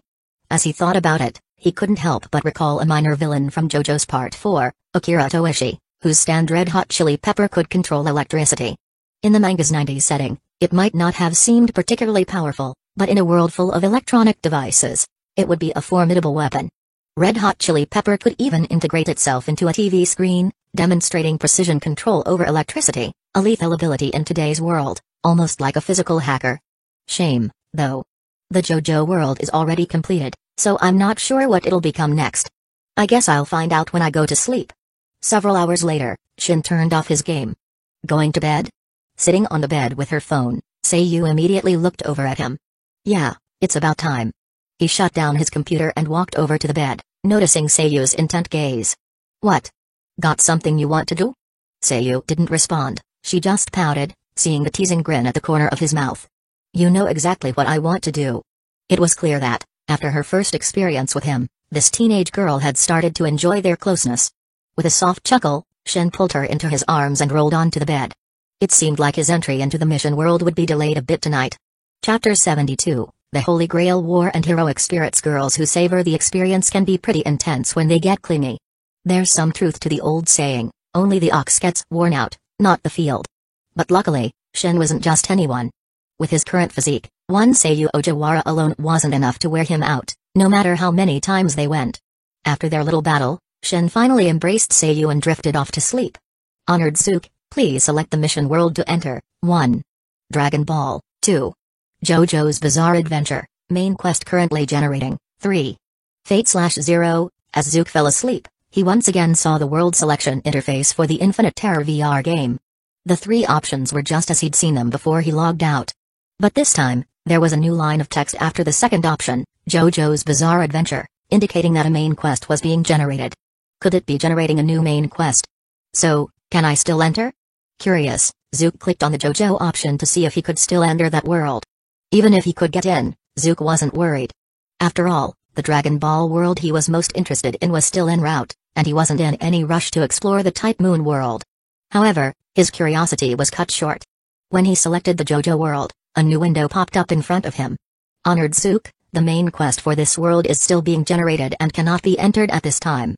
Please wait until the main quest has finished generating before entering the game. Current world, JoJo's Bizarre Adventure, main quest, generating. Player Zook's power synchronization status, 100% current arc. Please work to advance the main quest to unlock synchronization abilities. The original main quest, Defeat Dio, had changed to generating, meaning the JoJo world was now locked until the new main quest appeared. This was a relief for Zook. He'd been worried the world would be abandoned altogether, but it seemed he would still have access to it. JoJo's world had quite a few powerful stands. While they couldn't greatly enhance Zook's raw strength, some of their abilities were extremely useful. Even Frieza, with no understanding of Zook's stand abilities, could easily be caught off guard. Of course, this depended on Zook's battle strength actually being able to damage Frieza. If he couldn't break through Frieza's defenses, then even the strongest stand would be useless. It was similar to when Dio faced Zook. Despite having a powerful time-stopping ability, Dio was unable to actually hurt Zook, leaving him simply entertaining himself. When Dio's punches ended up breaking his own hands, Zook couldn't help but find the situation amusing. Since he couldn't enter JoJo and Dragon Ball still required 3 to 4 days of interstellar travel to reach planet Zuno, it seemed that his only option was to explore the third world. In other words, the Type Moon world, though the mission world was titled Fate/0, its expansive background encompassed a wide array of works and lore. Unfortunately, due to the main quest restrictions, Zook figured he'd be unable to leave the designated mission area, Fuyuki City, to explore the rest of the Type Moon universe's power. Current world, Fate/0, main quest, obtain the Holy Grail from the Fourth Holy Grail War, player Zook's power synchronization status, 0%. Please work to advance the main quest to unlock synchronization abilities. The Holy Grail War involves 7 Magi, who use the ritual of the Grail to summon servants, heroes from history and myth transformed into heroic spirits, to engage in a brutal battle. The ultimate goal of this ritual is to defeat as many summoned servants as possible, forcing them back into the Grail, and finally completing the ritual. The founding families, known as the Three Great Houses, publicly claim that the Holy Grail is an omnipotent wish-granting device, capable of fulfilling any desire, which sometimes attracts other Magi to join the fray. The story of Fate/0 is about the Fourth Holy Grail War, set in a city called Fuyuki. After choosing to enter this world, Zook felt himself slowly sinking, as though he were descending into water. The main quest demanded him to obtain the Grail from the Fourth Holy Grail War, so even though he knew it was tainted by the evil of all the world's evils, he still had to fight for it. That said, Zook didn't feel much motivation to complete the main quest, thinking only that the possible rewards for clearing this world might be worthwhile. To put it plainly, there wasn't much new power in the Type Moon world that Zook felt was worth synchronizing. This made him even less inclined to raise his synchronization rate. He could only hope that he'd enter with some favorable identity, ideally, with command seals. If not, he'd have to take one from another master. If it came to that, he already knew his target, Rinnezuka Ryuu. Not because Ryuu was evil and needed punishing, but simply because he was one of the easiest to find. The other masters were all cautious, hiding away and even using familiars to do their bidding. Zook had no interest in hunting them down. There was, of course, another easy target, Tasaka Tokiomi, who was sure to be hiding in the basement of the Tasaka mansion. But since Tokiomi had connections with the church's overseer, if Zook went and killed him for the command seals, the church might decide to halt the Grail War altogether. While Zook wasn't particularly driven to complete the main quest, He wasn't keen on being denied the chance to finish it. It'd be great if I could start with command seals. Here's hoping for a decent identity. Soon, he felt his feet touch solid ground, as though emerging from the watery sensation enveloping him. He opened his eyes slowly and found a young girl with black, twin-tailed hair standing before him, looking at him with a dazed expression. I did it, she said. Before he could process what was happening, the black-haired girl suddenly raised her arms in excitement and shouted, I successfully summoned a servant. Chapter 73, The Spirit and Stand Panel. Zook had imagined numerous possibilities for his identity upon arrival, but he never anticipated he would descend as a spirit. He had no legends in the Type Moon world. To this world's counterforce, Zook should count as a textbook otherworldly being. He also had no idea how his system enabled him to manifest as a spirit in this world. What made him even more speechless was that he was summoned by Rin Tasaka, a primary character in the Fifth Holy Grail War but currently just a young girl. Out of concern for her father, Tasaka Tokiomi, Rin had tried following the summoning ritual he left behind, drawing a summoning circle on the hallway floor just to try it out. Yet, it actually worked, and Zook somehow became this little girl's servant. Whoa. I was just experimenting, but I actually summoned someone. Could I be a genius? Although still a young girl, Rin Tasaka was already displaying a considerable degree of vanity, hinting at the personality she'd have in high school. She looked up at Zook, then circled him before stopping in front of him, hands on her hips. My servant, what's your name? What's your class? And your abilities? Can't you check for yourself? Zook felt a bit speechless. Masters in the Holy Grail War could observe their servants' basic panel data. Though they couldn't deduce the true name or noble phantasms, seeing attribute values was no problem. My name is Zook. As for my class, it seems to be Berserker. When summoned, the Holy Grail injects spirits with knowledge of the modern era to prevent them from causing chaos in the current age. Zook didn't need this, but for some reason, the Grail still added a bit of modern knowledge to his memory. At the very least, Zook now knew his class was Berserker, the Mad Warrior, a class known in the Holy Grail War for trading sanity for strength. What? Berserker? You don't look like a Mad Warrior at all. Hearing Zook's answer, Rin was stunned. She looked him up and down, confirming he didn't seem irrational in the slightest. And I've never heard of a hero named Zook. Little girl, how many books have you read to think you know the names of all heroes?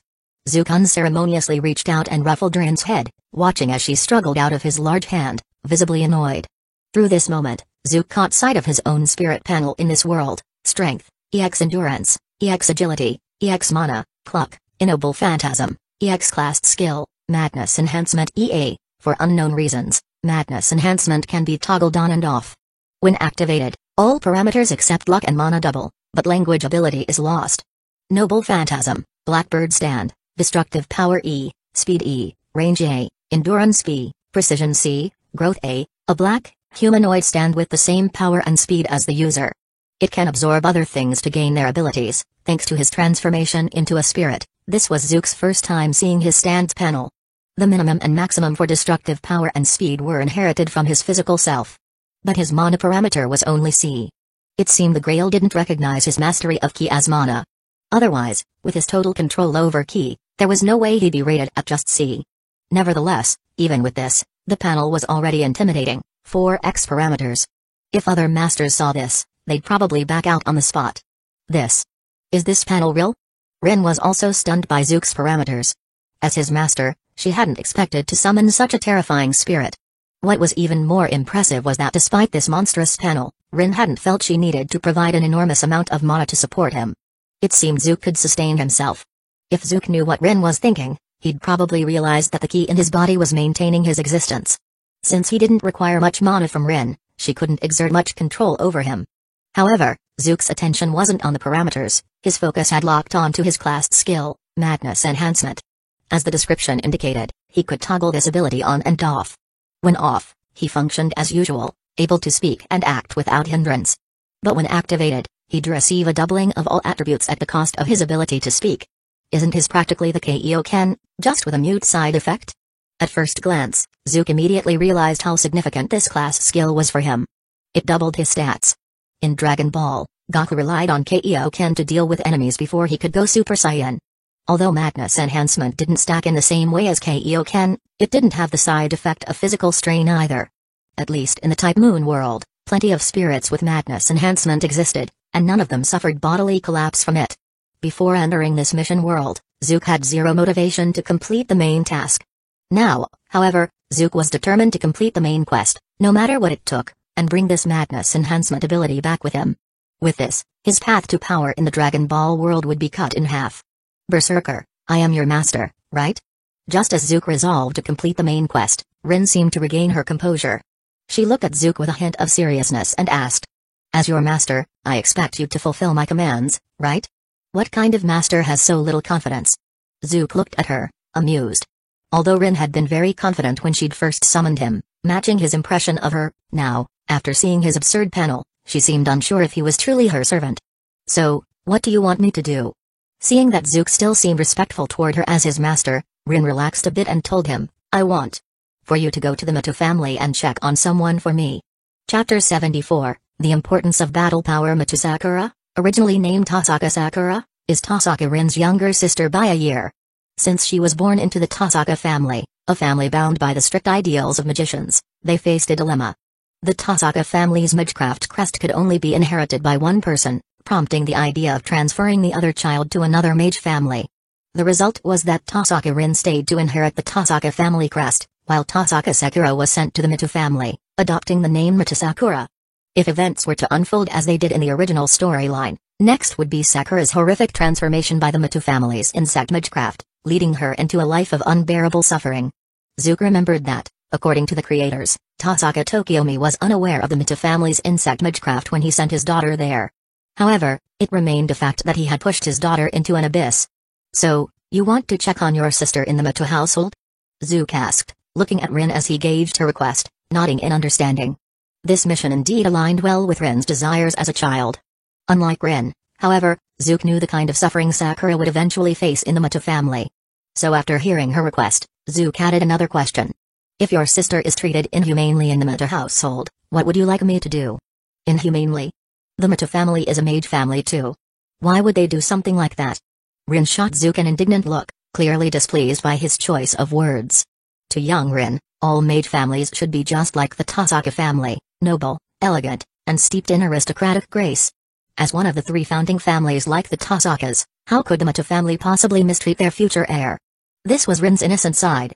Despite her attempts to act mature, she was, after all, still a child.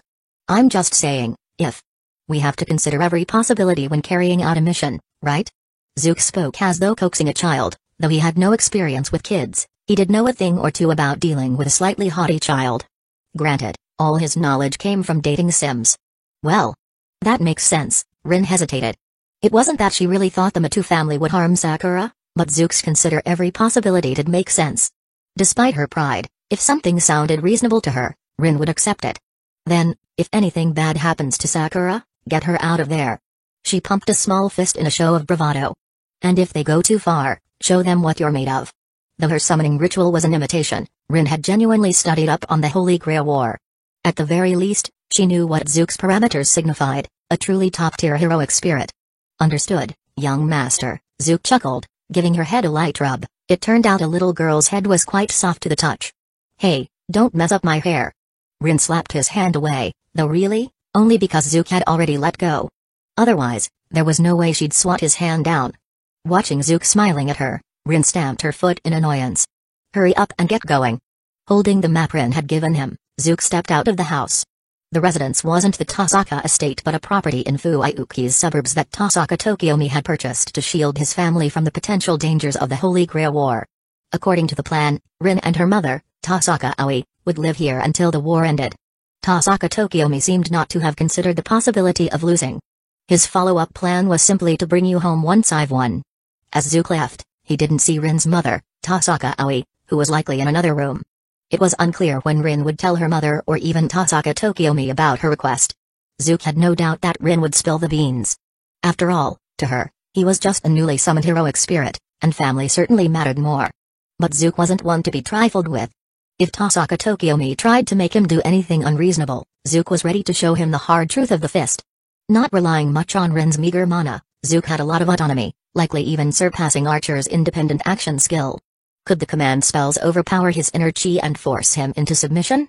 Zook was confident in his own strength.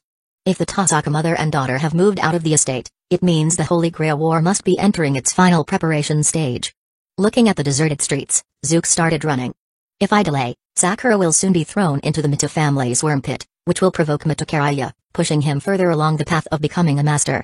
Running down the street, Zook pondered his next moves. Unlike in the world of JoJo, heroic spirits in the Holy Grail War possess truly destructive power, so I'll need to use my Void Miasma skill wisely.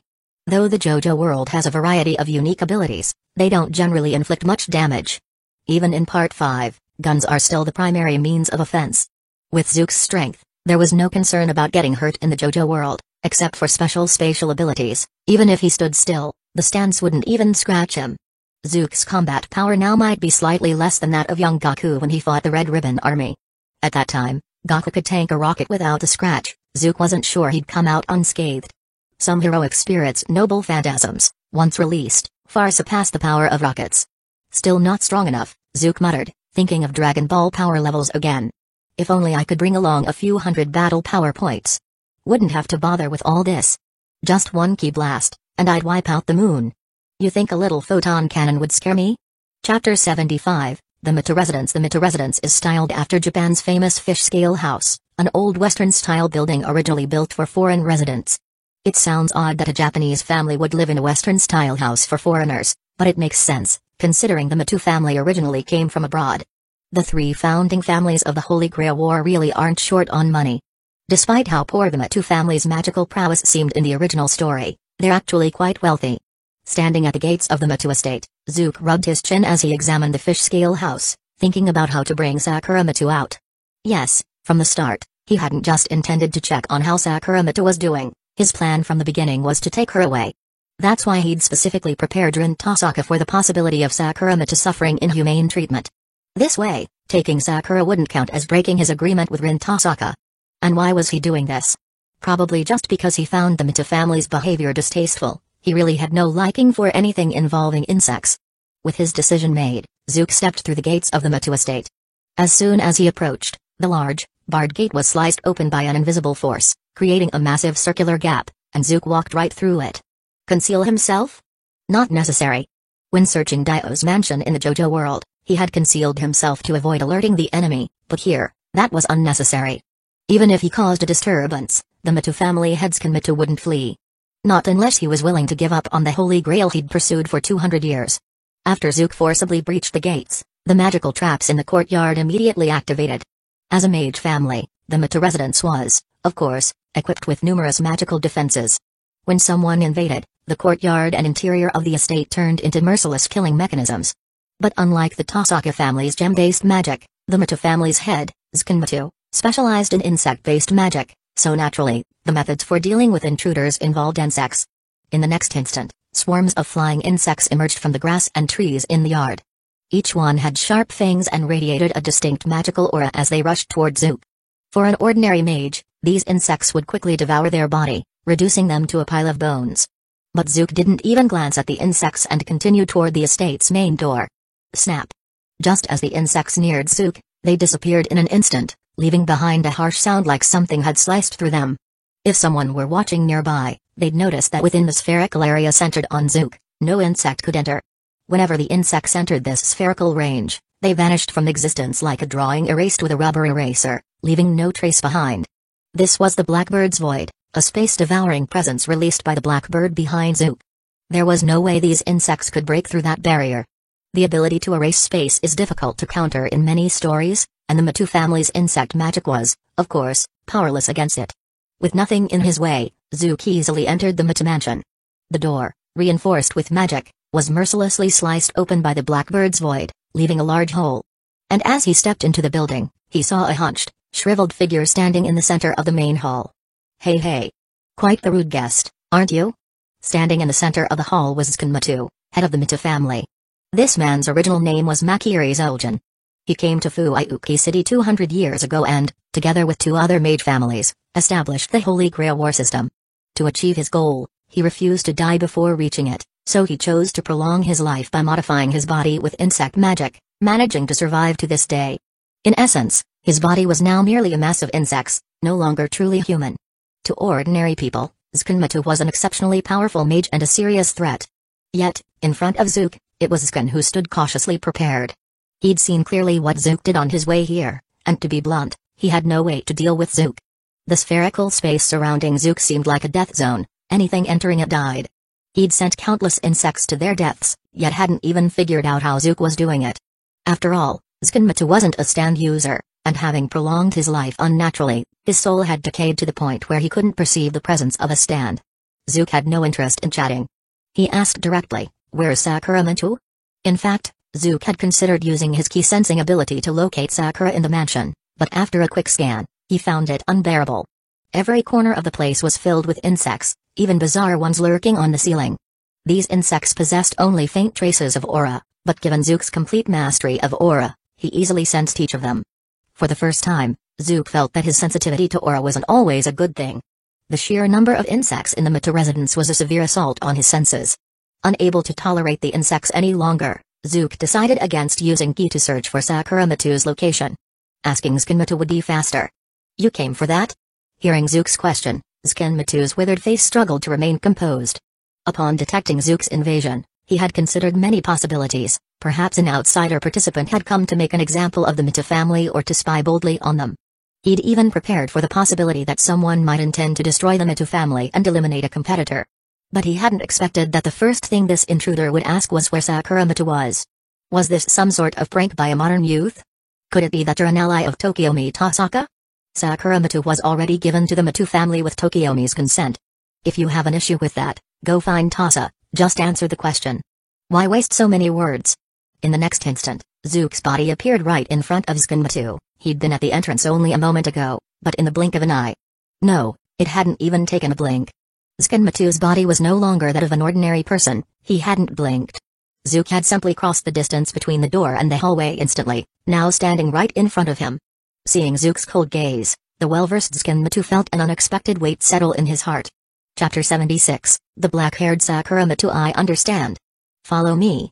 Skinmatu looked at Zook, pausing for a moment, likely calculating his odds of winning if they fought. But he quickly realized he couldn't break through the strange spherical space surrounding Zook, so he gave up and agreed to take Zook to find Sakuramatu. Initially, Skin thought Zook was just a mage connected to the Holy Grail War. But now, he realized Zook might actually be a servant. Though Skin wasn't sure why Zook, as a servant, hadn't arrived in spirit form, his strength was unmistakably real. It would have been better if you'd done this from the start. Zook nodded and followed Skin, who turned to lead the way with a sullen expression. Naturally, Zook had no fondness for this old parasite.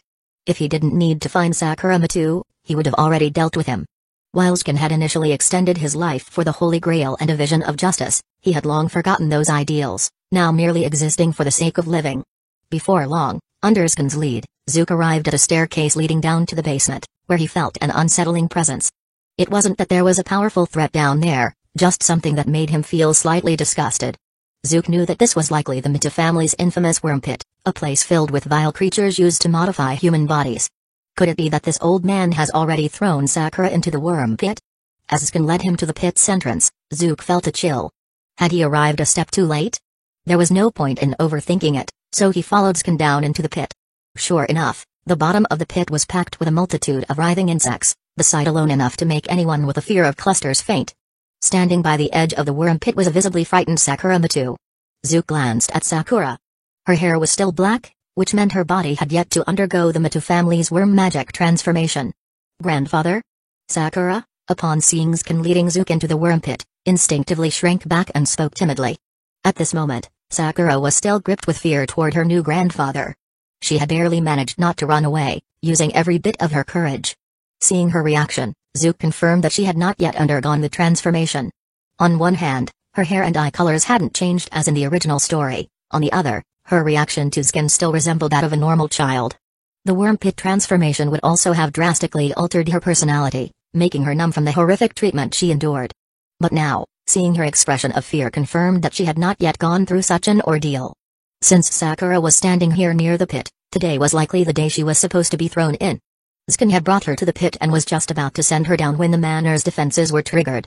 After leaving Sakura at the worm pit, Skin had rushed to confront the intruder, only to be unable to return. Realizing he couldn't defeat Zook, Skin had no choice but to obediently lead him to Sakura. Sakura, come here. Your sister wants to see you. Zook reached out a hand toward Sakura, disregarding Skin, who stood watching nearby. You don't need to stay in this wretched place anymore. Though Sakura was young, she was already mature for her age. She likely understood why Skin had brought her to such a terrifying place. Yet, due to her gentle nature and lack of power, she couldn't resist, even if she didn't want this fate. Her trembling body made it clear just how terrified she was. Upon seeing Zook's outstretched hand, she clung to it instinctively, as if grasping her only hope. "Friend. Are you certain you want to do this?" Skin's face darkened further as he watched Zook calmly abducting Sakura right in front of him. Although Skin had anticipated this outcome when Zook asked to see Sakura, he couldn't hold back when it came to taking her away. He had little hope for the Fourth Holy Grail War, so he couldn't care less if Zook targeted it. But Sakura was his key piece for the Fifth Holy Grail War. If she was taken, his entire plan would collapse. "So? What do you intend to do?" Zook held Sakura's hand and looked sideways at Skin. This old man was good at survival, but his combat abilities left much to be desired. Since Sakura had not yet been transformed, Skin couldn't hide any worms inside her body. If it came to a fight, Zook wouldn't need to worry about her safety. That child was promised by Tokiomi Tasaka. "You mentioned Tasaka's daughter, which means you must be connected to the Tasaka family, correct?" Skin spoke in his raspy voice, staring at Zook. "The Tasaka and I are cooperating, you see." Smack. Before Skin could finish, Zook suddenly raised his hand, clenching it into a fist in the air, a motion that emitted a grating sound. Sakura didn't understand why Zook had made a fist as Skin spoke, but Skin's face paled. "Old man, is this your attitude?" Zook opened his hand to reveal a tiny black remnant, a crushed worm. Skin had attempted to divert Zook's attention with his words, stealthily sending an almost invisible worm toward him. But Zook, with his keen sense for ki, detected the worm's approach and crushed it effortlessly. This was a clear sign that Skin was ready for a fight, right? Even if Skin hadn't made the first move, Zook didn't plan to let this parasite off easily. "Wait." Feeling a chill, Skin tried to stop him. But before he could finish, his upper body vanished instantly, a black bird had materialized beside him, and a spherical void tore through half his body. Chapter 77, Killing the Old Worm has almost become a fan tradition. Matuskin, whose upper body had been sliced off, still had his feet rooted in place. Yet, disturbingly, despite his body being severed, no blood flowed from the exposed lower half. Sakura Matu, standing beside Zook, was paralyzed with fear. She wasn't yet the emotionally numb person who had been transformed by the Krast worms. Seeing such a large person in front of her get sliced in half was naturally a shocking experience. As expected, just a bug. Zook squinted his eyes. Though the bug cellar was dimly lit, he could clearly see the severed section of the legs crawling with insects. Matuskin's body was entirely composed of a swarm of worms, barely resembling a human form. Most people wouldn't notice, even Tasaka Tokiomi, a fellow magus, had never discovered Matuskin's true nature. In the next instant, Matuskin's legs shattered, dispersing into a horde of worms that surged fiercely toward Zook and Sakura. "Humphrey." Zook sneered as his black bird returned to his side, creating a spherical void barrier around him. Any worm that approached was swallowed by the subspace, leaving no trace behind. When dealing with swarms of tiny insects, Zook didn't want to dirty his hands. Even though a single punch could wipe out a swarm, the thought of worm fluids and remains on his hand was simply revolting. Is grandfather dead? Sakura, hiding within Blackbird's protective range, was safe from the subspace barrier's effects. From her perspective, it seemed Matuskin was beyond dead. His upper body had been sliced off, and his lower half turned into bugs. It looked as if his whole body had disappeared. Don't call that old bug grandfather anymore. From today on, the Mata family will be history. Zook, of course, knew Matuskin wasn't truly dead. His true form had completely become a single insect, and all the bugs of the Mata house were part of him. Until that primary insect was destroyed, Matuskin couldn't die. That core bug, however, clearly wasn't inside his original body. In the Fifth Holy Grail War, Matuskin's core bug was hidden in Sakura's heart, but now, its location was unknown. You. Or should I call you heroic spirit? You must be some ally of the Tasaka family, summoned as a servant, right? Matuskin's sinister voice echoed from all around, with a resonance that made it impossible to identify which bug it was coming from. I admit I can't kill you, but do you really think you can destroy the Mata family? As long as I exist, the Matu family won't be history. Matuskin had existed since the day he founded the Mata family. Though his soul was decaying, he would continue to live until it completely withered away. Everything in the Mata family had been established by him, and it served him alone. So, in a way, his words weren't wrong. Then I just have to get rid of you. Zook's gaze swept over the surrounding bugs. The Mata mansion was filled with Matuskin's insects, but most of those outside the worm cellar were likely not his true form. After all, Today was supposed to be the day Matuskun began altering Sakura's body, a key move in his fifth Holy Grail war strategy. Such a crucial event meant he would definitely be observing closely in the worm cellar, ensuring nothing went wrong. Get rid of me? I admit your spatial ability is powerful, but isn't its range limited? Based on Zook's performance from the courtyard to the front door, and the results of his last wave of attacks, Matuskun believed he had seen through everything. With so many bugs here, can you destroy them all at once? Matuskun was confident his true form wouldn't be exposed. His core insect looked almost identical to the others, so even if Zook had keen eyesight, it wouldn't make a difference. In his mind, the only way to kill him was to destroy every bug in the worm cellar. But did Zook have that kind of power? Not really. Zook rubbed his chin. If he knew the Kamehameha, like Master Roshi, he could just blow up the whole Mita Mansion in one blast. Sure, the Mita Mansion was big, but was it any bigger than Fire Mountain and its castle in Dragon Ball? But who said I need to kill all the bugs at once? Matuskun's triumphant laughter froze instantly when he saw Zook's gaze fixed directly on him. Matuskun's true body was a crest worm, hidden among countless other bugs in the depths of the worm cellar. It should have been impossible to find, yet Zook had indeed looked straight at it. What? What did you say? Panic surged within Matuskun. Thinking it was merely a coincidence, he quickly tried to shift to the side. And then he noticed, Zook's eyes followed him, precisely. He's not bluffing. He really has pinpointed my true form. His sense of certain victory vanished, replaced by terror. Matuskun couldn't fathom how Zook had identified his core. Matuskun had no understanding of ki, and since he didn't know what it was, he couldn't grasp how Zook had sensed him. I know. Matuskun tried to flee, but he felt his body stiffen. He was forcefully pulled out of the swarm of bugs. To Sakura and Matuskun, the worm seemed to hover midair on its own. But in Zook's eyes, Blackbird was floating above the worm cellar, having just plucked Matuskun's true form from the swarm. Sorry, but I don't plan on leaving any loose ends. Just to prevent any lingering plot points, I'll have you die. Looking at the struggling worm held by Blackbird, Zook spoke without hesitation.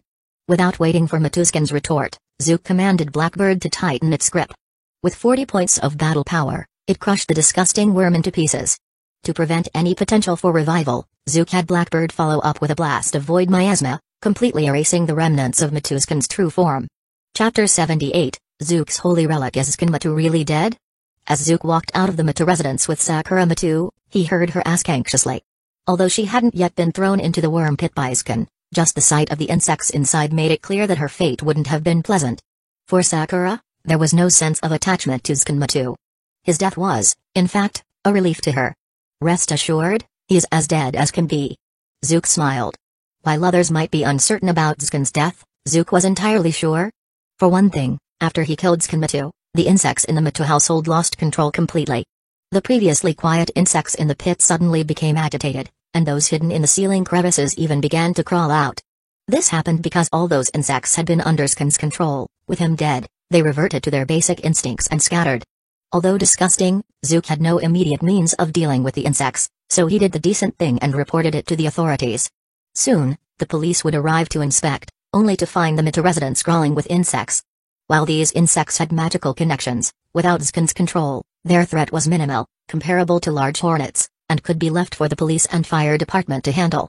On the other hand, Zook noticed a change in his synchronization rate.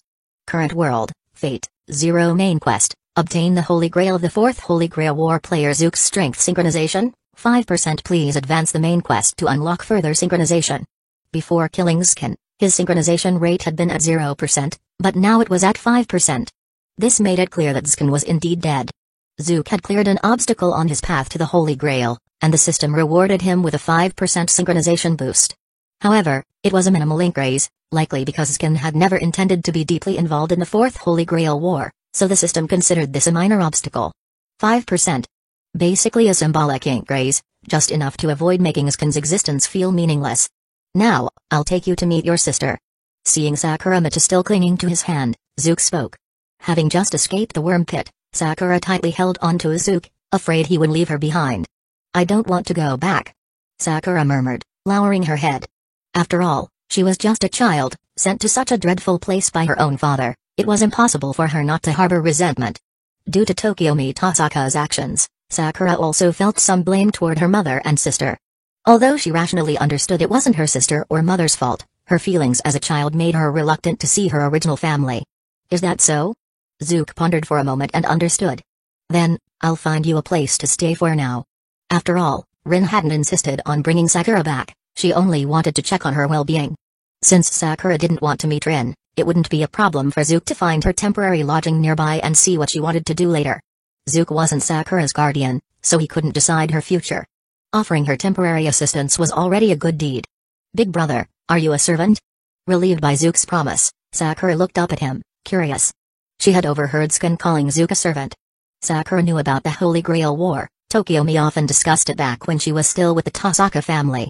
Both Rin and Sakura had some understanding of the Holy Grail War. Rin had even learned to draw the summoning circle for servants by watching and listening. I suppose so. To be precise, I'm your sister's servant. Zuke shrugged, not denying his role. After all, his identity in this world was designated by the system, so there was no point in refuting it every time someone asked. After all, not all heroic spirits had to be deceased. In this Holy Grail War, one of them was even a living heroic spirit, Artoria, who held the Saber class. Probably because Zuke was also alive, he shared Artoria's inability to dematerialize. My sister's servant, huh? Sakura's expression darkened slightly, seemingly upset. But she understood why Zuke had come to save her, it was Rin's task. For now, stay here. Zuke rented a room at an inn and brought Sakura inside. His role in this mission world was merely as a servant, so he didn't have a residence. Since Sakura didn't want to stay with Rin, this inn would have to do for now. As for the money for the inn, let's just say that Japan had no shortage of petty thugs. What? Was it inappropriate to rob people in front of a child? Seeing that Sakura seemed unfazed, Zuke assumed it wouldn't be a bad influence. Are you leaving, big brother? Seeing Zuke about to leave, Sakura tugged on his sleeve. Yeah, I'm your sister's servant, so I can't stay away forever. Zuke patted Sakura's head with a smile. He had to complete the main quest, and that berserk skill was something he was determined to obtain. My sister's servant. In the future, could I also summon you in the Holy Grail War? Sakura's expression darkened slightly at this, though she hid her emotions well and asked curiously. The future Holy Grail War. Maybe? Zuke was unsure, as he didn't yet know what would happen to each world after completing a main quest. He suspected that this world would continue to progress until a new main quest appeared, allowing him to return, but that was just a theory. Since no new main quest had generated in the JoJo world yet, Zuke was still uncertain. If his theory held, he could probably be summoned again in the 5th Holy Grail War. Then, big brother, could you leave me something? Sakura's eyes brightened as she quickly asked Zuke. What? Are you asking for a holy relic? Zuke chuckled, realizing her intent. A holy relic was an object left behind by figures from myth and history, often used in summoning to call the corresponding heroic spirit. Sakura clearly believed that if he left her something, it could serve as a holy relic for the 5th Holy Grail War, allowing her to summon him. Though I'm not sure if this counts as a holy relic. Here you go. Zuke didn't have much on him. He still had some cash he'd taken from the thugs, but that obviously wouldn't work as a relic. So he plucked a black feather from the mantle draped over his crow companion and placed it in Sakura's hand. Originally, as a part of his stand, this black feather would have been invisible to Sakura, but Zuke used Highway Star's ability to transform it into a tangible illusion. This way, Sakura, though not a stand user, could see the black feather. Chapter 79, Rin Tasaka joins the battle. After taking Sakura Mitu away from the Mitu household, Zuke completed Rin Tasaka's task. Of course, helping Rin was merely incidental. Zuke's primary goal was to see if he could advance the main quest. How should he proceed with the main quest? Since the goal is to obtain the Holy Grail, the best way forward is to eliminate the other participants in the Holy Grail War.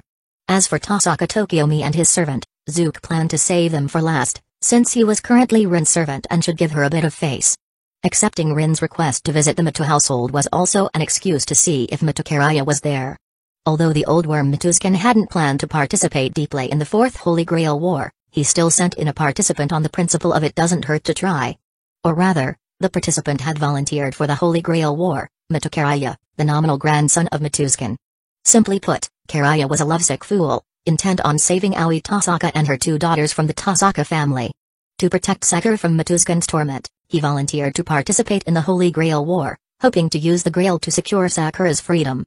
However, as Karaya didn't have outstanding magical abilities, Mituzkan reformed his body with insect-based magic, replacing his magical circuits with command worms, giving him the power to participate in the war. If everything went as expected, Karaya would likely have already been selected as a master by the Grail. Zuke's visit to the Mitu household was to see if he could capture Karaya. If Karaya had already summoned a servant, Zuke planned to eliminate it, which would likely advance the main quest considerably. If Karaya hadn't summoned one yet, Zook would force him to summon it on the spot and then defeat it right away for the same result. Unfortunately, Karaya was nowhere to be found this time, and Zook wasn't sure where he'd gone. So, he settled for gaining a meager 5% synchronization rate from Matuskin. Since he couldn't find Karaya, he had no choice but to target the other participants. I'm back, mission accomplished. Back at the place where Rin was staying, Zook quickly found his young master. However, he was surprised to see Rin seem less than enthusiastic about his return and instead appeared a bit upset. What's wrong? You look like a kid who's just been sold by her parents. Who's been sold by their parents? With his remark, Rin instantly bristled, her upset expression replaced by a scowl as she glared at Zook. At least she seemed more animated now. I told my mother about you, and I said you could help father win the Holy Grail War. Angered by Zook's remark, Rin regained some energy but still looked unhappy as she spoke with her head lowered. But my mother refused. She told me not to tell father about this and asked you to stay home and not go out. Zook understood. Aoi Tasaka didn't want Rin to get involved in the Holy Grail War. Aoi Tasaka, Rin's mother, came from a family of magicians, the Zenju family, though unlike the prestigious Tasakas, her family had declined, leaving only her bloodline with any value.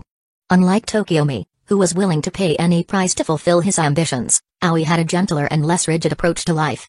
She was supportive of Tokiomi's endeavors, but without his guidance, she had her own thoughts. Her hope was simply that her daughter could live peacefully. To Aoi, the Holy Grail War was brutal, and she'd moved herself and Rin to a place far from the battlefield to avoid getting caught up in it. Naturally, she didn't want Rin drawn into its murky depths. She told me to believe in father's victory, that I don't need to help. Rin pouted, clearly feeling her capabilities were being underestimated and looking defiant. What do you think, Berserker? Should I really just stay home? The Holy Grail War is indeed brutal. Zook didn't sugarcoat things, speaking honestly to Rin. Didn't you just ask me to check on your sister? Do you want me to tell you what I saw at the Matu household? What? How could the Matu family do something like that? After hearing about the situation at the Matu household, Rin's face turned pale. She hadn't anticipated such horror. If it weren't for her concern as an older sister, sending her servant to check on Sakura, her sister would have likely been subjected to the Matu family's cruelty. The only relief was that Zook said he had rescued Sakura and found her a temporary place to stay. However, when he mentioned that Sakura didn't want to return, Rin's expression darkened a bit. If you're unsure, wait until tomorrow and check the news. There's a good chance the Matu household's insect nest will make headlines. Zook shrugged. Before leaving, he had called the police, so police and firefighters were probably fighting a gruesome battle with the bug monsters by now. Of course, some magicians may try to suppress this news to prevent magic from being exposed to the public. Magic, as a mysterious art, weakened with increased awareness, so magicians took great pains to keep it a secret. The Matu insects, too, were a form of magic that some might want to cover up. The Holy Grail War is like this. Even innocent children like your sister find it difficult to stay out of it. Zook smiled at Rin. Knowing this, do you still want to take part?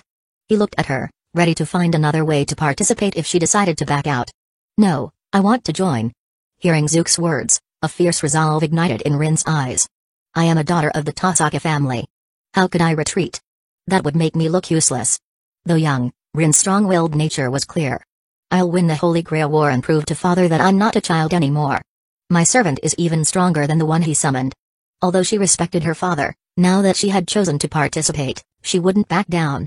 Berserker. You'll win, won't you? Of course. Who do you think I am? Zook grinned at the now determined Rin and gently patted her head. Leave it to me. Chapter 80, Unlocking the Time Jump Function. Even though Rin Tasaka had decided to join the fight, as a child who respected her parents, she didn't want to directly defy their orders. Naturally, Rin learned to lie. She pretended to obey her mother, Aoi Tasaka, staying at home as instructed, but in reality, she had Zook take her to the Holy Grail War battlefield to participate in the war. That said, the Holy Grail War hasn't officially started yet, so some participants probably haven't summoned their servants. Sitting cross-legged on her bed in her room, Rin looked seriously at Zook standing beside her bed. Berserker, do you have a plan? A plan? Zook rubbed his forehead, knowing the storyline and, naturally, the details of the current Holy Grail War participants. Tokiomi Tasaka, Rin's father, was likely residing at the Tasaka estate, ready to summon Archer Gilgamesh with the help of a relic. Kairaiko Tamine, son of the overseer Rizaiko Tamine, was secretly colluding with Tokiomi and had already summoned Assassin as Tokiomi's apprentice. Karaya Matu, a recently defeated participant from the Matu family, would summon the real Berserker Lancelot, though he's likely homeless now. Garetsugu Emiya, a mage slayer summoned by the Insburn family, was expected to summon Saber Artoria and was likely outside Fuyuki City at the moment. Waver Velvet, a student of the Clock Tower, stole his teacher's relic and would summon Rider Iskander. Currently, he is hiding out in some unknown village. Kenneth L. Malloy, a Clock Tower teacher, was the unlucky mentor whose relic was stolen. He would summon Lancer Diarmid, destined to be the unluckiest participant. Lastly, Runa Sakrayu, a serial killer who got roped into the war by chance, would summon the mentally unhinged caster, Bluebeard Gilda Race. Zook wanted to wrap up the Holy Grail War as quickly as possible. He didn't want the mission to drag on until the last day. For now, however, the start of the war was still some time away. Participants like Tokiomi, Karaya, Garetsugu, and Waver probably hadn't summoned their servants. The same went for Rinazuke, who would summon his servant the latest by sheer accident. If Zook wanted to take out his opponents early, his only options were Kairai's assassin or Kenneth's lancer. As for taking out the masters ahead of time, that would be pointless. Killing masters before they summoned their servants wouldn't progress the Holy Grail War. Zook wasn't there to be a murderous fiend, he was there to complete his main mission. Unnecessary killings were a waste of his energy. The challenge was that Assassin was a split-type servant, able to manifest in multiple locations, making it nearly impossible for Zook to track them all down. In the original story, Assassin was sent en masse to Rider's domain, where he wiped them all out in a single blow with his reality marble. As for Lancer, Zook was confident he could handle him, but Kenneth's current whereabouts were unknown. At least for now, he wasn't holed up on the rooftop of the Hyatt Hotel as he was in the original. You ask why Zook knew this? Because he had already booked a room at the Hyatt for Sakuramato and checked the rooftop afterward to confirm it hadn't been reserved by Kenneth. So, do you have a plan or not? Rin asked, watching Zook think for a while in silence. She realized he probably didn't have any solid strategy, sighing in resignation. She hadn't initially expected to summon a servant when she drew the summoning circle, so she had no concrete plans for the Holy Grail War. Oh well, we still have time to come up with something. Leave it to me. I'll make sure we win this war. Rin's enthusiasm quickly rebounded. At this point, with both her parents alive, she was still just a lively child. But seeing Rin's energetic demeanor, she probably hadn't yet realized that she would inevitably clash with her father, Tokiomi, in the end. This has to be the most pointless mission exploration yet. After a long chat in Rin's room, Zook exited the mission world. Aside from eliminating Tsukamoto and convincing Rin to fully commit to the Holy Grail War, there didn't seem to be much else he had achieved. In the Dragon Ball world, his progress was also quite slow, his synchronization rate had only improved by 1% so far.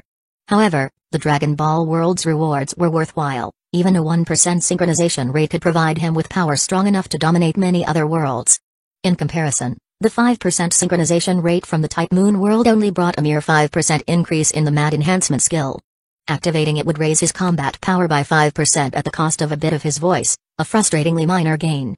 Feeling stuck by the slow progress in this world, Zook was preparing to wake up. But just as he was exiting the mission world and entering the void, a system notification and screen popped up. Congratulations, player Zook, for completing the achievement 3 Flowers Atop the Crown, achieving synchronization rates in 3 mission worlds. The time adjustment function has been unlocked and recorded, huh? Suddenly, Zook, previously dispirited from his lack of progress in the Type Moon world, was wide awake with excitement.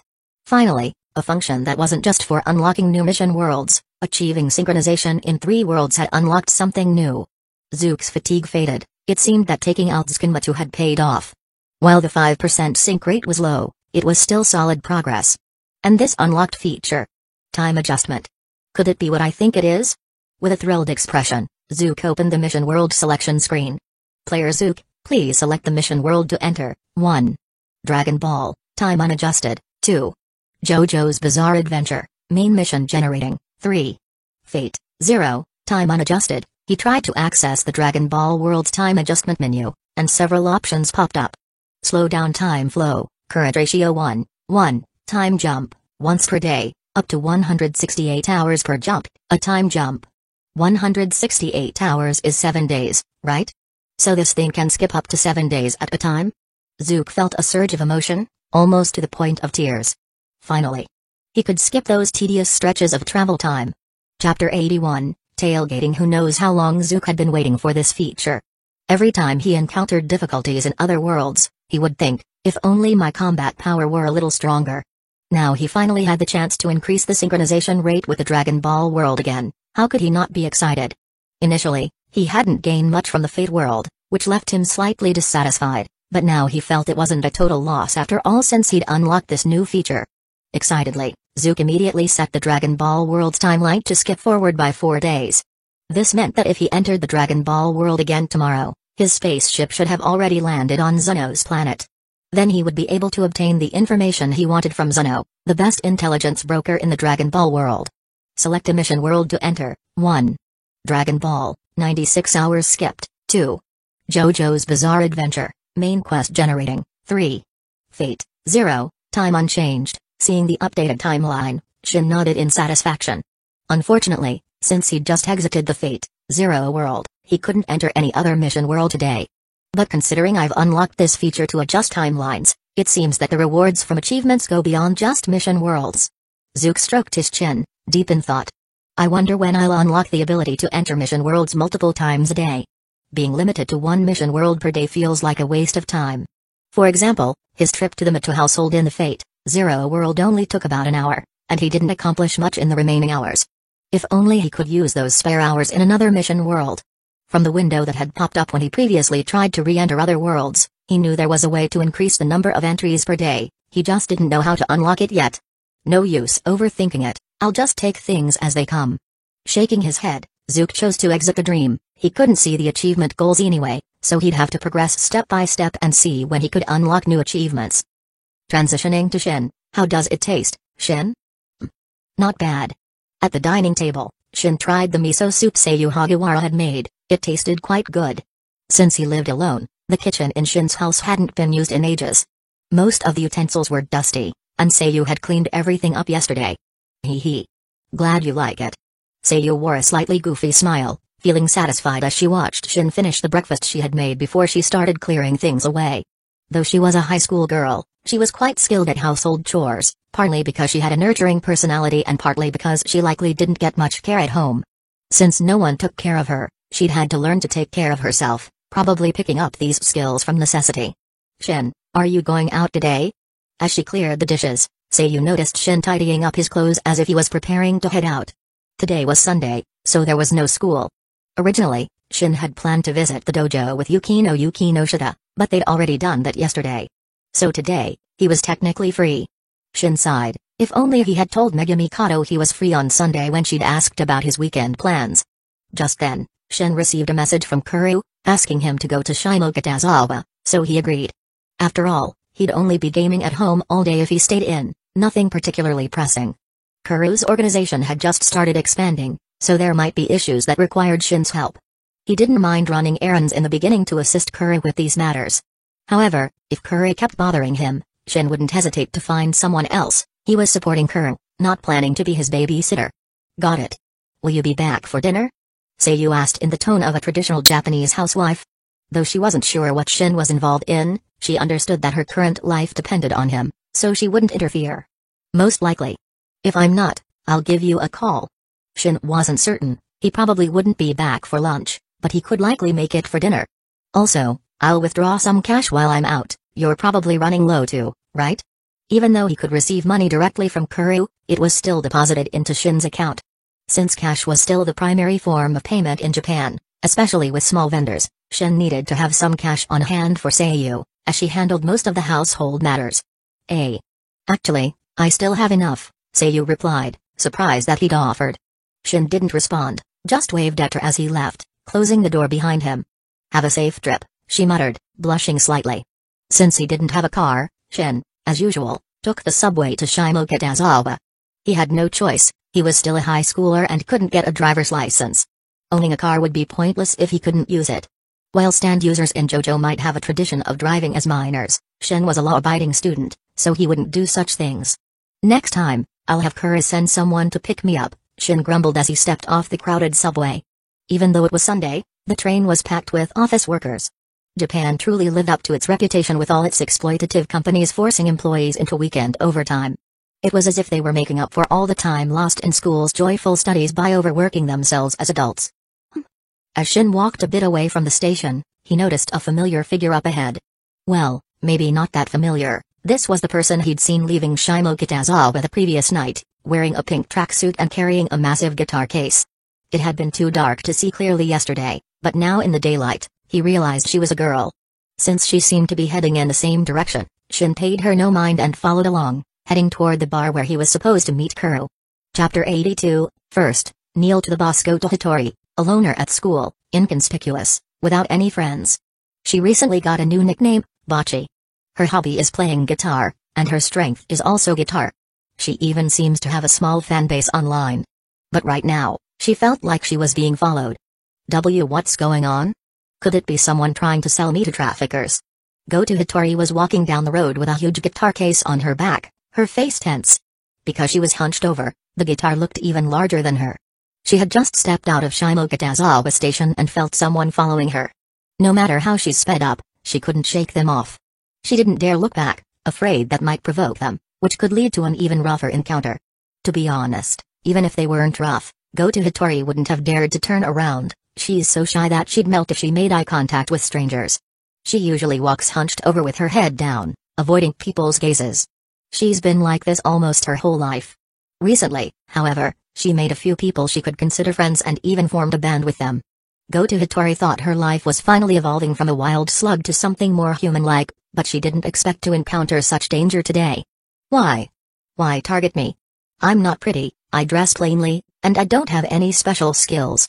Panicked, she tried to quicken her pace further to get away from the shadow behind her, but still couldn't succeed. If, at first, she doubted her fear of being followed was just a product of her social anxiety, now she was certain, there was someone behind her. She had sped up, yet hadn't lost them, that had to be proof. What should I do? Maybe I should try swinging my guitar behind me to knock them out. No, I could never do something so violent. Go to Hitori's face contorted with worry. If she looked up now, her strange expression might just scare passers-by. However, since she kept her head down, no one on the street saw her anxious face. Is there something wrong with her? Following Go to Hitori was Shin, who had no idea what was going through her head. They were simply going the same way, so Shin had been walking behind her. Yet seeing her odd behavior, he began to wonder if she was unwell. Every so often, she'd shudder and then suddenly quicken her steps, but due to her clumsy pace, it looked like she was just marching in place. Yes, Go to Hitori thought she had sped up, but in reality, she was hardly moving any faster, just taking extra steps. Her bizarre behavior made Shin wonder if she might have some condition, like epilepsy. If Shin had a stand with healing powers, he might have helped out of kindness. But since he didn't, he just dismissed her strange actions. After a while, as they continued their odd, one behind the other walk, Shin saw their destination ahead. It was the entrance to the underground bar he had visited last night, with two burly men standing guard at the door. Shin didn't recognize them, so he guessed they must be Kuru's other subordinates. Kuru, being the local boss around Shimogatazawa, wouldn't have just the 10 or 20 men from last night, he'd surely have more underlings. Those from yesterday were likely too injured to come today, so Kuru brought in fresh men. As Shin thought this, he noticed the two sunglass-wearing goons exchange glances and walked toward him. Kuru must have told them about Shin's appearance so they could welcome him. However, just as Shin was about to step forward, he saw the two burly men walk up to Go to Hitori instead. Huh? Eh? Both Shin and Go to Hitori froze, stopping in their tracks and looking at the men in confusion. While Shin's reaction was one of simple curiosity, Go to Hitori was scared out of her wits. She hadn't even shaken off her follower, and now there were two intimidating men in front of her. Her legs went weak, and she nearly knelt down. But someone beat her to it. Master Shin. The two men in sunglasses suddenly dropped to one knee, bowing their heads respectfully to Go to Hitori. Boss Kuru is waiting inside for you. Huh? Go to Hitori's mind went blank, completely lost in the situation. Watching this ridiculous scene unfold, Shin couldn't help but laugh. He walked over and said, "You've got the wrong person, I'm Shin." What? Both the men and Go to Hitori were stunned, looking over at Shin. Go to Hitori quickly lowered her head, not just because Shin was strikingly handsome but also out of fear. The two men exchanged glances, muttering to each other. Didn't Boss Kuru say it was a high schooler in a tracksuit? I knew it didn't make sense for Boss Kuru's contact to be a girl. But you knelt too, didn't you? It was true.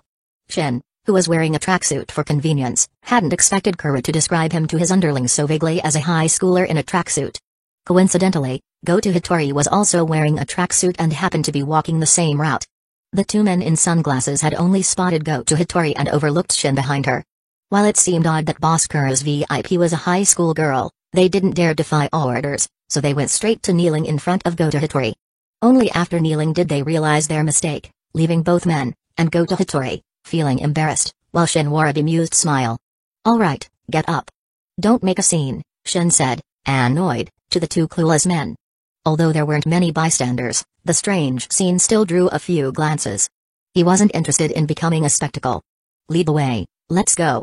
Chapter 83, Does Go to Hitori have stand potential?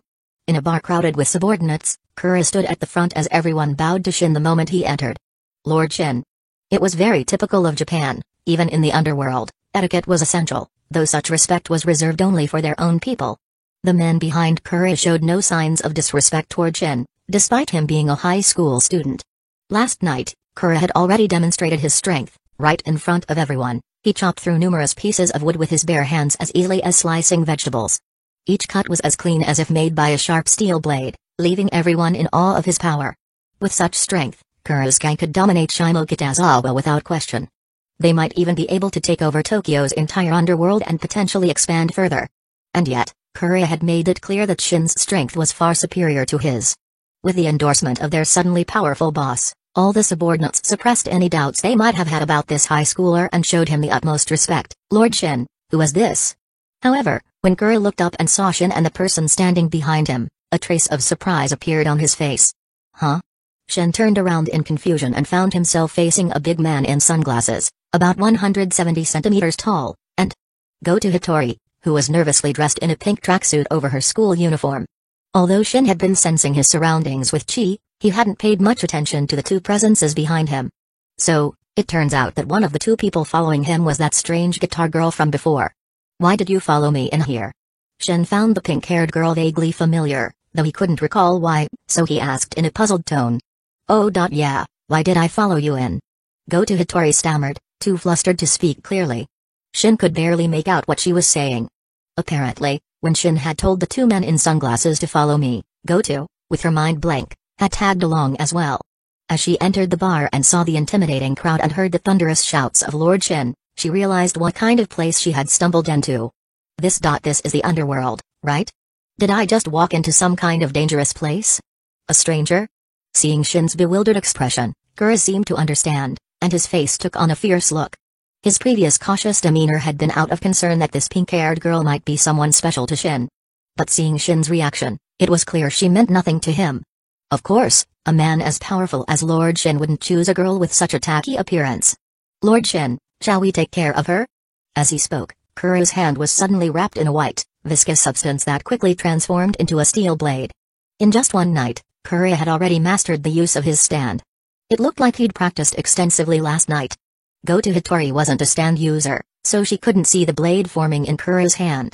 Just hearing what he said had already scared her out of her wits. I didn't mean to. Go to Hitori, whose mind had been filled with delusions of various dramatic deaths, never expected that she might actually die at the hands of the Yakuza. Enough, don't scare her. Shin glared at Kuro. Talking about killing people right in front of him, did he seem like such a ruthless person? If there was killing to be done, it should be handled when he wasn't around.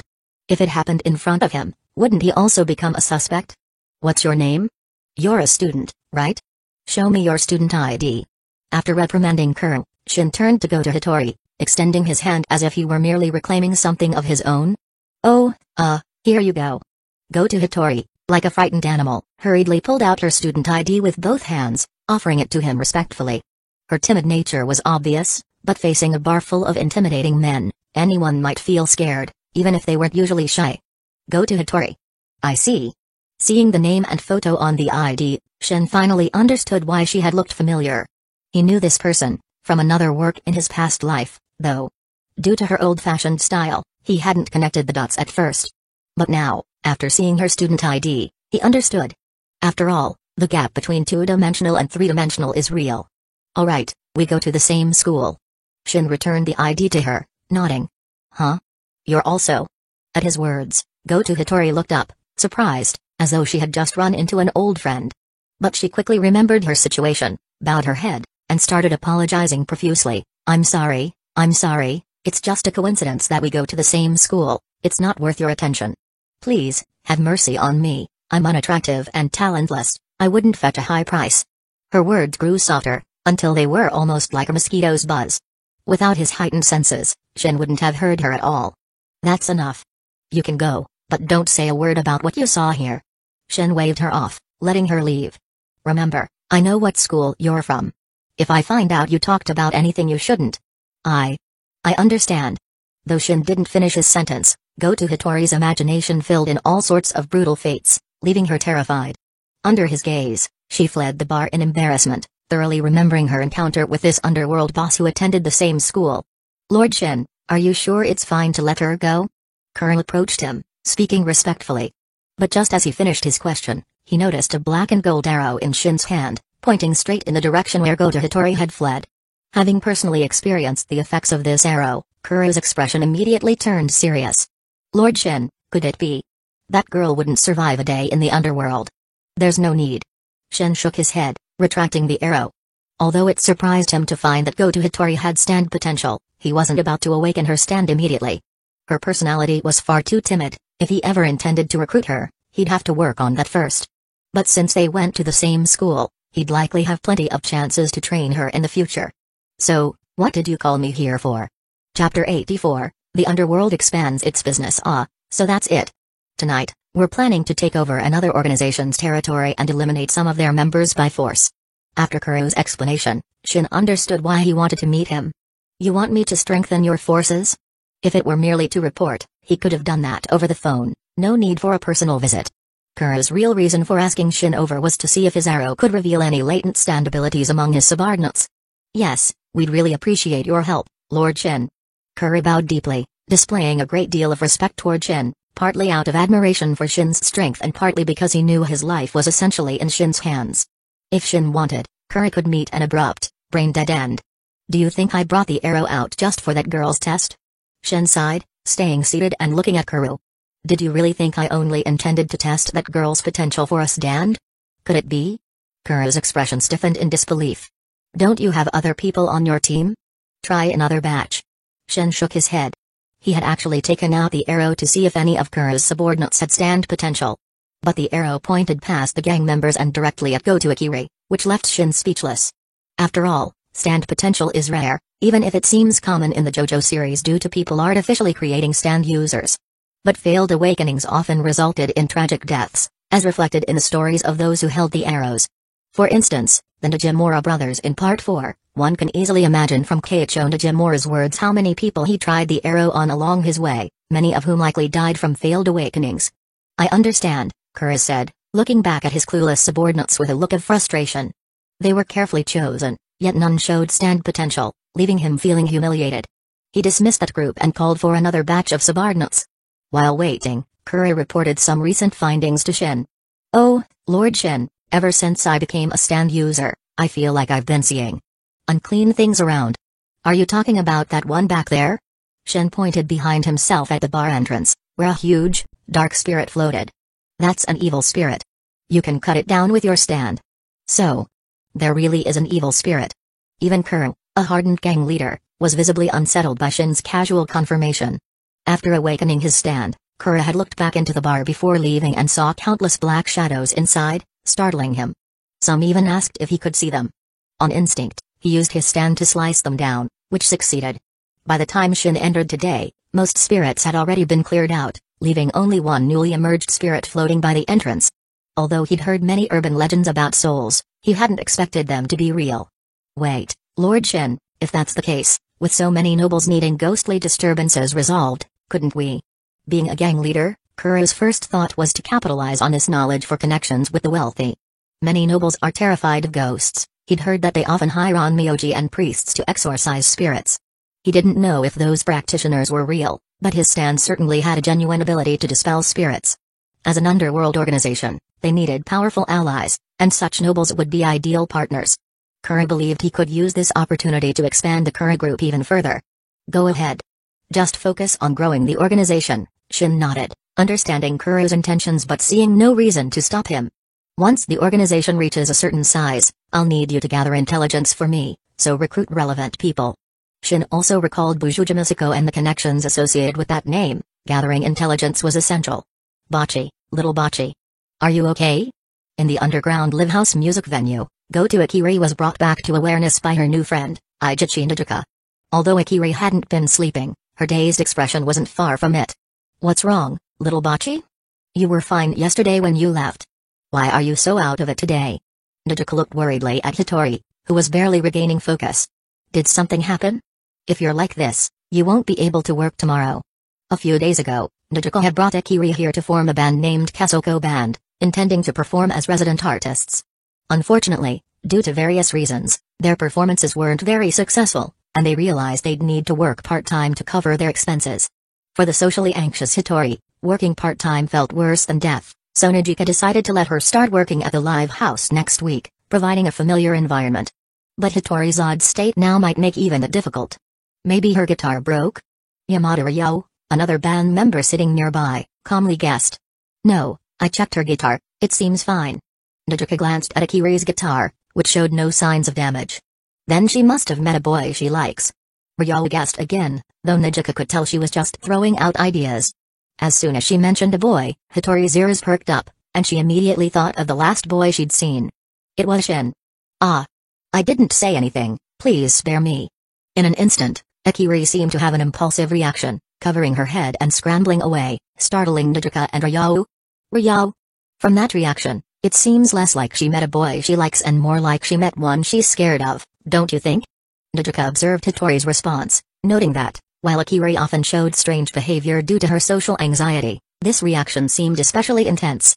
Chapter 85, The overly timid Hitori. Go to very well, from today onwards, you'll temporarily stay by my side. After going through several rounds of candidates, Kureha had finally found another subordinate with a stand ability, who had successfully awakened his stand with the help of the arrow. Moreover, this stand was a close-range power type, humanoid-like Blackbird, which made Kureha a bit envious. With the birth of another stand user, Kureha was quite pleased. Although this subordinate wasn't the one he had the highest hopes for, being a stand user increased his authority within the group. He decided to keep this new stand user by his side as an important member of his campaign. Do well, and the position of vice leader of the Kureha group could be yours in the future.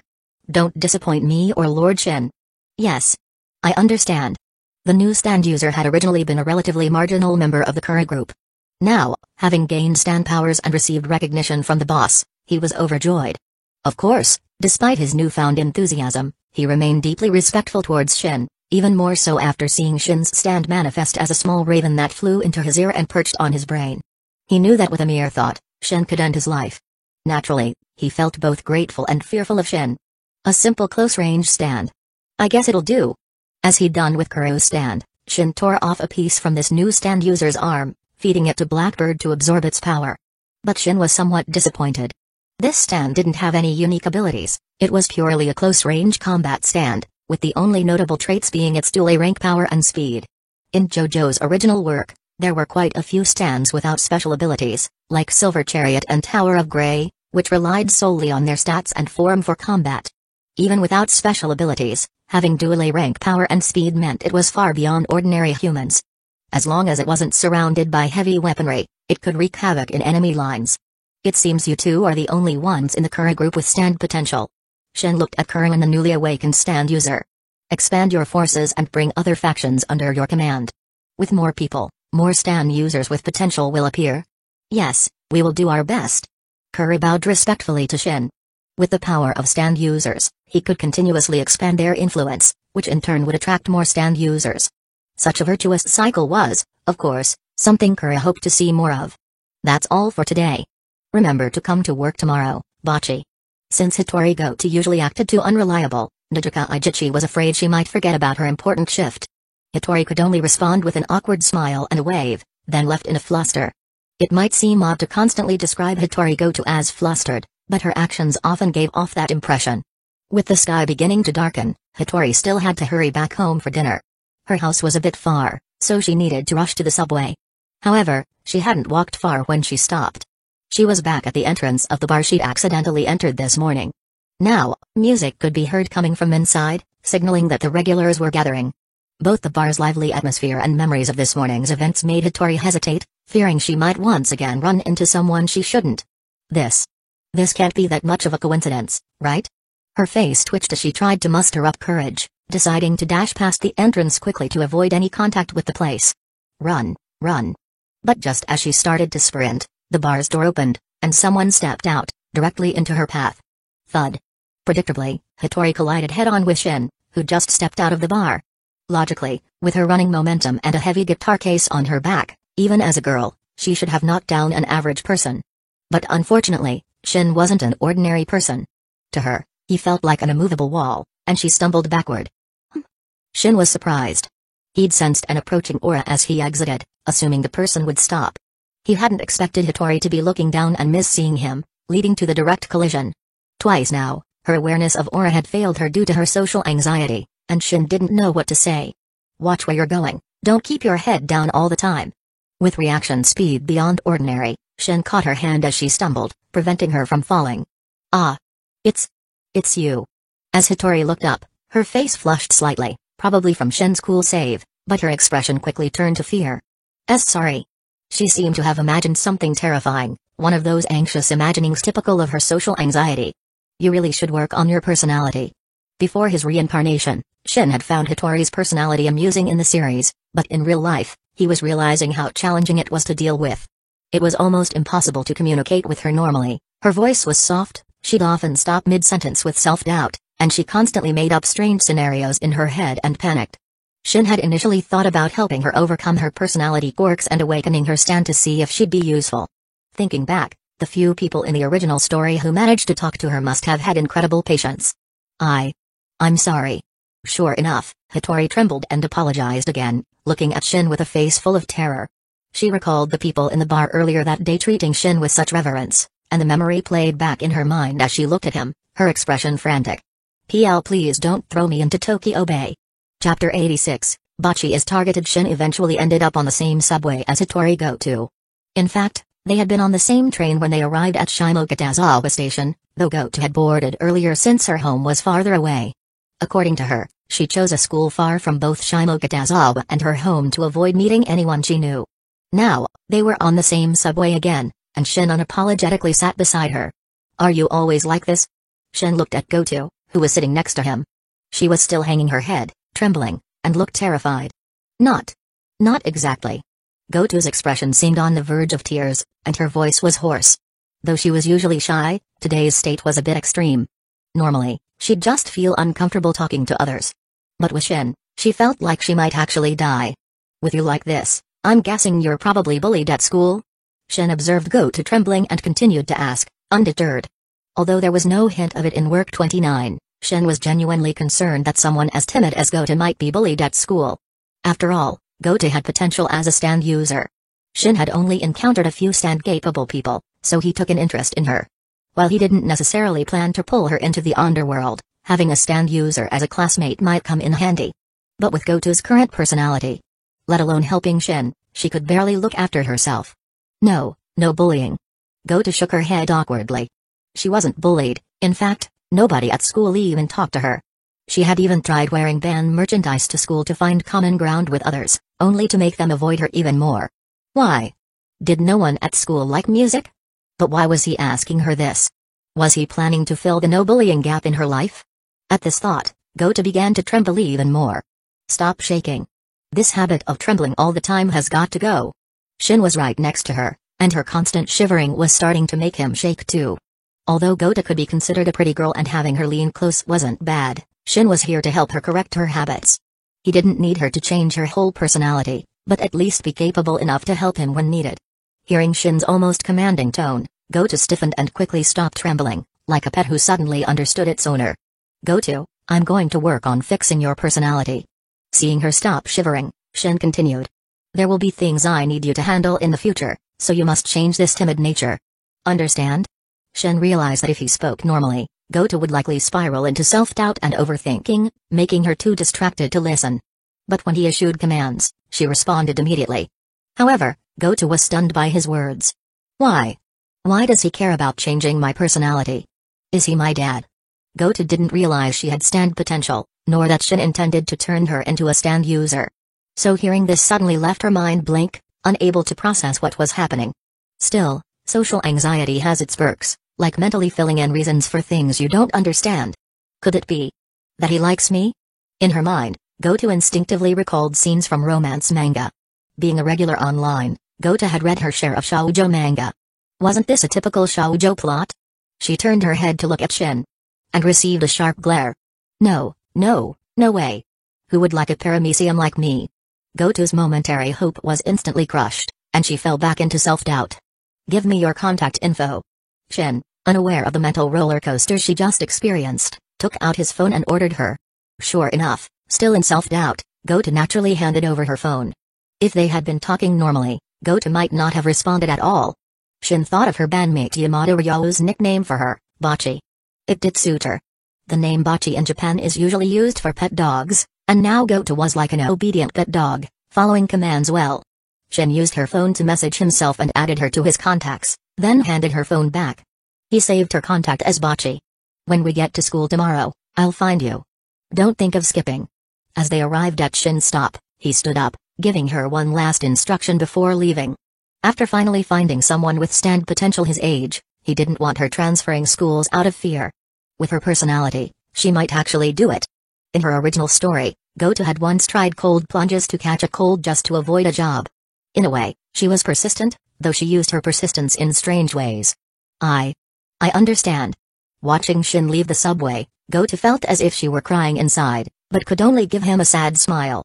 She had originally planned to talk to her parents about transferring schools, but that seemed impossible now. After all, Shin seemed to have a lot of underlings. Even if she transferred, they'd likely find her. Looking down at her contact list, which previously only held her family members, she noticed a few new names recently. Aside from her new bandmates, Ekiji Nijika and Yamada Ryo, there was a new addition at the bottom. Shin. Although she'd interacted with him a few times today, it was only now that she learned his name. Chapter 87, Are You Even Human If You Have Money But Don't Spend? After returning home, Shin enjoyed a relaxing dinner prepared by Seiyu Ojiwara. Following a brief rest, he sat down at his computer, ready to dive back into his online game as usual. Even though his strength had significantly improved, Shin had no intention of giving up his original hobby. Incidentally, he had also received a sizable sum of money from Kuro today. Some of it went to Seiyu for her everyday expenses, while the rest was deposited in the bank. Though Kuro's group wasn't particularly large, it was still a formidable organization in Shimokitazawa with a decent amount of resources. Now that Shin had the means to splurge, he was ready to see how his gaming buddies would react when he upgraded his account with in-game purchases. But just as he opened the game, his phone, sitting on the desk, buzzed with a new message notification.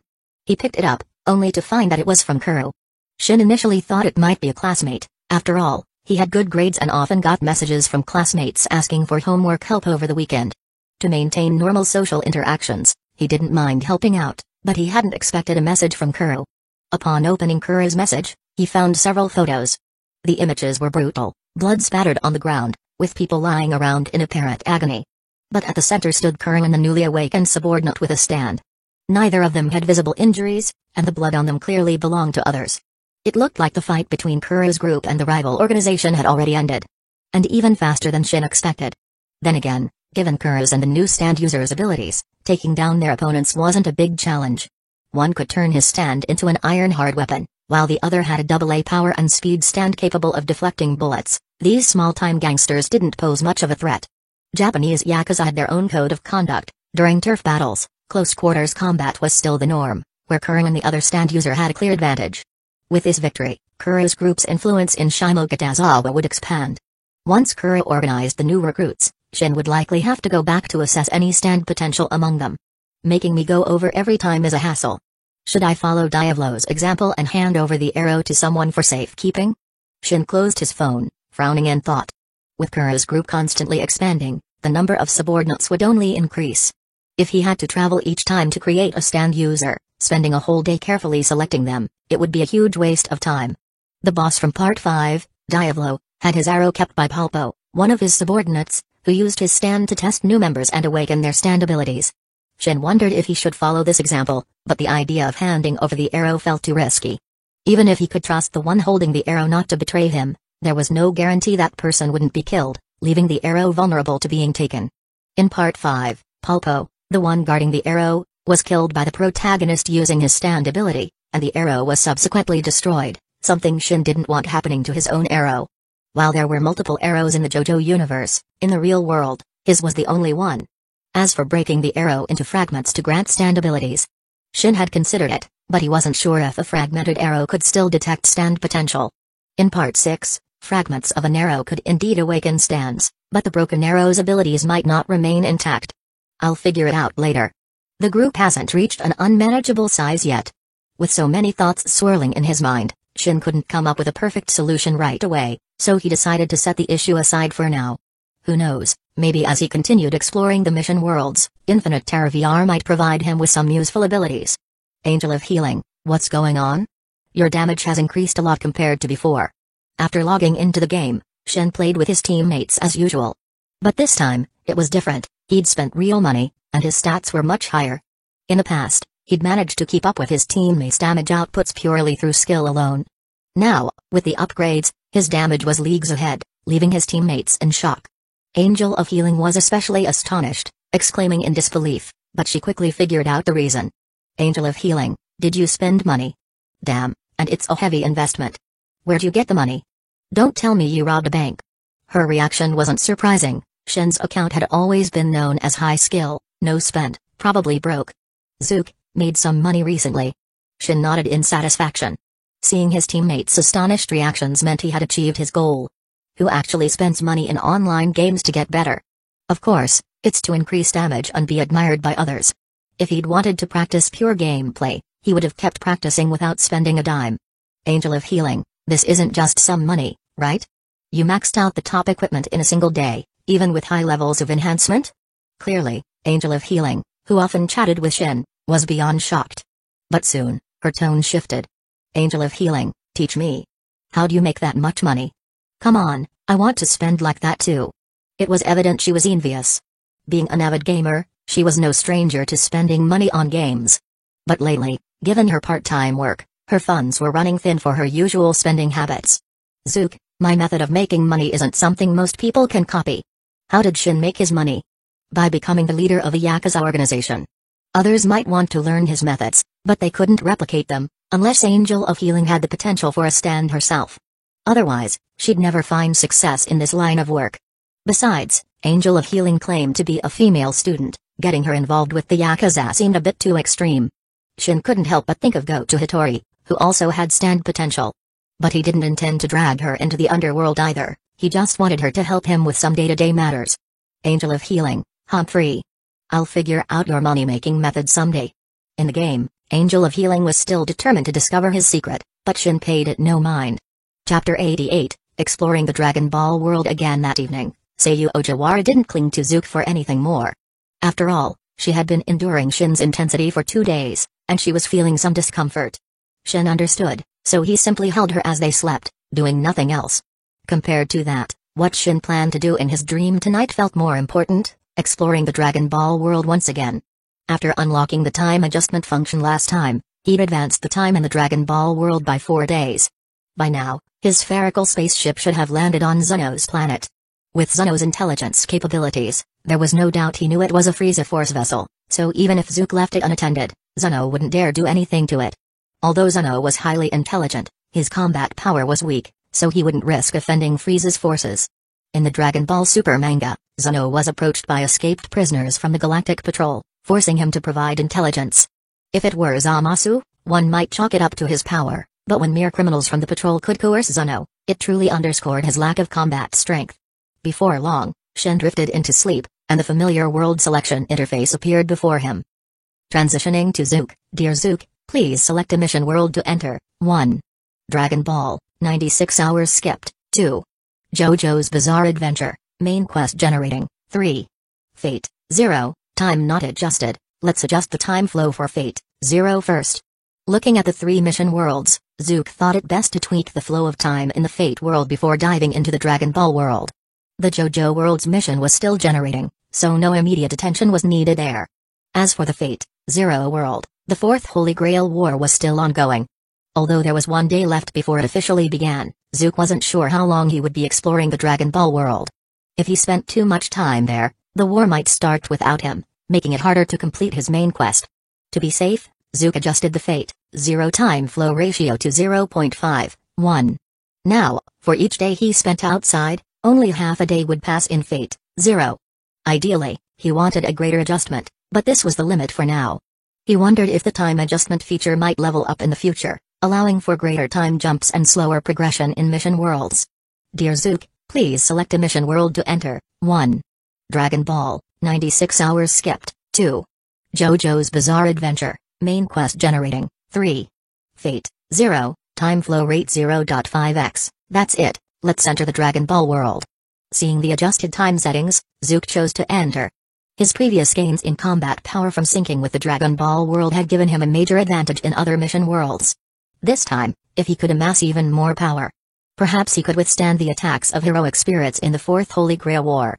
That spherical spaceship still hasn't moved? Yeah, it's been here for hours. Could the people inside have died? On a stretch of land on Zeno's planet, Zook's spaceship had been parked for hours. Beside it stood two stout, short attendants who resembled Zeno himself. As attendants serving Zeno, they recognized the origin of this ship immediately. This was undoubtedly a Frieza Force ship, modeled after the baseball Zeno had once seen on a remote planet while accompanying King Cold. The design had since persisted, and even now Frieza's forces used such ships. The two attendants peered into the ship's windows to check, but they saw no one inside, giving them the impression it was empty. An unmanned Frieza Force ship arriving on Zeno's planet? Despite their suspicions, they dared not open the vessel, lest there be someone inside who might bring harm to Zeno. While the attendants whispered to each other, the ship suddenly released a hissing sound as the pressure equalized, and then the main door slowly opened. Startled, they watched as Zook stepped out of the ship. Perfect, the timing is just right. As he exited, Zook took in the scenic surroundings, resembling a paradise. Although Zeno himself wasn't particularly attractive, he lived in a beautiful place, flowers amidst manure, as the saying goes. The attendants overheard Zook's remark but refrained from commenting on the perfect timing, given that the ship had been there for hours. Despite Zook's lack of a tail, the attendants quickly deduced his identity. A Saiyan. Saiyans were notorious across the universe for their violent reputation, especially after conquering Planet Plant and renaming it Planet Vegeta. Joining Frieza's army as planetary exterminators only worsened their reputation. Brutal and savage, that was the universal impression of Saiyans, and it wasn't entirely wrong. You're Zeno's attendants? Seeing the two attendants standing before him, Zook gave a slight smile. Take me to Zeno. He didn't need to be polite, he simply ordered them. Had Zeno displayed some heroic resistance in the original series, Zook might have been a bit more courteous. But Zeno had been threatened multiple times and readily divulged information each time, showing he was a coward. So Zook saw no need to act polite either. Chapter 89, Information on various Dragon Balls. Led by two attendants, Zook was brought into the only palace-like structure on Zeno's planet, where he finally met the man known as the greatest information broker, Zeno. Zeno looked almost identical to his attendants, chubby with big ears, sitting on a cushion and appearing wider than he was tall. He wore an outfit reminiscent of an ancient feudal lord and sat calmly in the hall, watching Zook enter. The moment Zook saw Zeno, he summoned a Blackbird without hesitation. His thought was simple, he wanted to see if Blackbird would feel any appetite toward this rotund man. Although Zook had no interest in consuming people, Zeno's exaggerated information-gathering abilities piqued his interest. This was, after all, the man who could casually provide details even about the Super Dragon Balls. If Zeno's information ability was something akin to omniscience, there was a chance that Blackbird could absorb Zeno, granting Zook a similar power. Unfortunately, although Blackbird appeared, Zook did not sense any appetite directed toward the chubby figure in front of him. Zook could tell when Blackbird felt an urge to consume something to acquire abilities, just as he had sensed when facing severed limbs left by Vanilla Ice's miasma. TCH, seems like this guy's information ability can't be acquired through consumption. Though slightly disappointed, Zook hadn't expected too much, he was just testing the waters. Since directly obtaining Zeno's abilities wasn't possible, he'd simply have to force the information out of him. Zeno's usual rule was that visitors had to kiss his cheek, and depending on his interest in them, he'd decide how many questions to answer. This rule was clearly a playful touch from the original author, Toriyama Akira, which Zook had no intention of entertaining. I'll ask, and you answer, better not waste time with pointless chatter. Seeing that Zeno didn't seem to realize how close he came to death's door, Zook wasted no time and issued his command. One of the attendants took offense and immediately frowned as he tried to explain, but according to Lord Zeno's rules. Before he could finish, Zook had Blackbird kick him, sending him flying across the room and knocking him unconscious against the wall. Who told you to speak? Zook cast a sidelong glance at the interfering attendant, then turned his attention back to Zeno. This show of force had a clear effect. A flicker of panic crossed Zeno's face, evidently not expecting Zook to act so decisively without a second thought. The only fortunate thing for Zeno was that Zook had held back from outright killing. The attendant had only been knocked out. Zook didn't kill outright, fearing that it might provoke resistance in Zeno. A moderate display of strength would be enough. First, give me the coordinates of the Super Dragon Balls. Zook said as he pulled out a notebook and pen from his combat suit. He came prepared to seek out Zuno, and he had the tools ready to record information. A hint of surprise flickered in Zuno's eyes, as he hadn't expected a Saiyan of seemingly low status within Frieza's army to know about the Super Dragon Balls. But Zook's stern gaze left him no choice but to comply, so he quickly provided the coordinates of the Super Dragon Balls. As in the original story, the 7 Super Dragon Balls were distributed across the 6th and 7th universes, with 3 in Universe 7, where Zook was, and the remaining 4 in Universe 6. It seemed that in the original story, the god of destruction from Universe 6, Kampa, had secretly taken 2 of them from this side. The Super Dragon Balls were the most powerful wish-granting orbs in the Dragon Ball universe, able to restore even universes destroyed by the Omni King. They were practically omnipotent. If Zook could find the Super Dragon Balls, he could accomplish much more. Becoming the universe's strongest without any cost wouldn't be out of reach. Is there a way for me to travel to other universes on my own?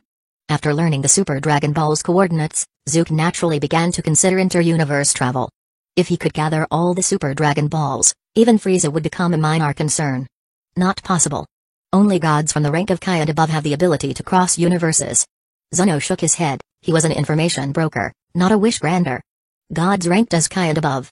That meant K, Supreme K, God of Destruction, angels, the Grand Priest, and the Omni King. In the original story, it was indeed those characters who facilitated the protagonist's inter-universe travel. Even Zamasu, as a Kai at the time, had traveled on his own to Universe 7 to find Zuno. With this in mind, Zook's thoughts turned again to the Super Dragon Balls. If approaching beings above Supreme Kai was too risky, he could set his sights on the North Kai of this universe. Zook remembered that North Kai's power level was only around 3,500. If he slightly increased his own power, he might be able to convince North Kai to take him to Universe 6. Next, give me the coordinates of Namek and Earth as well. After recording the Super Dragon Ball's coordinates, Zook pressed on with his questioning. The Super Dragon Balls could wait, they were hard to collect. It would be easier to start with the more accessible Dragon Balls. The Earth's Dragon Balls and Namek's Dragon Balls, though far from as powerful as the Super Dragon Balls, were at least more useful than the Cerealan Dragon Balls. More importantly, the Grand Elder on Namek possessed the ability to unlock latent potential, so Zook wanted to see if he could unlock his own potential there. Everyone has latent potential that's hard to draw out by oneself. Even Krillin, after having his potential unlocked by the Grand Elder, experienced a dramatic power boost that astonished Vegeta. As a Saiyan, Zook might not have the greatest potential, but he certainly had some to unlock. Earth's coordinates are. Zuno looked at Zook, his expression sour but compliant, and provided Earth's coordinates. However, when he got to Namek's coordinates, he added, Namek has already been destroyed, and several groups of Namkians escaped. Which Namek do you want to know about?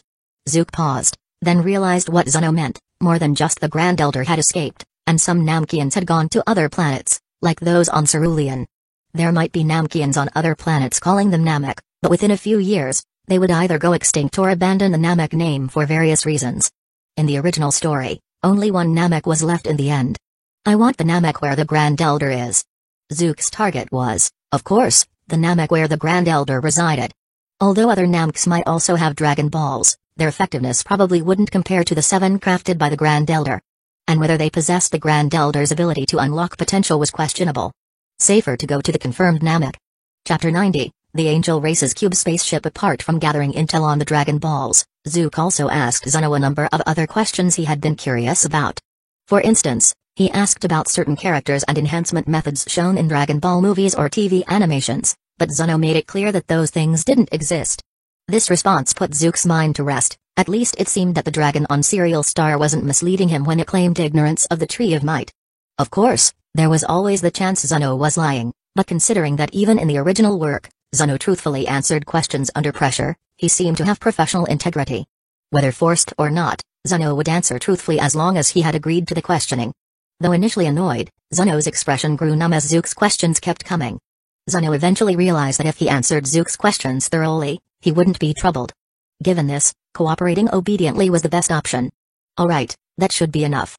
After asking numerous questions, Zook closed his small notebook filled with notes, smirking as he noticed the relief on Zuno's face. What's this? Are you relieved that the questioning is over? Zuno didn't reply nor bother with pleasantries. Wasn't it obvious to Zook that he was relieved? If he had any combat ability, he would have thrown Zook out by now. One last question, where does your information gathering ability come from? You've been stationed on Zonostar for ages and hardly ever leave, right? Before leaving, Zook had one last curiosity: Zono's source of information. Zono never left Zonostar, yet he knew a vast amount about the universe, even the details of people he'd never met. Naturally, there were exceptions. For instance, Zono couldn't discern that Zook was a stand user, nor could he see the blackbird behind Zook. It was probably because powers from other worlds were beyond his comprehension. My ability is innate. To use a somewhat inadequate comparison, it's similar to the abilities of the angel race and the Omni King. Given how many questions he'd already answered, Zono didn't hesitate to clear up Zook's doubts. So it's something you can't learn. Zono didn't doubt that Zook knew about the angels and Omni King. This guy even knew about the Super Dragon Balls, so of course he'd know about them too. Zook understood now. Since Zono's ability was akin to that of the angels and Omni King, that explained it. This also meant the Blackbird couldn't gain Ultra Instinct by consuming the angel race, nor could it gain universe-destroying abilities by consuming the Omni King. That was probably aiming too far. To accomplish such things, Zook figured he'd need to work a lot harder. Are we done with the questions? If so, please leave. You're not welcome here. Seeing that Zook had finally exhausted his list of questions, Zono's expression relaxed a bit. Of course, while your planet is indeed beautiful, there's nothing here that particularly interests me. Zook chuckled and waved his finger. Except for one thing, I noticed it on my way here. Zono, you have a cube spaceship on your planet, don't you? Hearing this, Zono's face changed instantly. The cube spaceship was far from an ordinary spacecraft. It was divinely crafted and directly related to the gods of destruction and the angels. In the tournament of destroyers between universes 6 and 7, Whis and Vados used cube spaceships to transport contestants and spectators from various universes.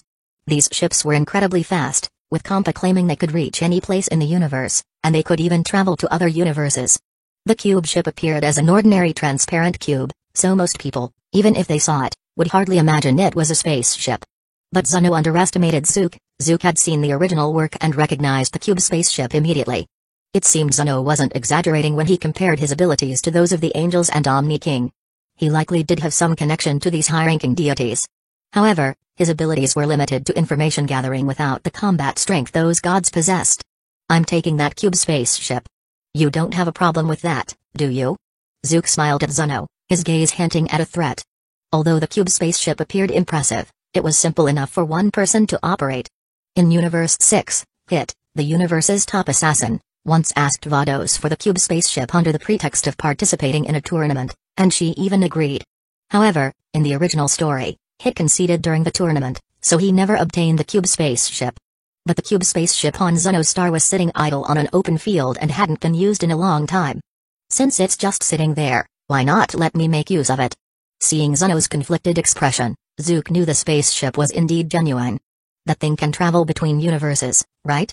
Yes, but inter-universe travel requires permission from a god, and that spaceship doesn't have it. Seeing Zook acting as if he already owned the cube spaceship, Zono finally gave up resisting. What could he do if Zook was determined to take it? Zono had no combat strength to match his abilities. There were many unsavory characters who had visited Zonostar in the past, but none, like Zook, understood the cube spaceship's true value. So, it had been sitting untouched on the field for years. It requires a god's permission, huh? Guess I'll have to find the Kai. Zook paused, surprised that traveling to other universes with the cube spaceship required divine permission. This made sense. Compa wasn't lying, there was just a prerequisite condition. It wasn't a big problem, though, since the Kai's strength was even slightly lower than Zook's, he could persuade the Kai to grant him permission. He was also prepared for his first destination, the Namkian planet, where the Elder could unlock his potential, possibly boosting his power several times over.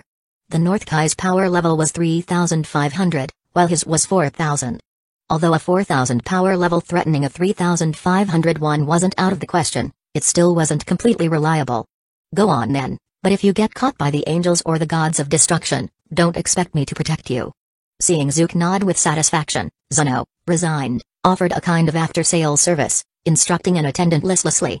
Go show him how to operate the cube spaceship and make sure he leaves quickly. Chapter 91, Namek. As previously mentioned, the cube spaceship appears like a simple transparent glass box, with 4 landing legs at the bottom and a periscope-like device at the top. Its operation is also very simple. All one needs to do is state specific coordinates, and the periscope-like device will respond.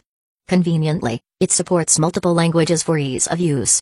Unlike the Super Dragon Balls, which require the language of the gods to summon the Super Shenron, something that forced Zook to ask Zuno to recite at once, painstakingly noting each pronunciation. You should understand the operation now, right? Then I'll be on my way.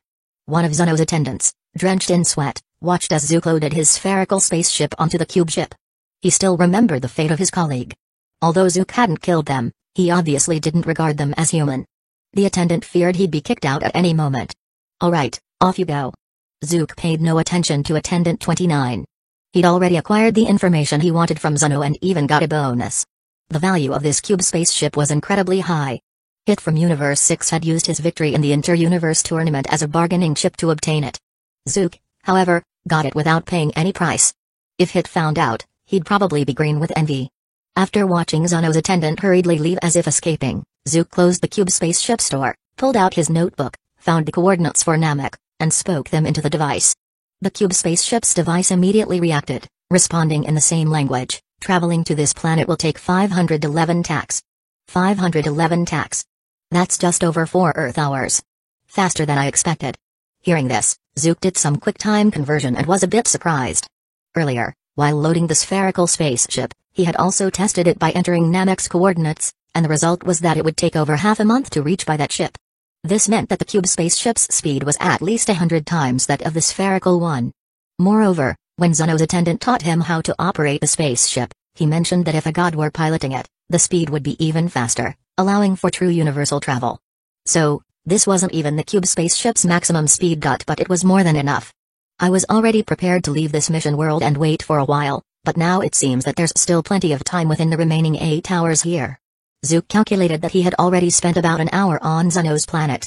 Even factoring in the cube spaceship's 4-hour travel time, he would still have around 3 hours for operations on Namek. Good. Then let's set off. Zook nodded, giving the cube spaceship the order. The next moment, the cube spaceship lifted off, and under the watchful eyes of Zuno and his attendant, it swiftly left Zuno's planet, venturing into the boundless universe. Finally, he's gone. Zuno watched the departing cube spaceship through the window, feeling both heartache over the loss of the ship and a sense of relief. Though he possessed terrifying intelligence capabilities, the one flaw in his ability was his inability to predict others' thoughts and actions. Otherwise, he wouldn't have been ambushed so many times in the original story. When dealing with an unpredictable Saiyan like Zook, he felt truly uneasy. Lord Zuno, should we report this to the Supreme Kai? One of Zuno's attendants asked nervously, still visibly shaken. As for why they'd report to the Supreme Kai and not the Galactic Patrol. Let's just say the patrol could handle ordinary criminals, but they wouldn't dare mess with the Frieza Force. Moreover, the cube spaceship was something given by the God of Destruction and angels, tying it to higher-level deities, so reporting it to the Supreme Kai made sense. No, I won't leave Zuno's planet anyway, and that spaceship hadn't been used in centuries. Zuno hesitated for a moment before deciding against it. He could sense that Zook was somewhat different from other Saiyans. If he reported this and the God of Destruction dealt with Zook, all would be fine.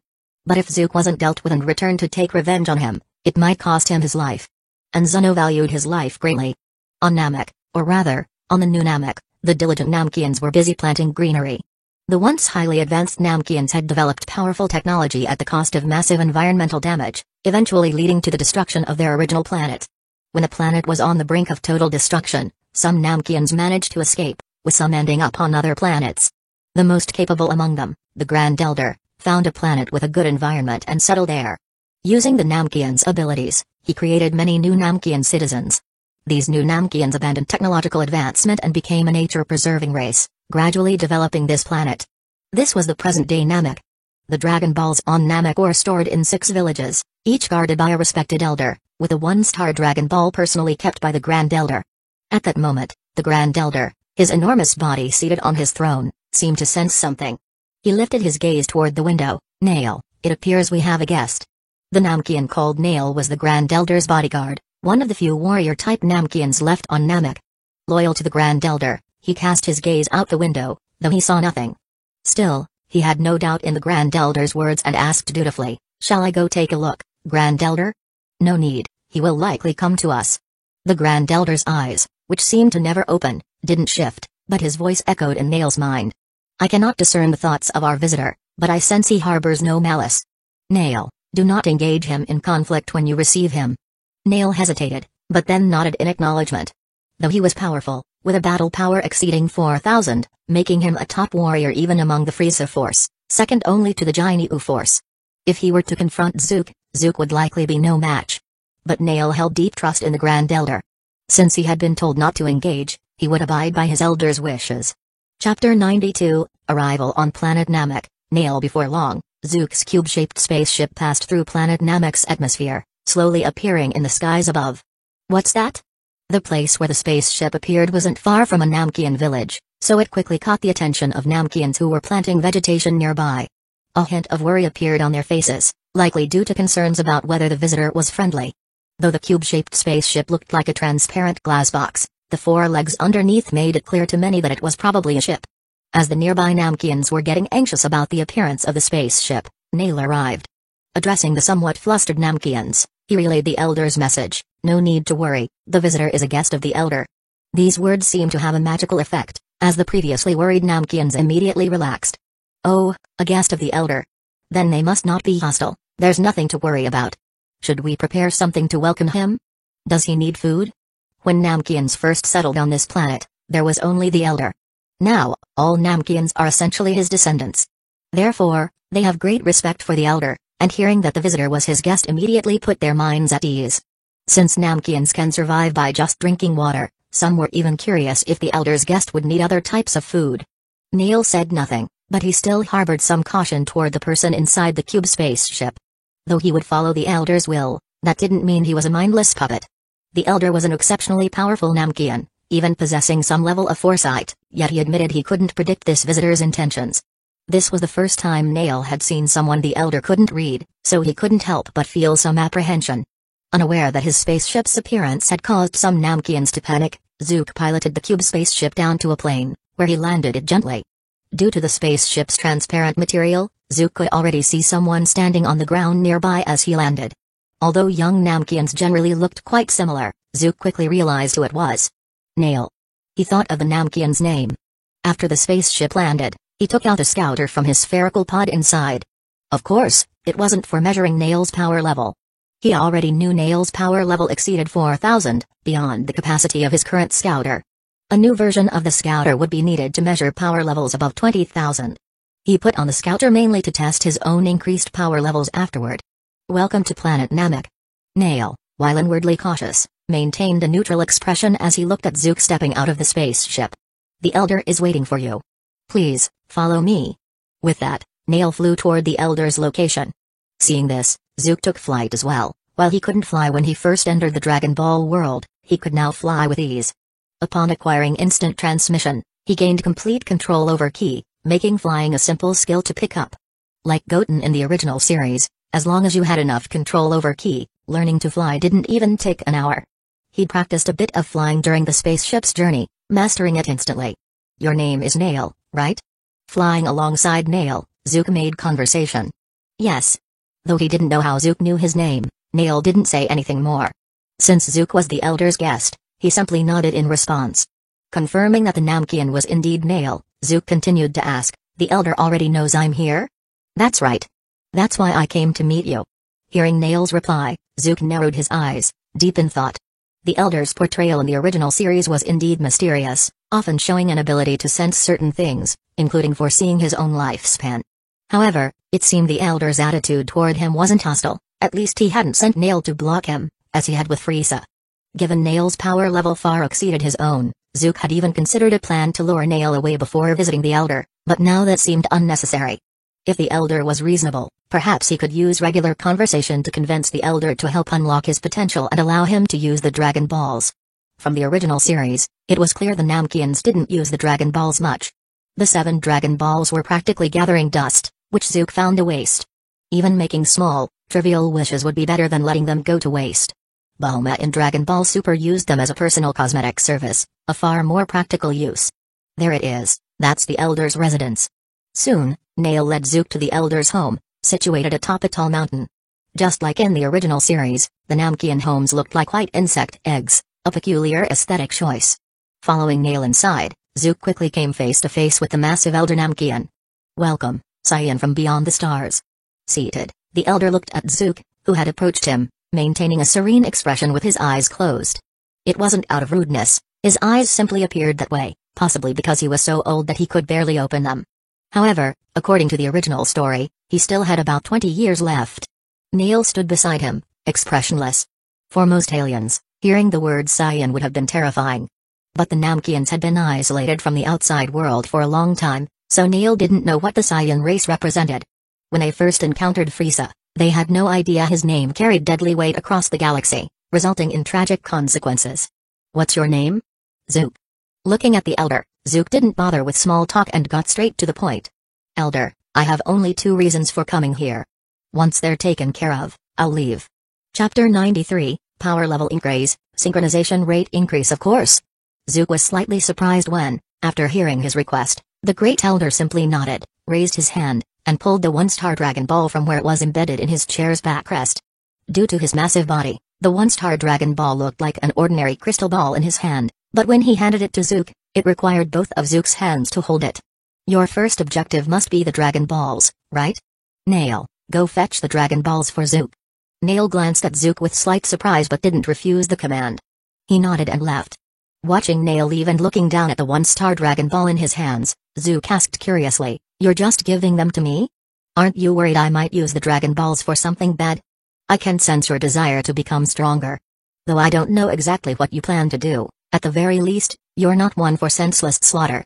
A faint hint of amusement could be heard in the Great Elder's voice. "Helping you also benefits Namek. I can feel that Namek may need your help in the future." Zook scratched his head, unsure how to respond to such prophetic words. He didn't particularly believe in this kind of talk, but since the Great Elder was showing kindness, it wouldn't be smart to antagonize him, wouldn't that be foolish? As for the Great Elder's words about Namek needing his help in the future, that would depend on whether his actions and Namek's goals aligned. Nothing comes for free, and he had plenty of tasks to accomplish in this mission world to complete his main quest. There was no way he'd be a selfless do-gooder without expecting something in return. "Your second objective? I suppose it's for me to unlock your potential?" The Great Elder chuckled. "I can sense immense potential hidden within you, and it's somewhat different from ordinary potential, as if some other force is influencing it." "Another force?"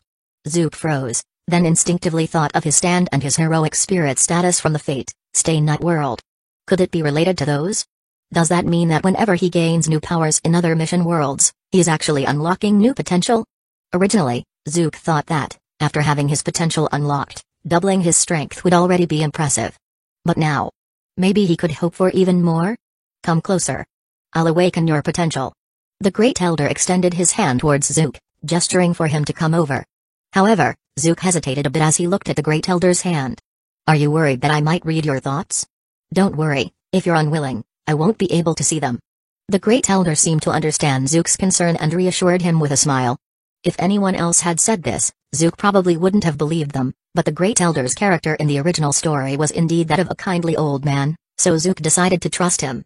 He approached, allowing the Great Elder to place a hand on his head. Immediately, a peculiar power surged from within him. As the Great Elder had promised, he didn't spend time reading Zook's mind but directly began unlocking his potential. "What remarkable potential! I even sense a unique power I've never encountered before. Your potential is far more extraordinary than I imagined." As he activated Zook's potential, the Great Elder expressed his amazement. Saiyans had a rather brutal training approach, which made it difficult for them to fully realize their potential. In the next moment, a surge of powerful energy erupted within Zook's body, a feeling of indescribable strength filling him. So this is the power after unlocking.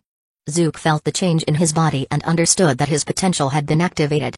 Of course, it wasn't fully unlocked, like Gohan, who later had his potential unlocked by the Elder Kai in the Supreme Kai's world. He could still go beyond his limits. But for now, that was a matter for the future. All he knew was that his power level had dramatically increased. With the potential from other mission worlds stacked on, his boost might even be greater than when Gohan's potential was unlocked by the Great Elder. "My current power level is..." Zook put on his scouter to measure his power level. The next moment, he watched as the numbers on the scouter's lens skyrocketed from his original 4,000, climbing higher and higher. 5,000, 6,000, 8,000, 10,000, 15,000, 20,000. Boom. When the number exceeded 20,000, the scouter exploded with a loud bang, scattering into pieces. It actually exceeded the detection limit. Zook looked at the shattered remains of the scouter, feeling a bit regretful over the loss, but inwardly he was thrilled. He could sense that his power level was definitely more than just 20,000, the extent of his increase had far surpassed his expectations. With my power level up, that should also mean. With that thought, Zook opened his system interface and looked at his synchronization rate in the Dragon Ball world. Current world, Dragon Ball, main quest, defeat Frieza in 100% full power state, players sync rate with strength, 5%, please continue advancing the main quest to unlock full strength sync 5%. An improvement, which meant the system acknowledged that his power increase was advancing the main quest. With both power level and synchronization rate increasing, the strength he could sync back to his real world would be even greater. Now, his synchronized power level would be at least over 1,000. At this point, he could probably ignore rocket launchers, maybe even nuclear warheads. In the original story, King Piccolo could casually deal nuclear-level damage. With at least 1,000 power level, was there anything on Earth that could harm him? However, for a more precise power level, portable scouters could only do so much. To get a more exact reading, he would have to use a larger detector at a Frieza Force base, but returning to the Frieza Force was out of the question for Zook now. Wishing for the ability to measure power levels from Shenron? That would be a bit of a waste, wouldn't it? It seems you're quite pleased. The Great Elder noticed Zook's delighted mood and smiled. Just in time, Nail has returned with the Dragon Balls. Zook turned toward the door and saw Nail carrying a large bag. Nail placed the bag on the ground and opened it, allowing 6 enormous Dragon Balls to roll out. Nail, take Zook to make his wish. The wishes must be spoken in Namkian, instructed the Great Elder. Chapter 94, Immortality Takaraputo, Paporunga, Pupirito Paro. In the clearing outside the Great Elder's house, Nail looked at the 7 Dragon Balls on the ground and slowly recited the incantation to summon the Namkian dragon. Zook couldn't understand Namkian, but he was familiar with this chant. It wasn't something he remembered from the anime in his previous life, as he'd forgotten most details like this long ago. He had actually just learned it from Zuno as a precaution. He wanted to ensure that if he acquired the Namkian Dragon Balls by some means, he wouldn't be unable to summon the dragon just because he didn't know Namkian. He even had Zuno recite "My first wish is to learn Namkian" in Namkian and recorded the pronunciation. This way, even if he had no help, he could use his first wish to learn Namkian, ensuring he could make the remaining 2 wishes on his own. But since Nail was assisting him now, this wish was unnecessary. In the next moment, the sky darkened as if something had obscured the sun. Then, the 7 Dragon Balls burst forth with a golden glow. The light shot straight up into the sky, piercing through the darkness and slowly transforming into a massive green dragon with a fierce appearance and 2 arms. Honestly, compared to Earth's Shenron, Namek's dragon Brunga was rather ugly, though its wish-granting abilities were undoubtedly real. One who has gathered the 7 Dragon Balls, speak your wish. The dragon's voice echoed through the air, deep and beast-like. Any wish is possible. I will grant you 3 wishes. Although only Namkian could be used when making wishes, the dragon used the universal language to speak. Namkian Shenron. Fascinating, isn't it? This is the Namkian dragon, Prunga, which means God of Dreams in Namkian, Nail explained, glancing at Zook. If you have a wish, tell me, and I'll make it for you. Wishes must be spoken in Namkian. Of course. After taking a moment to appreciate the rather unflattering Namkian dragon, Zook shared his first wish with Nail. Grant me immortality. Nail was momentarily taken aback. He hadn't expected Zook's first wish to be so straightforward and unrestrained. He wasn't quite sure about the past of Namkians before their homeworld was destroyed, but current Namkians were peaceful and altruistic by nature. This was the first time Nail had encountered someone who pursued personal needs so directly. How did the Great Elder end up treating such a person as a guest?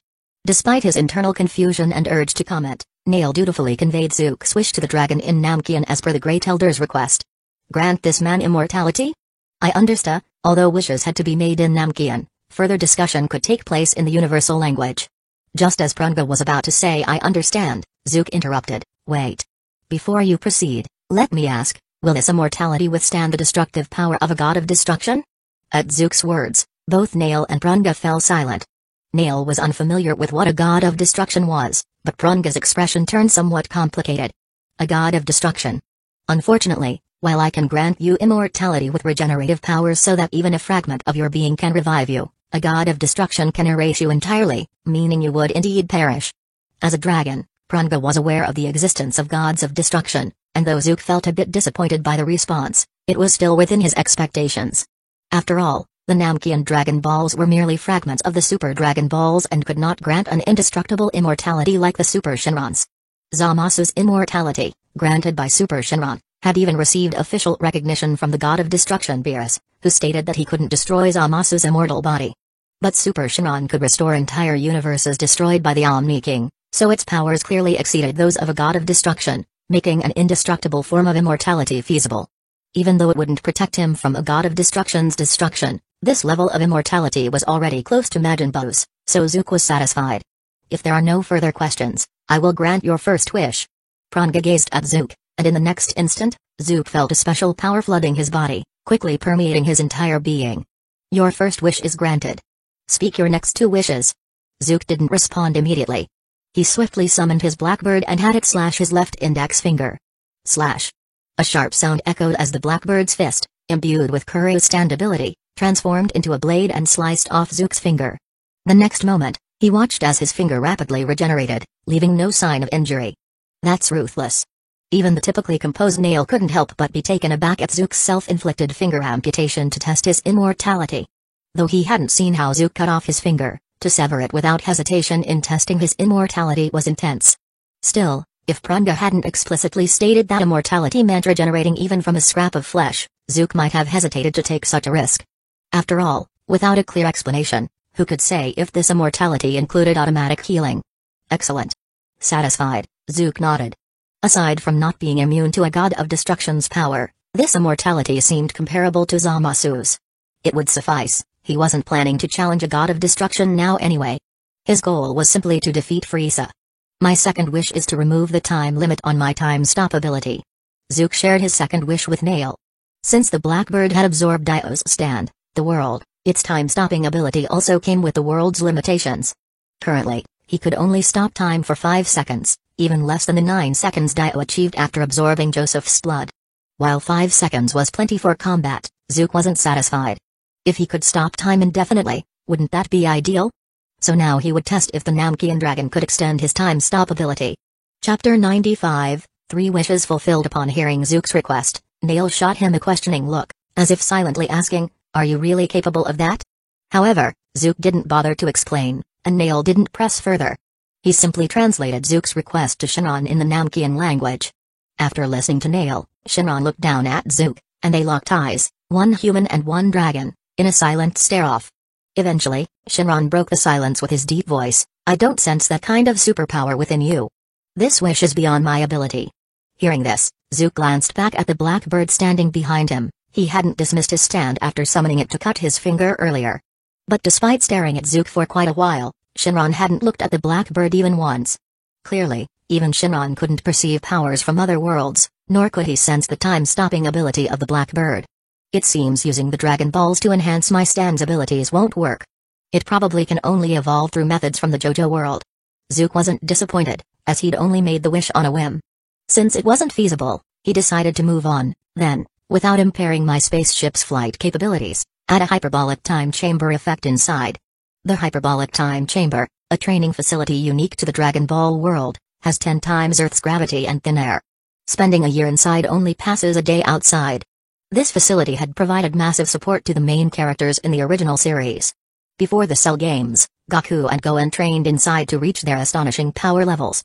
In Dragon Ball Super, Frieza found another hyperbolic time chamber and trained for 10 years inside, emerging much stronger. If Zook wanted to quickly surpass Frieza, training was essential, shortcuts alone wouldn't be enough.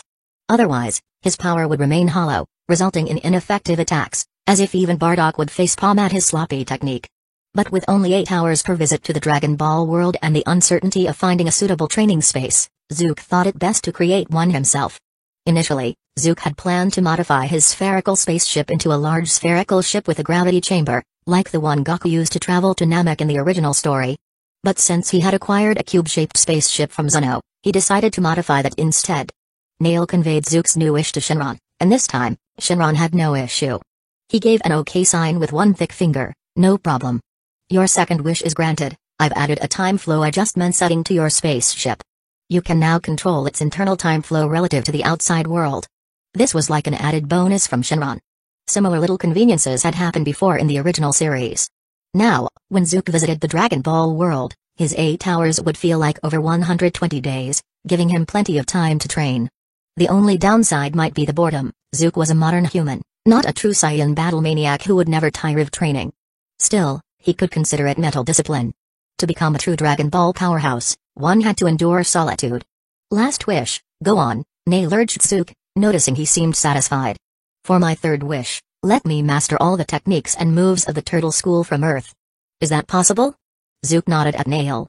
Currently, a lack of combat techniques was a serious disadvantage for Zook. When facing weaker opponents, brute strength was enough, but against someone like Frieza, skill was vital. At the very least, he needed to avoid leaking energy with every ki blast. Although Zook had managed to release ki blasts, his attacks often wasted a lot of energy due to relying solely on instinct. Maximizing ki efficiency was the essence of Dragon Ball's techniques, with the Kamehameha being a prime example. Since Shenron couldn't directly enhance his power, Zook thought perhaps Shenron could help with his technique instead. Though Nail didn't understand what Earth or the Turtle School were, he conveyed Zook's wish to Shenron. I'm sorry, I can't grant that wish. To accomplish that, I'd need to modify your body further, but your power already exceeds my creator's capabilities. After hearing the wish, the Namekian Shenron looked embarrassed and somewhat regretfully explained. I can only give you the methods for learning these techniques so you can train yourself. It was strange, Shenron could grant Zook immortality, yet couldn't give him the Turtle School's techniques. Shenron's limits were indeed puzzling. This kind of inconsistency happened in the original series as well, unable to turn androids back into humans, yet able to remove the bombs inside their bodies, leaving one to wonder just how much control Shenron truly had over them. But this wasn't a big deal, even if he only got the methods, it was still acceptable. Since Zook already had ki control, learning Turtle School techniques would be easier. With a hyperbolic time chamber ability now on his spaceship, he could train efficiently. In this setup, if he couldn't master the Turtle School techniques and Kamehameha within a short period, he'd start doubting his Saiyan heritage. Since he still had over 2 hours left in the Dragon Ball world, this meant he could actually train for over 30 days on his spaceship. It should be more than enough. If there are no objections, I'll grant this wish. Seeing Zook raise no objections, Shenron nodded. Instantly, a flood of technique knowledge poured into Zook's mind. Just as he'd expected, it included not only the Turtle School's energy-focusing techniques but also various moves from the school. Besides the iconic Kamehameha and After-Image Fist, there were even obscure moves like the Bankaku Bikarisho, which appeared only once in the manga. Oddly enough, it also included Drunken Fist, Rock Paper Scissors, and Good Boy Sleeping Fist, a hypnosis technique, all moves Master Roshi had indeed used in the World Martial Arts Tournament. All your wishes have been granted. Farewell. With that, Shenron slowly disappeared in a flash of light, rising skyward before splitting into 7 stones and scattering across Namek. The darkened sky returned to its former brightness. Your wishes have been granted, and you've achieved your goals, haven't you? Nail asked Zook. More or less. Zook clenched his fists, feeling the transformation within himself.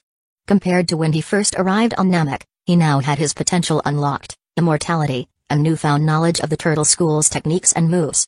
The only drawback was that he couldn't measure his current power level. But wasn't Nail standing right here as a perfect benchmark? He recalled that Nail's power level was over 40,000, around 42,000. If he sparred with Nail, he'd get a good idea of where his power level stood. Chapter 96, The Gradual Integration of the Turtle School Techniques. Are you asking to fight me? Nail frowned as he looked at Zook, noticing the sharp look in his eyes and understanding his intent. He didn't think Zook wanted to kill him. If that were the case, there would be no need for him to ask for permission. It seemed more likely that Zook had gained a new ability and wanted to spar to test it out. Instinctively, Nail was about to refuse. Although he didn't fear combat, he was, after all, the Grand Elder's guard. If he left, who would protect the Grand Elder? What if something unexpected happened? However, just as he was about to decline, he paused for a moment and held his words back. Ultimately, he closed his mouth and nodded silently. So the Grand Elder agreed? Seeing this, Zook guessed the situation and couldn't help but chuckle. He noticed Nail's reluctance, but it was apparent that the Grand Elder didn't mind letting him spar. The Grand Elder had likely used telepathy to tell Nail to train with him. Even though Nail didn't seem to like Zook much, he couldn't disobey the Grand Elder's orders, as the Grand Elder's wishes were his command. Enough chatter. Perhaps due to his dislike of Zook, Nail's tone became a bit harsher. He certainly wasn't as calm as when he had just helped Zook make a wish. Don't fight here, let's go to my spaceship. Seeing that Nail was about to engage, Zook shook his head and pointed at a cube-shaped spaceship in the distance. The interior of the spaceship had been transformed by Shenron into a hyperbolic time chamber, and Zook wanted to test its effects. After all, training under 10 times the gravity should be more effective than outside. Aren't you worried about damaging your spaceship? Although he knew Zook's intention was just to spar, and not a real battle to the death, he was still concerned that the spaceship might be too small. He was slightly worried that if he damaged it, Zook might end up stranded on Namek. If Zook knew what Nail was thinking, he would likely scoff. What was there to stick around for on this entertainment-barren planet? Stay and wait a year to make another wish with the Dragon Balls? If you manage to break that ship, it would mean your strength is quite remarkable. Hearing Nail's concern, Zook could only say he was overthinking it. It was a ship of the gods, usually operated by angels, with a durability comparable to the toughest plasteel in the universe, strong enough to withstand blows from Super Saiyan Blue Goku and Vegeta. So this is the hyperbolic time chamber. Upon entering the cube spaceship, Nail felt a weight pressed down on him, realizing why Zook wanted to fight here. Training in such a harsh environment often yielded greater results, a basic principle for martial artists. Not only did time flow differently here, but the chamber also had 10 times the gravity and low oxygen levels, which would significantly enhance their training. Moreover, according to Dragon Ball Super manga, the hyperbolic time chamber was an isolated space separate from the universe. Let's begin. After stretching and adjusting to the gravity, Zook eagerly looked at Nail. In response, Nail nodded and made the first move. In a flash, Nail appeared in front of Zook, his right fist striking toward Zook's face. Though simple in appearance, his fist was charged with considerable energy, packing a dangerous punch. Zook raised his hand, intercepting the punch with his palm. Feeling the force, he evaluated it in his mind. The strength was significant but seemed roughly on par with his own basic punches. Missing the first strike, Nail followed up with a swift high kick aimed at Zook's chin. Zook dodged, then summoned a dark bird from behind, which unleashed a flurry of punches toward Nail. What is? Though unable to see the bird, Nail sensed a threat from all directions, and his expression changed slightly. Tracking the invisible attacks, he dodged with several swift maneuvers, deflecting one of the bird's punches with his hand and successfully evading the assault. Landing, Nail realized Zook had some invisible techniques up his sleeve, and his face grew serious. Zook could sense that Nail's energy had thickened, indicating he was preparing to get serious. In the next moment, Nail launched a fierce assault, using both fists and feet in a relentless barrage. Zook countered, defending against Nail's strikes while using the dark bird to deliver a series of counterattacks. At this point, Zook noticed the difference between himself and Nail. In terms of pure combat power, they were evenly matched. Zook's current power level floated around 4. He could gauge this based on the strength of Nail's attacks. However, Nail's combat skills and experience far surpassed his own. Despite matching Nail's power, Zook could only barely block his strikes, struggling to find openings to counter. Without the dark bird, Zook would be on the defensive. Fortunately, the bird allowed him to launch counterattacks, creating a seemingly balanced fight. Bang! A punch landed on Nail's abdomen, making him grimace slightly as he was forced back. Initially, Zook and the dark bird could only hold a defensive stance against Nail. Now, Zook could create opportunities to strike. Impressive progress. Nail felt the pain in his abdomen and gritted his teeth, surprised that Zook could land effective hits so quickly. He realized that while Zook's power and speed matched his own, his combat skills lagged far behind. Zook could only keep up due to that unusual ability of his. But now, that balance had shifted. Previously only able to defend, Zook was now finding chances to attack. If Zook's capability had initially been at 50%, and the dark bird allowed him to perform at 100%, then now, with improved technique, Zook could bring out 60% on his own. With the dark bird, Nail was starting to fall behind. Zook understood the reason for his rapid improvement. It's the Turtle School techniques, he thought. In his sparring with Nail, the Turtle School techniques were flowing from his memory, becoming one with his body. Chapter 97, Poking Eyes, a martial art in its own right. Don't underestimate the Turtle School's martial arts just because it's one of the earlier fighting styles in Dragon Ball. Its techniques are incredibly valuable. Not only has the Turtle School's Kamehameha endured through the later parts of the story, but in Dragon Ball Super, Master Roshi's skills also shine brightly during the Tournament of Power. Although some readers criticize the scene of Master Roshi matching Jiren, attributing it to a power level inconsistency, Zook certainly doesn't mind. After all, he's the one benefiting from the Turtle School's techniques. Bang! Several punches landed on Nail's body, leaving purple bruises on his green skin where his blood vessels had ruptured, showing Zook's strikes were effective. Of course, these injuries weren't a major issue for Nail. For one, they were sparring and wouldn't go all out, so their attacks were somewhat restrained. Secondly, as a Namkian, Nail had regenerative abilities, though healing would consume some of his stamina. I'm honestly surprised, is the Turtle School this powerful? Nail, already feeling himself slipping, wiped the blood from the corner of his mouth, spilled from a punch Zook had just delivered. He realized that Zook's skills had advanced, likely thanks to his wish to Shenron. The Turtle School techniques from Earth had allowed Zook to integrate and refine his combat style, giving his moves a touch of mastery. Although Zook's skills still weren't as refined as Nail's, with the Blackbird assisting, he almost had Nail entirely on the defensive. I'll put Blackbird away now. Let's continue. Zook knew that constantly relying on Blackbird would prevent him from fully developing his own strength. He withdrew Blackbird, preparing to spar with Nail purely with his own body. In actual combat, he would never hold Blackbird back, but since they were training, he wanted to focus on the most efficient approach. So that invisible creature's called Blackbird? Strange name. Nail chuckled softly. Usually expressionless with Zook, he showed a hint of excitement. As the only warrior-type Namkian left on Namek, he had an inherent desire for battle, which Zook was gradually awakening. Initially, he didn't care much for Zook, but now, he was starting to see him as a decent guy. For men who love combat, friendship can be that simple. Alright, let's keep going. Show me how far this turtle school can take you. Boom. A powerful kick hit Zook square inches the chest, causing his blood to surge. However, he didn't block it intentionally. What? Nail, who had just smiled from landing the kick, suddenly looked alarmed. Zook's hands clamped tightly around the leg that had just hit him, and with a strong twist, he threw Nail off balance, slamming him to the ground. Without hesitation, Zook charged forward, landing a powerful knee into Nail's back. Nail coughed up blood, gritted his teeth, and jabbed his elbow backward, forcing Zook off him. He then rolled over, swinging his leg in a sweeping kick toward Zook. For ordinary fighters, it would be hard to keep up with their movements, but for warriors who could sense ki, tracking was no issue. Zook spread his left hand, gathering his ki to block Nail's sweeping kick while raising his right hand. Rock, paper, scissors. With his index and middle fingers extended in a V shape, he aimed straight for Nail's eyes. Scissors. Arg. The fierce battle came to an abrupt halt as Nail cried out like a cartoon character in pain, his hands instinctively covering his eyes. You. Sorry. It was reflex. Zook realized his cheap move, awkwardly scratching his head and quickly stepping back from Nail. He hadn't intended to use such a low blow, it had come out purely as a reflex from his turtle school training. This rock-paper-scissors technique, where scissors could even target the opponent's eyes, was part of the turtle school's moveset, originally passed down from Master Roshi to Goen and then from Goen to Gaku. Of course, that Goen was Gaku's grandfather. Though somewhat of a joke move, in critical moments, it could be surprisingly effective.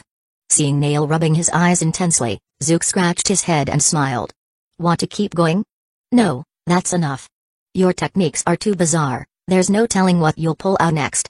Nail rubbed his eyes a while longer until the pain subsided, then looked at Zook with a mix of resignation and exasperation. Besides, your skills have already improved significantly. Continuing this sparring won't do much. Though they had only sparred briefly, the turtle school's techniques had blended into Zook's fighting style, greatly enhancing his skills. Even without Blackbird, he was now nearly evenly matched with Nail. With Blackbird added in, Nail would likely be defeated soon. Knowing this, Nail felt there was no point in continuing. His ability to help Zook had reached its limit. Is that so? Alright.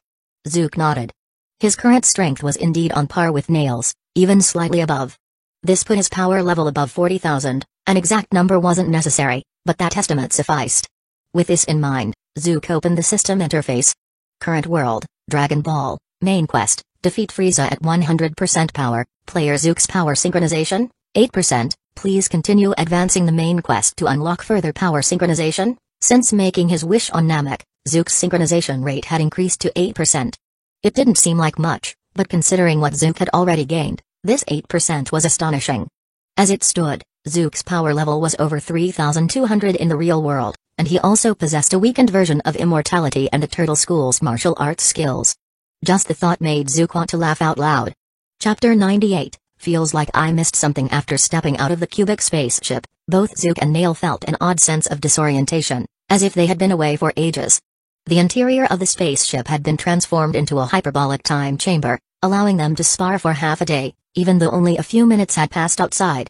The Grand Elder said he couldn't move easily, so he won't be seeing you off. Once outside the spaceship, Nail received a telepathic message from the Grand Elder. He turned to Zook, his tone much friendlier. After all that sparring, he'd grown somewhat familiar with Zook. Still, he couldn't quite understand why the Grand Elder placed so much importance on Zook. Yes, Zook's strength now surpassed his own. But only marginally. If they truly encountered an opponent that Nail couldn't handle, it was unlikely Zook could do much better. However, when Nail had asked the Grand Elder about this, he'd simply smiled without answering, leaving Nail to keep his doubts to himself. If you need anything else, feel free to come back to Namek anytime. As the Grand Elder's guest, you're also a guest of the Namkians. Seeing that Zook was about to return to his ship, Nail nodded at him. But don't rely too much on the Dragon Balls.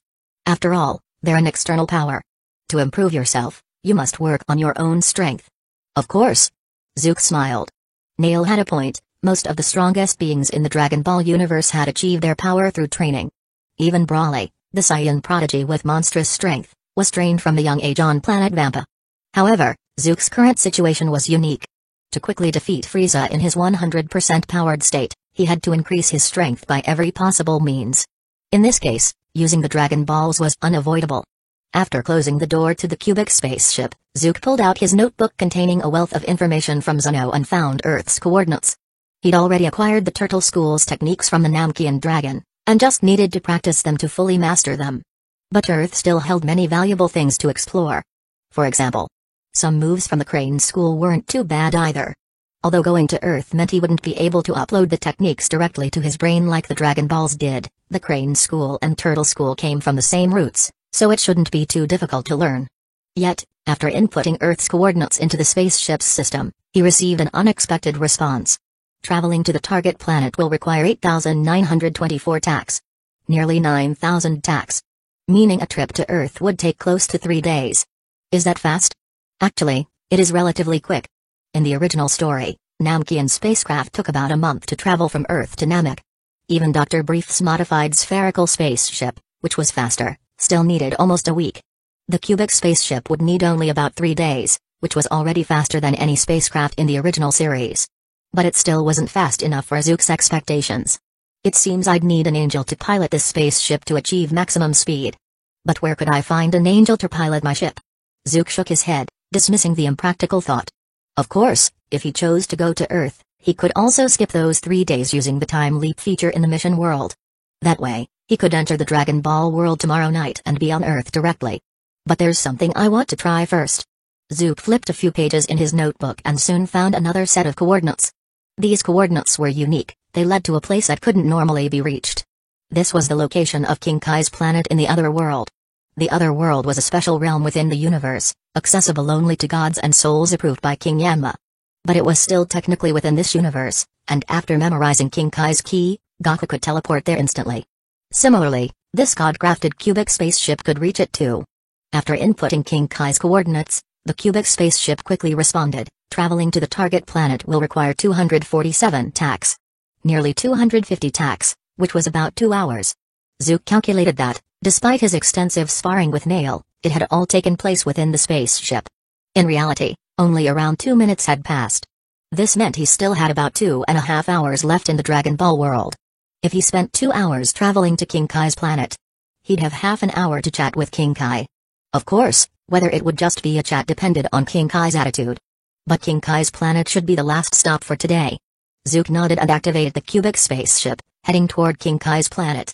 Though the flight would take 2 hours, with a hyperbolic time chamber effect inside, Zook could train for a full month. Of course, with no entertainment on board, he figured a month of intense training alone might be a bit tough. He'd probably end up deactivating the time dilation halfway through to reach King Kai's planet sooner. Moreover, he doubted his training efficiency would match Goku's journey to Namek. Goku's spaceship could adjust gravity up to 100 times, which his ship couldn't do. As for Goku's rapid power increase, that might have come from his near-death experiences during training. Zook recalled Vegeta's words, putting yourself in near-death situations wouldn't produce the same effect, so it probably wasn't related to the Saiyan's near-death power-up ability. Wait a minute, wouldn't that mean I missed out? I should have had Nail kill me a few times. Realizing this, Zook's face changed. It hit him that he might have overlooked something important. He had an immortal body. If he had Nail beat him to near death and then recovered, he could have skyrocketed his power. A Saiyan's strength increases after near-death experiences. How could he have forgotten such a crucial detail? Should I try it? See if putting myself near death will boost my strength. After a moment of regret, Zook looked down at his hands, deep in thought. With an immortal body, it was worth a try, wasn't it? Chapter 99, Yes, I have a connection with angels in the celestial realm, a world for both the deceased and the gods. Regions include the palace of King Yanma, heaven, hell, and more. Not far from the palace of King Yanma, across the distant Snake Way, lies King Kai's planet. King Kai's planet, though technically a planet, is quite small as an independent celestial body. Its surface area is estimated to be smaller than a typical village. Above the celestial realm is the Supreme Kai's realm, a place inaccessible to both mortals and lower-ranked gods. However, Zook's current objective is unrelated to that. On King Kai's planet, North Kai was sitting as usual at the door of his house, reading a newspaper, with a cup of tea on a small table beside him. His pet monkey, Bubbles, was running around on the grass, making the scene look very harmonious. But soon, North Kai sensed a strange presence. He wasn't weak, and he quickly realized something was approaching. What the? He set down his newspaper and looked up at the sky. There was nothing around King Kai's planet except the Serpent Path, so nothing should appear in the sky. But when he looked up, he saw a massive object descending from above, a glass-like cubic vessel with 4 spaceship-like legs. That's a cubic spaceship? North Kai immediately recognized the object hovering over his planet, jumping from his seat in shock. While others might not recognize it, he certainly did. This was the type of ship used by angels and gods of destruction, something that no one else would ever get their hands on. Which meant that even if the visitor wasn't an angel or a god of destruction, they were certainly connected to them, someone he dared not offend. Squeak.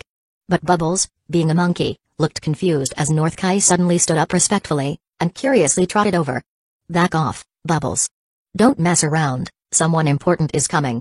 North Kai hurriedly shooed Bubbles to the side, fearful that the monkey might offend this VIP. Bubbles, being a smart monkey, sensed something and quickly retreated into the house. With North Kai watching respectfully, the cubic spaceship slowly descended onto King Kai's planet, and its door opened. Then, Zook walked out with a calm expression. The gravity of King Kai's planet is 10 times that of Earth and Namek, similar to the hyperbolic time chamber. So, stepping out of the spaceship didn't cause Zook any discomfort. Though the spaceship had only been flying through the universe for 2 hours, Zook had been training inside it for nearly a month. Now, even though he didn't look very different on the outside, his strength had increased significantly, and he had fully mastered the techniques of the Turtle School. He could now release the Kamehameha with maximum destructive power. Esteemed sir, may I ask why you've came to King Kai's planet? North Kai, not recognizing Zook, dared not ask anything inappropriate with a godly spaceship in the background. Though Zook looked fairly normal, his appearance was rather rough. His clothes were torn, and there was a large blood stain on his chest, as if his heart had been gouged out, and in fact, it had been. To test the Saiyan trait of gaining strength after near death, Zook had dug out his own heart with a black bird, plunging himself into death. But his immortality quickly revived him, with the result. No increase. It seemed that half-killing himself wasn't enough to trigger it, leaving Zook regretting not asking Nail to kill him a few more times. So, you're North Kai? Oblivious to North Kai's inner complaints about his ragged look, Zook looked down at the small North Kai before him. North Kai's power level was not weak for ordinary beings. 3,500 combat power was considered solid even within Frieza's army. Previously, Zook might have given this some thought, but now his power level far exceeded North Kai's, so he didn't care much about it. Yes, esteemed sir. May I know where you come from? Cold sweat dripped down North Kai's face as he forced a smile. Though he prided himself on his comedic expertise, facing an unknown figure possibly related to angels, he suppressed any urge to test the visitor's humor. This also showed a difference from Zeno's subordinates. Zeno, the strongest information broker, had attendants who instantly recognized Zook as a Saiyan. Yet North Kai hadn't realized it, perhaps because Zook lacked a tail. You don't need to worry about that, I am here to ask you for a favor. Zook noticed that North Kai seemed very restrained and quickly realized why he was so tense.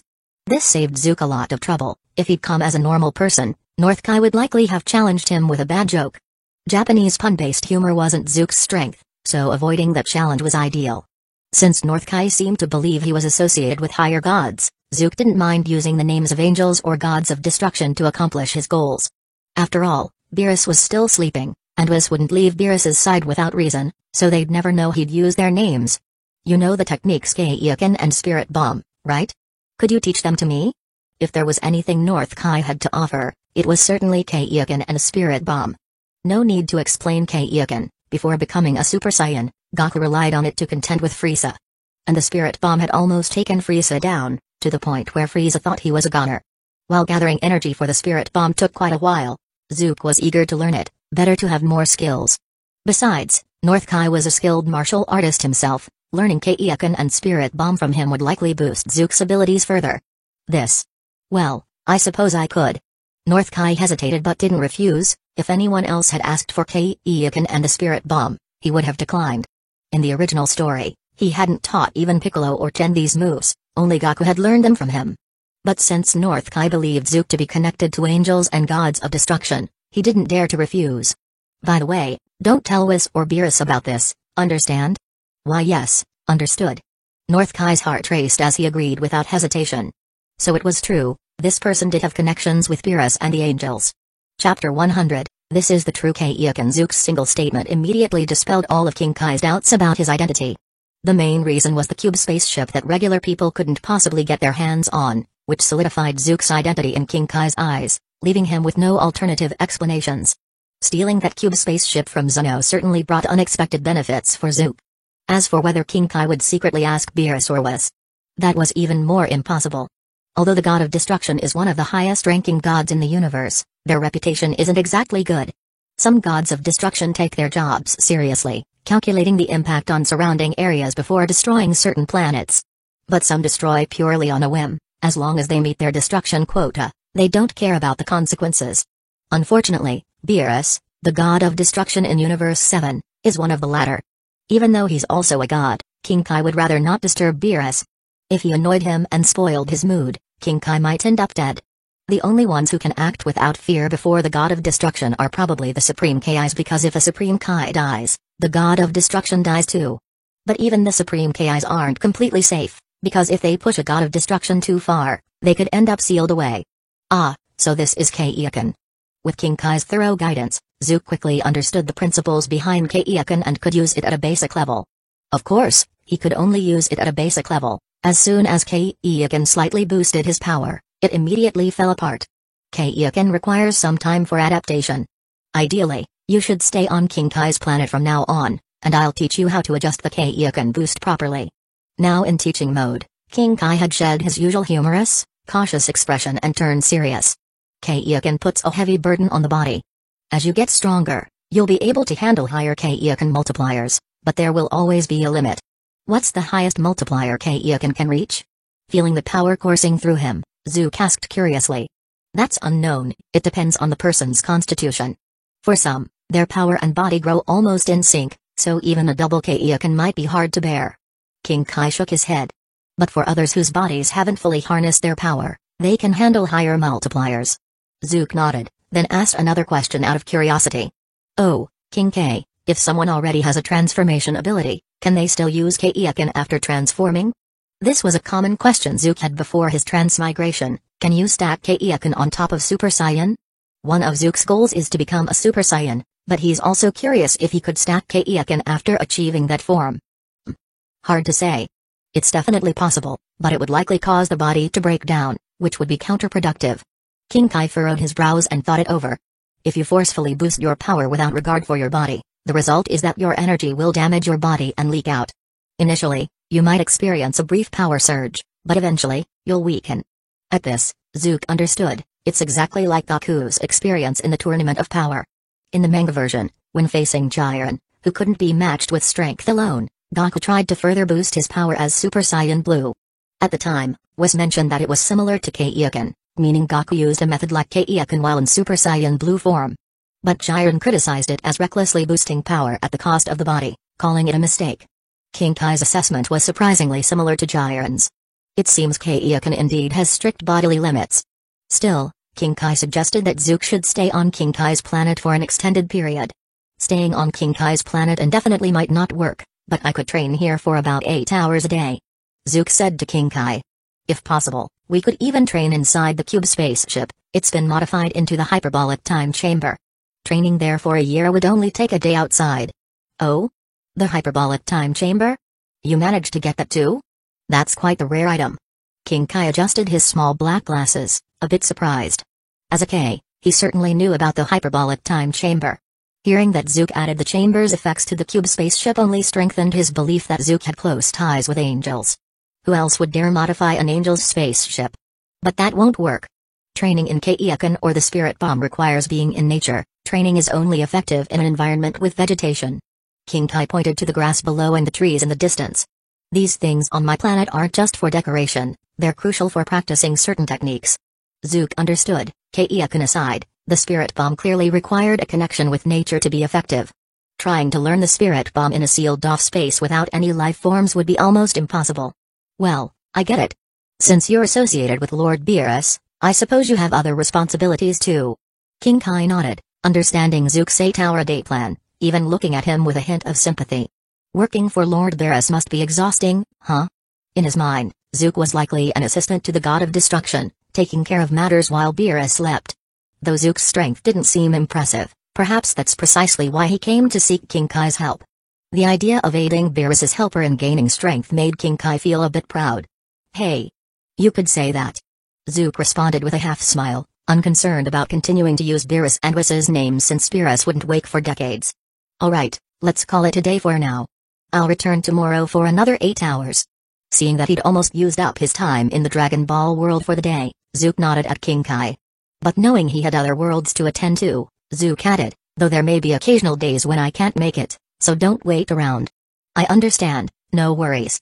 King Kai nodded repeatedly, wearing an expression that seemed to say, I totally get it. Under King Kai's gaze, Zook's figure suddenly disappeared, leaving no trace behind. He's gone without a trace. How did he leave? Instant transmission? It didn't seem like that either. King Kai was momentarily stunned by Zook's abrupt departure, even leaving the cube spaceship on his planet. Still, King Kai didn't dare touch it. Zook might be daring, but King Kai, as a god, had far more fear of Beerus and the angels than Zook did. Chapter 101, How about blowing up the moon for fun? Dear Zook, please select a world for your mission. 1. Dragon Ball, no time adjustment. 2. JoJo's Bizarre Adventure, main mission generating. 3. Fate, 0, time flow 0.5x speed. After leaving the Dragon Ball world, Zook found himself once again at the world selection screen of the Infinite Terror VR game. Come to think of it, I forgot to ask King Kai to give my cube spaceship intergalactic travel abilities. Only then did Shin realize he'd been so focused on learning the Kaioken and Spirit Bomb from North Kai that he'd overlooked his initial goal. To gather the Super Dragon Balls, Zook needed King Kai to grant his spaceship the ability to cross universes. As things stood, King Kai was the lowest-ranking god he knew capable of inter-universe travel. Back when Zamasu was merely a Kai in Universe 10, he went to Universe 7 to find Zuno. Lower-ranking gods had no examples of crossing universes in the original series, so Zook didn't want to take his chances. It's no big deal. I'll be visiting King Kai often enough, I can always handle it later. Zook also planned to train with King Kai to refine his Kaioken, so he didn't worry about the matter further. He looked at the world selection screen, where Dragon Ball was again showing as no time adjustment. This time, he didn't change it, there was no need to skip days since he wasn't on any urgent journey in the Dragon Ball world. However, after leaving, the system hadn't unlocked any new achievements. But Zook's gains from this trip were nothing short of incredible. His power level had jumped from 4,000 to over 40,000, and he'd gained both immortality and the turtle school techniques. With a synchronization rate of 8%, Zook was now essentially fearless in the real world. Back when he only had a power level of 40, he'd needed to worry about heavy weapons and such risks. But now, they didn't concern him at all. Exit game. With no new achievements or functions, Zook had no reason to stay in the game, so he left. Transitioning to Shin, upon opening his eyes, Shin slowly turned his head to find that Sao Ojawara had already gotten up, leaving his side empty. Don't be fooled by Shin's impressive physique, technically, he didn't need much sleep. But if he didn't use up the 8 hours allotted in the mission world, he'd feel like ants were crawling all over him. It felt akin to an online game where you're given daily dungeon cooldowns. If you don't use them all, it feels like a waste. Got it? It was the Infinite Terror VR system's way of keeping players active. Lost in thought, Shin climbed out of bed and gave his hand a firm squeeze. Pop. A crisp sound echoed in the room. Even this simple fist clench stirred a breeze around him. So this is power exceeding 3,000 in the real world. A faint smile played at the corner of Shin's mouth. Although he had a power level over 40,000 in the Dragon Ball world, it wasn't the same in reality. In Dragon Ball, there were countless absurdly strong beings above him. Even Frieza, a mid-tier boss, was an insurmountable mountain. In the real world, though, there was no one above him. If he wanted to, he could unleash a ki blast at the moon right now and blow it up on the spot. But remembering the cascading effects of destroying the moon in the real world, Shin held back. He was, after all, a hedonist at heart. He enjoyed battles in the mission worlds, so there was no need to mess up the real world and ruin his peace. He'd use his power, of course, but only in ways that would make his life easier, not cause him trouble. Even if no one could threaten him, the thought of dealing with annoying mosquitoes and flies buzzing around him every day sounded irritating. But, now that I'm this strong, is there any point in continuing school? Out of habit, Shin took out his uniform, put it on, and looked at his reflection in the mirror. He still looked like an ordinary high school student.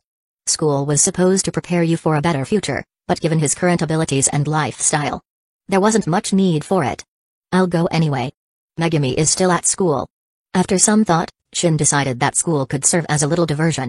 Besides, Megumi Kato was still there. He had a good feeling about her, and going to school to see a pretty girl didn't sound like a bad deal. I came after all. Standing at the school gate, Hitori Goto's legs were trembling. Last night, she had gone home and tried to talk with her family about transferring schools. Predictably, they had refused. The idea of being threatened by a high school gangster sounded so ridiculous that she didn't even know how to explain it to them. She figured if she did, her parents and sister would think her social anxiety had devolved to the point where she was fantasizing scenes from a shoujo manga. So, despite shaking all night, Hitori Goto forced herself to come to school. Naturally, she still had her guitar case slung over her shoulder. She hadn't given up on making friends through music. That Shin said he goes to my school. Maybe he was just lying, threatening me so I wouldn't tell anyone about what I saw yesterday. Akiri held on to a sliver of hope. Accidentally wandering into a gangster hideout and running into a mob boss who also happened to be a high schooler at her school. What were the odds? Totally impossible, right? It wasn't like this was some fictional story. As she reassured herself, Hitori Goto's steps grew lighter as she walked into the school. Socially anxious people are good at self-reassurance, just like students who confidently believe they can finish all their homework in the last days of vacation. Though it rarely works out well, it does help lift the mood. Akiri thought so too, walking cheerfully toward the school entrance. Until she saw the familiar figure waiting there. Yo, you came after all. There was Shin, standing at the gate, watching as Hitori Goto, clad in her pink tracksuit and lugging her massive guitar case, stepped onto campus. Her face contorted in terror, like a new painting by Picasso. Chapter 102, The Legend of the Guitar Hero in the Underworld? In the school corridor, Shin walked side by side with Hitori Goto, giving her the unsettling sensation of walking on pins and needles for the first time. Although she wanted to use the guitar on her back as a way to connect with fellow music enthusiasts and make friends, this kind of attention was entirely different. Shin was already somewhat popular in school. His good looks had naturally drawn admiration from many girls. Yet, since he hadn't accepted any girl's confession, everyone wondered what kind of girl could be the first to get close to him. No one expected that the girl walking beside Shin would be one in sportswear, with her head lowered, looking very much like an introvert. Your posture is way too weak. Lift your head, straighten up, and don't slouch. Shin shot a look at Hitori Goto, who was walking with her head down beside him, and said to her in an annoyed tone. Hitori's appearance, following him around like that, would make people think he was bullying her. Ah. Yes. At his command, Hitori instinctively straightened her head, puffed out her chest, and walked with her limbs rigidly stiff. Although her actions still looked quite awkward, at least she no longer looked like she was being bullied. Shin. Why are you paying so much attention to me? Hitori had wanted to ask this question for a while, but she hadn't found the right opportunity. This time, she finally managed to ask, even though the gazes of the students around her made her wish she could disappear. Still, it was precisely this feeling of facing death that gave her the courage to voice her question. Her expression might have been conflicted, but deep down, Hitori was a bit curious. What if this handsome classmate, Shin, actually liked her? What would she do? Would she accept him? Why am I paying attention to you? Let's just say you have potential. Shin touched his chin as he looked at Hitori beside him. Her long bangs hid the upper half of her face, making it hard for people to notice, but she was actually quite attractive. Moreover, hidden under her wrinkled sportswear was a physique that could turn heads, a detail noted in her character design. Her fingers were very nimble, and she played guitar with incredible skill, enough to have gathered a large following online. In terms of looks, figure, and ability, Hitori was exceptional. However, her social anxiety had left her unkempt and isolated. Despite her potential to be popular, she remained on the fringes. For Shin, though, her stand potential was what mattered most. P potential? Hitori had no idea what Shin was thinking, but his answer shocked her. Did he notice her musical talent? Could he be trying to groom her as an idol or something? Hadn't she heard that some talent agencies had underworld ties? Could Shin also be? If he wanted to make moves on her, what would she do? Would she accept it? Lost in a whirlwind of thoughts, Hitori's mind was as jumbled as her emotions. But her daydream was quickly interrupted by Shin. Yep, you have the skills to work with me. Want to team up? Is that the kind of potential you meant? Hitori was even more taken aback. Since she didn't know about her stand potential, her immediate thought was, does he want me to join the underworld? After all, she saw Shin as some kind of gang boss, so when he said team up, that's naturally where her mind went.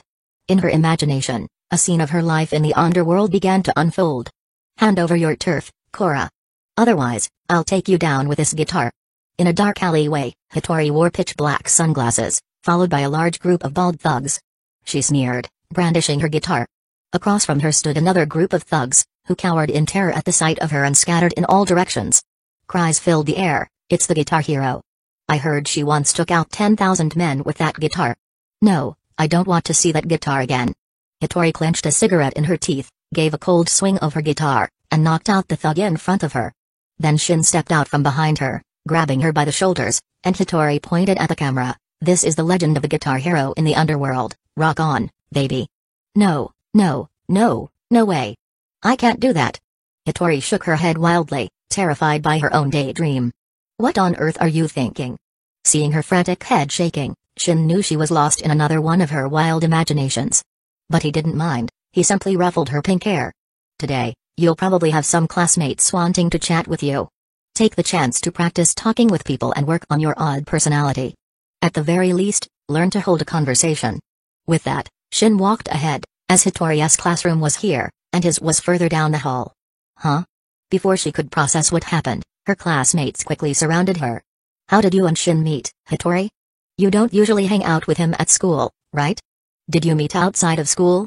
Can you tell us what Shin likes? Shin was well aware that he had a bit of a fan club at school, so he wasn't surprised that Hitori was surrounded. Hitori, who had never attracted any attention from classmates despite bringing her guitar, was now overwhelmed by the barrage of questions. This feeling left her suffocating. I can't breathe. For someone with social anxiety, being surrounded was torture, and Hitori almost fainted. Fortunately, a female classmate supported her, escorting her into the classroom as if she were royalty. Then, Hitori realized. This must be Shin's punishment. Since I didn't agree to his offer right away, he's making me suffer. He really is like a gang boss. Terrifying.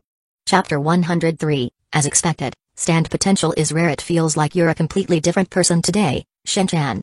As Shin entered the classroom and took his usual seat, Megumi Kato, who was sitting in front of him, turned around and smiled at him. They had exchanged a few texts over the weekend, so although they hadn't seen each other for a couple of days, their conversation remained familiar, almost as if they'd been together the entire time. Really? How so? What's different?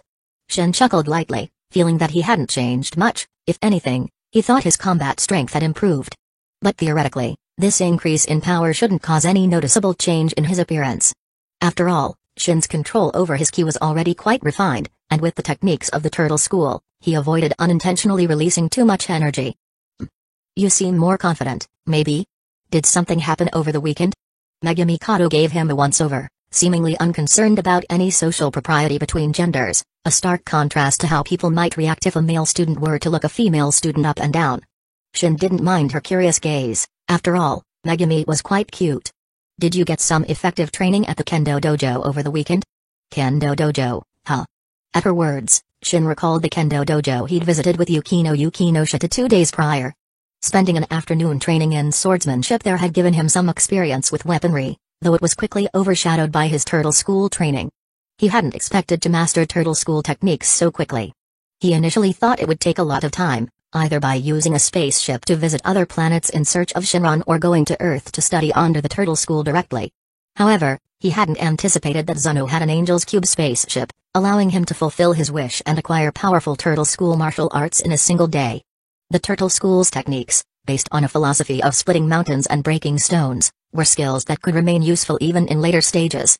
Compared to that, real-world kendo was easily outclassed. Nonetheless, the Kendo Dojo visit wasn't entirely fruitless, at least he met Siko Bujujima, realizing that this world had elements from unexpected series. Though it has little to do with the Kendo Dojo, I suppose my training did yield results. Shin guessed that the confidence Megumi noticed was a result of his boosted combat strength. Previously, with a power level of 40, he had to worry about withstanding heavy firepower. Now, he no longer had to, which made him appear naturally more self-assured. Boys really do love physical training, huh? Megami remarked, looking thoughtfully at Shin, who appeared no different outwardly. Since she lived in a mundane world, it was impossible for her to imagine that Shin's results referred to withstanding bullets and now, possibly, even nuclear bombs. A strong guy is probably more appealing, right? Shin pulled out his textbook and placed it on the desk, giving her a teasing smile. Does Megami hope her future boyfriend will be the scrawny type? If any other girl heard you, they'd think you were confessing. Easy to misinterpret, Shin-chan. Her voice was calm, betraying no obvious emotion, yet Shin could sense a hint of something else in her tone, though she wasn't annoyed. That said, a boyfriend like you would be reassuring, Shin-chan. Your words could also be easily misunderstood, Megami. Shin laughed, realizing that when it came to making ambiguous comments, Megami was no slouch either. Or perhaps there was no misunderstanding at all? Where did the pendant on your neck come from? Was it a gift? Megami's cheeks turned slightly red as she awkwardly changed the topic, clearly not entirely prepared for where the conversation was heading. Though she often displayed boldness, she was still a young girl at heart. From her demeanor, Shin figured her shyness wouldn't last long. He wasn't in a hurry, he wasn't the kind of guy who needed everything instantly. Watching a young girl's budding emotions was one way of savoring life's pleasures. It wasn't a gift. I bought it myself, Shin said, fingering the pendant on his neck with a smile. It was from Enya. So technically, he wasn't lying. The pendant hanging around his neck was a black and gold meteorite arrowhead that let him check for anyone with stand potential. Unfortunately, from his house to school, the arrowhead hadn't reacted to anyone. Only when he encountered Hattori Goto did it respond, confirming again that she indeed had stand potential. After confirming this yesterday, he'd wondered if all main characters in different series had stand potential. But today, when he tested it on Megami, the arrow showed no reaction, suggesting that stand potential wasn't that simple to categorize. The morning classes quickly passed. Shin, let's have lunch. As always, Akagi showed up with his lunch, ready to eat together. Ah, sorry, I already made plans with someone else.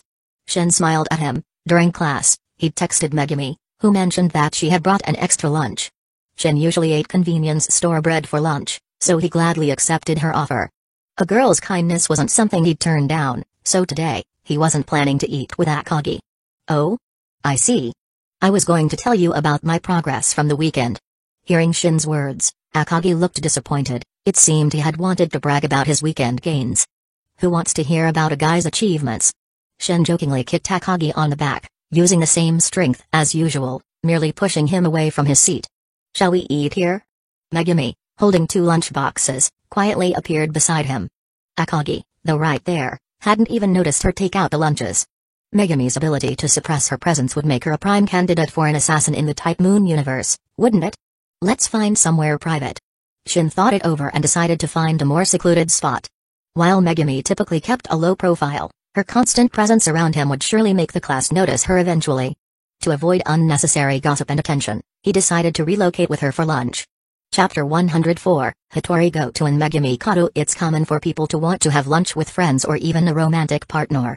So, after walking around the school, Shin and Megami Kato quickly noticed that any place that was even remotely quiet already had people sitting there.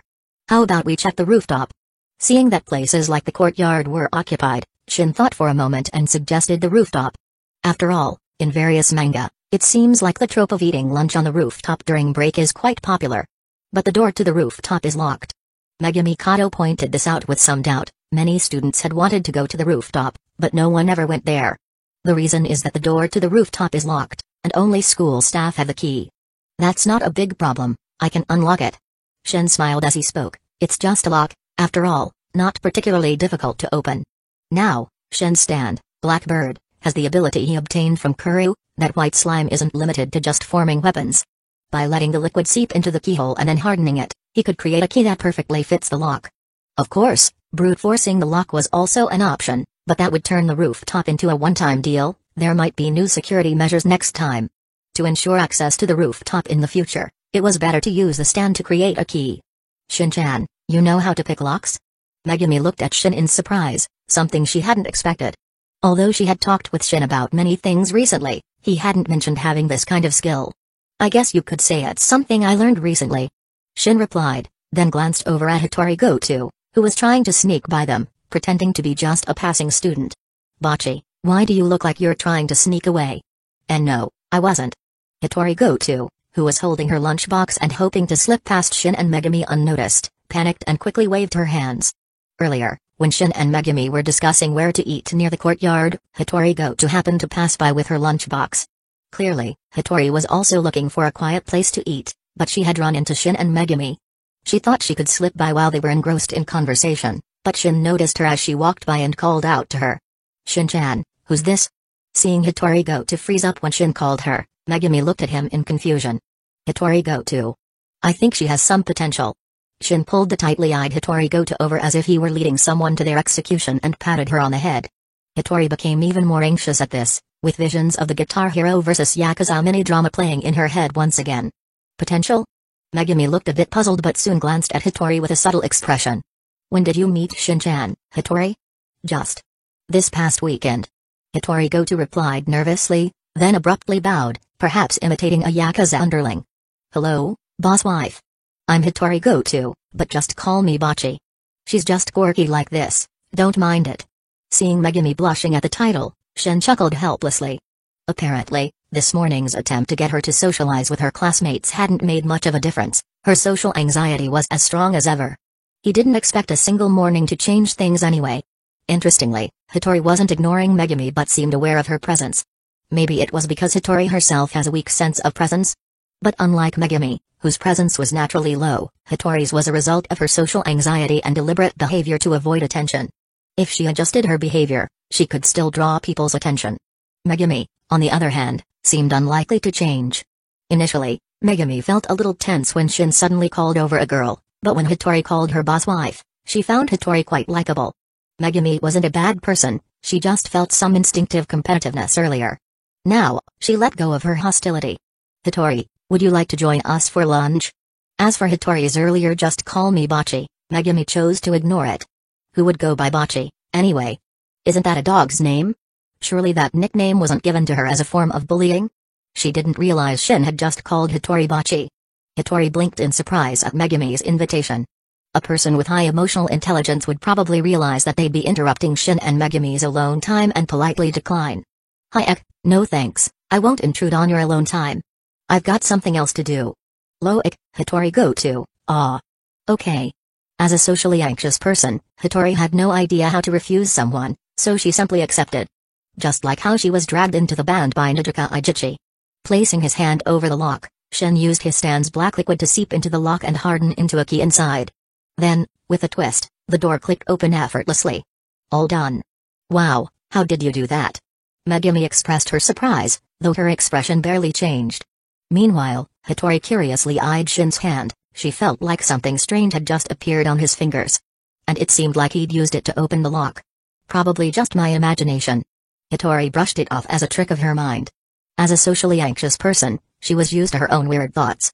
Chapter 105, Smiling despite being pua'ed on the rooftop, Shin sat in the middle, with Hitori Goto on one side and Megami Kato on the other.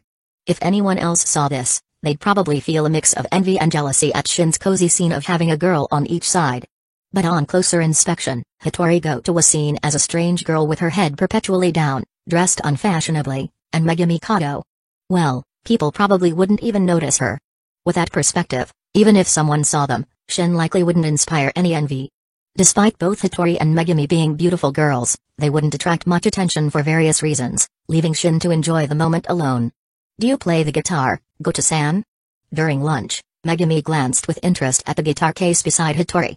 The guitar on Hitori's back was certainly noticeable in some ways, yet her aura of social anxiety kept most people from approaching her. With Shin as the bridge between them, Megami found herself asking. "Why yes." Hitori, mid-bite of her rice ball, trembled with excitement. Finally, someone had asked her about her guitar. Even if the other girl was Shin's girlfriend, and though Shin intimidated her a bit, this was still a first step. Earlier that morning, a crowd of classmates surrounded her, bombarding her with questions, but the topics all revolved around Shin. No one mentioned her guitar. "Would you like me to play something for you?" As Hitori asked, her heart fluttered nervously, afraid of being rejected. Part of her was showing off, after all, she had confidence in her guitar skills. Her videos uploaded under the username Guitar Hero had gained quite a following online. Maybe, just maybe, even Shin would look at her differently after hearing her play. Though Hitori was still afraid of Shin, she couldn't help but feel curious about this scary person who had dared to talk to her. It was one of those self-doubting quirks of social anxiety. When people show a little interest, weird thoughts pop up. After all, the three great illusions of life don't just apply to men. Alright, if you're offering, Goto-san, please go ahead. Megumi, always kind-hearted, nodded, giving Hitori some encouragement. Seeing this, Hitori perked up, quickly opening her guitar case and pulling out her guitar. The guitar had been well maintained, though there were signs of age. Shin recalled that Hitori had inherited it from her father. Guitar in hand, Hitori's demeanor shifted. She turned to face Shin and Megumi, a confident smile lighting up her face. And then, it faltered. In the brief moment before starting, she realized she'd never performed in front of others. As a girl too shy to be seen, she usually played hidden away in her room. Though she'd performed once with Nijika Ijichi's band, she had been hiding in a cardboard box then. But now, with both Shin and Megumi watching her directly, her legs turned to jelly. Still as lacking in confidence as ever, huh? Shin sighed, chewing on a sausage from his lunchbox as he looked at Hitori. Bocce, if you don't play properly, I'll smash your guitar. Don't you think that's a bit much? Megumi, hearing Shin's words, which sounded less like encouragement and more like a direct threat, smiled awkwardly. Hitori's expression looked as though her soul had left her body. Shin's words seemed to add pressure rather than relief. This is what we call breaking to rebuild. Shin looked at Hitori, smirking slightly. Alright, start playing. This will help build your confidence in front of others. In a way, teasing Hitori was somewhat entertaining. She was almost like a stress-relieving pet. It seemed like Ryo Yamada hadn't been wrong in calling her Bocce. Looks like I just found another reason to keep coming to school, to tease this pet. I understand. Though her face looked as if she'd just suffered a severe blow, Hitori didn't dare to test if Shin was joking. After all, she clearly remembered seeing two Yakuza bowing respectfully to Shin at the bar last night. So, here goes. A few minutes later, Hitori, feeling utterly drained, slumped onto the bench, leaning against Shin. Though she knew her behavior was somewhat inappropriate, she simply lacked the strength to pull away from him. It was the most stressful performance of her life, but thanks to that pressure, she completed her first live performance in front of others. After she finished, her whole body felt weak, and as soon as she sat down, she instinctively leaned against Shin. That was amazing, Goto-san. Your guitar skills are impressive. Megumi clapped, generously giving her encouragement. She wasn't just being polite, Hitori's performance was indeed outstanding. Though Megumi didn't know much about guitar techniques, she could still tell good music from bad. It was indeed good. You do have some strengths. Shin felt Hitori's weight against him and nodded, offering her a bit of reassurance. Her guitar skills were no joke, definitely beyond most high schoolers. Shin even half wondered if her stand would be something music-related. After all, one way to awaken a stand is by deep expertise in a particular skill. In JoJo's Bizarre Adventure Part 4, there was even a chef who gained a cooking-related stand through intense culinary dedication. Hee hee. Although still fearful of Shin, Hitori couldn't help but smile upon receiving his praise. With the usual strictness suddenly softened by a single compliment, Hitori felt comforted. Seeing her expression, Shin could tell what she was thinking. Come to think of it, isn't his a form of puah? As he took the last bite of his hamburger patty, Shin thought to himself. Chapter 106, Megumi Kato's right to a head pat. After the three of them finished lunch on the rooftop, they left together. Compared to when they entered, the three were noticeably more at ease with each other. At least, Megumi Kato could now initiate small talk with Hitori Goto. As for Hitori Goto, well, she hadn't changed much, still only passively responding to Megumi's words. But being able to respond at all was already a step forward. If she were with complete strangers, Hitori would only respond with random sounds when spoken to, unable to carry on a conversation. Shin locked the rooftop door again, nodding in satisfaction. Since the rooftop door was usually locked, it was unlikely anyone would come up. Perhaps this spot could become his own private space during lunch breaks. After descending from the rooftop, the three prepared to part ways since Hitori Goto was in a different class than Shin and Megumi Kato. However, as she saw Shin and Megumi getting ready to leave, Hitori couldn't help but call out to them, "Well, I'm currently working part-time at a live house in Shimokitazawa, so if you guys have time, maybe you could stop by." Because her band hadn't officially taken off yet, Hitori had to work part-time to cover performance costs. Although her part-time job was at the same live house where her band performed, and two of her bandmates were also her co-workers, she still felt a bit insecure. After their lunch together, Hitori thought it might be encouraging if Megumi Kato came along for support. Shin was more of an add-on. She didn't have any bad impression of him, but his presence made her feel even more nervous. While extreme nervousness might occasionally lead to a perfect performance, Hitori wasn't willing to rely on such a high-pressure approach. A part-time job, huh? But I have some things to do after school, so I probably won't make it today. Hearing this, Megumi Kato guessed what Hitori was thinking. Although they had only shared one meal, Megumi had already noticed how severe Hitori's social anxiety was. She probably wanted a familiar face around on her first day of work. To be honest, Megumi didn't mind helping her out, but she genuinely had family matters to attend to after school, so she couldn't go. Then I'll come by and take a look. A sly smile crept onto Shin's lips as he said this to Hitori. Since he didn't belong to any club and had no after-school activities, he had time to check on Hitori's part-time job. Besides, her live house was near a bar run by the Kura group, so he could stop by to check on them as well. That bar wasn't the Kura group's headquarters, but after Shin subdued Kura there, Kura turned it into a regular gathering place out of respect. Huh? Hitori, who had hoped Megumi would come, was taken aback. She hadn't expected Shin to be the only one to show up. Even though Shin was a familiar face, his presence felt a bit overwhelming. She wanted someone she knew to help ease her nervousness, but now her legs felt weak at the thought. Recalling the scene she'd witnessed at the bar the other day, Hitori even worried Shin might bring a gang of underlings along. Imagining the live house doors opening and Shin entering with a group of burly, sunglass-wearing men, Hitori wanted to scream. Seeing Shin and Megumi about to leave, Hitori quickly stepped forward and tugged on Shin's sleeve. Looking up at him nervously, she pleaded in a small voice, please, make sure you come alone. Shin couldn't help but chuckle. Did Hitori really think he'd bring a gang with him? Before he reincarnated, he'd read the original story, and while Hitori's band did play rock, they had nothing to do with gangs. There was no way he'd do something so out of place. Alright, I get it. I'll come alone. After a light-hearted pat on her head, Shin and Megumi walked towards their classroom with Hitori watching them.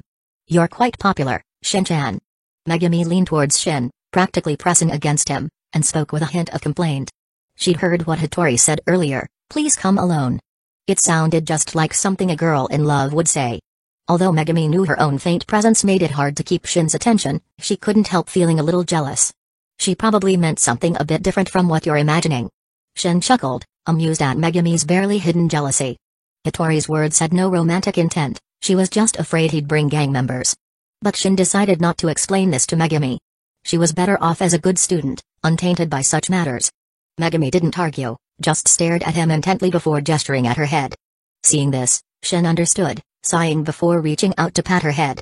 Megumi's hair was smooth and smelled faintly of shampoo, unlike Hitori's, which had a bit of a stale closet scent. Blushing, Megumi rubbed her head against his palm, feeling a competitive urge after seeing him pat Hitori's head earlier. But really, who competes over head pats? Shin didn't quite understand the minds of girls, but he did enjoy the moment. And so, Shin patted Megumi's head all the way back to the classroom. Even walking into the classroom this way, almost no one noticed Megumi. A few students greeted Shin, but they all ignored his hand resting atop Megumi's head. What a shame. If Megumi could awaken a stand, she'd probably have a strong stealth ability. Shin mused to himself. Chapter 107, Aijichi Nijuka's contact information. As night fell, Live House began to gradually fill up with guests. Live House offered food and drinks, allowing audience members to enjoy refreshments while watching the bands perform, which also served as one of its income sources. When Shin entered the live house with his ticket, a band was already performing on stage. Although it was a small band, it had a certain amount of fame within the local scene, so there were quite a few audience members cheering inside the live house. Shin wasn't very familiar with these bands. He thought they sounded good, but he didn't have much musical knowledge and was simply enjoying the music. At the counter nearby stood Aijichi Nijuka and Ota Hitori. Since the performance had already started, there were no customers at the counter, and Aijichi Nijuka and Ota Hitori were taking a brief break. Shin approached them, holding a ticket he bought at the entrance, which looked like a guitar pick, and handed it to Ota Hitori. A cola, please. Sure. After serving numerous customers, Ota Hitori had found a way to manage her social anxiety. She avoided looking at customers' faces, imagining them as robots she was just refueling. Thinking this way helped her stay calm. When Shin handed over his ticket, Ota Hitori moved stiffly, poured a cola, and handed it over. How's the job going? Shin took a sip and asked her. It's all right. Eh? Ota Hitori replied reflexively, only realizing someone was speaking to her after she'd responded. Looking up, she saw Shin standing at the counter, and she panicked. Shin, why you are here? You're the one who invited me, but now that I'm here, you seem even more nervous. Shin watched her with amusement. Oh? Is this one of Bachi's friends? Aijichi Nijuka, who was standing nearby, noticed Ota Hitori's reaction to Shin and came over, a bit surprised. Hello. Are you Shin? I'm Aijichi Nijuka, Bachi's bandmate. Nice to meet you, and thanks for taking care of Bachi. Shin nodded to Aijichi Nijuka, speaking as though he were close to Goto Hitori, despite only having met her the day before. Aijichi Nijuka was a cute, outgoing girl, a stark contrast to Goto Hitori's shy nature. It was likely thanks to Nijuka's personality that she was able to bring Goto into the band. Without her, who knew what path Goto's future would have taken? You and Bachi seem pretty close. Are you from the same school? Nijuka's gaze alternated between Shin and Goto Hitori, with a look of surprise in her eyes. She probably hadn't expected someone like Goto to have a friend at school, though the thought was a bit impolite. Why yes. We even had lunch together today, Goto replied timidly, glancing behind Shin now and then, likely checking if he'd brought anyone else. Fortunately, he'd come alone, without any scary gangster friends. Well, isn't that nice? Bachi can make friends if she tries. Nijuka's tone lifted, finding it a big deal for Goto to have shared a meal with someone. It was a small step for a popular person but a huge leap for Goto Hitori. Really? Goto scratched the back of her head with a slightly embarrassed smile. In truth, Shin had nearly forced her to join him on the rooftop for lunch. But hearing Nijuka say this, eating with someone did feel like a social achievement. Could it be that I, Goto Hitori, am becoming popular? As this thought excited her, Nijuka spoke up. Since you're Bachi's friend, why don't we exchange contact info? Goto froze. Turning, she saw Nijuka taking out her phone to exchange contacts with Shin. After getting his information, Nijuka smiled brightly. This is my first time getting a guy's contact info. Goto's newfound confidence deflated. Was this what real social life looked like, exchanging contact information so easily? Thinking back to when she'd exchanged contacts with Shin, it had been entirely on his insistence. She felt silly for even briefly thinking she was socially capable. Bachi will be working here from now on, and our band will also be practicing here, Nijuka continued, oblivious to Goto's fading expression. She smiled and said to Shin, you're welcome to drop by any time if you're free. I'll try to if I can, Shin replied, nodding. Before, he wouldn't have had the spare money to hang out and listen to bands. But now that he was no longer short on funds, he could agree, knowing it wouldn't be a big expense. Is your band fully staffed? Shin remembered that the original band in the story had 4 members, including Nijuka, Goto, and 2 others, Yamada Ryo and Kita Ikuyo. However, Kita Ikuyo joined later, and he wasn't sure if she'd joined yet. We have a bassist, but she's not here today. We'll introduce you sometime, Nijuka replied, a bit troubled. But we're still short a lead singer. We had one lined up, but she ran off due to some issues, so we're still looking. If you know anyone who might be interested, please recommend them to us, she added, clasping her hands in a pleading gesture. It seemed Kita Ikuyo had yet to cross paths with Goto Hitori. Chapter 108, Shin sets a bad example. The lively night quickly came to an end, and Shin said his farewells to Goto Hitori and Aijichi Nijuka before leaving the live house.